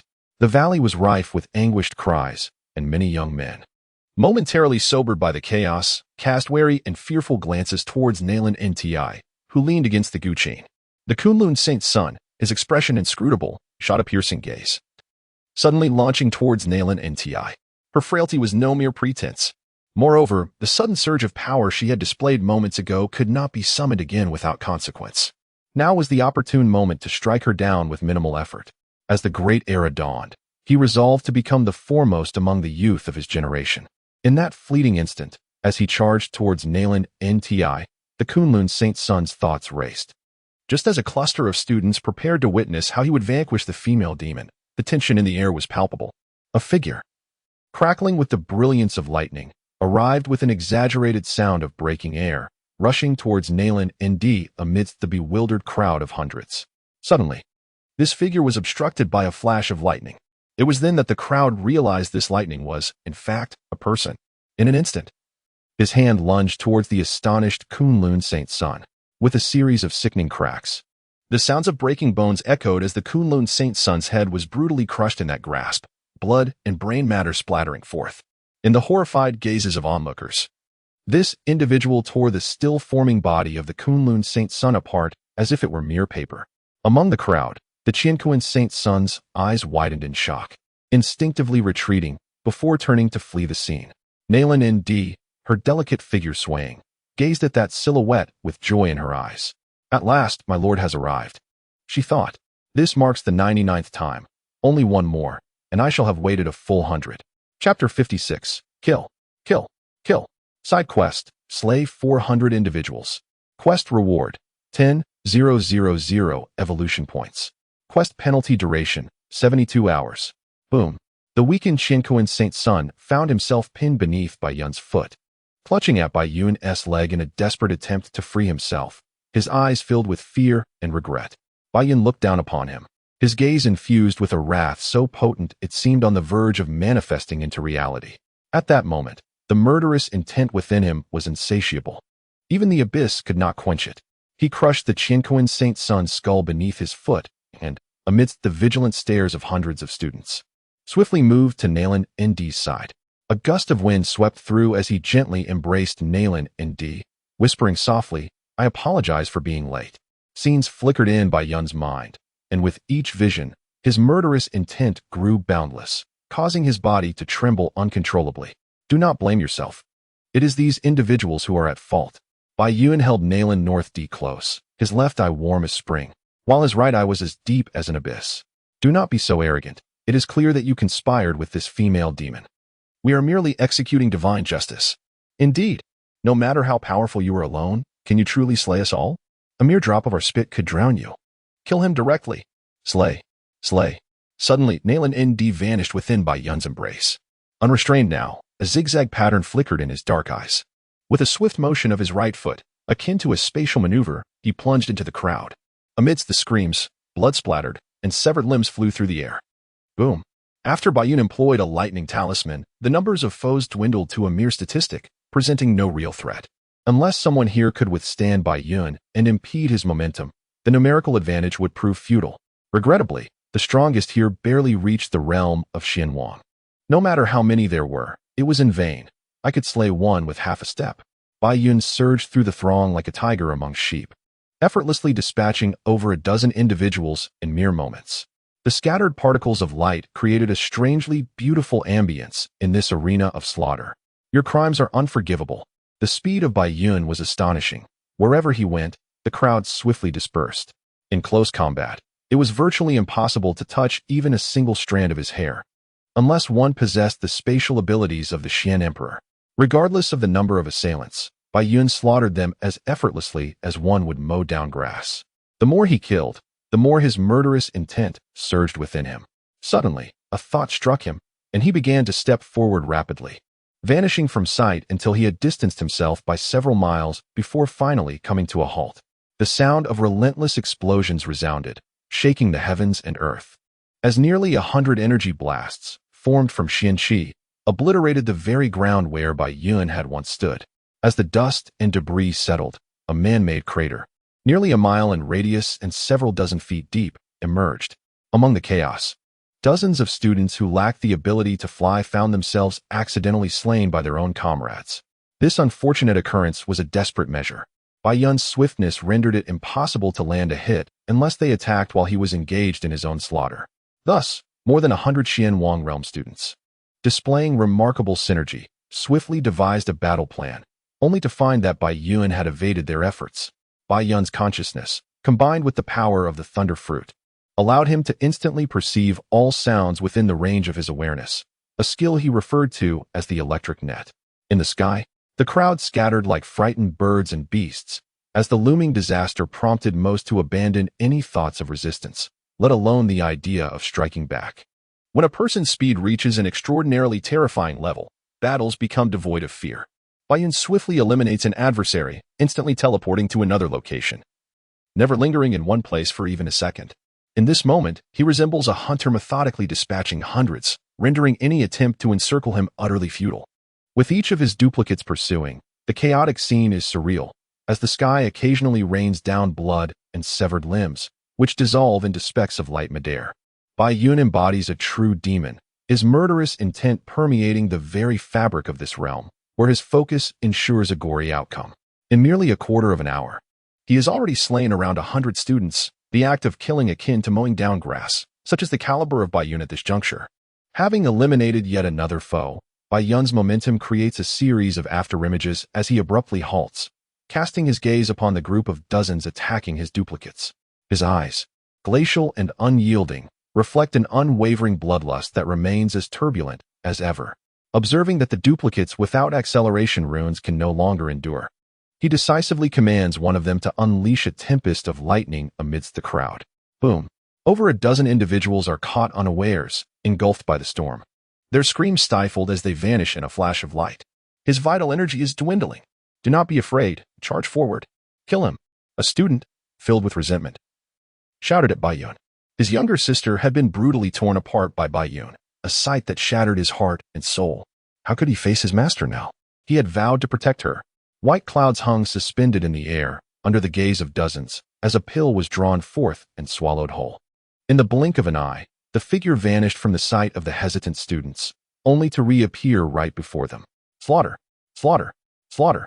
The blood and screams of all of you cannot possibly compensate for a single strand of hair from Nalan Yudi or Enrua. How am I to vent my fury? Only by annihilating you all can I find a semblance of relief for the suffocating rage within my chest. Bang! Bang! In the blood-red sky, crimson rain began to fall. Within mere moments, dozens had been slain, with several more losing their lives. The remaining few were truly paralyzed with fear, screaming in terror as they fled for their lives. Yet, how could Bai Yun grant them the luxury of a peaceful retreat from the Black Earth continent? As Bai Yun's intent shifted, he instantaneously appeared behind a fleeing student, piercing his skull with a mere flick of his finger. Suddenly, a surge of blood and mystical energy erupted within him. His brow furrowed, and he ceased his relentless pursuit. Bai Yun felt his heart pounding violently, and a strange writhing sensation in his shoulder blades, accompanied by an unbearable pain as though flesh were being torn asunder. He swiftly descended to the ground of the Black Earth, kneeling on one knee, pressing his palm firmly against the earth. The writhing in his back intensified, as if something were striving to break free from within. Chapter 57. These people. Slaughter. Slaughter. Slaughter. This was not merely for the sake of a mission. He had proclaimed that it was a forbidden ground, and should Nalan Yudi suffer even the slightest harm, he would eradicate every soul within the Black Earth. Regardless of their involvement in the siege they failed to prevent, the blame lies with them. At this moment, Bai Yun's eyes reflected an almost complete absence of humanity. The encounter with Yin Mei and her daughter had unleashed the violent and dark energies that he had long buried deep within his heart, shattering the restraints that concealed his warmth. Now, Bai Yun felt as if his very blood had turned to ice. The pair of blood wings, which writhed upon his back, had burst forth with ferocity. If these wings were to spread wide, they would exceed Bai Yun's height by a slight margin. Countless lightning motifs were etched upon the wings, and they occasionally emitted a shimmering radiance, enigmatic in nature. When he activated the blood wings, Bai Yun's speed would rival that achieved through his swift talisman, and his strength would be significantly amplified. The only source of discontent for Bai Yun was that if he fully summoned the blood wings, his mystical energy could only sustain them for less than 15 minutes before it was entirely depleted. With a swift motion, he unfurled his wings and soared towards the square where some awaited him, having lingered for quite some time. Those he held dear had almost all entered this place on the very first day. Yet, how could Bai Yun possibly cease his slaughter? Although Bai Yun moved with incredible speed, he halted with precision at will, having mastered the control of his velocity to an extraordinary degree. Had he killed enough? In the square, only a sparse few remained, a stark contrast to the earlier throng. An elder stood with hands clasped behind him before the stone tablet, calmly inquiring, almost as if to ask, "Are you satisfied?" "Indeed," Bai Yun replied with a nonchalant expression, folding his blood wings back against his back after a few gentle flaps. "Die, little white." With the distinct sound of Hua Fei Hua echoing, Bai Yun was forcefully struck to the ground by a fist. He instinctively attempted to retaliate. His once placid eyes suddenly filled with a crimson hue. Fortunately, he did not completely lose his sanity. Bang! Little white. As two familiar exclamations rang out, Bai Yun, lying on the ground, felt the blood red in his eyes recede, replaced by a flicker of something profound. That something was called emotion. It was only when his blood wings erupted forth that Bai Yun's bloodline was fully awakened. Yet, with it came an overwhelming tide of bloodshed and darkness, nearly engulfing his heart entirely. Had it not been for them, I would have likely transformed into a true demon by now. Bai Yun, relying on potions to endure, thought to himself before slipping into unconsciousness. Thankfully, I have you all. Bai Yun felt as though he had been trapped in a long, harrowing nightmare. A world where rain fell incessantly. The rain was a hue and scent reminiscent of blood, an acrid stench that filled the air. In this realm, it seemed there was no sun. He felt a bone-chilling cold enveloping him. Here, it appeared, only the eternal downpour of icy, blood-like rain persisted. He appeared to have forgotten everything, including himself. Although he had lost all recollection, fleeting images of familiar faces often surfaced in his dreams. Though he could not recall who they were, he sensed that whenever these visages emerged, his heart, which seemed to have ceased beating and grown cold, would stir with a faint rhythm, warmth coursing through his being. He relished this comforting sensation. In the world drenched in blood and rain, he found himself utterly alone. Yet he felt no disquiet. A flicker of memory surfaced, taking him back to a time long past when he was indeed solitary. He recalled a place known as the Xianming sect, bustling with people, yet he remained isolated. He saw himself toiling in solitude, lost in reverie, yearning for the planet called Earth. After 5 years in this realm, he still found himself an outsider, unable to integrate into this world. Suddenly, the solitary scene transformed, revealing two faces he knew all too well. The most frequently appearing visages belonged to a mother and daughter. In Mei and Inu, the mischievous Long Enrua, the fierce yet tender Hua Fei Hua, the honest old Shur with his straight brows, the gluttonous old man. Ah, so it is you. In the place where Bai Yun stood, the blood rain inexplicably ceased. The sky, shrouded in dark clouds, seemed to be cleaved by an unseen force, allowing a beam of sunlight to pierce through and illuminate Bai Yun's surroundings. In that moment, the realm erupted in brilliance, warm sunlight enveloping Bai Yun, and his heart raced with fervor. The rhythmic beating began to return to normal. What a delightful sensation it was. Bai Yun gazed into the distance, whispering to those places shrouded in darkness, perpetually drenched in a rain of blood. It was time to awaken. Bai Yun slowly roused, and this slumber felt as though it spanned a century, far too lengthy for himself, or for those who awaited his awakening. Bai Yun had been ensconced in sleep for a full half-month, while Yin Mei and her daughter had vigilantly awaited his return for the same duration. Inu had undergone a significant transformation. The once sparkling, watery eyes had grown somewhat dry, losing their previous innocence and vivacity. She had shed an abundance of tears. Yin Mei, her once alluring visage now lacking its charm, gently rested her head against Bai Yun's pallid chest, listening intently to the heart that pulsed only once every few minutes, a testament to his continued existence. She was reluctant to part, fearing she might miss the sound of hope. The old man had visited, and upon meeting Yin Mei's hopeful gaze, he shook his head and departed. Slowly, Bai Yun opened his eyes, and immediately sensed the presence of the two beside him. Inu lay next to him, her long eyelashes fluttering, her brow furrowed in distress, lost in some dreadful nightmare. Meanwhile, Yin Mei lay upon his chest, her complexion exceedingly pale and frail, her form considerably diminished from the past. Bai Yun gently smoothed the furrowed brows of the two sleeping beside him. Seemingly sensing something, their brows began to relax. Dead little Bai? How dare you cause my Yin Mei to worry so? You better remember this debt. Hua Fei Hua, wary of disturbing Yin Mei's rest, discreetly conveyed his thoughts to Bai Yun. The eruption of his bloodline, a revelation that took him by surprise, nearly consumed him, threatening to transform him into a true cold-blooded demon. Fortunately, he encountered these individuals. Otherwise, the consequences would have been dire. After casting a fierce glare at Bai Yun, Hua Fei Hua quietly exited the room. Outside the window, the sunlight bathed the three in a warm embrace. Chapter 58. This night, the crimson moon shone gently. During Bai Yun's half-month slumber, the world outside had erupted into a cacophony of chaos.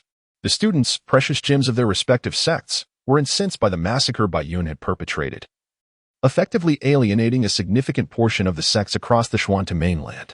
Despite being the disciple of the revered Xuanzai, the collective wrath was overwhelming. Numerous students united in a petition demanding Bai Yun's expulsion from the academy, even alleging that he was not human, but rather a spy sent by the demon race, providing a litany of reasons to support their claims. Firstly, the massacre was ignited by his infatuation with a female demon. Secondly, the peculiar blood wings he bore were unlike any creature known to the human and demon races. Some even delved into historical records, asserting that Bai Yun's blood wings bore a striking resemblance to those of the blood demons within the demon clan. This scandal reverberated throughout Xuantu, drawing the attention of countless cultivators who fixated on the Central State Academy, eagerly awaiting Xuanzai's verdict. In the face of mounting pressure from all directions, Xuanzai calmly stated, "As for my disciple, am I unable to discern whether he is human or demon? The identity and prowess of Xuanzi are unparalleled on the Xuanta continent." His words carry the weight of imperial edicts and the will of the sages. Upon his pronouncement, the heads and elders of various sects immediately understood that Xuanzi intended to protect Bai Yun, leading them to abandon their petty schemes. The elder generation, aware of Xuanzi's formidable presence, chose to remain tranquil. However, the youthful newcomers, unbridled and audacious, remained undeterred, demanding Xuanzi expel Bai Yun from the academy, declaring it an act of righteousness. On the 14th day of Bai Yun's unconsciousness, the situation had escalated to an untenable crisis. The students collectively proclaimed that should Bai Yun not be expelled, they would sever all ties with the academy. Faced with the fervent outcry of the students, Xuanzi fell silent. "Xiao Bai, pay them no heed. If they wish to leave the academy, let them go. A bunch of cowards resorting to such tactics. I find their presence contaminating the air of Wuming Mountain. Hua Feihua remarked disdainfully. Her words resonated with Lao Si, who nodded in agreement, while Lao Wu also expressed his concurrence with fervent gestures. Two fools courting death, are they? I have stated before, do not refer to me as Xiao Hua. Upon hearing this, Hua Feihua's enchanting visage twisted into a menacing scowl as she barked out a reprimand. Yu Qianhan, holding Hua Feihua's delicate hand, also bore a fierce glint in her eyes as she glared at Lao Si and Lao Wu. We shall proceed to chess, announced Lao Si, momentarily stifled, before beckoning the others to commence their game. What if someone intends to strike at Xiaobai? Lao Wu whispered as they laid out the chess pieces. Who dares to deny me solace from my woes? Kill. The old man, with a contemplative expression, gazed at Yi Qianhan and remarked inwardly, the tobacco is running low. The frail Yun Mei and Yun Yu steadfastly looked at Bai Yun, their unwavering support for him evident, for he was their beacon. A faint smile played upon Bai Yun's lips as he pondered the warmth these delightful individuals brought him, making him feel truly integrated into this world. Ha. Bai Yun chuckled at the sight of them, his smile rather foolish. Hua Feihua rolled her eyes and exclaimed, stop grinning foolishly and share your thoughts. Still grinning. Bai Yun suddenly inquired, where's the old man? Bring me some wine. Upon arriving at Wuya, Bai Yun stood with his hands clasped behind his back, gazing towards the misty expanse where the old man resided. With a gentle smile, he flew beside the old man and summoned 2 barrels of wine, prompting the master and disciple to indulge in a hearty drink. Bang! The old man, half drunk after consuming nearly a barrel of wine, remarked with a calm demeanor, devoid of arrogance or grandiose declarations. Yet, the underlying sentiment was clear. What use is this world if I cannot even protect my own disciples? He reminisced about those who had passed, his thoughts heavy with nostalgia. Bai Yun's eyes glistened with unshed tears, resembling a child facing an elder. The old man, typically exhibiting a dismissive attitude towards age, now radiated warmth and affection. I shall take my leave from here for a considerable duration. After both had emptied the cask of wine, Bai Yun suddenly spoke, his countenance serene yet imbued with an unwavering resolve. Why? The old man furrowed his brow and continued. You need not concern yourself with those individuals. Whatever transpires, I shall shield you. It is not due to those matters. I have my own reasons. I will clear some obstacles for you. After a lengthy silence, the old man spoke again. Thank you, old man. Bai Yun expressed his gratitude. He understood the depth of the old man's trust, yet he chose not to divulge his own matters, aware of them within himself. Throughout their discourse, the old man refrained from inquiring about the blood wing or the talismans. This trust compelled Bai Yun to exert every effort for these individuals, even at the cost of his own life. The old man remained silent, gazing intently at Bai Yun. After an extended moment, Bai Yun, feeling increasingly uncomfortable under the old man's scrutiny, could no longer contain his curiosity. Be mindful, Xiao Bai. You are about to depart. Should you not present your teacher with fine wines and delicacies? The old man spoke with a serious demeanor, his brow knitted. Were you not my teacher? I would have a strong inclination to retaliate, Bai Yun thought, a wry smile tugging at his lips, inwardly lamenting the disruption of their once warm atmosphere. Despite his inner musings, Bai Yun procured a mountain of exquisite wines and delicacies, causing the old man's eyes to gleam with delight. With a grand gesture, he summoned everything into his spatial realm, his heart brimming with satisfaction, for Xiaoshi understood the value of respect. He did not dwell on the fact that these were all items he had requested. When shall we descend the mountain? The old man's previously lecherous expression shifted as he inquired. Tomorrow, Bai Yun replied. Then let us indulge in a farewell toast. This night, the crimson moon casts a gentle gaze upon the nameless mountain peak, where a group of revelers indulge in their libations. Chapter 59. Departing the academy on a serene morning. Little Bai, fret not. I, Sisterine, shall take good care of you. Hua Feihua, caught in the allure of beauty and her junior, resolutely chose the former. Wrapping her arms around Yi Qianhan, contemplating, let us depart, allowing me to bask in the company of Sisterine. The honest Lao Shi, with furrowed brows, mused to himself. After all this time, the junior has finally arrived, and I am to once again assume the role of the youngest. Lao Si and Lao Wu, stroking their beards, wore expressions of reluctance, pondering how best to navigate this game. Yin Mei and Yin Yu stifled their tears, gazing longingly at the clouds. Is there more wine? The elder inquired. Yes, I await your return. Finally, unable to contain herself, Yin Mei's eyes shimmered with unshed tears. Of course, Bai Yun would not show favoritism. extending his wolfish claws towards the beautiful maidens, while the grumpy old men garnered no interest from him. As he embraced Hua Feihua, she whispered sweetly in his ear, "Do I not possess a splendid figure?" Bai Yun dismissed the allure of this lily, yearning to embrace Yi Qianhan instead. However, she was pulled aside by Hua Feihua, exclaiming, "Have you not had your fill of my tofu?" For the sake of the future, this moment of separation was indeed necessary, he reflected. Within the abode of the saint of heaven and earth, he had succumbed twice in the dark soil continent within a short span, leaving him in a stupor for 3 days and nights before awakening.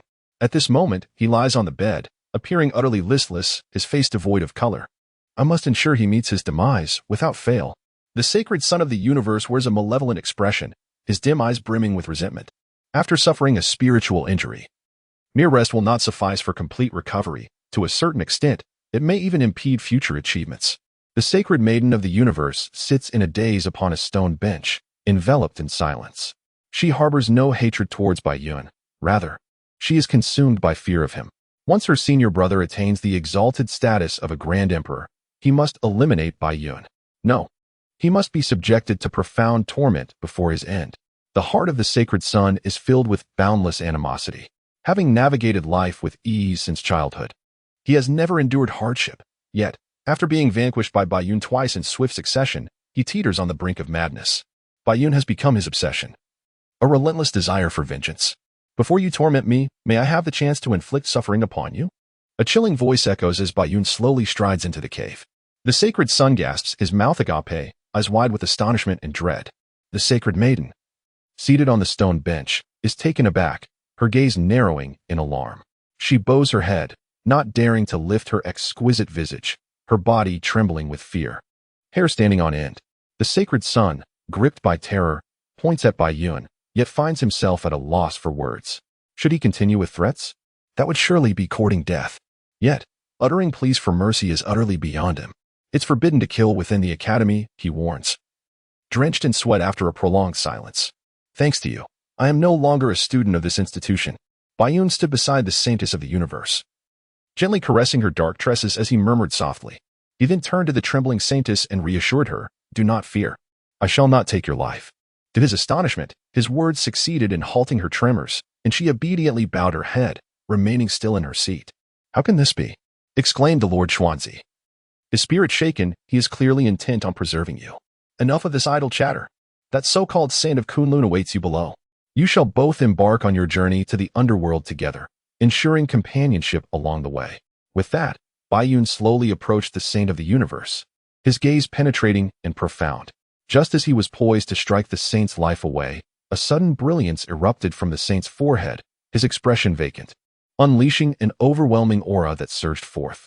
Bai Yun was taken aback, swiftly retreating. With a furrowed brow, he muttered, once again. The saintess, who had been bowing her head, suddenly raised it, whispering, "It is master."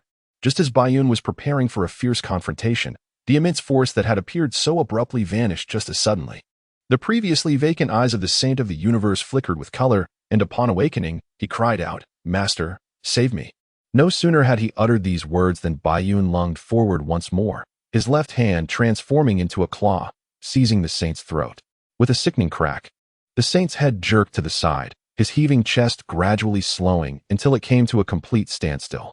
Bai Yun discarded the lifeless body of the saint of the universe and strode toward the entrance of the cave. As he passed by the saintess, he did not pause for a moment, departing without a glance. "Why do you not kill me?" The holy maiden of the universe called out timidly. "I am not one to indiscriminately slay the innocent. Why would I wish to harm you?" From a certain perspective, Bai Yun was indeed not a perpetrator of senseless violence. He was merely executing his mission. As for the massacre that transpired over 2 days, he was simply fulfilling his earlier promise. He had previously declared that should his beloved sister suffer even the slightest harm, he would eradicate every soul in the Black Earth for their failure to intervene. The holy maiden gazed blankly in the direction Bai Yun had departed, her expression still marked by trepidation. Possessing extraordinary talents, she had no need to compete with her peers for the position of holy maiden, as her sect had already designated her for the role. She had never experienced the slightest hint of bloodshed, having been nurtured and protected by her sect throughout her life. In the eastern domain, 2 elderly figures from Kunlun sect and Xianxia sect looked grimly toward the central plains. The Holy Sun and Holy Maiden were their primary charges. They had embedded their consciousness within the young one's minds at birth to ensure their safety. In times of peril, their consciousness could traverse vast distances to provide aid. However, just moments ago, they had been forcefully repelled by an overwhelming power, undoubtedly that of Xuanzai. I am Bai Yun. I hereby formally announce my withdrawal from the academy. A chilling voice resonated throughout the royal city of the Central Plains. Above the Xuan Zone, let it be known. Any ancient being daring to act against Bai Yun shall find their lair besieged. The commanding voice of the Second Holy One of the Demon Clan reverberated across the Xianxia continent. Chapter 60. The Purpose of Leaving the Academy. Bai Yun made one final visit to Long Anrua before slowly stepping out of the royal city of the Central Plains. Thus, the journey ahead is bound to be filled with incessant tasks.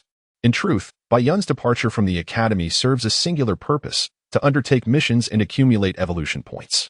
According to the patterns observed after activating the cosmic evolver, it is evident that tasks materialize only when personal circumstances arise.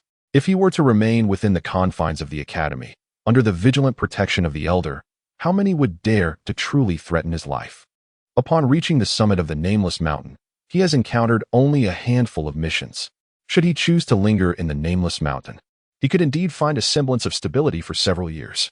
Yet, when the demon saint leads an army to their doorstep, what means would he possess to safeguard the strength of the human demon tribes?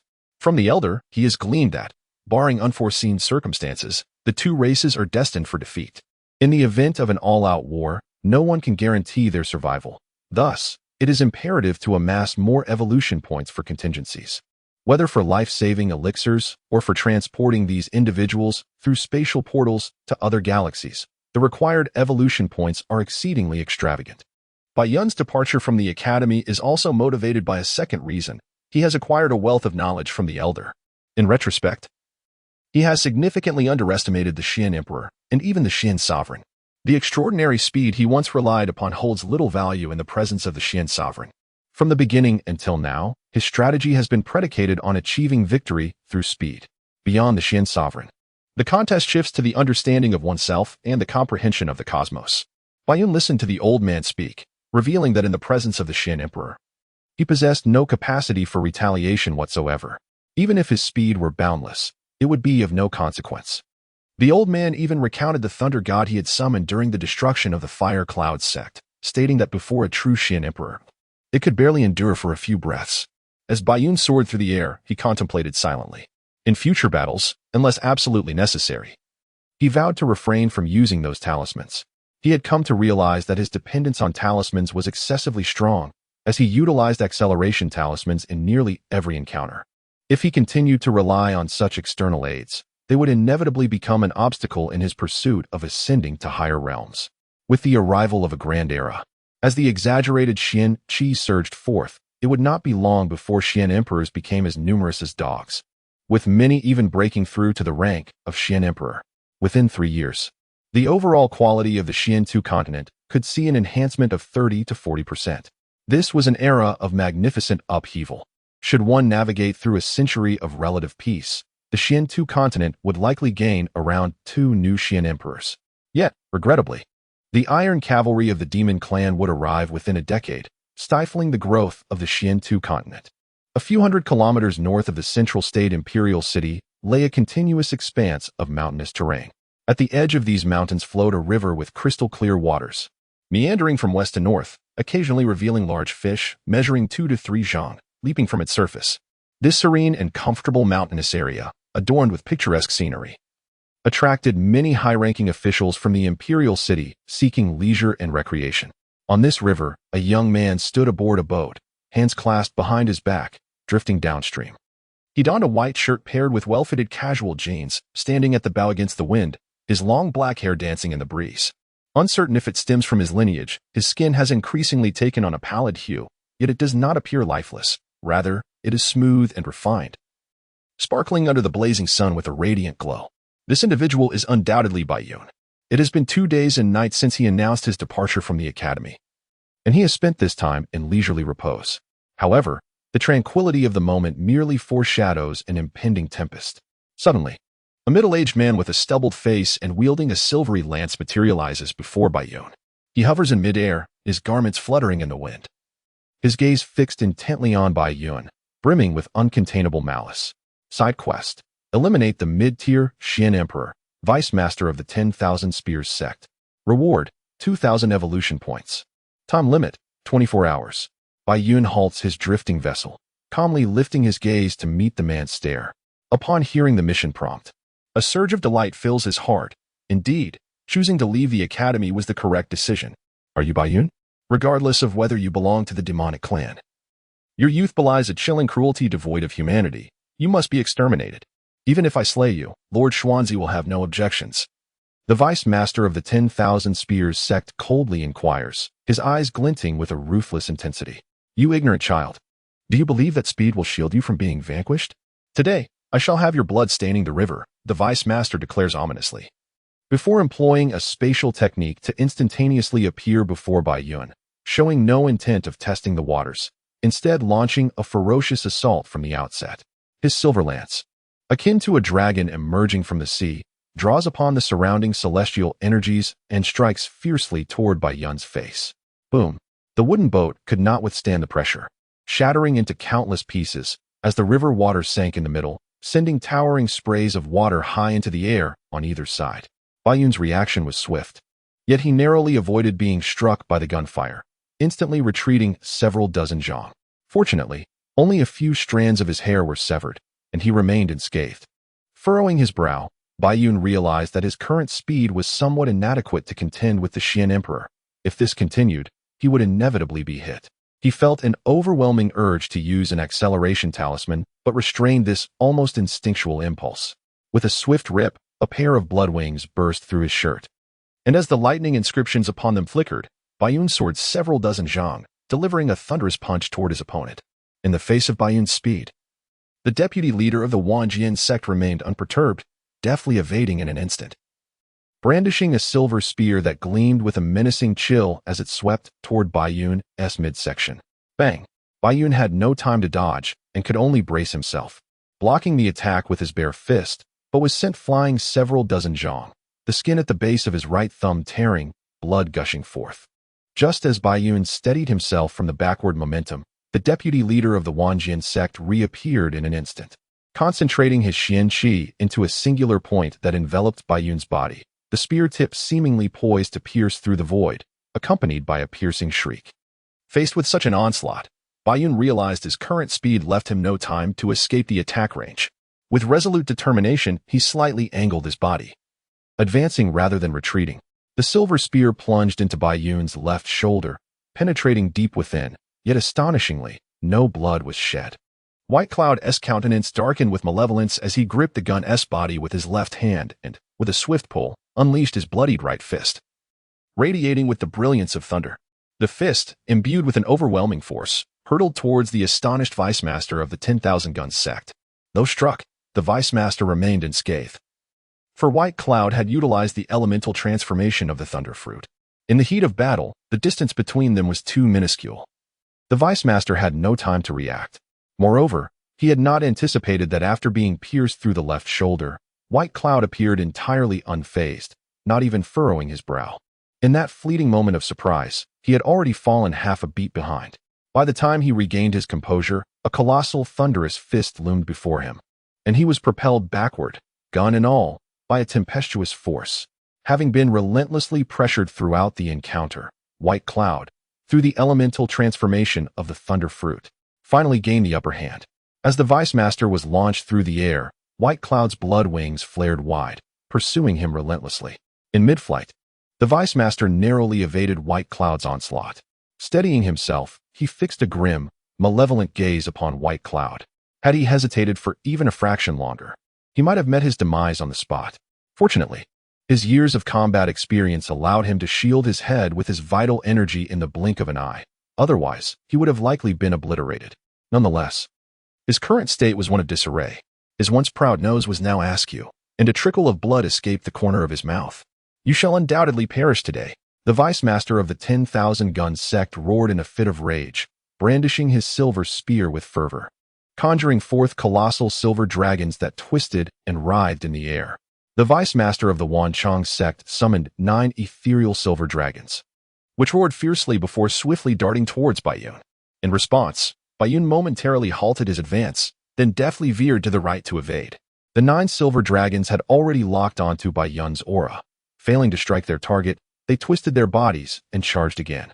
With his vital essence nearly depleted, Yun was reluctant to engage in a direct confrontation, relying instead on his superior speed to evade their relentless pursuit. The fierce battle raged on for over 15 minutes, with Yun's energy waning to the brink of collapse, leaving him unable to sustain his blood wings for much longer. It was clear that this could not continue, for he would inevitably exhaust his remaining essence. Having narrowly escaped one silver dragon's ambush, he glanced at the panting vice-master of the Wanchang sect, whose energy reserves were likely running low as well. To defeat the thief, one must first eliminate the king. With a subtle flutter of his blood wings, Yun propelled himself like a missile, charging towards the vice-master, enveloped in crackling lightning and accompanied by a deafening roar of thunder. The 9 silver dragons pursued him relentlessly. Swiftly, Yun's assault was narrowly evaded by the opponent, but just as his strength began to wane, the 9 silver dragons closed in from behind, their menacing heads lunging directly at him. The force of their combined attack was overwhelming. In that moment, Yun's face reflected sheer astonishment, his eyes widening in terror as he found himself ensnared by the 9 silver dragons, which subsequently detonated in a spectacular explosion. The simultaneous eruption of the 9 dragons illuminated the surroundings, radiating brilliance that surpassed even the blazing sun overhead. A tremor shook the earth, and the once gently flowing river surged with a cacophony of splashing water, dislodging an array of bizarrely shaped fish that flopped helplessly upon the shore. Just as the vice-master of the Wanchang sect prepared to descend and regain his energy, an inexplicable chill coursed through him, causing the hairs on his body to stand on end. As disbelief and horror flickered in his eyes, a hand crackling with lightning pierced through his chest from behind. The vice-master of the Wanchang sect coughed forth a stream of crimson blood, which flowed steadily from the wound as if it were drawn by that very hand. In that fleeting moment, memories of the wife who had bullied him since childhood flooded his mind, a woman who had even ascended to the position of sect leader. Nostalgia sparkled in his gaze, a bittersweet affection. Ah, let us descend into hell together. Yet, memories are but ephemeral, and suddenly, the vice-master's expression morphed into one of ferocious defiance, akin to a cornered beast, as he let out a frantic roar.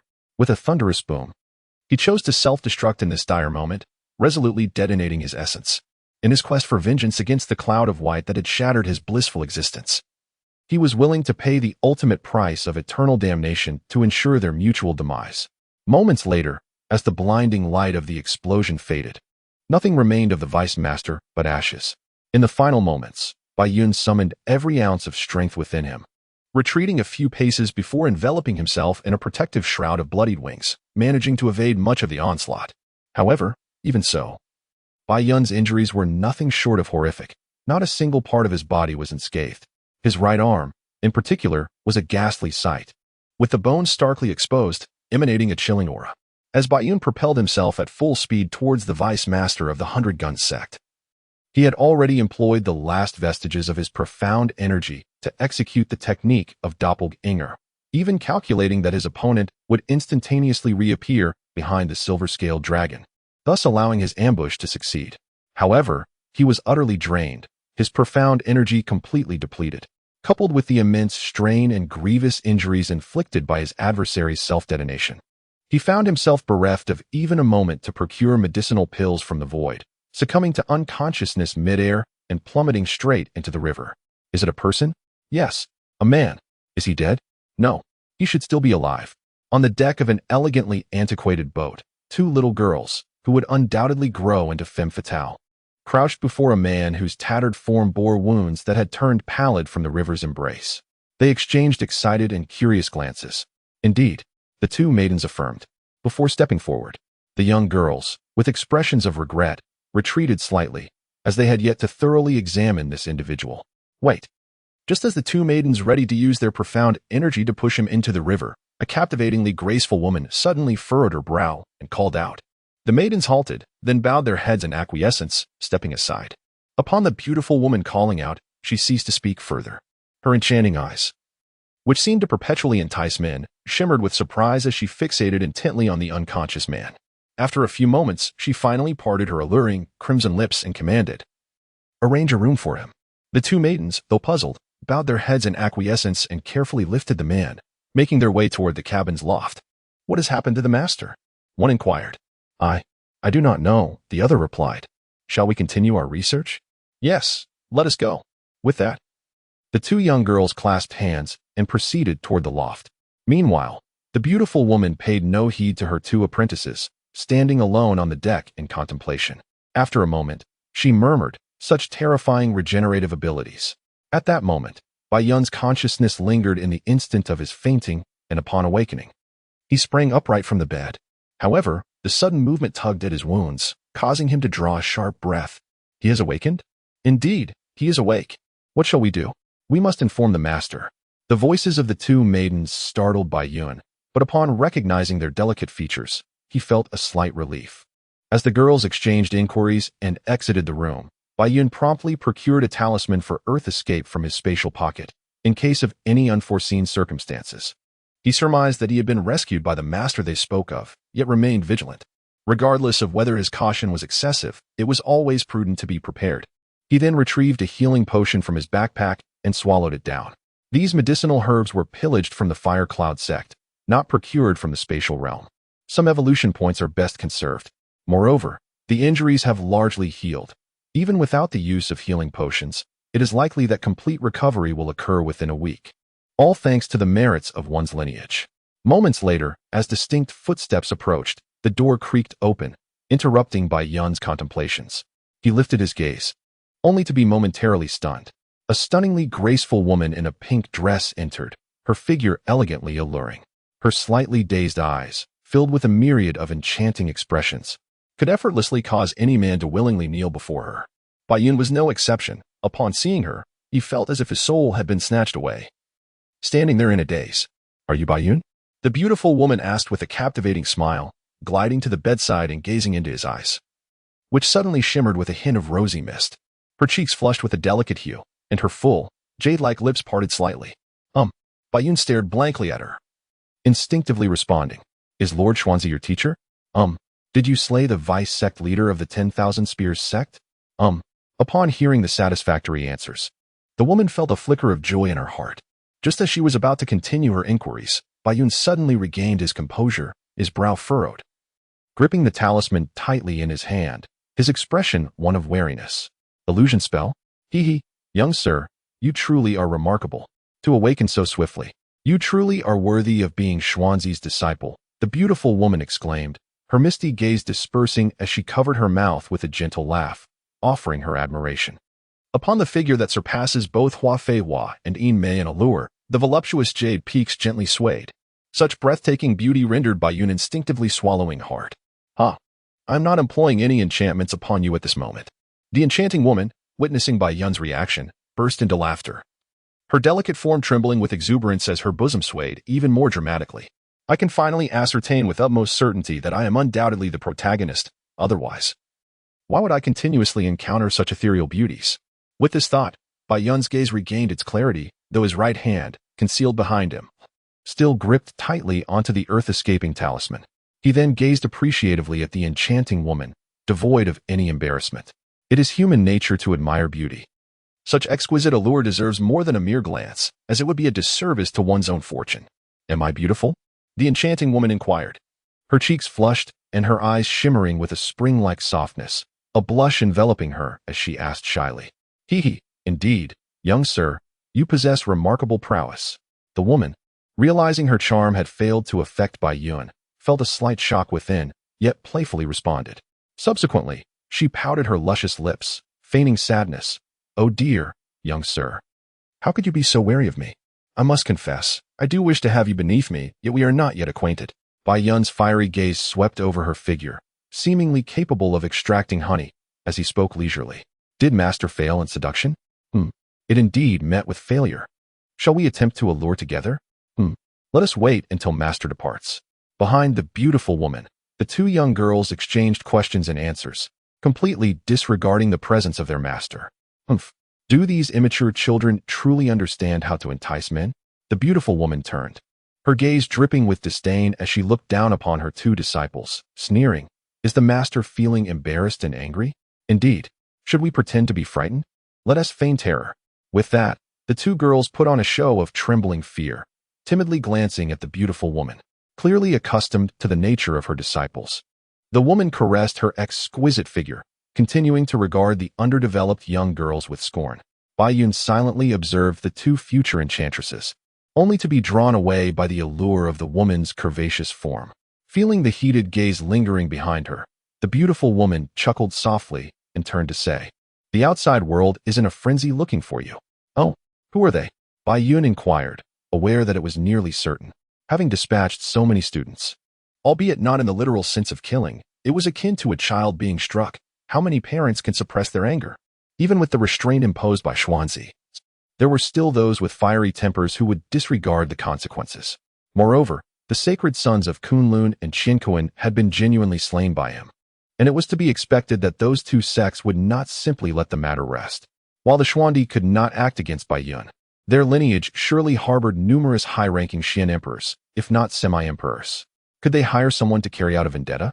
A thought sparked in Bai Yun's mind. Hee. Dozens of sects have united to purchase a deadly weapon. The rewards are so astonishingly lavish that I can hardly contain myself. As the beautiful woman spoke, her face suddenly blossomed like a peach, exuding a captivating allure. It remains unclear whether she could no longer resist trading her bounty for something more enticing, or if she simply succumbed to temptation. The implication is that you are still managing to hold back. Bai Yun leaned against the cabin window, her gaze playfully lingering on the other person. Should the young master desire it, I might find my restraint faltering. Let us discuss this after my wounds have healed. Otherwise, it would be rather unseemly to bleed while engaged in such activities. There is no need for the young master to take action.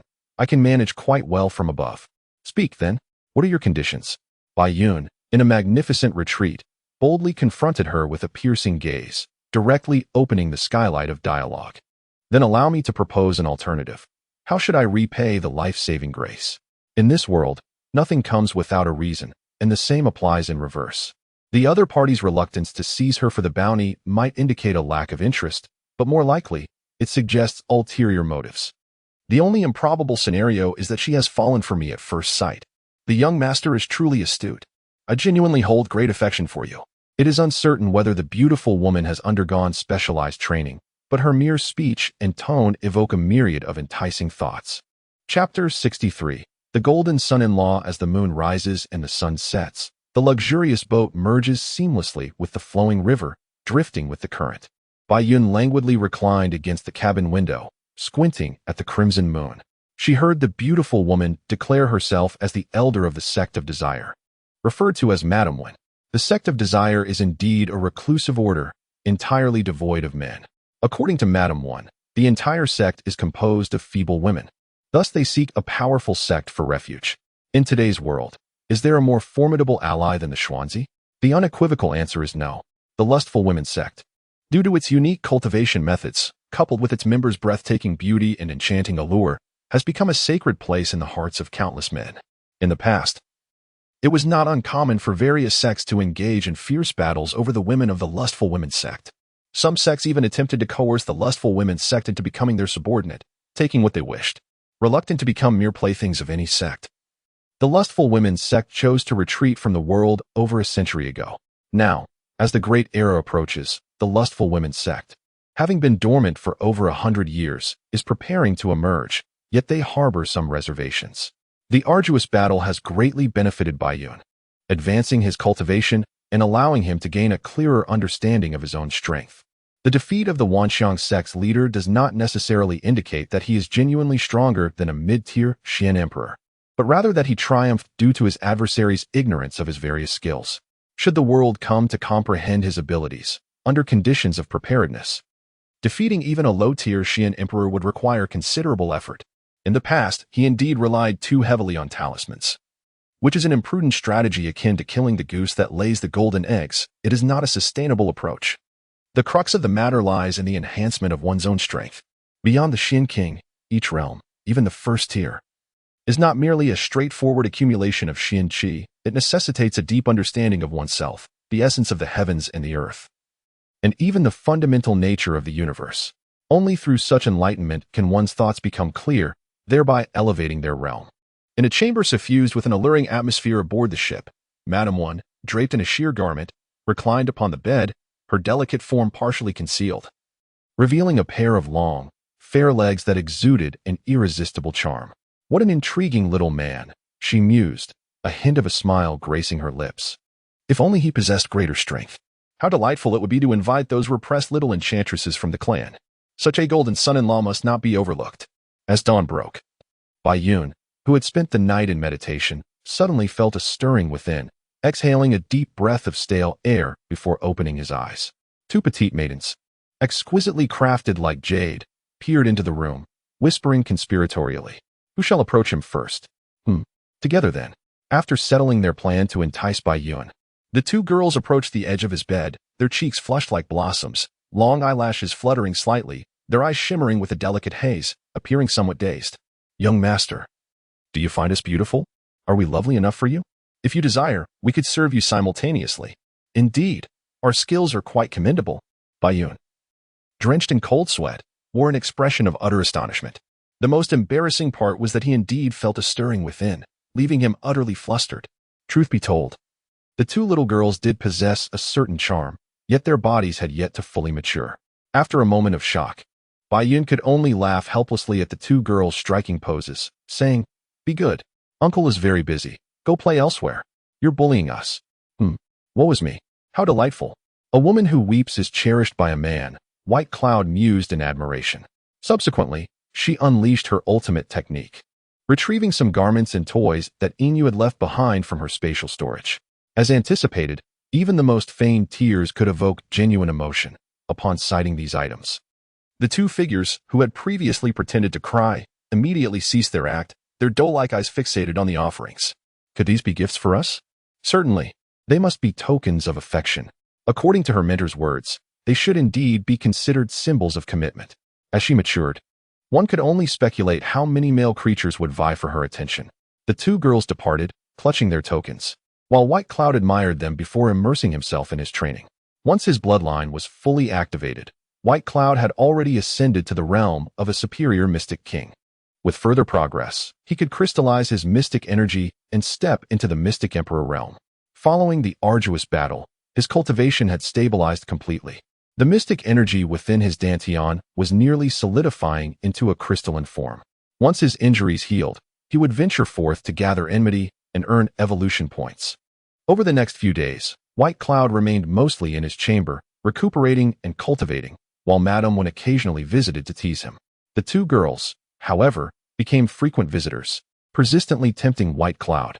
On the deck of the ship, fully healed, White Cloud prepared to bid farewell to the enchanting trio. The young man truly embodies a heartless rogue. I have been confined within these four walls for days, yearning for his tender affection, yet he has not even ventured a single step beyond my door, leaving my heart utterly shattered. Lady Wen lamented, her expression filled with sorrow and vulnerability. Patience, my lady. In matters of love, one must always consider the essence of feeling. He replied with a nonchalant demeanor. He must look down upon me, thinking me a woman of easy virtue, when in truth, I remain untouched, safeguarding my chastity within these confines. Lady Wen nodded slightly, her tone tinged with solitude. My lady, do not feign innocence, should I truly ascend to your bed. I would be oblivious to my own demise. Bai Yun chuckled through tears, then gazed out at the majestic mountains and seas, sighing, "Ah, the hour of parting has arrived once more. Such delightful moments pass all too swiftly. Ha! Fairies, I shall take my leave." Bai Yun laughed heartily before ascending into the sky. While all men are drawn to beauty, Bai Yun was acutely aware of his purpose for venturing forth and would not succumb to distractions.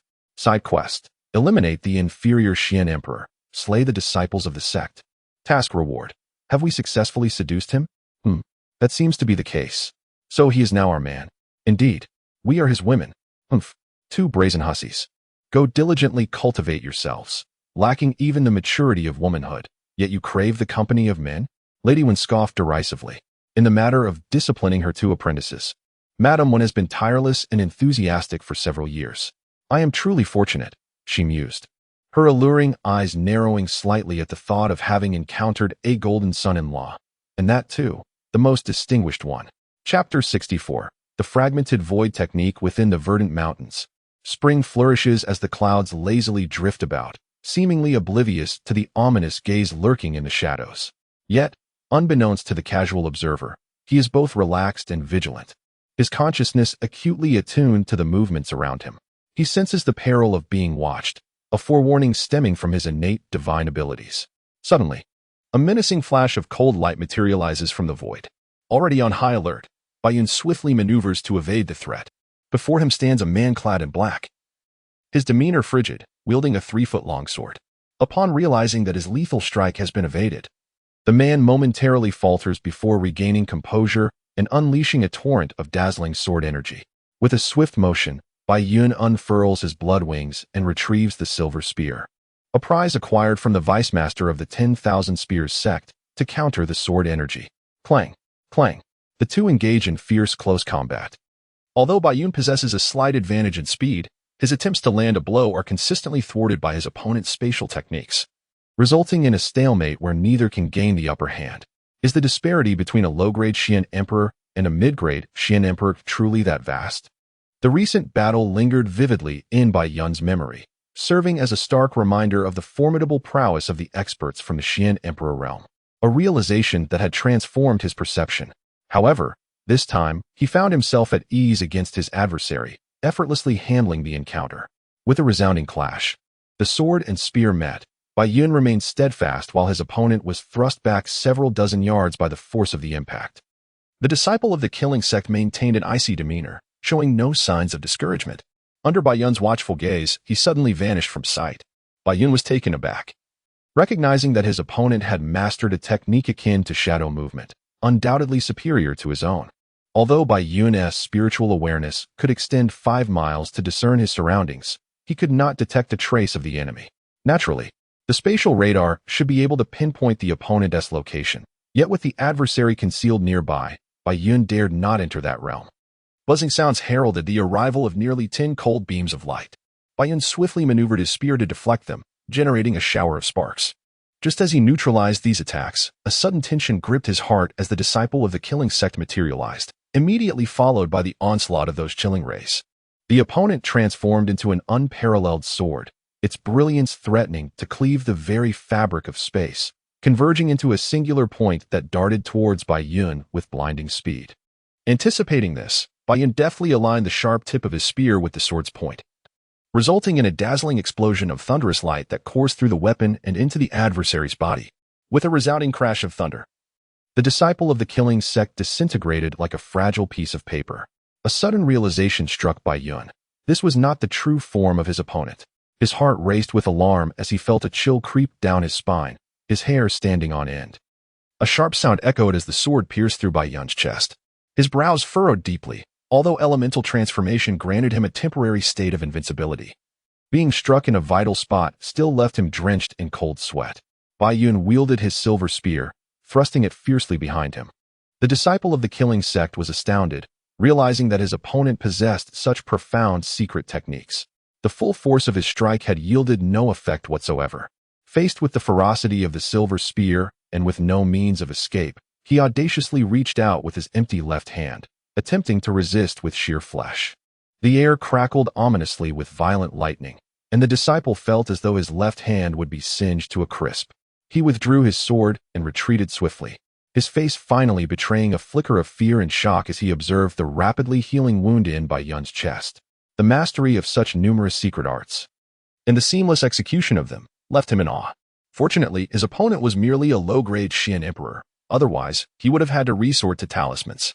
Including the current disciple of the killing sect, Bayun had only truly battled 3 Xian Emperor experts. His experience is limited, and now he had finally encountered a formidable adversary. It was time to get serious. Bayun's brows knitted tighter. His opponent proved to be exceedingly troublesome, possessing shadow techniques as well. Initially intending to use him as a stepping stone for training, Bayun now deemed it imperative to eliminate him swiftly lest he escape and create further complications. After the previous skirmish, both their energies had been considerably depleted, yet Bayun locked onto his foe, and as he brandished his spear, another fierce battle erupted, sending waves of energy that uprooted countless plants and soil in the vicinity. In a fleeting moment, the vital energies of both combatants were severely depleted.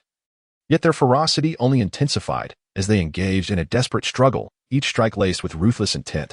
In such dire circumstances, it was a matter of life or death. Neither would hold back their hand. A single misstep could lead to a swift journey to the underworld. The disciple of the killing sect, with his left arm rendered useless, relied solely on his right, which proved increasingly arduous, and he gradually found himself on the brink of collapse. After a strenuous effort to withstand the onslaught, he ultimately succumbed to a blow from Bai Yun that struck his vital organs. Blood seeped from the corner of his mouth, and with furrowed brows, he began to entertain thoughts of retreat. Clang!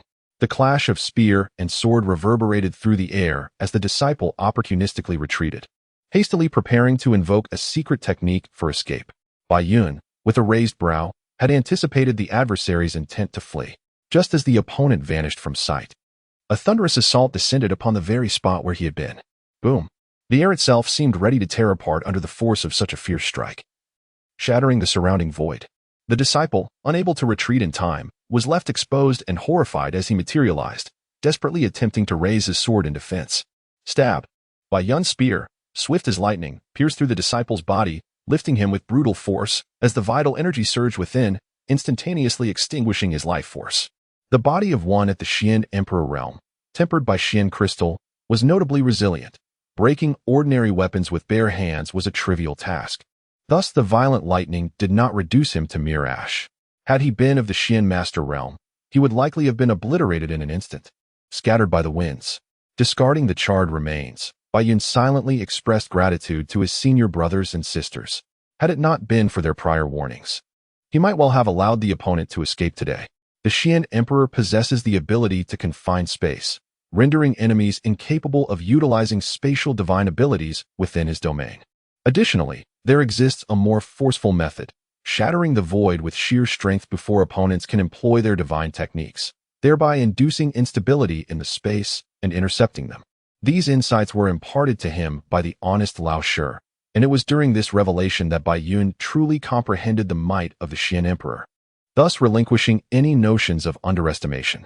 Under normal circumstances, no one beneath the Xian Emperor would possess the capability to breach the void. However, Bai Yun is far from a typical case. After merging the Thunder Fruit in the bloodline of the vampire clan, both his physical form and the purity of his energy rival those of an exceptional Xian Emperor. What a pity!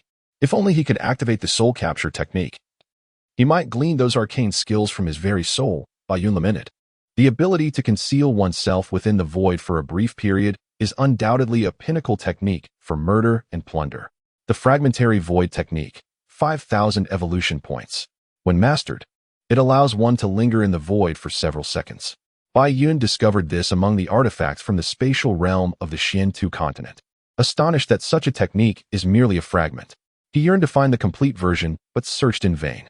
This technique is likely of extraterrestrial origin, he speculated with furrowed brows. Once I activate the soul capture technique, I must seize this technique from the hands of the killing sect. Bai Yun hesitated to expend evolution points for purchase, secretly contemplating a plan of theft. Chapter 65. The master of the 10,000 Spear sect in the midst of the fierce battle between Bai Yun and the vice master of the 10,000 Spear sect. A woman of mature beauty, still possessing an alluring charm, silently hovered above the river, emanating an aura of desolation and sorrow. Her almond-shaped eyes were filled with an overwhelming sense of stillness, for her beloved husband had perished, the one who had cherished and cared for her since childhood. Chill tears flowed slowly down her cheeks, each drop a bitter reminder of her shattered heart. Boom. After the solemn tribute, she wiped away her tears, her eyes now a fierce crimson, her body trembling uncontrollably. The formidable presence of a supreme mystic emperor erupted from her, her hairband flying off as her raven locks danced wildly in the wind, creating an image both terrifying and majestic, instantly evaporating the water beneath her. I shall have my vengeance, blood for blood. The master of the 10,000 Spears sect nearly ground her silver teeth to dust, her gaze filled with an insatiable malice that seemed capable of blotting out the heavens. At this moment, her heart felt as if it were being cleaved asunder. Torn with anguish, she nearly longed to abandon her son and sect to join her husband in death. For decades, she had indulged whims in his presence. Yet she could not bear the thought of him waiting for her on the path to the afterlife. However, her thirst for retribution remained unquenched. She could not rest until her enemy was vanquished. The desire to devour Bai Yun's flesh and drink his blood consumed her. Suddenly, a thought struck her, and she turned sharply to see a large ship navigating upstream against the current. Typically, She might have approached it with courtesy to inquire about her adversary's whereabouts. But now, her heart was ablaze with the fires of vengeance, and she unleashed her mystic emperor aura upon the vessel, compelling it to halt. Meanwhile, Lady Wen reclined languidly on her bed, her garments disheveled, her complexion radiant as a peach blossom. A woman practicing the art of seduction. She understood the significance of carefully selecting the right vessel for her cultivation. This was a matter of utmost importance. A premier cauldron possesses the extraordinary capability to elevate her directly to the realm of the Xian Emperor. The advantages of being a cauldron are immense, which elucidates the fervent competition among individuals for the favor of the lustful maiden sect. Women who cultivate the lustful maiden sutra harbor an intense desire for matters beneath the sheets, yet they must exercise discretion. Should their partner possess mediocre aptitude and cultivation, not only would their own advancement be hindered, but it could potentially lead to regression. Thus, the sect enforces stringent requirements for its disciples, resulting in the women of the lustful maiden sect often being quite reserved and enigmatic. Madame Wen was recently indulging in her own amusement, with Baiyun as her companion. Just as Madame Wen was caught up in her revelry, she suddenly sensed an overwhelming presence that shattered the pleasant atmosphere. Her delicate face turned frosty as she hastily donned her clothing and stepped outside, making her way to the bow of the ship.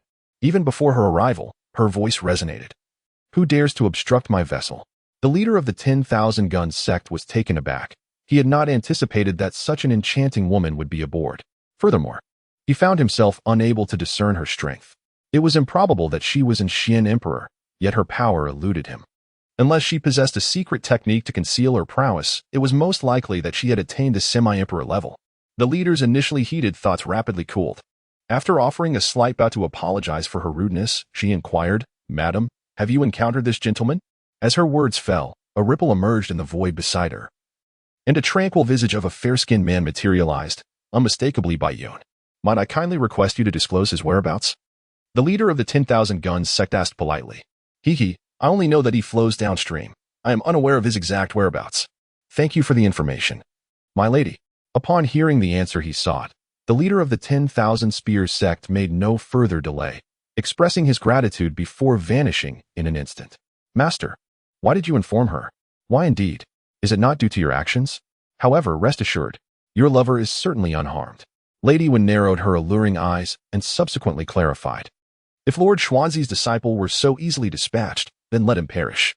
Baiyun, surrender willingly, lest you endure unnecessary suffering. While we may not dare to kill you, capturing you to claim the bounty will suffice. Relinquish your resistance." Amidst a landscape of peculiar peaks and jagged stones within a sprawling stone forest, for men of considerable age encircled a young man clad in eccentric attire, coercing him with threats and inducements to submit. This young man was none other than Baiyun. He regarded the four with vigilance, contemplating strategies to confront them. All four were figures of the Xian Emperor level, and should he refrain from employing talismans now, he would likely never have the chance again, sealing his fate without doubt. There is no need to expend your energy. We have invested heavily for your capture. The space here is already locked down, ensnared by our heavenly net. There is no escape for you." One of the men, a bald-headed individual, declared with an air of complete confidence, his gaze, like that of the others, burning intensely upon Baiyun. The rewards offered by Baiyun are exceedingly extravagant. Should they be bestowed upon even one of them, combined with the profound aura heralding the arrival of the Grand Era, it could potentially propel one into the realm of the Xian Emperor. This prospect incites their excitement. "Ah, so you cannot wield spatial divine abilities yourselves?" Baiyun mused, maintaining a calm demeanor. Indeed, we are unable to deploy such powers, but with four of us against a single Xian Wang, do we truly require any divine abilities?" He chuckled, likely believing himself invincible after vanquishing so many comrades below the Xian Wang realm. If we possessed a sacred herb to restore our aura, any one of us could accomplish this effortlessly. Do not resist stubbornly, lest you suffer physical torment." The four laughed heartily, their expressions rife with mockery. Truly, they were binding their own hands and choosing a path to demise. Without spatial abilities, in a direct confrontation, I remain an undefeated force below the Xian Emperor. Baiyun's speed, while advantageous against those possessing spatial powers, was significantly diminished, although his swiftness still served as his primary asset in battle. The true means of defeating Xian Emperor-level opponents relied on other skills. Speed had gradually shifted from being the dominant factor to merely an auxiliary one. Seeing Bai Yun in such a predicament yet daring to resist, and with a seemingly relaxed expression, the mockery faded from the four, replaced by cold, piercing glares. You toast to us but are met with punishment. Do you truly believe that the Xian Emperor can be slaughtered as easily as a Xian Wang? The atmosphere on the scene grew exceedingly tense, as the impending clash loomed large, with both sides brimming with confidence. In Chapter 66, One King Against Four Emperors. Amidst the jagged stones of the stony forest, the four individuals exuded a formidable aura, rendering the air noticeably thin, signaling that battle was imminent. Armed only with his bare hands against four adversaries, Bai Yun found himself at a distinct disadvantage. He summoned a silver spear from the void and unfurled his blood-red wings. Leaving behind a flickering afterimage, he boldly advanced toward the individual on the far left. Bai Yun had meticulously acquired a manual on spear techniques, and after diligent study, had attained a state of mastery, enabling him to wield the silver spear with the utmost finesse. Boom! Bai Yun's speed was astounding. The individual on the far left barely had time to react. Fortunately, his companion wielding a large blade managed to intercept Bai Yun's spear strike just in the nick of time. Seeking death. Observing Bai Yun's remarkable swiftness, the four adversaries, undeterred by the odds, launched a collective assault upon him. Unfazed, Bai Yun relied on his speed to confront all four assailants head-on. Boom! Boom! The battlefield erupted as the clash of mystical energies caused the surrounding rocks to shatter. As the battle raged on, the four opponents became increasingly astonished. While they had anticipated Bai Yun's quickness, they had not fathomed it to be so extraordinarily rapid that he could genuinely contend with all four of them. He darted like a flash of lightning, never granting them the opportunity to ensnare him. Clang! Bai Yun's fierce and relentless thrust was met with a solid block from his opponent, forcing him to retreat swiftly. In that moment, he sensed a surge of mystical energy, and a shadow resembling a small mountain suddenly loomed above, casting a dark pall as it bore down upon him with formidable force.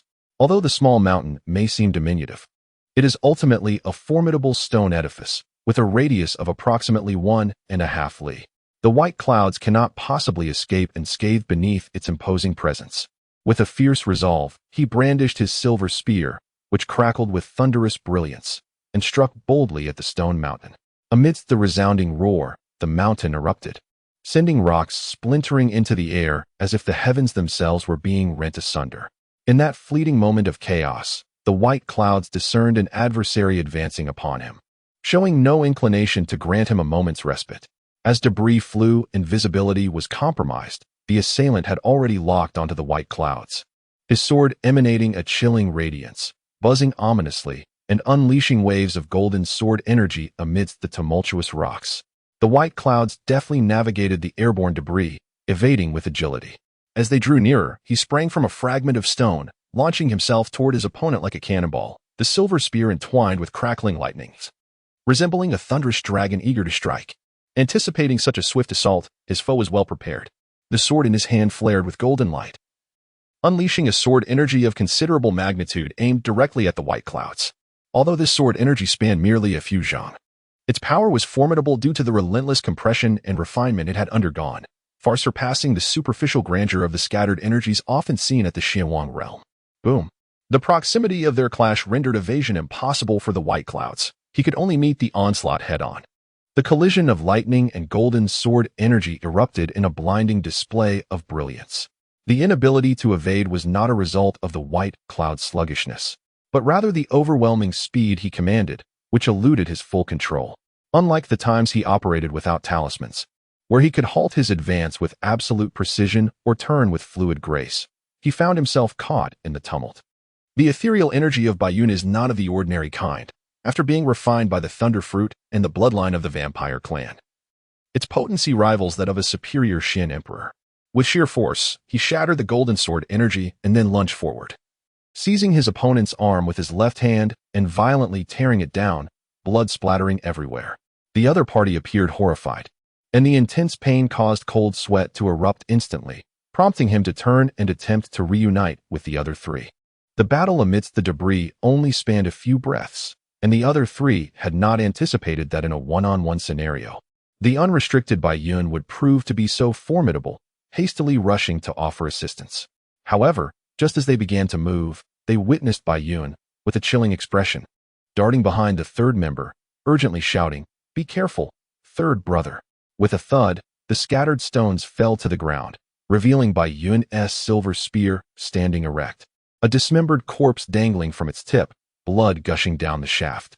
Observing the furious and ravenous expressions of the three across from him, he broke into a manic grin, exclaiming, "Haha, do you wish for me to surrender? How considerate of you to bind yourselves instead." If the opponents were capable of utilizing spatial divine abilities, Bai Yun would not have been able to dispatch them so easily. Yet, in their eagerness to prevent his escape, they had set up such an elaborate formation, akin to a longevity seeker consuming arsenic out of a desire for a longer life. The void-sealing grand array was crafted by the Xian Emperor and would only dissipate automatically when the time arrived. Otherwise, they were powerless to halt it. At this moment, even regret was too late. Kill him. Regardless of whether Xuanzi still acknowledges this disciple, we must risk our lives to eliminate him. The man wielding the treasured blade was the leader among the four. Upon witnessing the tragic demise of his third comrade at the hands of Bai Yun, he erupted in a fit of fury, bellowing, "Seize him. Let us torment him thoroughly before extinguishing his life. After all, his corpse can still yield a bounty." The other two, equally filled with wrath, gritted their teeth and echoed his sentiments, unaware of his impending doom. Bai Yun, resolute, bit down on the pill in his mouth and brandished his silver spear towards them. In an instant, the lifeless body of the third man shot through the air, hurtling towards the trio. As it drew near, it suddenly erupted, scattering blood and flesh in a grotesque display, chilling to the bone. Seeing Bai Yun's disregard even for the fallen body, the three were seized by a visceral terror, their rage reaching a boiling point. A palpable aura of murderous intent enveloped Bai Yun as their combined energies coalesced into a formidable strike aimed at him. Yet, Bai Yun was no mere target. He deftly evaded their assaults with a series of swift lateral movements. With a powerful flap of his blood-red wings, he sliced through the air, charging towards the three with thunderous force. The clash of their weapons sparked a dazzling display of light as the four engaged in close combat. In such proximity, their mystical energies could not be fully unleashed, leaving them to rely on raw physical prowess to secure victory. Although Bai Yun's speed was remarkable, the trio, through years of synchronized teamwork, swiftly adjusted their strategy to surround him when one of their own was endangered, compelling Bai Yun to retreat. After a brief moment, the battle had escalated into a fierce confrontation. Bai Yun, wielding his silver spear with the swiftness of lightning, repelled two adversaries and swiftly directed his assault towards another. Without a second thought, the two retreating foes lunged towards Bai Yun's exposed back. Suddenly, the thrust of Bai Yun's spear shifted dramatically as he reversed his grip and struck behind him. The principle of an inch longer, an inch stronger proved true, as the man directly behind him was the first to be pierced by the silver spear, shattering his protective aura and penetrating approximately 3 inches into his body. Simultaneously, Bai Yun was struck by another opponent from behind, blood splattering forth as a deep gash was carved into his flesh, exposing raw tissue. Despite the searing pain, Bai Yun summoned all his strength and forcefully slammed downwards. With a resounding impact, the silver spear pierced through the chest of the man behind him. In the horrified gaze of the other two, the man collapsed to the ground, his body convulsing, clearly on the brink of death. Old Four. Upon witnessing their comrade's dire condition, one of them guarded against Bai Yun, while the other hastily retrieved healing medicine in a desperate attempt to save him. Old Four's chest had been punctured by the silver spear, leaving a gaping hole the size of a fist, blood gushing forth uncontrollably, rendering him powerless. After the strike, Bai Yun swiftly maneuvered to the side, taking his position atop a protruding rock. He bent forward, gasping for breath, his gaze icy as he regarded the remaining two foes. Blood continued to flow from his back, dripping steadily onto the rock below.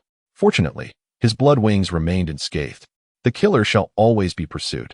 It is your underestimation of me that shall be your downfall. Chapter 67. The annihilation of four in a battle that escalated to such intensity. The demise of the third and fourth brothers was utterly unforeseen by the remaining elder brothers. The four siblings had traversed the realms, facing countless adversities, yet they had always managed to survive unscathed, living their lives with gusto. However, this time they found themselves in a disastrous predicament, outnumbered 4-1, and brought to such a dire state by a mere mystical king. Though Bai Yun possessed numerous advantages, eliminating the four brothers proved to be a formidable challenge. Ultimately, their own complacency and underestimation of Bai Yun's capabilities led to their downfall. How it makes me appear like a nefarious villain. It was you who sought to provoke me. Truly, this is the cycle of karma. where retribution is inescapable, Bai Yun remarked, his expression laced with derision. This only served to stoke the flames of their fury. The two brothers, incensed, felt as if smoke were billowing from their heads. They soared into the air, furious, unleashing their mystical energy in a relentless barrage towards Bai Yun. The rocks beneath Bai Yun fractured as he leapt into the air, his blood wings unfurling with a swift whoosh towards the two assailants. In such close quarters, the invocation of mystical techniques was rendered futile. They were forced to engage in hand-to-hand combat. Bai Yun, an expert in close-quarters fighting, thrived under these circumstances, focusing his assaults on the second brother, who also practiced martial arts. In mere moments, the second brother found himself struck multiple times, his garments tattered and his appearance disheveled, struggling to keep pace with Bai Yun's lightning speed. Meanwhile, the elder brother wielding a blade glared fiercely, attacking with relentless ferocity. Yet he could not land a blow on Bai Yun, who moved with the swiftness of a bolt of lightning. Bang! The three engaged in a fierce battle for a brief moment, but the second brother's injuries grew increasingly severe, and he began to falter. Suddenly, he was struck mercilessly by Bai Yun's fist, his protective energy shattered, and he was sent flying several dozen yards, blood splattering in his wake. Crack! Bai Yun evaded the first brother's furious strike and swiftly lunged towards the second brother, delivering a palm strike that shattered his ribcage. Blood gushed from the second brother's mouth. His chest caved in, and his injuries were critical. Yet, disregarding his own wounds, he charged at Bai Yun with a frenzied determination. While the first brother soared in behind him, his blade enveloped in energy, radiating a dazzling and chilling brilliance. Faced with such a two-pronged assault, Bai Yun had a chance to evade. However, emboldened by desperation, he paid no heed to the looming blade, and with a hand crackling with electricity, he lunged for the second brother's chest. Bai Yun pierced through the second brother's torso, leaving him momentarily stunned, unprepared for such a reckless confrontation. Stifling the excruciating pain, the second brother summoned the last remnants of his strength and struck towards Bai Yun's left chest. Thud! Thud! The battered Bai Yun crashed to the ground, pain coursing through his body. He barely managed to shield himself with the remnants of his energy, yet even so, his bones cracked with each impact. Second brother. The first brother, seeing Bai Yun sprawled on the ground like a broken doll, felt a surge of relief. But upon witnessing the second brother's tragic state, his heart ached with despair. He was the last of the four brothers, a realization that filled him with profound regret and unbearable sorrow. The heartbroken elder brother gently laid the lifeless body of his second brother onto the ground, trembling hands aiding in the closure of his unseeing eyes. Ah, how can my three brothers find peace if I do not rend you into 1,000 pieces of flesh? Rising with a blade in hand, the elder brother cast a cold, resentful gaze upon the distant figure of Bai Yun, who lay on the ground like a dead dog. His eyes filled with venomous fury as he let out a series of anguished howls. Bai Yun's injuries were grave, his spine had been severed, blood gushing forth and soaking the stone beneath him.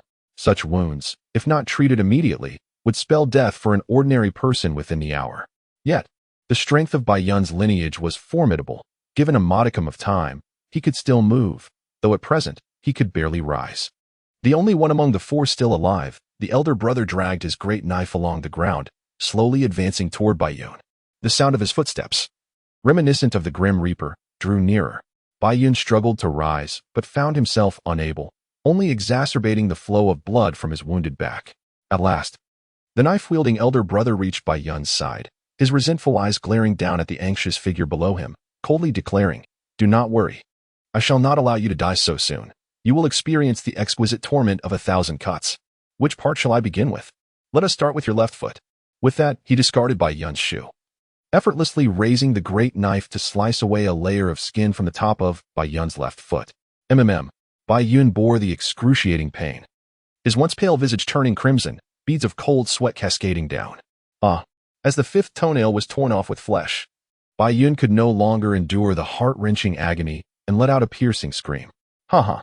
The elder let out a hearty laugh that reverberated through the air, his eyes bloodshot, resembling a man driven to madness. Moments later, his laughter abruptly transformed into sobs as he murmured, "Brothers, do you see? Do you hear? This is the farewell melody I play for you, so listen well. I shall ensure your passage to the underworld is serene." Having known one another for decades, they had stood by each other through thick and thin since childhood. Among them, the second brother was his very own flesh and blood. Yet now, they were all gone, dead. Gone. The elder lowered his gaze, his heart ablaze with fury, as he stared at the writhing figure of Bai Yun. The rage surged within him, causing his entire being to tremble. The flesh on his left foot remained unfinished. They must continue. The scene was horrifying beyond measure. Although Bai Yun's back was also a grotesque mass of flesh and blood, it paled in comparison to the ghastly sight of his own foot. The elder, wielding the knife, squatted beside him, his expression grave as if he were sculpting a masterpiece. He meticulously carved into the foot's surface, each incision revealing the ghastly white of exposed bone, before moving on to another area to continue his grim task. Almost there, Bai Yun, in a semi-conscious state, thought of liberation. Just then, as the elder was poised to continue his work, Bai Yun suddenly flickered beneath him, transforming into a bolt of lightning that surged backward. His eyes widened in disbelief. In an instant, a silver spear, akin to a comet streaking across the sky, pierced through the air, embedding itself entirely within the unsuspecting elder's body. The force propelled him nearly 100 feet away, pinning him against a rocky cliff. The leader, with both hands gripping the gun handle, gazed at the pristine clouds 100 yards away in his final moments, murmuring to himself, "Is there truly such a vivid doppelganger in this world? It has even denied me the chance to self-destruct with the Xian crystal. Ah, my hatred burns." After his furious exclamation, his head tilted, and he was extinguished entirely. Had it merely been a typical piercing, it would never have been sufficient to slay one of the Xian Emperor realm. This strike from Bai Yun was executed with the entirety of his profound energy unleashed. At this moment, Bai Yun, feeling utterly weak and languid, lay prostrate on the ground, the agonizing pain in his left foot still throbbing vividly. After dispatching the fourth elder, Bai Yun swiftly retreated. When their anger surged, intent on rescuing the fourth elder, he secretly employed the doppelganger technique, subsequently directing his projection to conceal itself at a distance. All of this was orchestrated to prevent the self-detonation of their Xian crystals. However, should the doppelganger sustain too severe an injury, it would dissipate. To mislead the leader of the four, Bai Yun steadfastly endured excruciating pain akin to 1,000 cuts, only shifting his consciousness to another body when the opponent was entirely unprepared. Chapter 68. The five-color flower. Once he ascended to the Xian Emperor realm, devoid of talismans, Bai Yun held confidence in his ability to defeat, or even slay, an ordinary high-grade Xian Emperor. As for confronting a Xian sovereign, it was unequivocally impossible. Setting aside the arcane techniques of the Xian sovereign, even the domain they command would be enough to leave Bai Yun utterly outmatched. The higher one ascends, the more pronounced the disparity in realms and power becomes. The difference between a Xian disciple and a Xian emperor primarily lies in the quantity and purity of profound energy. Yet, the chasm between a Xian emperor and a Xian sovereign is akin to the gulf between heaven and earth. The dark crystal shatters and then reconstitutes into the dark body, known as the dark sovereign. The dark body represents the materialization of a person's spirit, and this materialized spirit possesses numerous wondrous capabilities, enabling it to exist independently of the physical form. The stronger the spirit, the more formidable the powers of consciousness become. Bai Yun recalled the words of the elder Shi, who mentioned his recent ascension to the lower tier of Dark Sovereign. Even in such a nascent state, his range of consciousness extended several dozen miles. Within this realm of awareness, he could manipulate weapons, causing them to slice through the void and strike foes from afar, unseen and unheard. These abilities merely scratch the surface of what a Dark Sovereign can achieve. As for the Forbidden Void techniques, Bai Yun's memory remained vivid, having only recently experienced them over a week ago. The Dark Emperor, when confronted by a Dark Sovereign, resembles an infant who has yet to learn to walk, standing before a hulking figure of immense strength. Alas, the path remains elusive. Seated cross-legged by the babbling brook, Bai Yun opened his eyes and let out a soft sigh. Although he stood on the precipice of a breakthrough, he found himself unable to cross the final threshold in these past few days. After a moment of contemplation, Bai Yun rose, preparing to depart this picturesque valley. Fate will unfold in its own time. One cannot force what is not meant to be. He hummed a familiar tune from earth, shaking his head as he gradually walked away, until he vanished within the valley's embrace. Ascending to the realm of the Dark Emperor is merely a matter of time. Haste only breeds unnecessary anxiety. The endless mountains, even when the dark energy was still low, harbored countless rare treasures and mystical beasts, becoming a treasure trove for numerous sects and wandering souls. Recently, the increase in dark energy has accelerated remarkably. now nearly 6 or 7 times more abundant than it was half a year ago. As the ethereal energy approaches its zenith, the time until its explosive emergence grows ever shorter. Baiyun estimates that within 2 to 3 months, the true era of prosperity will dawn. The surge in ethereal energy has summoned forth a multitude of sentient and extraordinary beasts, with the endless mountains serving as their gathering ground. Reports of sightings of long-extinct ancient spirit beasts and rare treasures within the mountains have ignited fervent interest among countless envious cultivators, who flock to this location in droves. Even many from beyond the central continent have arrived, seeking their fortunes. Utilizing his treasure-hunting skills, Baiyun has quietly amassed great wealth within the endless mountains, uncovering numerous rare items. Some of these treasures are valued at over 1,000 evolution points within the cosmic evolver's realm. Although Baiyun has yet to delve into the arts of weapon forging and alchemy, it is not due to a lack of desire. Rather, he wishes to master the cultivation techniques first, allowing him to acquire the necessary skills for forging and alchemy as needed. Another piece of silver luo xian essence. Baiyun shattered the rock, extracting a mineral the size of a child's fist, radiating a brilliant, translucent glow. With a slight smirk, he tossed it directly into his backpack. The silver spear he had seized from the deputy leader of the 10,000 Spears sect was primarily crafted from silver luo xian essence, a premier material for forging mundane weapons. Mundane weapons are categorized into 4 tiers: low-grade, mid-grade, high-grade, and exceptional grade, with the silver spear belonging to the high-grade category. The range of his treasure-hunting skills extends within a mile, having determined that there was little of value left in this area. Baiyun soared into the air to seek treasures elsewhere. As he scavenged for gems, he eagerly awaited the completion of his tasks, relishing the swift passage of time. Thunderous echoes reverberated around him. The white clouds had just begun to soar when a cacophony of sounds emerged from several miles ahead, where shimmering auras of profound energy could be discerned, indicating that a battle was underway. Descending from the sky, Baiyun restrained his presence and glided towards the source of the commotion. It was evident that the conflict was likely centered around the contention for a treasured artifact. Baiyun intended to observe, for there might be an opportunity for him to reap the benefits of their struggle. His spiritual awareness extended approximately 5 miles, akin to that of a lower-grade profound emperor.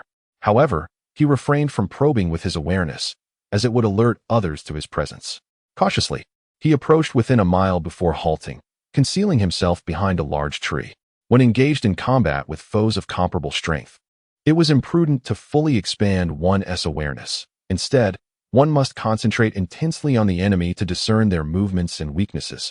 The scene unfolded upon a cliff adorned with lush grass, where 2 factions were locked in combat, each comprising around a dozen individuals, including 4 formidable profound emperors. Baiyun swiftly grasped the situation, yet his gaze was irresistibly drawn to a resplendent 5-colored flower perched at the edge of the cliff. Although the flower was nearly 7 or 8 miles distant, its radiant hues captivated his attention instantly. This was undoubtedly a supreme treasure, and both parties were undoubtedly vying for it. Shuizongzhu, our strengths are evenly matched. If we continue to clash, we may attract the attention of other sections. Why not transform our conflict into cooperation and divide the treasure equally? Both sides were acutely aware of each other's capabilities, hence they refrained from employing lethal force. Otherwise, it would surely lead to mutual destruction. They tacitly distanced themselves from the 5-colored flower to avoid inadvertently damaging the precious gem amidst their skirmish. Among them was a distinguished middle-aged gentleman clad in azure attire, exuding an air of elegance. While maintaining an unrelenting offensive, he remarked, "Very well. Let the esteemed Lord Zhou cease his assault." Lord Xuan nodded in agreement, yet his onslaught remained fierce. "Shall we both lay down our arms? What say you?" Lord Zhou responded with a carefree smile. "Agreed." With that, the 2 retreated several paces, seemingly prepared to divide the treasure. However, just as Baiyun contemplated the futility of the endeavor, the situation shifted once more. Lord Zhou, after retreating a few steps, suddenly appeared beside Lord Shui, his sword glinting ominously. Regrettably, Lord Shui had anticipated this move and deftly evaded it. "Lord Zhou, is this what you call turning conflict into harmony?" Lord Shui taunted, his eyes gleaming with mockery. "Hee. I have gleaned some knowledge from ancient texts. It seems today shall be a fight to the bitter end. If you could concede, we might avoid such a fate. Then there is nothing more to discuss. Blades are blind, and we shall rely on our own prowess." With that, both lords unleashed their formidable powers, plunging the battlefield into chaos. The disciples below also unleashed their most potent techniques, their mystical energies clashing with reckless abandon, showing no mercy whatsoever. This negotiation was destined to collapse. The five-colored flower, a treasure of the ancient world, was indeed a remarkable gem. It was birthed from the quintessence of the five elements, embodying traces of the laws of this realm, serving as a significant aid in comprehending the Tao and ascending to the rank of xianxia. Should even a single petal be lost, its potency would be drastically diminished. Those who understand the value of the five-colored flower would undoubtedly refrain from allowing it any harm, let alone engage in the egregious act of tearing its petals apart. Upon witnessing the astronomical price of the five-colored flower, which stands at an astonishing 5,000 evolution points per bloom, Baiyun felt a pang of astonishment within. Such a treasure must be acquired at all costs, he pondered silently.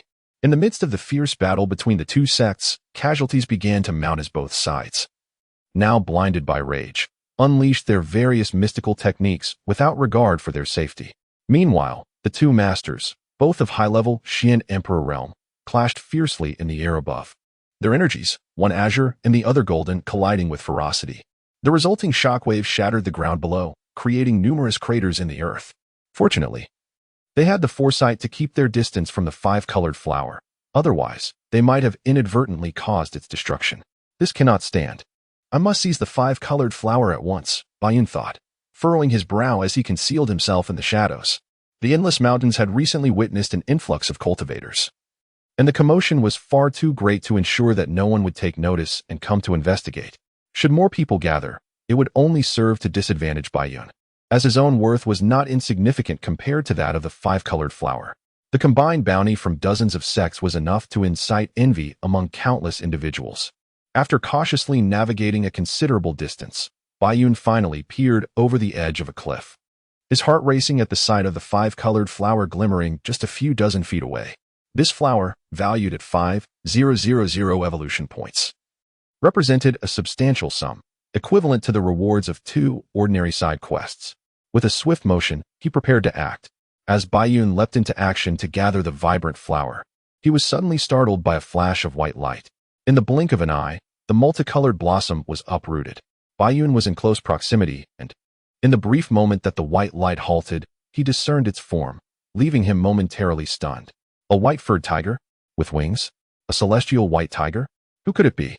The commotion alerted two sect leaders, who retreated to a safe distance to gaze upon the spot where the flower once flourished, only to find a man standing there, while the coveted blossom had vanished. Thief! Return my treasure. Realizing the flower was gone, the two men, desperate and frantic, instinctively concluded that Baiyun had pilfered the flower. Igniting their wrath as they charged toward him, Baiyun, unjustly accused, was momentarily taken aback, activated his acceleration talisman, and pursued the white tiger without hesitation. How vexing, Baiyun lamented.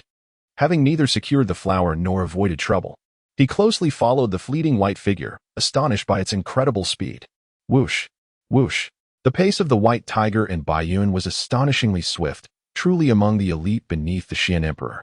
After a brief pursuit using spatial techniques, the two sect leaders eventually halted, their expressions dark and seething with rage as they gazed at the distant black dot. It was not that they lacked the will to chase, but rather that their energies had been nearly depleted from the preceding battle. They estimated that after a mere 10 or 20 more instances, their vital essence would be entirely exhausted. The figure appeared strikingly familiar. The two men hovered in midair, their chests heaving, a mix of exhaustion and fury evident. Sect leader Shui furrowed his brow and spoke ominously. The standards for accepting disciples in the academy have significantly declined, and both of these sect leaders have disciples within the institution. Regrettably, their disciples were among the 400 who fell to Baiyun. Although the two sects did not offer a bounty on Baiyun, the image of him had long since circulated throughout Zhongzhou, and they were undoubtedly familiar with it. Both leaders were engulfed in profound frustration, their hearts ablaze with anger. They had exerted themselves, only to find that others had beaten them to the chase, leaving them in a state of utter dismay. After employing talismans, Baiyun's speed surpassed that of the flying white tiger by a slight margin. However, he failed to close the gap, and instead, the distance continued to widen. The white tiger, relying on its intimate knowledge of the terrain, darted unpredictably to the left and then to the right, making it exceedingly difficult to predict its movements. Baiyun's current velocity, derived from the use of talismans, was not entirely under his control. Coupled with the intricate and winding geography of the endless mountains, he could not accelerate freely without risking a collision. It was one thing to be unable to catch up. It would be utterly humiliating to crash into a mountain. After a brief pursuit, the flying white tiger vanished completely from Bai Yun's sight, even eluding his spiritual senses. Bai Yun, feeling a deep-seated annoyance, muttered in frustration as he hovered in the air. Days later, news of these events spread, igniting a tremendous uproar. Whether it was Bai Yun, the white tiger, or the five-colored flower, they were all objects of insatiable desire for countless individuals. Especially the five-colored flower and the white tiger, these rare treasures, one a flower and the other a beast, were exceedingly scarce even in ancient times. The path for a Xuandi to ascend to a Xuandi emperor was fraught with challenges, akin to scaling the heavens. Based on current estimates, it would take 200 to 300 Xuandi to produce a single Xuandi emperor. Within the vibrant petals of the five-colored flower lies the essence of the cosmic laws, which can assist practitioners in discerning the profound truths of this realm, thus shattering their shackles and achieving the transcendental body. The celestial white tiger, a creature of incomparable value, reigns as the king of beasts, with the potential to evolve into a sacred beast. Should any sect succeed in acquiring the celestial white tiger, as long as they can safeguard it from demise, they are destined to become a formidable sect, surpassing all others in a few centuries. Consequently, a frenzy ensued, as people from all corners of the realm surged into the endless mountains, with even some profound emperors emerging from their secluded meditations to seek the white tiger. Individuals scoured the vast expanse, searching for one person, one beast, and one flower. However, the endless mountains were overwhelmingly vast, stretching from the northern borders to the western frontiers, spanning the entirety of the central continent. The pursuit of any specific object within was purely a matter of fortune, though they failed to locate Bai Yun and his companions. The sheer number of seekers led to fortunate individuals discovering other rare treasures. The innocent often suffer for their possessions. Thus, various skirmishes and conflicts ensued, rendering the endless mountains a gathering place for all and a ruthless arena of survival of the fittest. In a certain part of the endless mountains, Bai Yun seized a middle-aged man's throat, twisting it with lethal precision, extinguishing his life. In a flash, he appeared before another man, his silver spear piercing forth like a dragon, rendering him utterly lifeless. The last man, a practitioner at the Xianxia level, witnessed the demise of his comrades and was engulfed by terror, his spirit crushed. He harbored no thoughts of vengeance, only a desperate desire to flee, taking to the skies at full speed in a bid for survival. At this moment, he longed to sprout wings and traverse thousands of miles in an instant. With a slight raise of her brow, Bai Yun brandished her silver spear high, her consciousness locking onto the man who charged forward a few steps before she forcefully hurled it. The spear, entwined with crackling lightning, resembled a silver dragon of thunder, arriving in the blink of an eye, piercing through the man's back and spilling forth crimson blood. Bai Yun was no indiscriminate killer. It was the allure of her bounty that tempted these individuals, prompting them to strike first. Among the 8, the strongest was merely a low-grade Xian emperor. Although Bai Yun did not claim the task was effortless, eliminating these foes was indeed not exceedingly difficult. Though Bai Yun professed to have moved beyond relying on talismans for combat, she would not hesitate to employ them in the face of certain defeat. Training was one aspect, yet survival was paramount. Only then could she engage in fierce battles to hone her skills. A careless mistake could lead to her demise, leaving her unable to find peace even in death. Rest assured, each of you shall surely break through within a week. After an hour, with her Xian energy restored, Bai Yun opened her eyes, which flickered with lightning and eerie brilliance. After a brief moment, the intensity receded, and she mused confidently to herself. Just as Bai Yun prepared to indulge in a meal she had procured from the space, she suddenly froze. Side quest: eliminate the master of the Wanchong sect. A high-grade Xian emperor. Task reward: for 1,000 evolution points. Failure penalty. Bai Yun stowed the meal box into her backpack, seized the silver spear beside her, and stood, gazing toward a distant black dot. In the next instant, she vanished and reappeared before it. The individual before him was none other than the wife of the vice leader of the Wanchong sect, the sect leader herself. I have searched for you with great difficulty. Her voice, raspy and unpleasant, carried an undercurrent of bitterness. In her previously lifeless eyes, resentment surged like a tempest, yearning to annihilate the foe before her. The husband she loved, the one who loved her in return, had been ruthlessly slain by this very person. This hatred was etched into her very marrow, coursing through her veins. Each recollection of that grievous loss unleashed a torrent of wrath. How did you find me? Bayun had no desire to engage in the foolishness of a tit-for-tat dialogue. He pondered how this vast mountain range could be traversed to locate him, firmly believing it could not merely be a matter of chance. As he posed the question, he shattered a lightning talisman worth 1,000 evolution points. Since activating his blood wings, the efficacy of the swift talisman had significantly diminished, having his speed enhancement. Observing the adversary's demeanor, Bayun surmised that the slain vice leader was indeed the husband of the woman before him. He glanced at the silver spear in her grasp. A flicker of realization igniting within him, he began to fathom how she had tracked him down. "Your hands have sullied my husband's silver spear. You must pay," the sect leader declared coldly. As her words fell, she instantaneously appeared beside Bayun, her silver spear slicing through the air, aimed relentlessly at him. Clang! Bayun reacted with remarkable swiftness, raising his spear in defense, only to be sent flying several yards. Before he could regain his footing, the Wanchong sect leader was upon him once more, her strikes as swift as lightning, the spear radiating an intimidating aura as it unleashed a formidable energy. Bang! Bayun reluctantly raised his spear in defense, only to be sent flying once more. The disparity in strength between the two was a full realm apart, and their mastery and control were not even on the same level. As Bayun soared backward, a frown etched upon his brow, a sudden shock coursed through him. Suddenly, a silver spear pierced through his chest from behind. Fortunately, he had already elementalized. How brief had their skirmish been? Bayun was forced to unleash his ultimate technique, and a tightness gripped his heart as he swiftly rotated the silver spear behind him. It appeared that the cost of this encounter would be considerable. Having repelled the leader of the Wanchong sect, Bayun's chest wound flickered with lightning before gradually healing. Such vulnerability. How could my husband perish at your hands? The leader of the Wanchong sect stood resolute, his anguish beyond words, unleashing a heart-wrenching cry to the heavens. Bayun kept a wary eye on the leader, retrieving a pill from his pouch and consuming it. Internally, he mused, so this is what it feels like to be openly scorned. You are not worth my husband's loss. My heart aches for him, gone from my life. Hate, hate, hate. Even 1,000 deaths would be too light a punishment for you. The leader of the Wanchong sect, eyes wild with fury, let out a long howl to the sky before closing the distance to Bayun in an instant. His silver spear, brimming with profound energy, surged forth like a dragon emerging from the sea, a tiger leaping from its den, lunging towards Bayun in a flash. This vengeful strike seemed capable of piercing the very heavens and earth, cracking through the air with a resounding snap that shattered the space around them. Faced with the overwhelming onslaught that threatened to shatter the very fabric of his existence, Bayun did not entertain even the slightest thought of resistance. He retreated several dozen zhang in haste. The master of the 10,000 Spears sect, bereaved and formidable, stood as the most formidable adversary he had ever encountered, without exception. With a resounding crash, the master of the 10,000 Spears appeared in an instant, his silver spear slicing through the heavens, descending upon Bayun with lethal intent.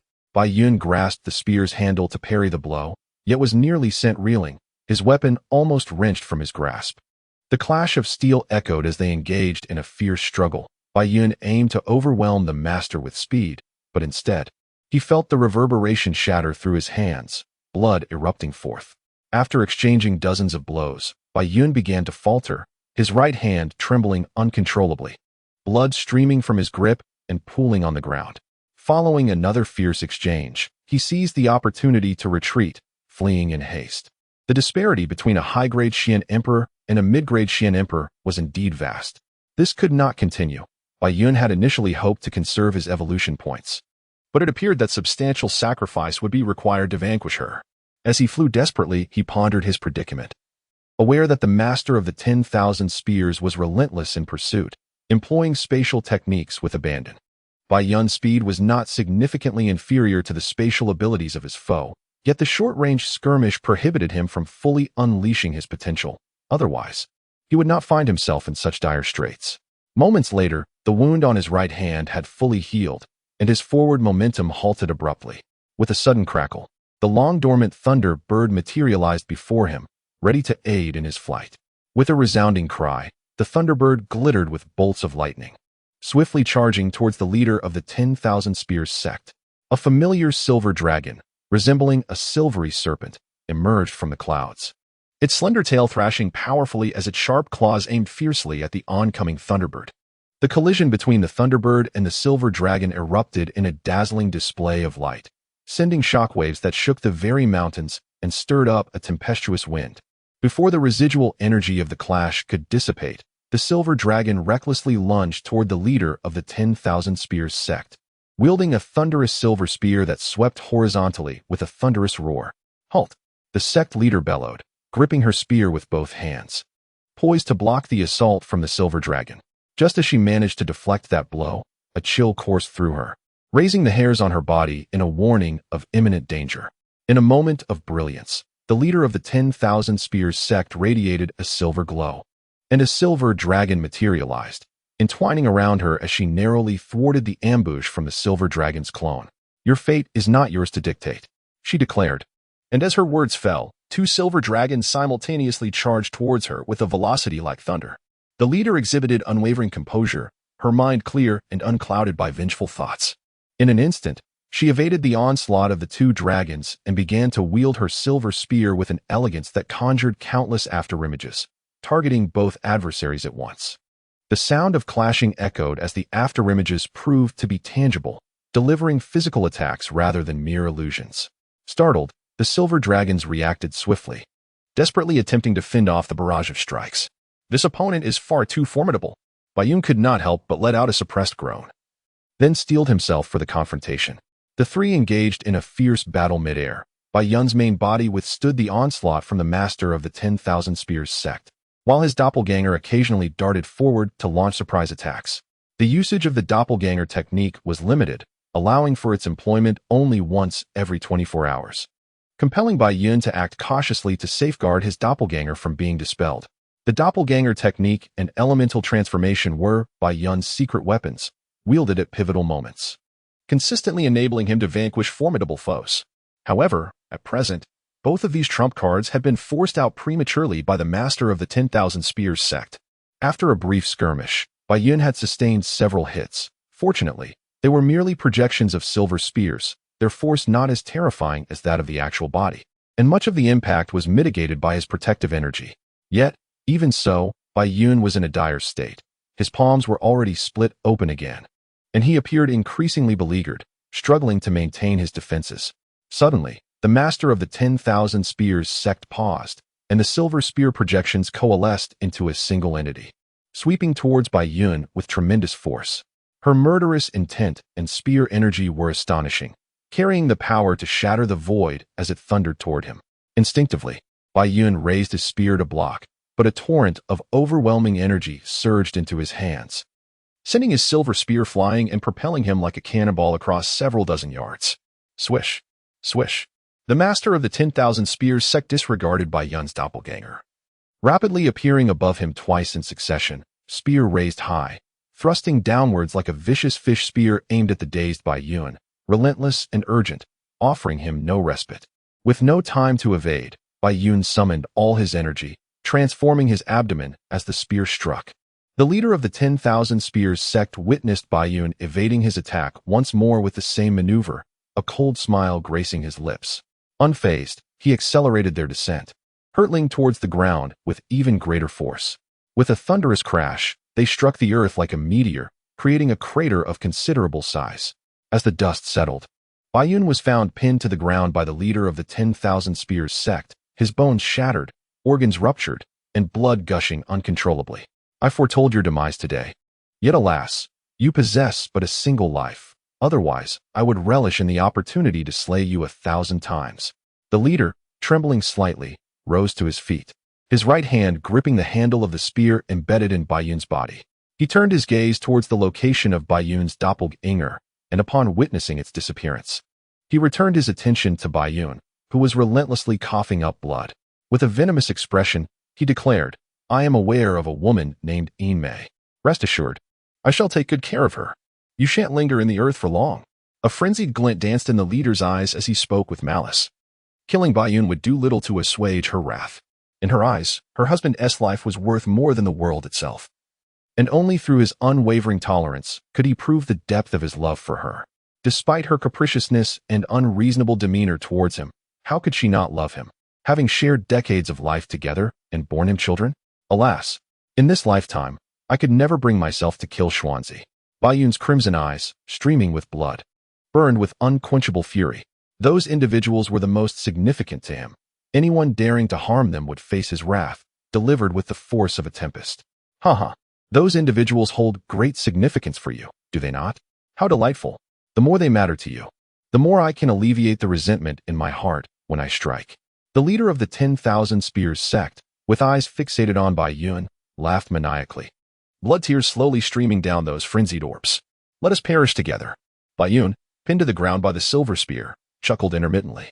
As the leader of the 10,000 Spears sect was taken aback, Bai Yun suddenly erupted with blinding lightning amidst the dust and smoke. Boom. The leader of the 10,000 Spears sect summoned her last vestiges of energy to evade Bai Yun's self-detonation in a fleeting moment. She gazed at the cloud of dust, her heart filled with uncertainty. Can a Xian Wang self-destruct? This thought barely flickered in her mind when a chill coursed down her spine, causing her hairs to stand on end. Yet now, she felt utterly weak, her energy depleted, rendering her incapable of even invoking spatial powers. Suddenly, a silver spear, familiar to the leader of the 10,000 Spears sect, pierced through her body. She froze, hands clasping the spearhead that had penetrated her, blood slowly oozing from her mouth. You shall surely meet a terrible fate, she muttered, turning her body to gaze at Bai Yun, who stood several dozen yards away.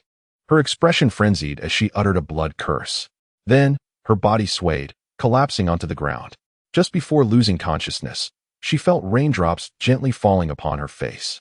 She struggled to open her eyes. The once clear sky had begun to weep. She was momentarily stunned, as if a century had passed, and after a gentle smile, she completely lost consciousness. He cherished rainy days, while she detested them. From now on, I shall accompany you in the rain. No longer will I create barriers with my energy. The rain pattered softly, washing away the scars of battle, diluting the blood. Bai Yun staggered towards the leader of the 10,000 Spears sect, gazing deeply at her. Why do you smile so warmly? Is it because you see your husband? Amidst the curtain of rain, Bai Yun slowly departed from the valley. After a full hour, the energy within Bai Yun's dantian transformed into a purple orb the size of a thumb, suspended at the heart of what felt like the universe. The energy he had recently absorbed continuously merged into the orb, augmenting its power. In silence, the solidified, ushering him toward the realm of the. On that day, as Bai Yun stepped beyond the barrier of the nameless mountain, an elder suddenly imparted a strand of consciousness to him. The essence of this consciousness contained the teachings of a profound mantra, instructing Bai Yun to commence his practice only after reaching the realm of. Although Bai Yun was unclear of the situation, he diligently adhered to the elder's guidance. Following the mantra, he began to breathe and circulate his energy. Boom. The energy within a mile radius surged wildly towards Bai Yun's dantian. The previously sluggish purple orb suddenly accelerated once more, reaching a terrifying speed in the blink of an eye. The ethereal energy surged into the dantian, swiftly absorbed by the mysterious crystal. After the passage of half an hour, the crystal gradually slowed its pace. Once it returned to a state of normalcy, its size had doubled, shrouded in a chaotic hue. With a resounding roar, Bai Yun abruptly opened his eyes, the zigzag patterns within them radiating a fierce electric brilliance. He gazed upward, where a vortex spun ceaselessly, thunder and lightning crackling within. An awe-inspiring spectacle. Thunder tribulation? Bai Yun murmured, preparing himself with utmost seriousness. He had heard from his senior brothers atop the nameless mountain that only those above the realm of the Xian Emperor encountered such tribulations. It was through the cleansing of the soul by this thunder that one could solidify their Xian body and allow their spirit to traverse the heavens unscathed. Although he could not fathom why a Xian Emperor would also face a thunder tribulation, Bai Yun remained undaunted, instead floating in the air. His gaze fixed upon the storm clouds above, his eyes gleaming with an inexplicable light. With a thunderous crash, the storm clouds finally coalesced into a bolt of lightning as thick as an arm, radiating brilliance. The lightning pierced through the clouds, striking directly at Bai Yun in the blink of an eye. He stood motionless, his protective aura enveloping him, allowing the lightning to strike his form. His body trembled, his garments reduced to ashes, yet his flesh remained unscathed. The bolt of lightning surged through the pores of his body, coursing through every sinew and muscle, before racing into his meridians, ultimately converging towards his dantian. Bai Yun permitted the electric force to cascade through him, and upon entering the dantian, it charged directly towards the rapidly spinning crystal. With a series of crackling sounds, the bolt of lightning was entirely absorbed by the crystal. The air was filled with reverberating echoes, a tumultuous symphony of power. As the first bolt of lightning struck, an unrelenting succession of electrifying flashes followed, assaulting the clouds like a fragile boat amidst a tempest. The clouds, once carefree, were now enveloped in an acrid sin of charred flesh, writhing in excruciating agony. The ceaseless storm of lightning abruptly ceased, and after a prolonged stillness, just as the clouds believed the turmoil had ended, the thunderclouds began to whirl in a frenzied dance, accumulating countless bolts of electricity within. The clouds sensed an overwhelming surge of dread, as a formidable flash of lightning loomed above, casting an eerie illumination across the darkened sky, transforming it into a realm akin to daylight. Within the tempest, thunder roared with unparalleled ferocity, sending creatures within a radius of several dozen miles into a frenzied panic, all desperately fleeing to escape the impending doom. The cacophony had already drawn the attention of nearby cultivators, who gazed in horror at the terrifying thundercloud. "Which elder is attempting to ascend to the realm of the Xian Emperor?" they exclaimed, their expressions a mixture of fear and envy directed toward the ominous clouds. "Is this prelude truly necessary? Why not charge straight into battle?" With a furrowed brow and a serious demeanor, Baiyun gazed upward at the swirling storm, his internal energy swirling fervently as he silently chastised the delay, as if responding to Baiyun's inner thoughts. The thunderclouds spun rapidly for a fleeting moment before a dazzling bolt of lightning, as thick as Baiyun's waist, erupted from their midst. This astonishing flash, wielding the weight of thunder itself, surged toward Baiyun in an instant, illuminating the world around him. Upon being struck, Baiyun let out a deafening roar, his eyes widening in shock as he was thrown to the ground by the sheer force of the lightning's impact. The earth trembled within a radius of several miles. Mountains crumbled, and countless flowers and trees were violently uprooted. A bolt of lightning struck with such force that it created a crater nearly half a mile wide, where white clouds lay motionless at its center, resembling a lifeless creature, surrounded by crackling electricity that erupted sporadically. After a considerable period, a finger of the cloud twitched slightly, and it exhaled a heavy breath. With great difficulty, it managed to rise, sitting cross-legged upon the ground. During the process of rising, the charred and dead skin of the cloud shed entirely, revealing a tender and fair body that shimmered with a radiant glow, pulsating with waves of brilliance. Upon introspection, the cloud discovered a remarkable transformation within its dantian. The mysterious crystal had changed from its original violet sphere to a golden orb, now a third larger than before. Akin to the size of an infant's fist, the cloud could feel an overwhelming surge of energy, more than double that of its previous self. With a purity that was incomparably greater, a surge of inspiration struck, and with a flash, it entered the realm of the Cosmic Evolver. Character: Human race, Cosmic Evolver, Bloodline, Blood Thunder Clan skills, Fragment of the Supreme Profound Scripture, Low-grade Golden Core, Thunder Step, Invisibility Technique, Breath Concealment Technique, Clone Technique, Treasure Seeking Technique, Thunder Beast, Thunder Dragon, 10,000 Thunders, Contract Technique, Hypnosis Technique, Soul Capturing Technique. Combat Power, 10888. E-grade, Vitality, 333 Evolution Points, 44350. The Fragment of the Supreme Profound Scripture, a low-grade Golden Core. The cloud gazed at the words displayed on the character page, a swirl of astonishment and uncertainty filling its mind. A fleeting thought crossed Baiyun's mind, and he found himself directly entering the item page of the cultivation section. Moments later, he finally discovered the answer he sought. An overwhelming sense of delight mingled with a plethora of questions arose within him. How could such a technique manifest in this world? The Celestial Xian Scripture, 150. 000 Evolution Points.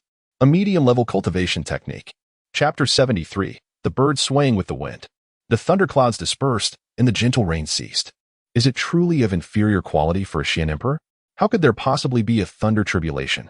This person resembles that Baiyun. Oh, it truly is him. With the sound of numerous air-splitting whooshes, several individuals of varying ages flew in from different directions, hovering above the pit's periphery. They gazed at the unclothed Baiyun, uttering incredulous exclamations, their faces reflecting astonishment. The contemplative Baiyun was jolted from his reverie by the commotion, rising to his feet, only to feel a peculiar discomfort. A gentle breeze swept by, and he felt a chill at his lower body. Looking down, he was met with the sight of a small bird swaying in the wind. Instinctively, Baiyun tightened his legs and shielded himself with his hands, awkwardly smiling at the onlookers. Under the gaze of the dozen or so individuals, Baiyun retrieved clothing from his spatial pouch and swiftly donned it. The weather is quite pleasant, I shall take my leave. After dressing, Bai Yun bid farewell to the crowd and took to the air, genuinely preparing to depart. Having not received a task and feeling no animosity from them, Bai Yun had no intention of behaving like a rabid dog. Halt! A commanding voice rang out as a middle-aged man suddenly appeared before Bai Yun, inquiring, "Are you Bai Yun?" Others also stared at Bai Yun with peculiar expressions, secretly contemplating their thoughts. "Truly, you are a despicable villain. My disciple's soul has yet to recover. All thanks to you."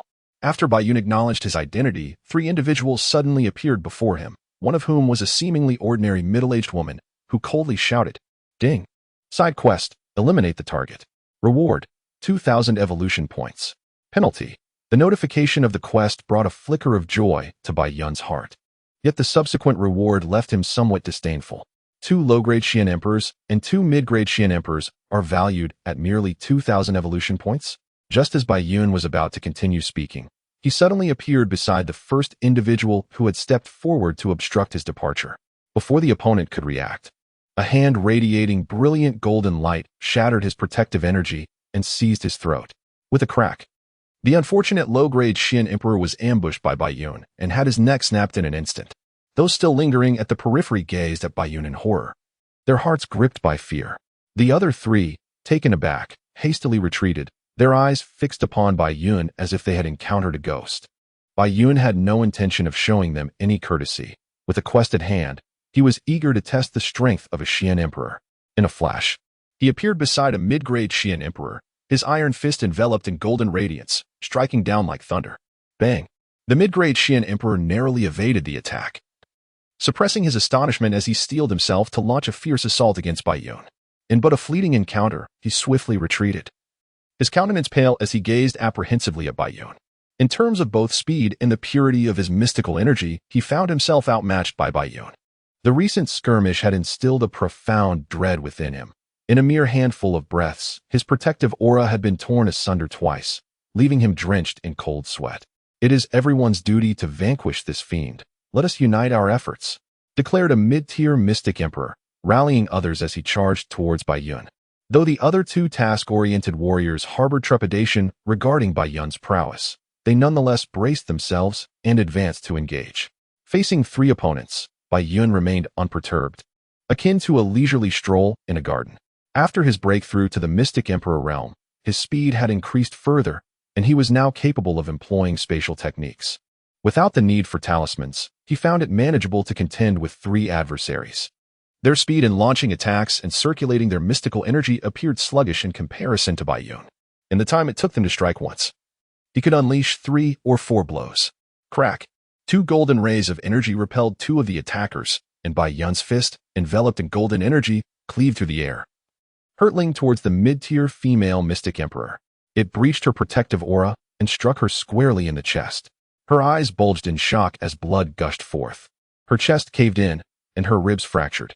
The severity of her injuries instilled a terror that shattered her resolve, prompting her to retreat from the battlefield in rapid succession. The remaining 2, though gripped by fear, did not falter in their actions, swiftly coalescing their mystical energy. 2 beams of icy light tore through the air, hurtling towards Bai Yun's exposed back. The consciousness of Bai Yun enveloped the movements within a radius of 1 mile. With a deft maneuver, he effortlessly evaded an attack and charged toward the already terrified mid-tier female Xian Emperor.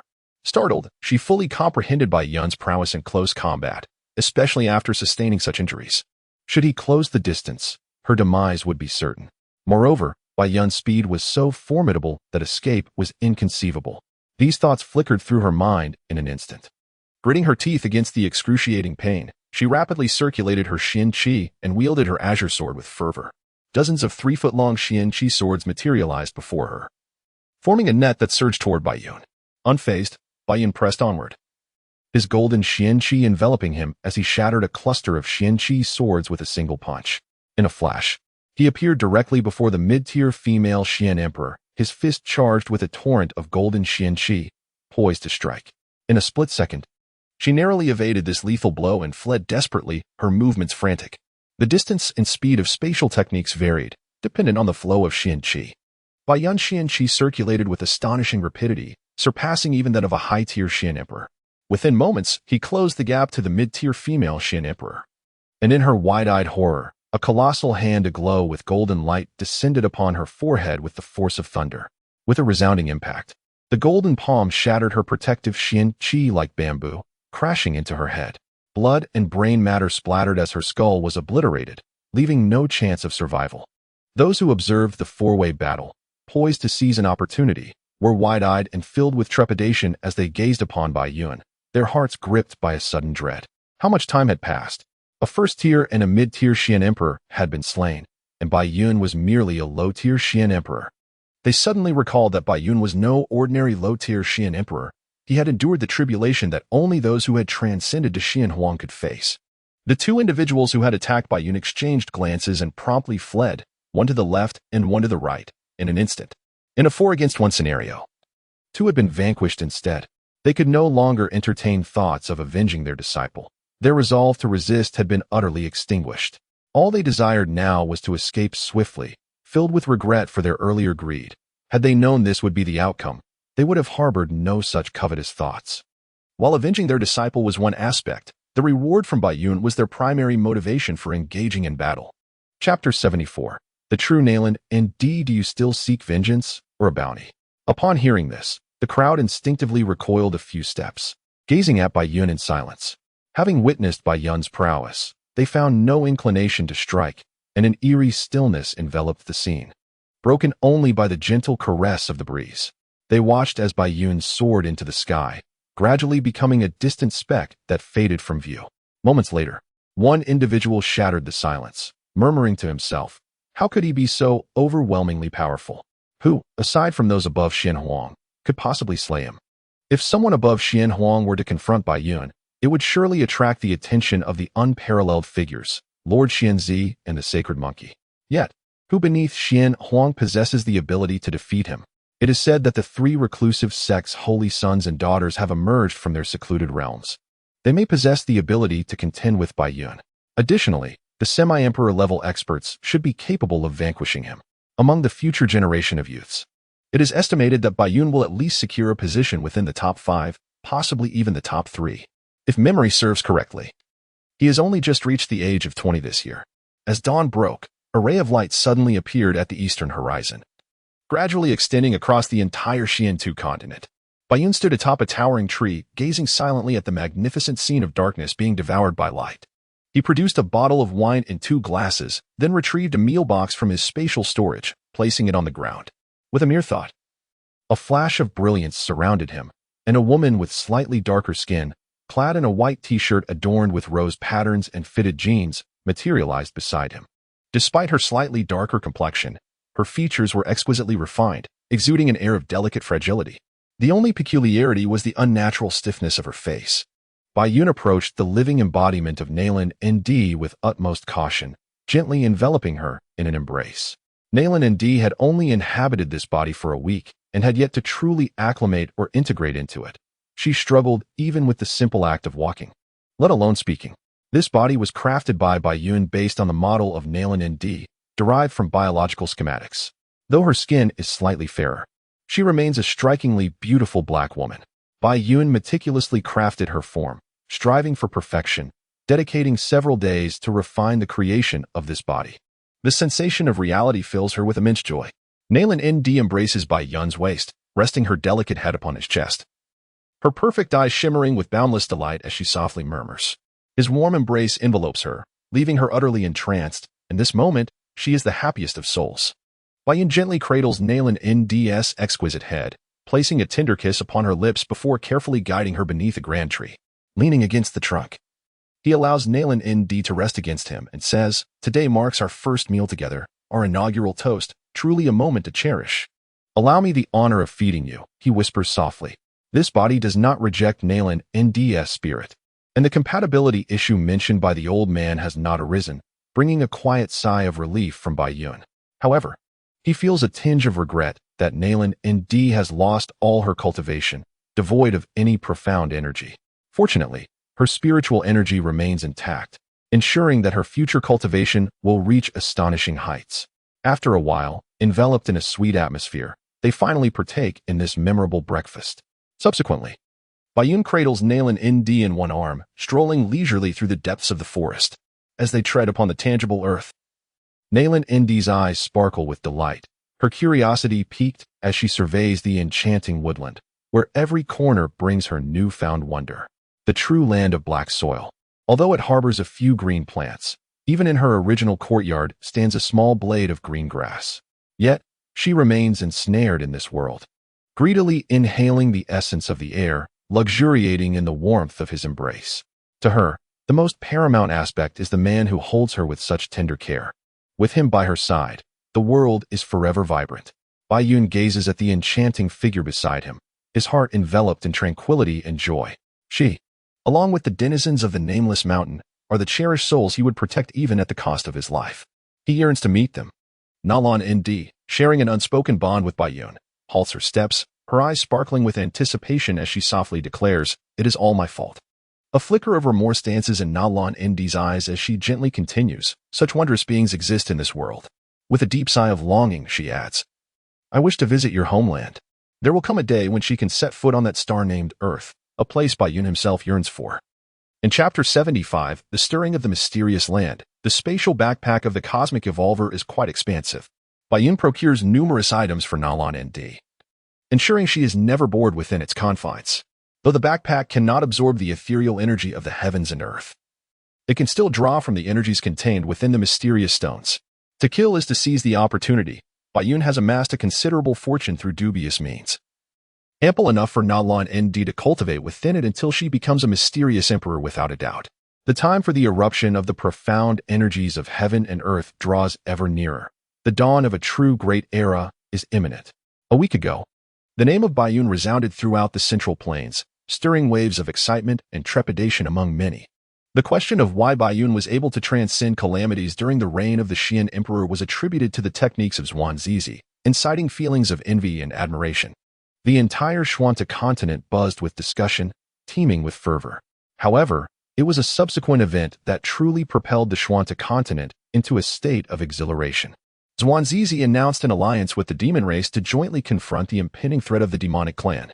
As this news spread across the realm, young disciples of the demon race began to venture from their homeland into the territories of humanity. After centuries of separation, the demon race finally resumed contact with the human race, both sides harboring a peculiar wariness, yet feeling a sense of curiosity about one another. As events unfolded, the disciples of the demon race continuously challenged the youth of humanity, igniting sparks of competition. Though skirmishes occurred, the diplomatic efforts of Xuanzizi and the demon saint ensured relative peace. Injuries were inevitable, yet no lives were lost. Together, Xuanzizi and the demon saint established a set of rules, stipulating that this is the era of the youth, and the older generation must refrain from intervening unless provoked. Furthermore, in their conflicts, the youth were encouraged to avoid lethal outcomes unless absolutely necessary. In the face of future tribulations, it is imperative for the Xuanta continent to preserve its living forces while simultaneously providing these young individuals with the opportunity for growth and development.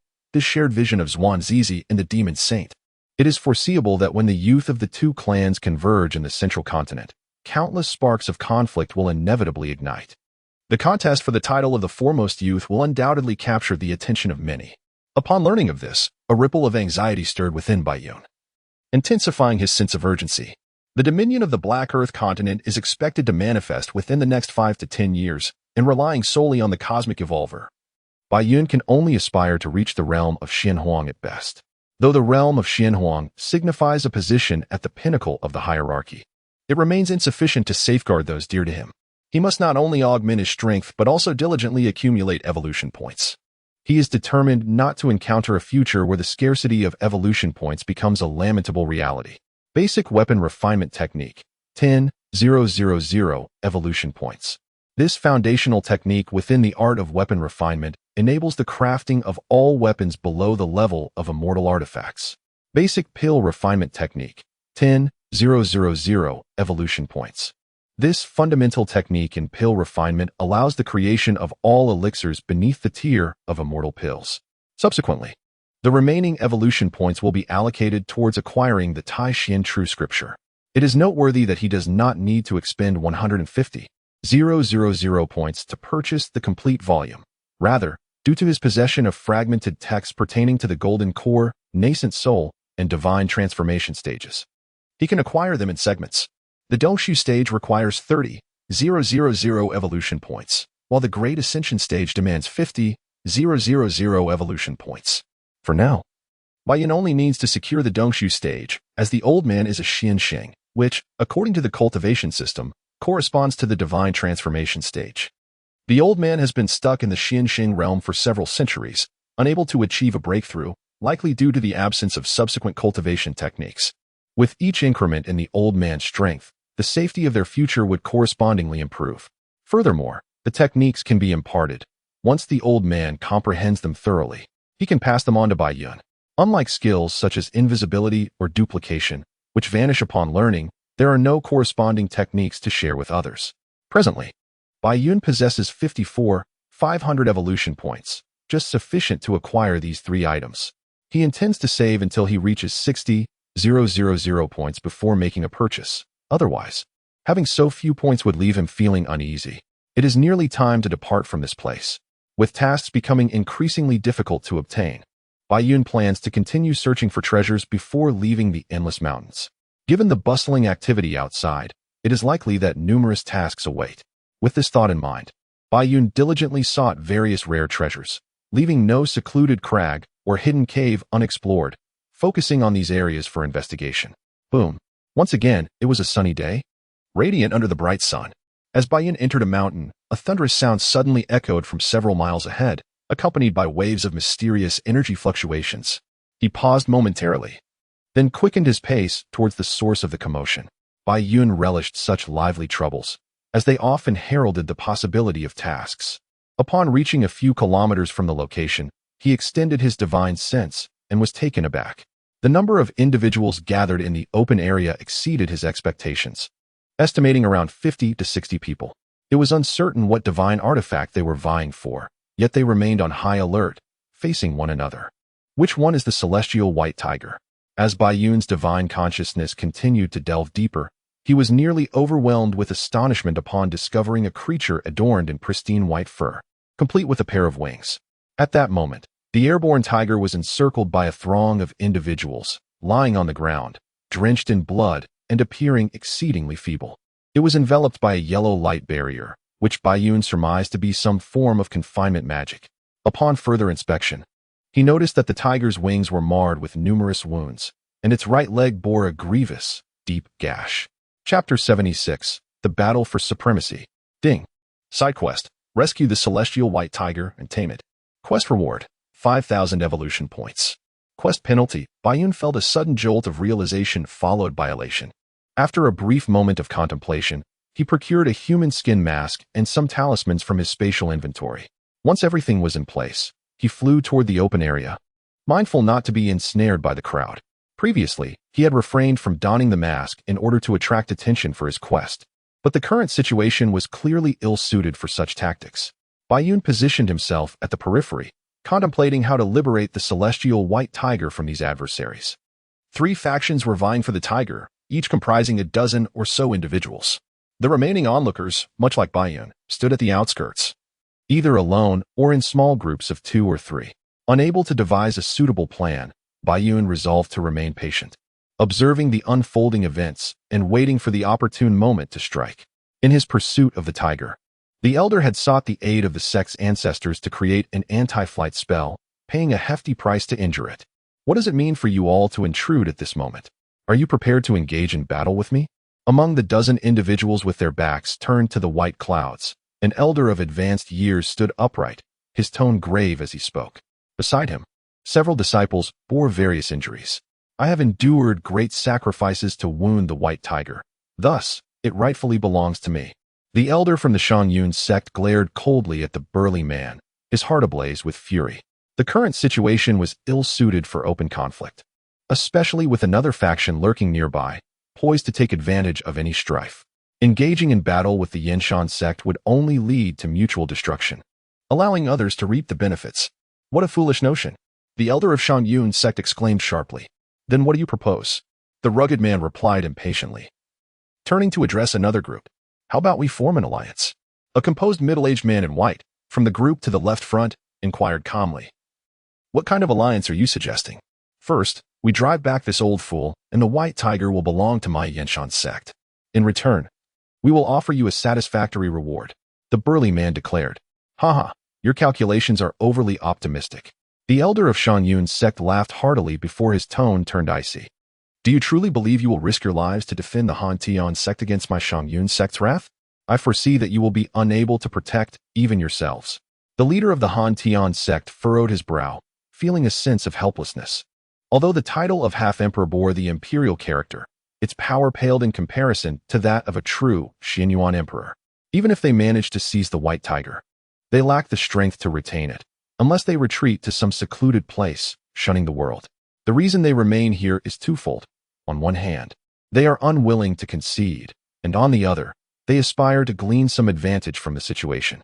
The three factions find themselves in a stalemate, each engrossed in silent contemplation of their strategies. Bai Yun stands at the periphery, her brow furrowed, observing the dynamics in the arena. It is evident that a conflict will not erupt anytime soon. If the waters remain clear, how can one fish?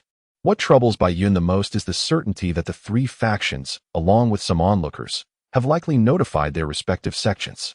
It is anticipated that Xian Huang will soon arrive, making her task even more formidable. Deep in thought, Bai Yun ponders her course of action, while those in the arena do likewise. The value of the flying white tiger is immense, a potential future xianxia, which stirs envy among countless sections. The atmosphere is thick with silence, so profound that the sound of a pin dropping would startle the assembly. This eerie stillness persists for several minutes and is likely to endure until the arrival of experts from their sects or another force intervenes. Suddenly, Bai Yun turns and departs, her footsteps soundless yet still managing to rouse the crowd. After a brief stir, the scene returns to its previous state of tense silence. After a quarter of an hour, a few more onlookers leave, while the three factions maintain their composure in the standoff. Xiangyun sect and Yinshan sect, confident in the imminent arrival of their Xianhuang ancestors, remain undaunted. In the realm of the Han Tian sect, there existed but a solitary semi-emperor, a fact that elicited a deep sigh from the leader of the group. Lamenting the extraordinary opportunity that was beyond his grasp, he resolved to find a way to partake in the bounty. Suddenly, a piercing cry of distress startled the assembly, drawing their attention to the source of the commotion. The lower-grade Xian emperor, who had hastily departed moments earlier, was now racing towards them, his visage marked by palpable panic. Upon seeing the crowd, his expression brightened, and he hastened his pace, exclaiming, "The demon Bai Yun is approaching." A hush fell over the crowd as they collectively turned their gaze towards the thicket. Moments later, a figure emerged from the shadows, a man with a pale complexion and an austere demeanor, adorned with a pair of strikingly peculiar wings upon his back. It was indeed him. Among the assembly, many had witnessed Bai Yun's exploits, and his wings alone were enough to render his identity unmistakable. As the crowd recognized the newcomer, a wave of unrest rippled through them. The pretense of confrontation was abandoned as they all turned their attention to Bai Yun, inwardly cursing the individual who had drawn him here. "Ah, the lad has an ally," Bai Yun remarked, his expression one of astonishment. As he folded his wings and descended gracefully to the ground, he spoke with an air of utmost nonchalance, a hint of a smirk playing upon his lips, and confidence radiating from his eyes.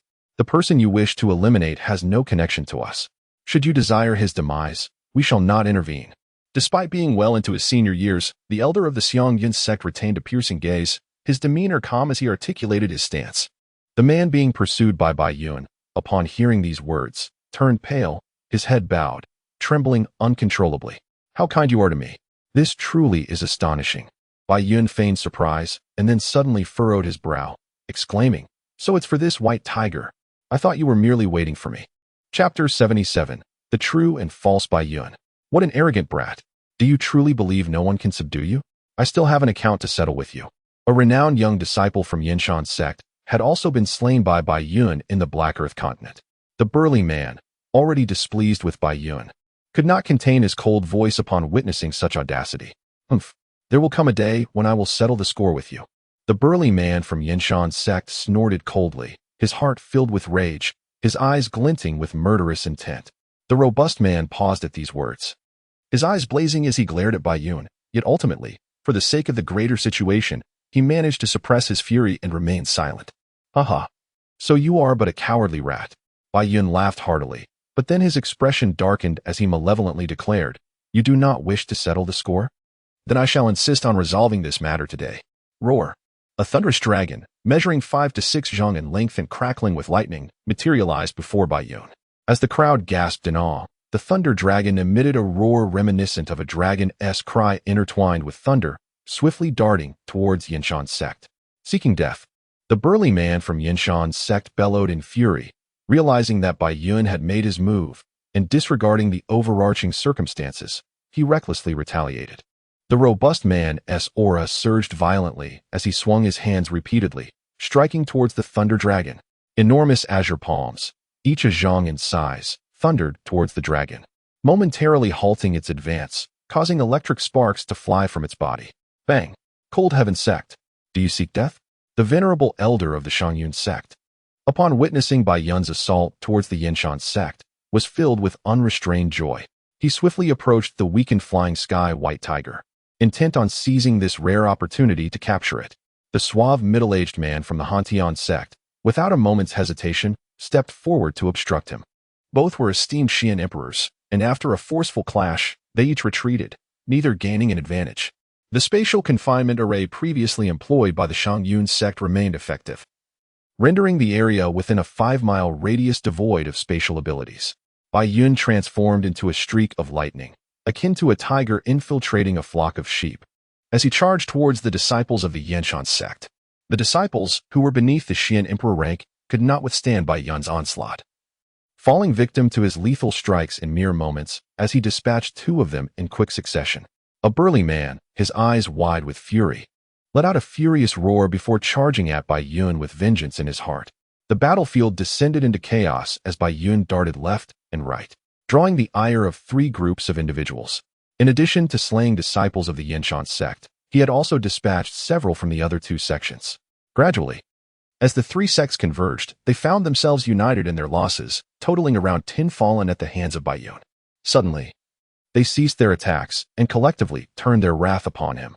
Sensing that he had successfully provoked their enmity, Bai Yun felt a surge of exhilaration.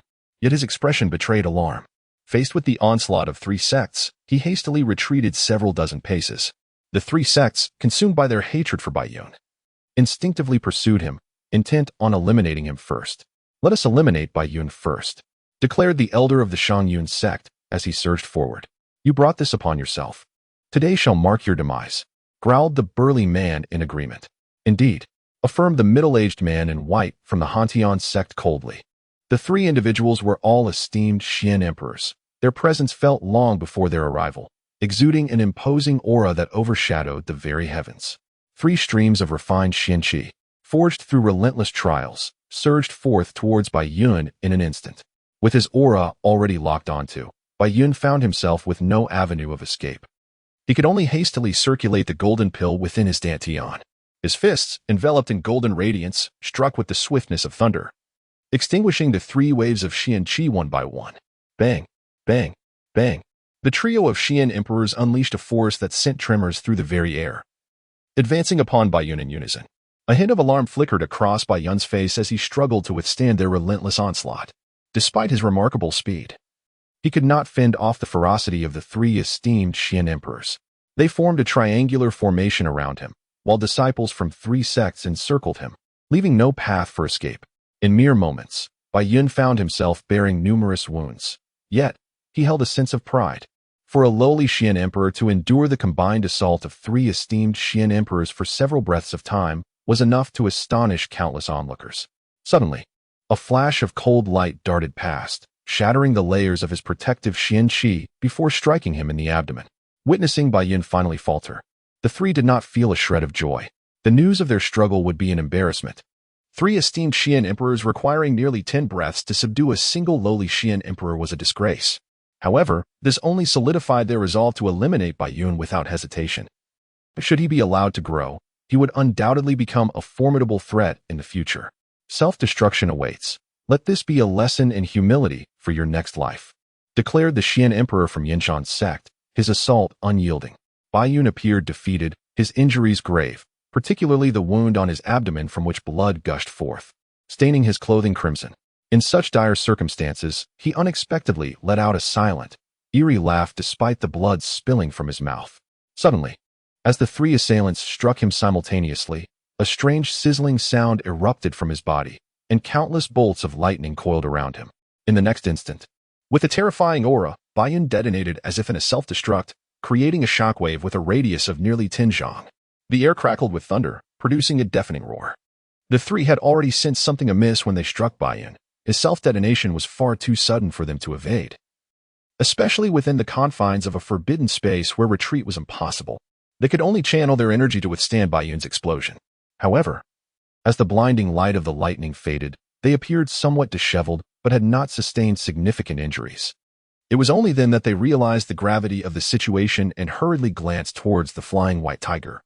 Just in time to see a man swiftly lifting the creature, his speed akin to a streak of light, soaring away through the air. It was the very man whom Baiyun had been pursuing. They had been deceived.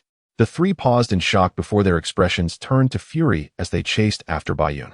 With the aid of a speed-enhancing talisman, Baiyun's already unparalleled velocity soared, and he had deliberately lured the pursuers a considerable distance away. Moreover, they had initiated their attack a fraction of a second later than Baiyun, and with all these advantages, there was no way they could catch up to him. In but a fleeting moment, Baiyun, cradling the white tiger, had already traversed beyond the confines of the forbidden air formation. Yet he continued to soar through the skies without employing any spatial techniques. The ordinary lower-grade Xian Emperor could cover a distance of 7 to 15 zhang in an instant. But Baiyun's current velocity surpassed this by several magnitudes. Whoosh, swish, swish. The three upper-grade Xian Emperors, closest to Baiyun among the pursuing forces, realizing they had escaped the range of the forbidden air formation, immediately unleashed their spatial techniques. The instantaneous distance for upper-grade Xian Emperors spans 30 to 50 zhang. Yet despite their efforts, the gap between Baiyun and them did not decrease in the slightest. Instead, it widened with each passing moment. After a brief pursuit employing spatial techniques, the three eventually came to a halt, gazing at the distant black with clenched teeth, their fury reaching a boiling point. Their anger palpable. I, Luo Shifeng, vow to annihilate Baiyun. Otherwise, may the heavens strike me down, declared the rugged man from Yinshan's sect, his eyes wide with rage. His face twisted in a fierce oath. If this child is not slain, my heart's resentment shall never be quelled, continued the elderly figure from Shangyun's sect. His expression cold as ice. His body trembled slightly, not from age or fatigue, but from indignation. The middle-aged man in white from Hantian's sect remained silent, his eyes narrowed, a glimmer of sharp brilliance flashing within. Chapter 78, Luring the White Tiger. Please, ancestor, punish the white tiger for being stolen by that Baiyun. Luo Shifeng nodded, his head bowed in profound shame. Baiyun, the 11th disciple of Xuanzi? This could be troublesome, mused the elder in green, his brow furrowed in contemplation. Although Baiyun had withdrawn from the academy, the distinction between the academy and Xuanzi remained ever clear. From the newly ascended half-saint of the monkey, a warning was issued to the Xian Emperor, forbidding any aggression towards Baiyun. It is evident that should the elder in green attempt to harm Baiyun, he would inevitably face the formidable presence of both Xianzi and the monkey saint, two beings of unparalleled power. Gather all disciples within the sect. Although I am not in a position to intervene directly, capturing Baiyun does not necessitate my involvement, the elder in green contemplated briefly before issuing his command. Understood. I am grateful, ancestor, for your leniency towards me. I shall endeavor to redeem myself. Luo Shifeng responded with utmost respect, his demeanor resolute. The ancestor of Yinshan's sect nodded slightly and, in an instant, vanished from sight. One could only speculate how far his instantaneous movement carried him, as he left no trace within several miles of his presence. Upon realizing the elder had departed, Luo Shifeng straightened his slightly hunched back and, with a chilling expression, hastened to the left. Baiyun, regardless of whether it be in the heavens or the earth, I shall assuredly bring you to your demise. The ancestors of both Shangyun's sect and Hantian's sect had also arrived, sharing a similar resolution to that of Yinshan's sect, determined to mobilize their entire sects in pursuit of Baiyun. In addition to these three sects, several others were also preparing to dispatch their members to seek out Baiyun. Having flown several hundred miles while cradling the weakened sky white tiger, Baiyun finally came to a halt. He forcefully excavated a cave within a mountain to take refuge, gently placing the feeble sky white tiger on the ground. Baiyun focused his thoughts, directing a strand of spiritual consciousness towards the creature. Can we communicate through spiritual awareness?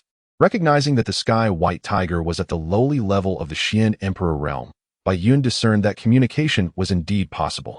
The sky white tiger lay weakly on the ground, its vigilant gaze fixed upon Bai Yun, showing no sign of affection despite being rescued.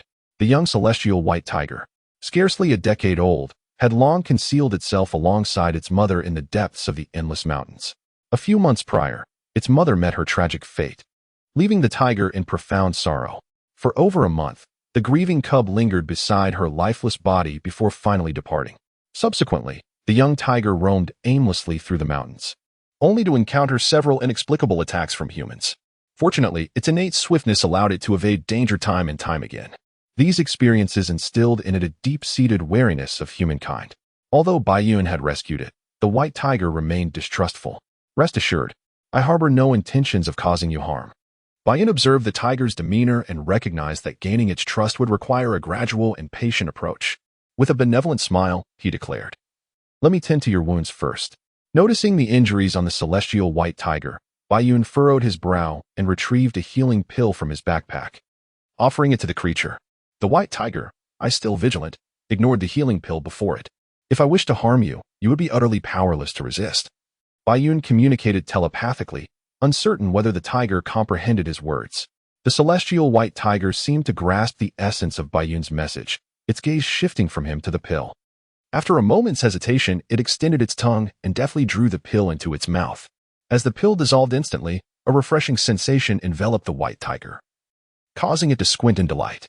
After a while, the healing properties of the medicinal pill were completely absorbed, and it was evident that the injuries on its body had significantly improved.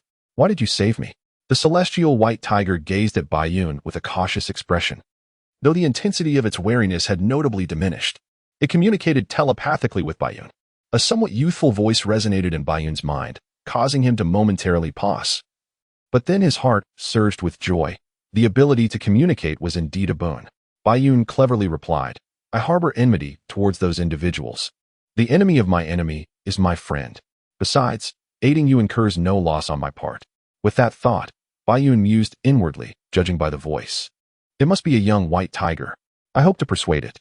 Upon hearing this rationale, the white tiger ceased its telepathic communication. Reflecting on its mother's teachings, "The enemy of my enemy is my friend. My mother seemed to have mentioned this. Yet, she also cautioned that humans are quite cunning and should not be trusted easily." The celestial white tiger's eyes widened as they were instantly drawn to a tantalizing chicken leg. It sniffed the air repeatedly, a savory aroma wafting toward it, prompting an involuntary swallow. The recent escape had drained its energy, leaving it ravenously hungry. Upon encountering such delectable sustenance, it hesitated only briefly before opening its jaws wide and sinking its teeth into a piece of chicken leg, savoring each mouthful. This exquisite flavor was beyond that of raw meat, and the celestial white tiger did not even spare the bones. After finishing one chicken leg, it swiftly seized another, displaying an expression of sheer delight. To capture the heart of the white tiger, one must first seize its appetite. Bai Yun observed the contented expression of the white tiger and couldn't help but smile inwardly. Taming this majestic creature shouldn't prove too challenging. In the following days, Bai Yun and the white tiger remained elusive, constantly evading detection. After a couple of days of care, the tiger's injuries had nearly healed, and it was anticipated that in due time, it would fully recover. The tiger's demeanor towards Bai Yun had also noticeably improved, while still cautious. It had begun to develop a certain fondness for him. At this rate, genuine trust between them would soon blossom. In truth, the tiger's injuries were almost mended, and the wounds on its hind legs did not greatly hinder its agility. Yet, it showed no inclination to leave, preferring to remain in Bai Yun's company. Aside from its mother, Bai Yun was the second being it had ever communicated with, which made parting difficult. Of course, what it cherished most were the delectable roasted meats. Chapter 79, An Idiot. The moniker Little Bai has already been claimed by me. How about I call you Little Bai instead?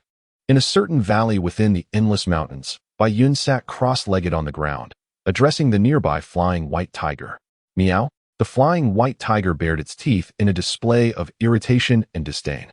"Please, stop imitating a cat," Bai Yun exclaimed.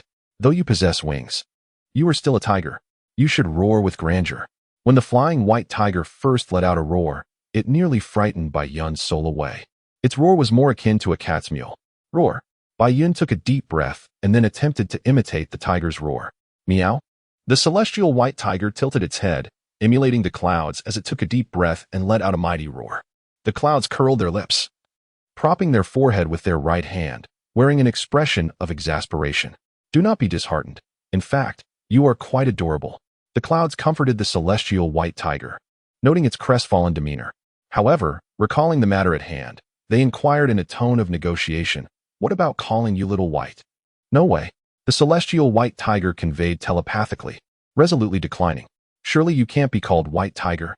"I find it rather peculiar what the Earth version of a white tiger implies," the clouds mused, fully aware of its connotation. "Why not?" the celestial white tiger asked, puzzled. "It's a bit difficult to explain. How about Little Tiger instead?" The clouds, unsure of how to elucidate, chose to forego the explanation and posed another question. "All right then, who told me to be younger than you?" The celestial white tiger muttered in response. "Little White? Little Tiger? Why does it feel reminiscent of a certain kind of pet on Earth?" The clouds murmured softly to themselves. Ding. Side quest. Eliminate the 13 disciples of Xianxia's sect, led by Luo Shifeng. Quest reward, 5,000 evolution points. Failure penalty. While the clouds were engaged in light-hearted banter with Little Tiger to strengthen their bond, a mechanical voice suddenly resonated in their mind. The clouds' expression turned serious as they rose and gazed ahead. Startled, Little Tiger, who had been lazily lying on the ground, also stood up, wearing a perplexed expression. As the clouds looked into the distance, several dark figures suddenly emerged. The figures moved swiftly, and a burly man with a robust build was the first to soar through the air, halting several dozen yards above the clouds. The rugged man was none other than Luo Shifeng. Upon seeing the white tiger present, a surge of uncontainable joy welled up within him, quickly replaced by a chilling demeanor as he cast a disdainful gaze upon Bai Yun, his eyes brimming with murderous intent. Suddenly, the sound of air being sliced through echoed, heralding the arrival of his disciples. Bai Yun's keen perception swept across them, discerning their collective strength. Among the 13, 10 were at the Xianwang realm. 2 were low-grade Xian emperors, and 1 was a mid-grade Xian emperor. When the battle commenced, he resolved to eliminate the Xianwang realm foes first. The small tiger, baring its teeth in a fierce grimace, acknowledged Bai Yun's silent command. Its eyes widened, fixated intently on the group of adversaries. "Hand over the flying white tiger, and then surrender. I may spare your life," Luo Shifeng declared coldly, looking down at Bai Yun. "Foolhardy," Bai Yun retorted. "You presume to offer me mercy. Yet I am to be grateful." Luo Shifeng's eyes narrowed, the tempest of his murderous intent surging within. Mice will always be mice. All this chattering is merely a ploy to buy time for reinforcements. Bai Yun raised an eyebrow, regarding Luo Shifeng with disdain. "To slay a low-grade Xian emperor such as yourself, I alone am more than sufficient, provided you do not flee." Indeed, Luo Shifeng sought to stall, awaiting the arrival of his sect's other teams. The speed of Bai Yun and the white tiger was astonishing, so swift that even a fleeting moment could not be matched, compelling him to act thusly. Should Bai Yun choose to escape now, he would be powerless to pursue. "Very well, I shall not flee. It will be a duel between us two, and no one else is permitted to intervene." In response to Luo Shifeng's provocation, Bai Yun's expression turned frosty as he spoke. "Haha, if you cannot even best me, I might as well embrace my demise." Luo Shifeng laughed maniacally. Then his expression turned stern as he addressed the disciples behind him. "You are not to interfere in my battle with Bai Yun. Otherwise, you shall bear the consequences." With that, he dismissed the crowd, fixing a confident gaze upon Bai Yun and declared, "Come forth. I shall allow you to strike first." "Humph," Bai Yun scoffed lightly. And in an instant, he appeared before Luo Shifeng, whispering, "Fool." Luo Shifeng, prepared for an onslaught, was taken aback by these words. Bai Yun swiftly maneuvered past him and, with a resounding crash, obliterated the head of a nearby unsuspecting disciple of the Xianwang realm. He then turned to eliminate another disciple of the same rank with a single strike. "I will ensure you have no place to rest in death." Luo Shifeng seethed with fury as he was toyed with by Bai Yun, his eyes blazing and smoke seemingly rising from his head. Gritting his teeth, he let out an enraged roar and lunged toward Bai Yun. The remaining 11 disciples finally reacted, yet their confusion only deepened. Bai Yun and the white tiger focused solely on the disciples of the Xianwang realm, avoiding direct confrontation with those of the Xuandi realm. The duo darted left and right, weaving through the chaos with relentless speed, each opportunistic strike resulting in the demise of a Xianwang disciple. Bodies occasionally plummeted from the sky, a grim testament to their ferocity. While the pair reveled in their killing spree, the remaining disciples were gripped by terror. Within mere moments, 8 disciples of the Xianwang realm had perished. The 4 Xuandi disciples roared in anger, fiercely guarding the last 2 Xianwang disciples, their expressions twisted with murderous intent as they glared at Bai Yun and the white tiger, who hovered several dozen feet away. Pleasant collaboration, Bai Yun remarked, patting the back of the little tiger in admiration. Meow? Little tiger's gaze was firmly fixed on the individuals across from him as he let out a fierce roar. Bai Yun, with one hand pressed against his forehead, wore an expression of exasperation, inwardly lamenting, "Goodness. Can't you be a bit more wild? You, damned fool." Luo Shifeng clenched his fists tightly, the veins on his arms bulging prominently, his face flushed with rage, exuding an aura of impending explosion. Witnessing such a display from his opponent, Bai Yun erupted into a boisterous laugh, feeling a wave of exhilaration wash over him. Once his laughter subsided, Bai Yun's demeanor shifted, his expression turning grave as he uttered 2 words, "Fool." This statement ignited the flames of Luo Shifeng's fury. He let out a furious roar and, in a flash, appeared before Bai Yun, his fist enveloped in azure energy, propelled by a murderous intent aimed at Bai Yun. Bang! Bai Yun, undeterred, met the assault with his own blazing right fist, resulting in a tremendous clash that sent shockwaves rippling through the air. Whoosh! Whoosh! The 3 other Xian emperors swiftly joined the fray, one low-tier Xian emperor allied with Luo Shifeng to attack Bai Yun, while the other 2 lunged at the flying white tiger. Chapter 80. All were slain. Bang!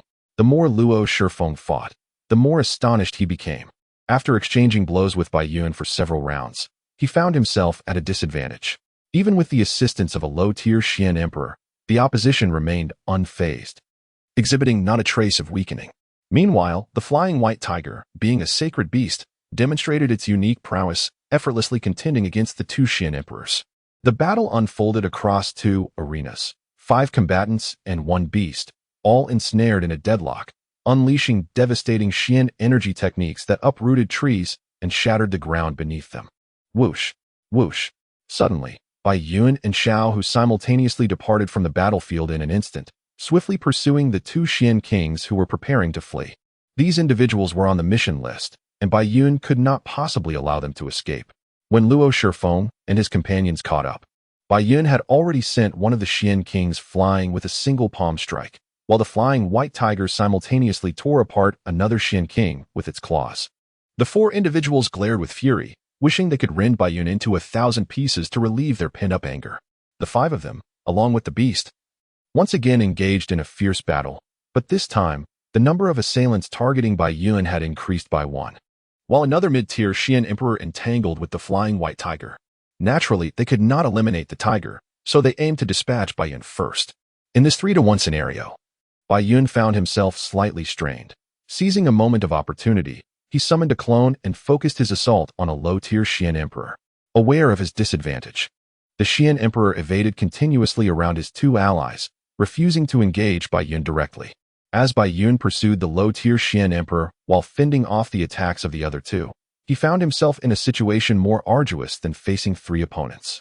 After a brief stalemate between the 4 and the clone, 2 Bai Yuns suddenly flashed simultaneously, appearing beside the mid-tier Xian emperor, launching a punch at him from both the front and the back. Each punch radiated with golden flames, exuding an overwhelming might. "Be careful," Luo Shifeng shouted in alarm, his eyes wide with astonishment. Under the circumstances where he could not strike with lethal intent, the mid-tier Xian emperor struggled to contend with the flying white tiger. As the 2 figures appeared before him, he found himself unable to react in time. His protective aura was shattered by 2 golden fists, and simultaneously, his chest and abdomen were penetrated, splattering countless blood and organs. With a sharp crack, Bai Yun snapped his neck and then seized the corpse, hurling it towards the 3 pursuers. Luo Shifeng extended his hand, catching the lifeless body, his protective aura shielding him from the splattered blood, before cautiously placing it into his Qianquan pouch, intending to give his fallen junior brother a proper burial after the battle. With harsh words already exchanged, Luo Shifeng felt no need for further threats. His eyes burned crimson, radiating a formidable killing intent that seemed capable of darkening the skies.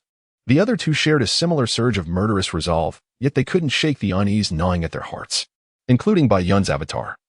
Their adversaries comprised merely 3 low-grade Xian emperors, while they had the support of a high-grade Xian emperor. Though the disparity in realms did not guarantee a complete overpowering. Under normal circumstances, eliminating 3 low-grade Xian emperors should not pose a significant challenge. Yet, in this moment, doubt clouded their confidence. Kill! Luo Shifeng bellowed, unleashing several azure giant palms towards Bai Yun, as the 3 charged simultaneously at an individual and a beast. Bai Yun effortlessly dispersed the giant palms and, like lightning, blocked Luo Shifeng's vengeful strike. The main body of Bai Yun and Luo Shifeng exchanged blows, while the avatar suppressed 1 low-grade Xian emperor, instilling fear that compelled the opponent to evade repeatedly. The situation was no different for the sky-soaring white tiger, which easily dominated its foe, employing lethal strikes with its claws, jaws, and tail, leaving the opponent utterly powerless to retaliate. It was merely a matter of time before the avatar and the sky-soaring white tiger would claim victory over their adversaries. Use secret arts. Luo Shifeng also sensed that the situation was amiss. As he relentlessly advanced towards Bai Yun, he shouted loudly. Suddenly, Bai Yun was startled, acutely aware that the onslaught from his opponent had intensified. Each strike of azure flame was significantly more formidable than before, leaving him struggling to counter the assault. After a few moments of fierce combat, Bai Yun could clearly feel the energy of his doppelganger dwindling. If this continued, he would inevitably need to expend evolution points to eliminate the 3 adversaries. Bai Yun commanded his doppelganger to evade rather than attack, to prevent the complete depletion of its energy. Seizing the opportunity while Bai Yun was momentarily distracted, Luo Shifeng closed the distance in an instant. His fists enveloped in a fierce azure energy, launching a terrifying blow towards Bai Yun's head. It seemed Bai Yun was caught off guard, failing to evade or block, and half of his head was brutally penetrated. The sight was eerily horrifying. One side of his head crackled with lightning, while the other remained unscathed.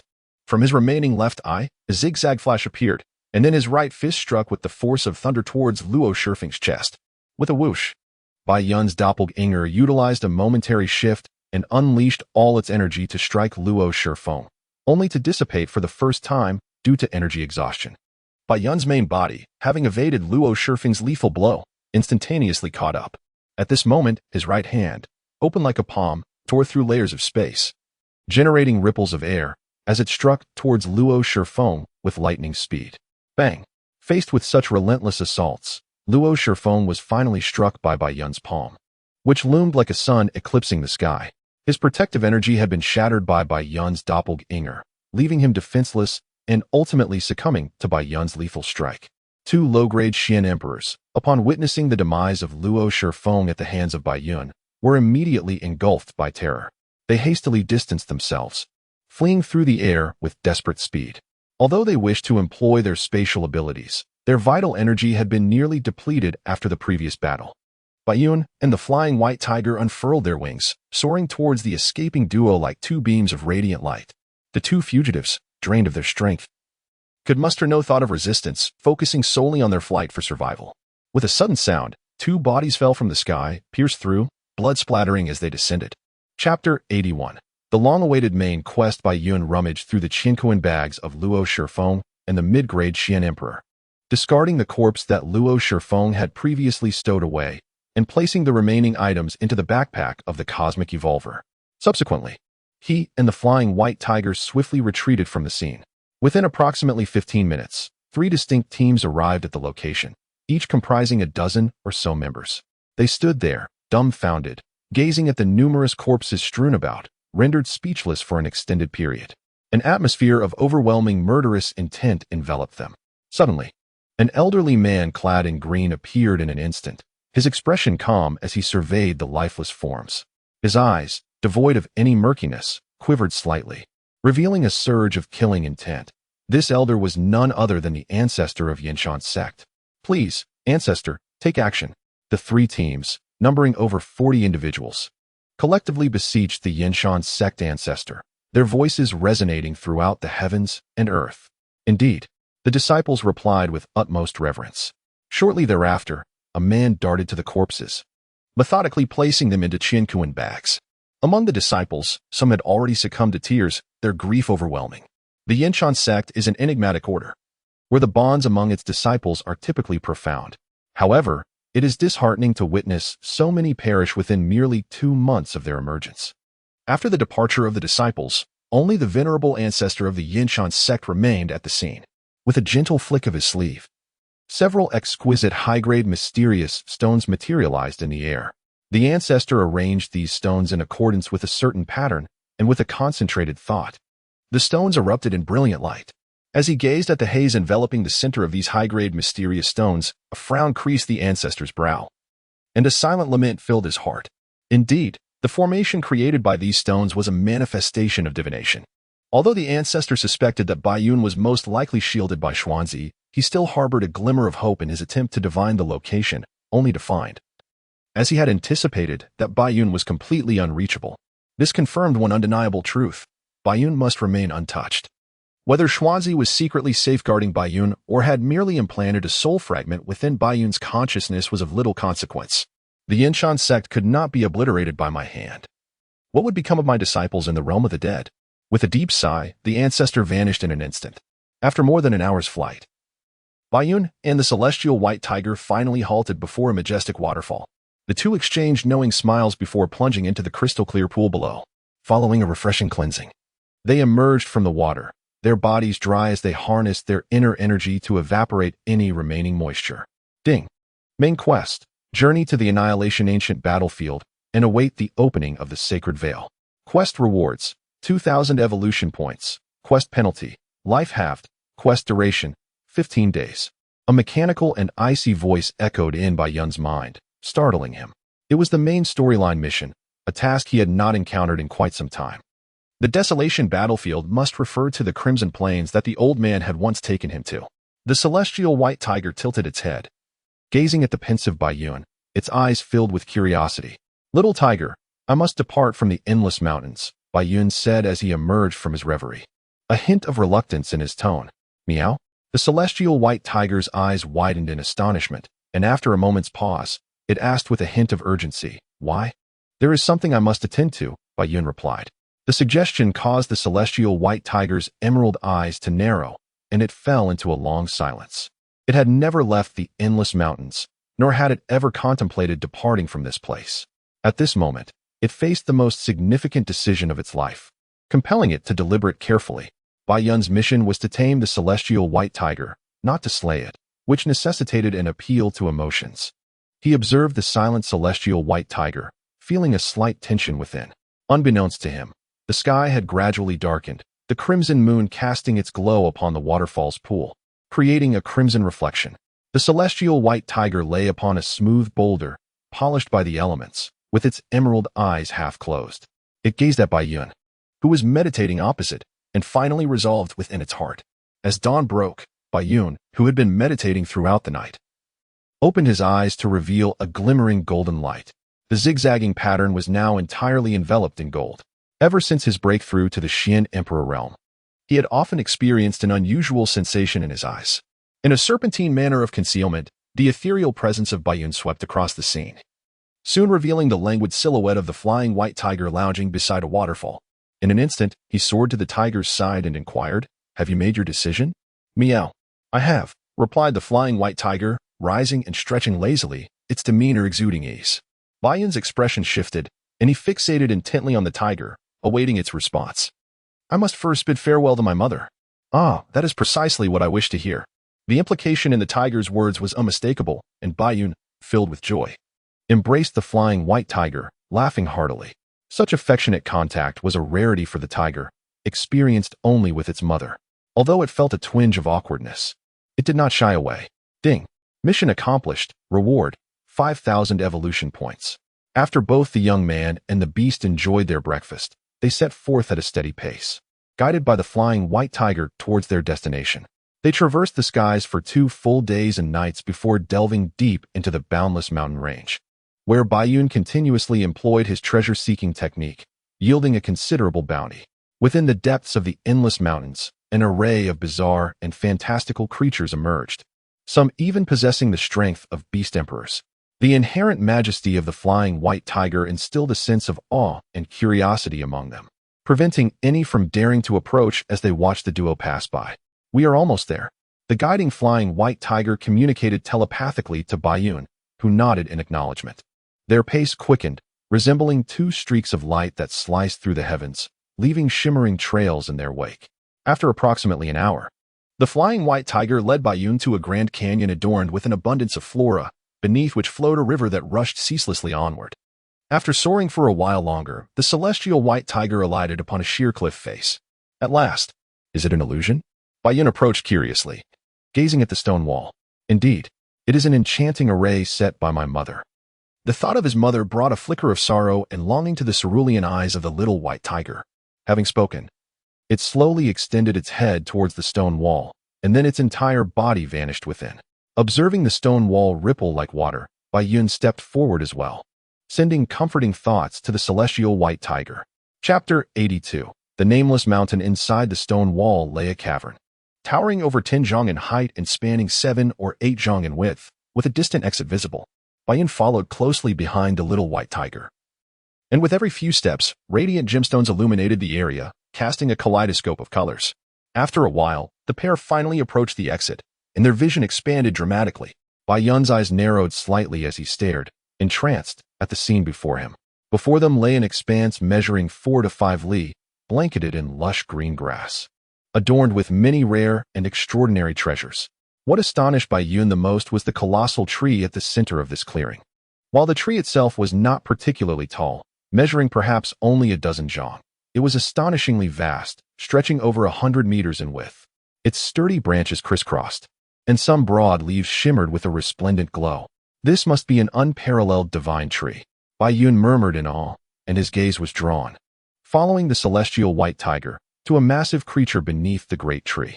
A colossal creature, nearly 3 zhang in size, lay quietly beneath the giant tree, its body covered in white fur, with a pair of expansive wings folded against its sides. It emitted no breath of life, clearly departed from this world. Yet its fur remained soft and lustrous. Were it not for the absence of any life force, one would hardly discern that it had succumbed to death. This must be the mother of the little tiger. What an immense being! Bayun silently marveled, refraining from disturbing the slumbering white tiger. He then began to survey the surrounding scenery, his heart filled with admiration. Ah, is that not a flower of many colors? Bayun's gaze settled on a peculiar blossom radiating a spectrum of hues, instantly recognizing its significance. Rest assured, dear aunt, I shall take good care of little tiger, Bayun solemnly declared before the lifeless form of the tiger's mother. Having conveyed all that needed to be said in his heart, the little white tiger stood up, shook its head, and communicated telepathically. Let us take some of these rare treasures. They may prove useful in the future. With that, the little white tiger guided Bayun, collecting these exquisite items into their spatial realm. By the end of their endeavor, they had amassed a considerable portion of these treasures, while the remainder was still unripe. Additionally, there were some that the mother had cherished during her lifetime. Together, the human and the beast stood at the cave's entrance, gazing quietly at the vast expanse before them. Meow! A familiar voice suddenly echoed within the little white tiger's mind, causing it to shudder and stand still in a daze.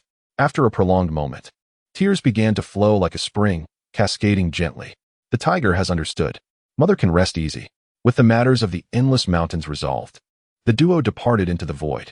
3 days later, Bayun, accompanied by the celestial white tiger, soared towards the river where he had encountered Madame Wan. He arrived at the site of the fallen vice leader of the Wanchang sect, where remnants of the fierce battle still lingered. After standing in silence for a moment, he retrieved a female corpse from his universe bag. This lifeless body was none other than the leader of the Wanchang sect. If time could be reversed, I would still choose to slay you, he mused, for my demise would not be without consequence. Others would weep and bleed for me. Gently, Bayun placed the leader of the Wanchang sect into the river, allowing this couple, united even in death yet nameless to him, to feel a fleeting moment of connection. His actions were not born of remorse or apology. Rather, they stemmed from a pure desire to see them together once more. With a splash, 2 silver spears, forged from the same material, sent ripples across the water before slowly sinking to the riverbed. The celestial white tiger, tilting its head in curiosity, regarded Bayun's unusual demeanor but refrained from asking further. Little tiger, your wings are too conspicuous. Is there a way to conceal them? Bayun inquired, his brow furrowing slightly after a moment's reflection. Yes, it is possible. However, my speed would decrease by 1/3, the white tiger replied.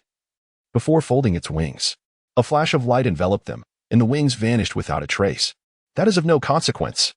You can summon them when it's time for battle, Baiyun declared. Let us proceed. I shall take you to the imperial city of Zhongzhou. The duo, human and beast, traveled tirelessly for 2 days, finally arriving at the majestic city walls of Zhongzhou. Upon beholding this familiar grandeur, Baiyun's longing for those he cherished deepened, and he felt an overwhelming eagerness to reunite with them. One person and one tiger, with tranquil gazes, entered the imperial city. Originally, the palace forbade the entry of beast companions, yet a few weeks prior, this regulation had been abolished, thanks to the efforts of the demon clan. Baiyun, accompanied by the celestial white tiger, made his way directly to the academy. Along the journey, he observed an array of peculiar individuals within the city. After a brief moment of contemplation, he deduced that these individuals must belong to the demon clan. The physical appearance of the demon race bore a striking resemblance to that of humans, albeit with distinctive racial traits. For instance, the serpent demons possessed eyes that exuded a chilling aura, and their body temperature deviated from the norm. The characteristics of the fox demons were even more pronounced, as they boasted an additional tail compared to humans. After approximately half an hour, Baiyun stood at the entrance of the academy, gazing at the lofty, cloud-kissed Mount Wuming in the distance, his heart swelling with excitement. It had been 3 full months since he departed from the academy, and he wondered how his companions had fared. Could it truly be him? He must notify his senior brothers. The events on the Black Earth continent, where hundreds of students were slain, culminating in the actual deaths of the saint sons of Kunlun and Qianxia, had incited both outrage and profound fear among countless students. Yet, these 2 incidents were merely the beginning. Following this, Baiyun, at the Xian Wang level, vanquished a mid-tier Xian Emperor and alone defeated 4 Xian Wang to ascend to the Xian Emperor rank, even provoking a thunder tribulation in the process. He then slew the leader of the Wanchong sect and seized the celestial white tiger, among other astonishing feats, leaving countless individuals dumbfounded and filled with trepidation toward him. Although the saint sons and saint daughters from the 3 hidden sects and the prodigious disciples of the demon clan garnered significant fame, many began to believe that Baiyun had already emerged as the foremost individual of the younger generation, although many are unconvinced. The lack of actual combat experience among those saints leaves little room for dissenting arguments. Chapter 83. A Reunion of Enemies. Is this considered a welcome gathering? Baiyun mused to himself, gazing at the throng of nearly 100 students approaching in a grand procession. The flying white tiger sensed the palpable hostility emanating from the opposing group. Its fierce eyes glinted with a predatory glint, baring its teeth in a menacing display. Ready for confrontation, Baiyun. A figure emerged from the crowd, a man clad in a flowing black robe, exuding an air of dignity and authority. His piercing gaze fixed intently on Baiyun as he coldly proclaimed, "You have been expelled from the academy. The regulations are clear. Any intruder shall be executed." This imposing figure was none other than Xianxia, the elder brother of the saint whom Baiyun had slain, a disciple of Kunlun's sect. "You must also reckon with the vengeance of my junior," Xianxia added ominously. "Rumors are indeed terrifying. I am, in fact, a person of good character. And who exactly expelled me from the academy?" Baiyun shook his head, expressing his disbelief, before smirking and inquiring, "Are you the saint of Kunlun's sect or Qianxia sect? Regardless of the rumors, you are unequivocally no longer a student of the academy. You have violated its rules, and to think you would commit murder within its confines. I care not why the academy has chosen not to act against you. Today, I shall assist in purging its ranks." Xianxia's words were laced with conviction, pressing forward with unwavering intensity. "If you truly wish for death, I could reluctantly oblige." Baiyun replied, a playful glimmer in his eyes, the disdain evident in his demeanor. Whoosh! At the moment of heightened tension, several figures suddenly appeared in rapid succession. "How lively it is! I shall merely observe while you continue your swift arrival, a total of 6 individuals. Among them, one man, whose physique was extraordinarily exaggerated, exclaimed with a booming voice. This man stood at an impressive height of 10 feet and was over 3 feet wide, exuding an aura reminiscent of a formidable beast from the wilderness. The only peculiarity about him was his pair of round, somewhat furry ears, which diminished his intimidating presence and instead lent him an air of endearing innocence, especially as he spoke while patting his own large head. He was none other than Xiongba, the chief disciple of the Demon Bear clan. Among the other 5 was a man and a woman who were conspicuously extraordinary. The woman, adorned in a pink attire, possessed an alluring beauty, her fox-like eyes darting mischievously towards Baiyun. Behind her, A fluffy tail swayed gracefully. She was Hume, the chief disciple of the Fox Demon clan. The other man left Bai Yun utterly astounded, his jaw agape in disbelief. This individual, who evoked such a reaction from Bai Yun, noticed the latter's expression and felt a wave of frustration wash over him, glaring fiercely at Bai Yun. He inwardly lamented, "Is this man truly the younger brother of my master? Must I refer to him as my uncle?" This was none other than Ho Tian, the chief disciple of the Demon Monkey clan. The more he pondered, the more vexed he became, as the other was nearly a decade younger. Yet his rank overshadowed Ho Tian's countless times. "Greetings, great sage equal to heaven. May I take a photograph and have your autograph?" Bai Yun murmured softly, then shook his head to regain clarity, secretly pondering. He could at most be regarded as a disciple of the great sage. While the possibility of being the elder brother loomed, I should seize an opportunity to inquire further. Yet, despite such thoughts, Bai Yun remained astonished. His gaze fixed upon Ho Tian, inwardly marveling. Those of his generation on Earth had largely grown up watching Journey to the West. He was uncertain how many times others had seen it, but he himself had viewed it at least 4 or 5 times on television. Naturally, Ho Tian could not comprehend Bai Yun's nonsensical ramblings. He shot a fierce glare at him with his golden eyes. Subsequently, he stepped aside, assessing whether to intervene and assist his master uncle. The 6 individuals had hastened to the scene upon receiving news. Those with grievances were eager for retribution, while the curious ones were drawn by Yun's presence. Notable figures from the younger generation had gathered here, intrigued by Bai Yun. The ordinary students gazed enviously at this assembly, feeling a profound sense of inadequacy. "Since you have presented yourself today, I shall seize the opportunity to aid my junior in avenging his grievances." The holy son and daughter of Kunlun stood together, their expressions unfriendly as they regarded Bai Yun. The holy son of Qian Kun wore an air of arrogance, his tone dripping with confidence, as if avenging was an effortlessly simple task. Why do they all bear such expressions? Each one appears even more arrogant than I. Bai Yun slightly shook his head and remarked, "Is it because being trampled brings them greater satisfaction? I cannot be bothered to engage in verbal sparring. This is a sheer waste of my cultivation time." The holy son of Qian Kun's countenance darkened, his aura surging violently, as he prepared to strike with lethal intent. As his words fell, he resolutely unleashed the sect's divine technique, the Qian Kun seal. A colossal golden seal, measuring 3 to 4 zhang, suddenly materialized above the head of Bai Yun, casting an imposing shadow that obscured the sun. To Bai Yun's astonishment, his adversary was so decisive in their assault, launching a surprise attack without hesitation. In an instant, Bai Yun radiated golden brilliance, raising his palm to shatter the immense seal.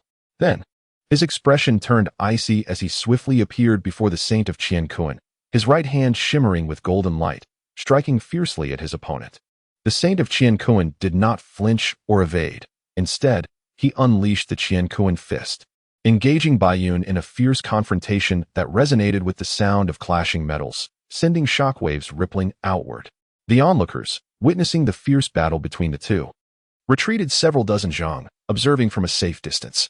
The flying heavenly white tiger had already been informed by Bai Yun that if the enemy consisted of only one, there was no need for assistance. Both Bai Yun and the saint of Qian Kun were enveloped in a radiant golden light, relentlessly exchanging blows. After approximately a dozen strikes, the golden aura of the saint of Qian Kun became increasingly resplendent, while Bai Yun began to feel a hint of fatigue. Frowning slightly, Bai Yun contemplated that without resorting to his secret techniques, he would likely be unable to defeat his opponent. Just as Bai Yun prepared to employ his clone technique following a fierce exchange with the saint of Qian Kun, he abruptly sensed an oppressive heaviness in the air, rendering him immobile. Alarmed, he glanced at the saint of Qian Kun, only to find that his adversary was equally ensnared. Those eager to eliminate Bai Yun rejoiced at the prospect, hoping that Xuanzi would punish him, preferably by killing him outright or severing their master-disciple relationship. Such thoughts were shared among the group. "You old fool, release me at once. If you desire wine, just say so. Why concoct such a multitude of excuses?" Bai Yun exclaimed, his voice booming like thunder, overwhelming the gathered crowd. "Exposed. Could you not spare some dignity for your master? Was it not inappropriate for Chuan Yin to speak of me in such a manner?" The old man maintained a stern demeanor, seemingly oblivious to Bai Yun's words. Yet, privately, he conveyed a reprimand to Bai Yun.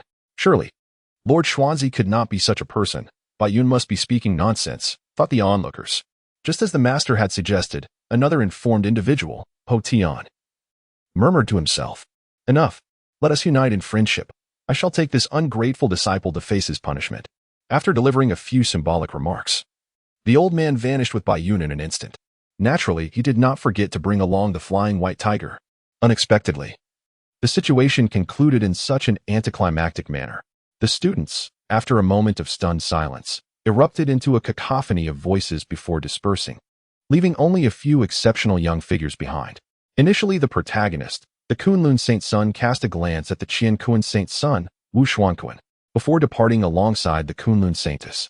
Wu Xuanquan contemplated the recent battle, eventually raising his gaze to the nameless mountain peak shrouded in mist. His expression icy as he strode towards the academy's entrance. Humph! Ho Tian was taken aback. His face flushed with anger as he shot a fierce glare at Yao Qingqing before vanishing in an instant. This matter troubled him greatly, leaving him at a loss for words. The relationship between Ho Banxing and Xuanzi had become public knowledge months prior, stirring considerable commotion and becoming a topic of conversation over countless meals. Since Monkey Banxing is a disciple of Xuanzi, it follows that Baiyun is naturally a junior to Monkey Banxing, and thus, Monkey Banxing's disciple ought to refer to Baiyun as Shishu. Yao Qingqing let out a melodious laugh and then turned to Hu Mei, saying, "Sister Hu, shall we go shopping together?" "Absolutely," Hu Mei replied, her fox-like eyes shimmering with a hint of mischief as she lightly parted her cherry blossom lips in agreement. "Well then, I shall protect you. But I am not familiar with her affairs," he added, gesturing towards Yao Qingqing. Both of these young women were at the mid-tier of the Xian Emperor realm. They hardly required the protection of Xiangba. Nonetheless, he responded earnestly, pointing at Yao Qingqing. "Indeed, you are just a simple bear," Yao Qingqing thought to herself. Yet she displayed no concern on her face, continuing to beam with joy. The trio then set off together towards the academy's entrance. As Baiyun made his appearance, everything that met his gaze was imbued with familiarity and fondness, leaving an indelible impression upon him, much like the scenery and the individuals in this place. "Haha! My two senior brothers have greatly improved in their chess skills," Baiyun exclaimed, observing the two who were notoriously poor at chess as they played a match, offering a rather insincere compliment. "Oh, is that so? Haha! I too feel that there has been considerable progress, yet Xiaohua insists otherwise." Lao Si laughed heartily at his words, while Lao Wen nodded with a subtle smile. "Old man, do you still dare to call me by my childhood name? Are you courting death? Do you believe I won't make it so you cannot play chess?" Hua Feihua, who was cultivating with Yin Mei and her mother on the back mountain, upon hearing the voice of arrival, cast a dissatisfied glance at the exuberant Yin Mei and swiftly transported herself and several others to the lakeside. As she made her entrance, she resembled a fierce mother Tyrannosaurus, her beautiful eyes glaring at the fourth brother while she threatened him with a fierce tone, upholding the principle that a gentleman should not quarrel with a lady. The fourth brother stood in stunned silence for a moment before returning to his game of chess with the fifth brother. "Xiaobai." Inyu's large, sparkling eyes glimmered with joy as she ran towards Baiyun. He crouched down, opening his arms to embrace her warmly, a tender smile gracing his face. Yin Mei stood to the side, gazing at the one she had missed day and night, her eyes shimmering with uncontainable delight. Baiyun lifted Inyu, his gaze falling upon the somewhat thinner Yin Mei, filled with compassion. Yin Mei felt the concern of her beloved, her face blooming like a peach blossom, her eyes reflecting an ineffable longing. "Humph! Displaying such affection in public really irks me," Hua Feihua scoffed with a hint of jealousy. Throughout the past 3 months, despite her myriad of charming tactics, she had been unable to capture Yin Mei's heart, thus harboring resentment towards Baiyun, her rival in love. "Eh, a big white cat?" Inyu suddenly noticed the celestial white tiger behind Baiyun, her eyes lighting up with curiosity. She scrambled down from Baiyun and curiously approached the celestial white tiger. "Meow." The celestial white tiger bared its teeth, glaring with its emerald eyes, attempting to appear fearsome as it roared. Its intention was to assert that it was not a cat, but it truly is a cat. I've never seen one so large. Completely disregarding the tiger's fierce display, Inyu exclaimed excitedly. "Meow meow." The celestial white tiger grew anxious, yet it could not truly harm Inyu. Without proclaiming that everyone here is a friend of Baiyun, it just swept its consciousness across the surroundings and was horrified to discover the presence of at least 4 individuals, none weaker than its mother. Furthermore, there was that elderly man, whose aura was vast and boundless, beyond its comprehension. The mother of the flying sky white tiger was at the beast emperor level, just a step away from ascension to the holy beast realm, yet time was not on its side. "Little Bai, is that big white cat your pet?" Inyu asked, her large eyes sparkling with curiosity. "Oh, then I also want to be friends with the little tiger," she exclaimed, and without hesitation, she approached the flying sky white tiger. Reaching out to touch it, the tiger hesitated momentarily, but ultimately did not evade her touch. The people here were too formidable. It was safer to behave like a good little cub and tuck its tail between its legs. Is this truly the flying sky white tiger? What a cowardly demeanor. Hua Fei Hua remarked, embracing the silent Yu Qianhan while casting a scornful glance at the tiger. "Where are my 6th and 10th senior brothers?" Baiyun inquired. Scanning the vicinity and noticing the perpetually melancholic 6th brother was absent, it turned to the elderly man beside it and asked, "Poor 6th brother," Baiyun mused, instantly comprehending why he had ventured out to seek solace. Upon entering the house with Yin Mei and her daughter, Baiyun gathered its energy to dispel the effects of the alcohol, and the three of them reclined on the bed, sharing tales of their longing and sorrow. Outside, although the 4th and 5th brothers were equally intoxicated, they remained steadfastly engaged in a game of chess. The time taken for each move often stretched to a quarter of an hour. As long as they're happy. The flying sky white tiger had long since succumbed to drink. It lay sprawled on the ground, snoring intermittently.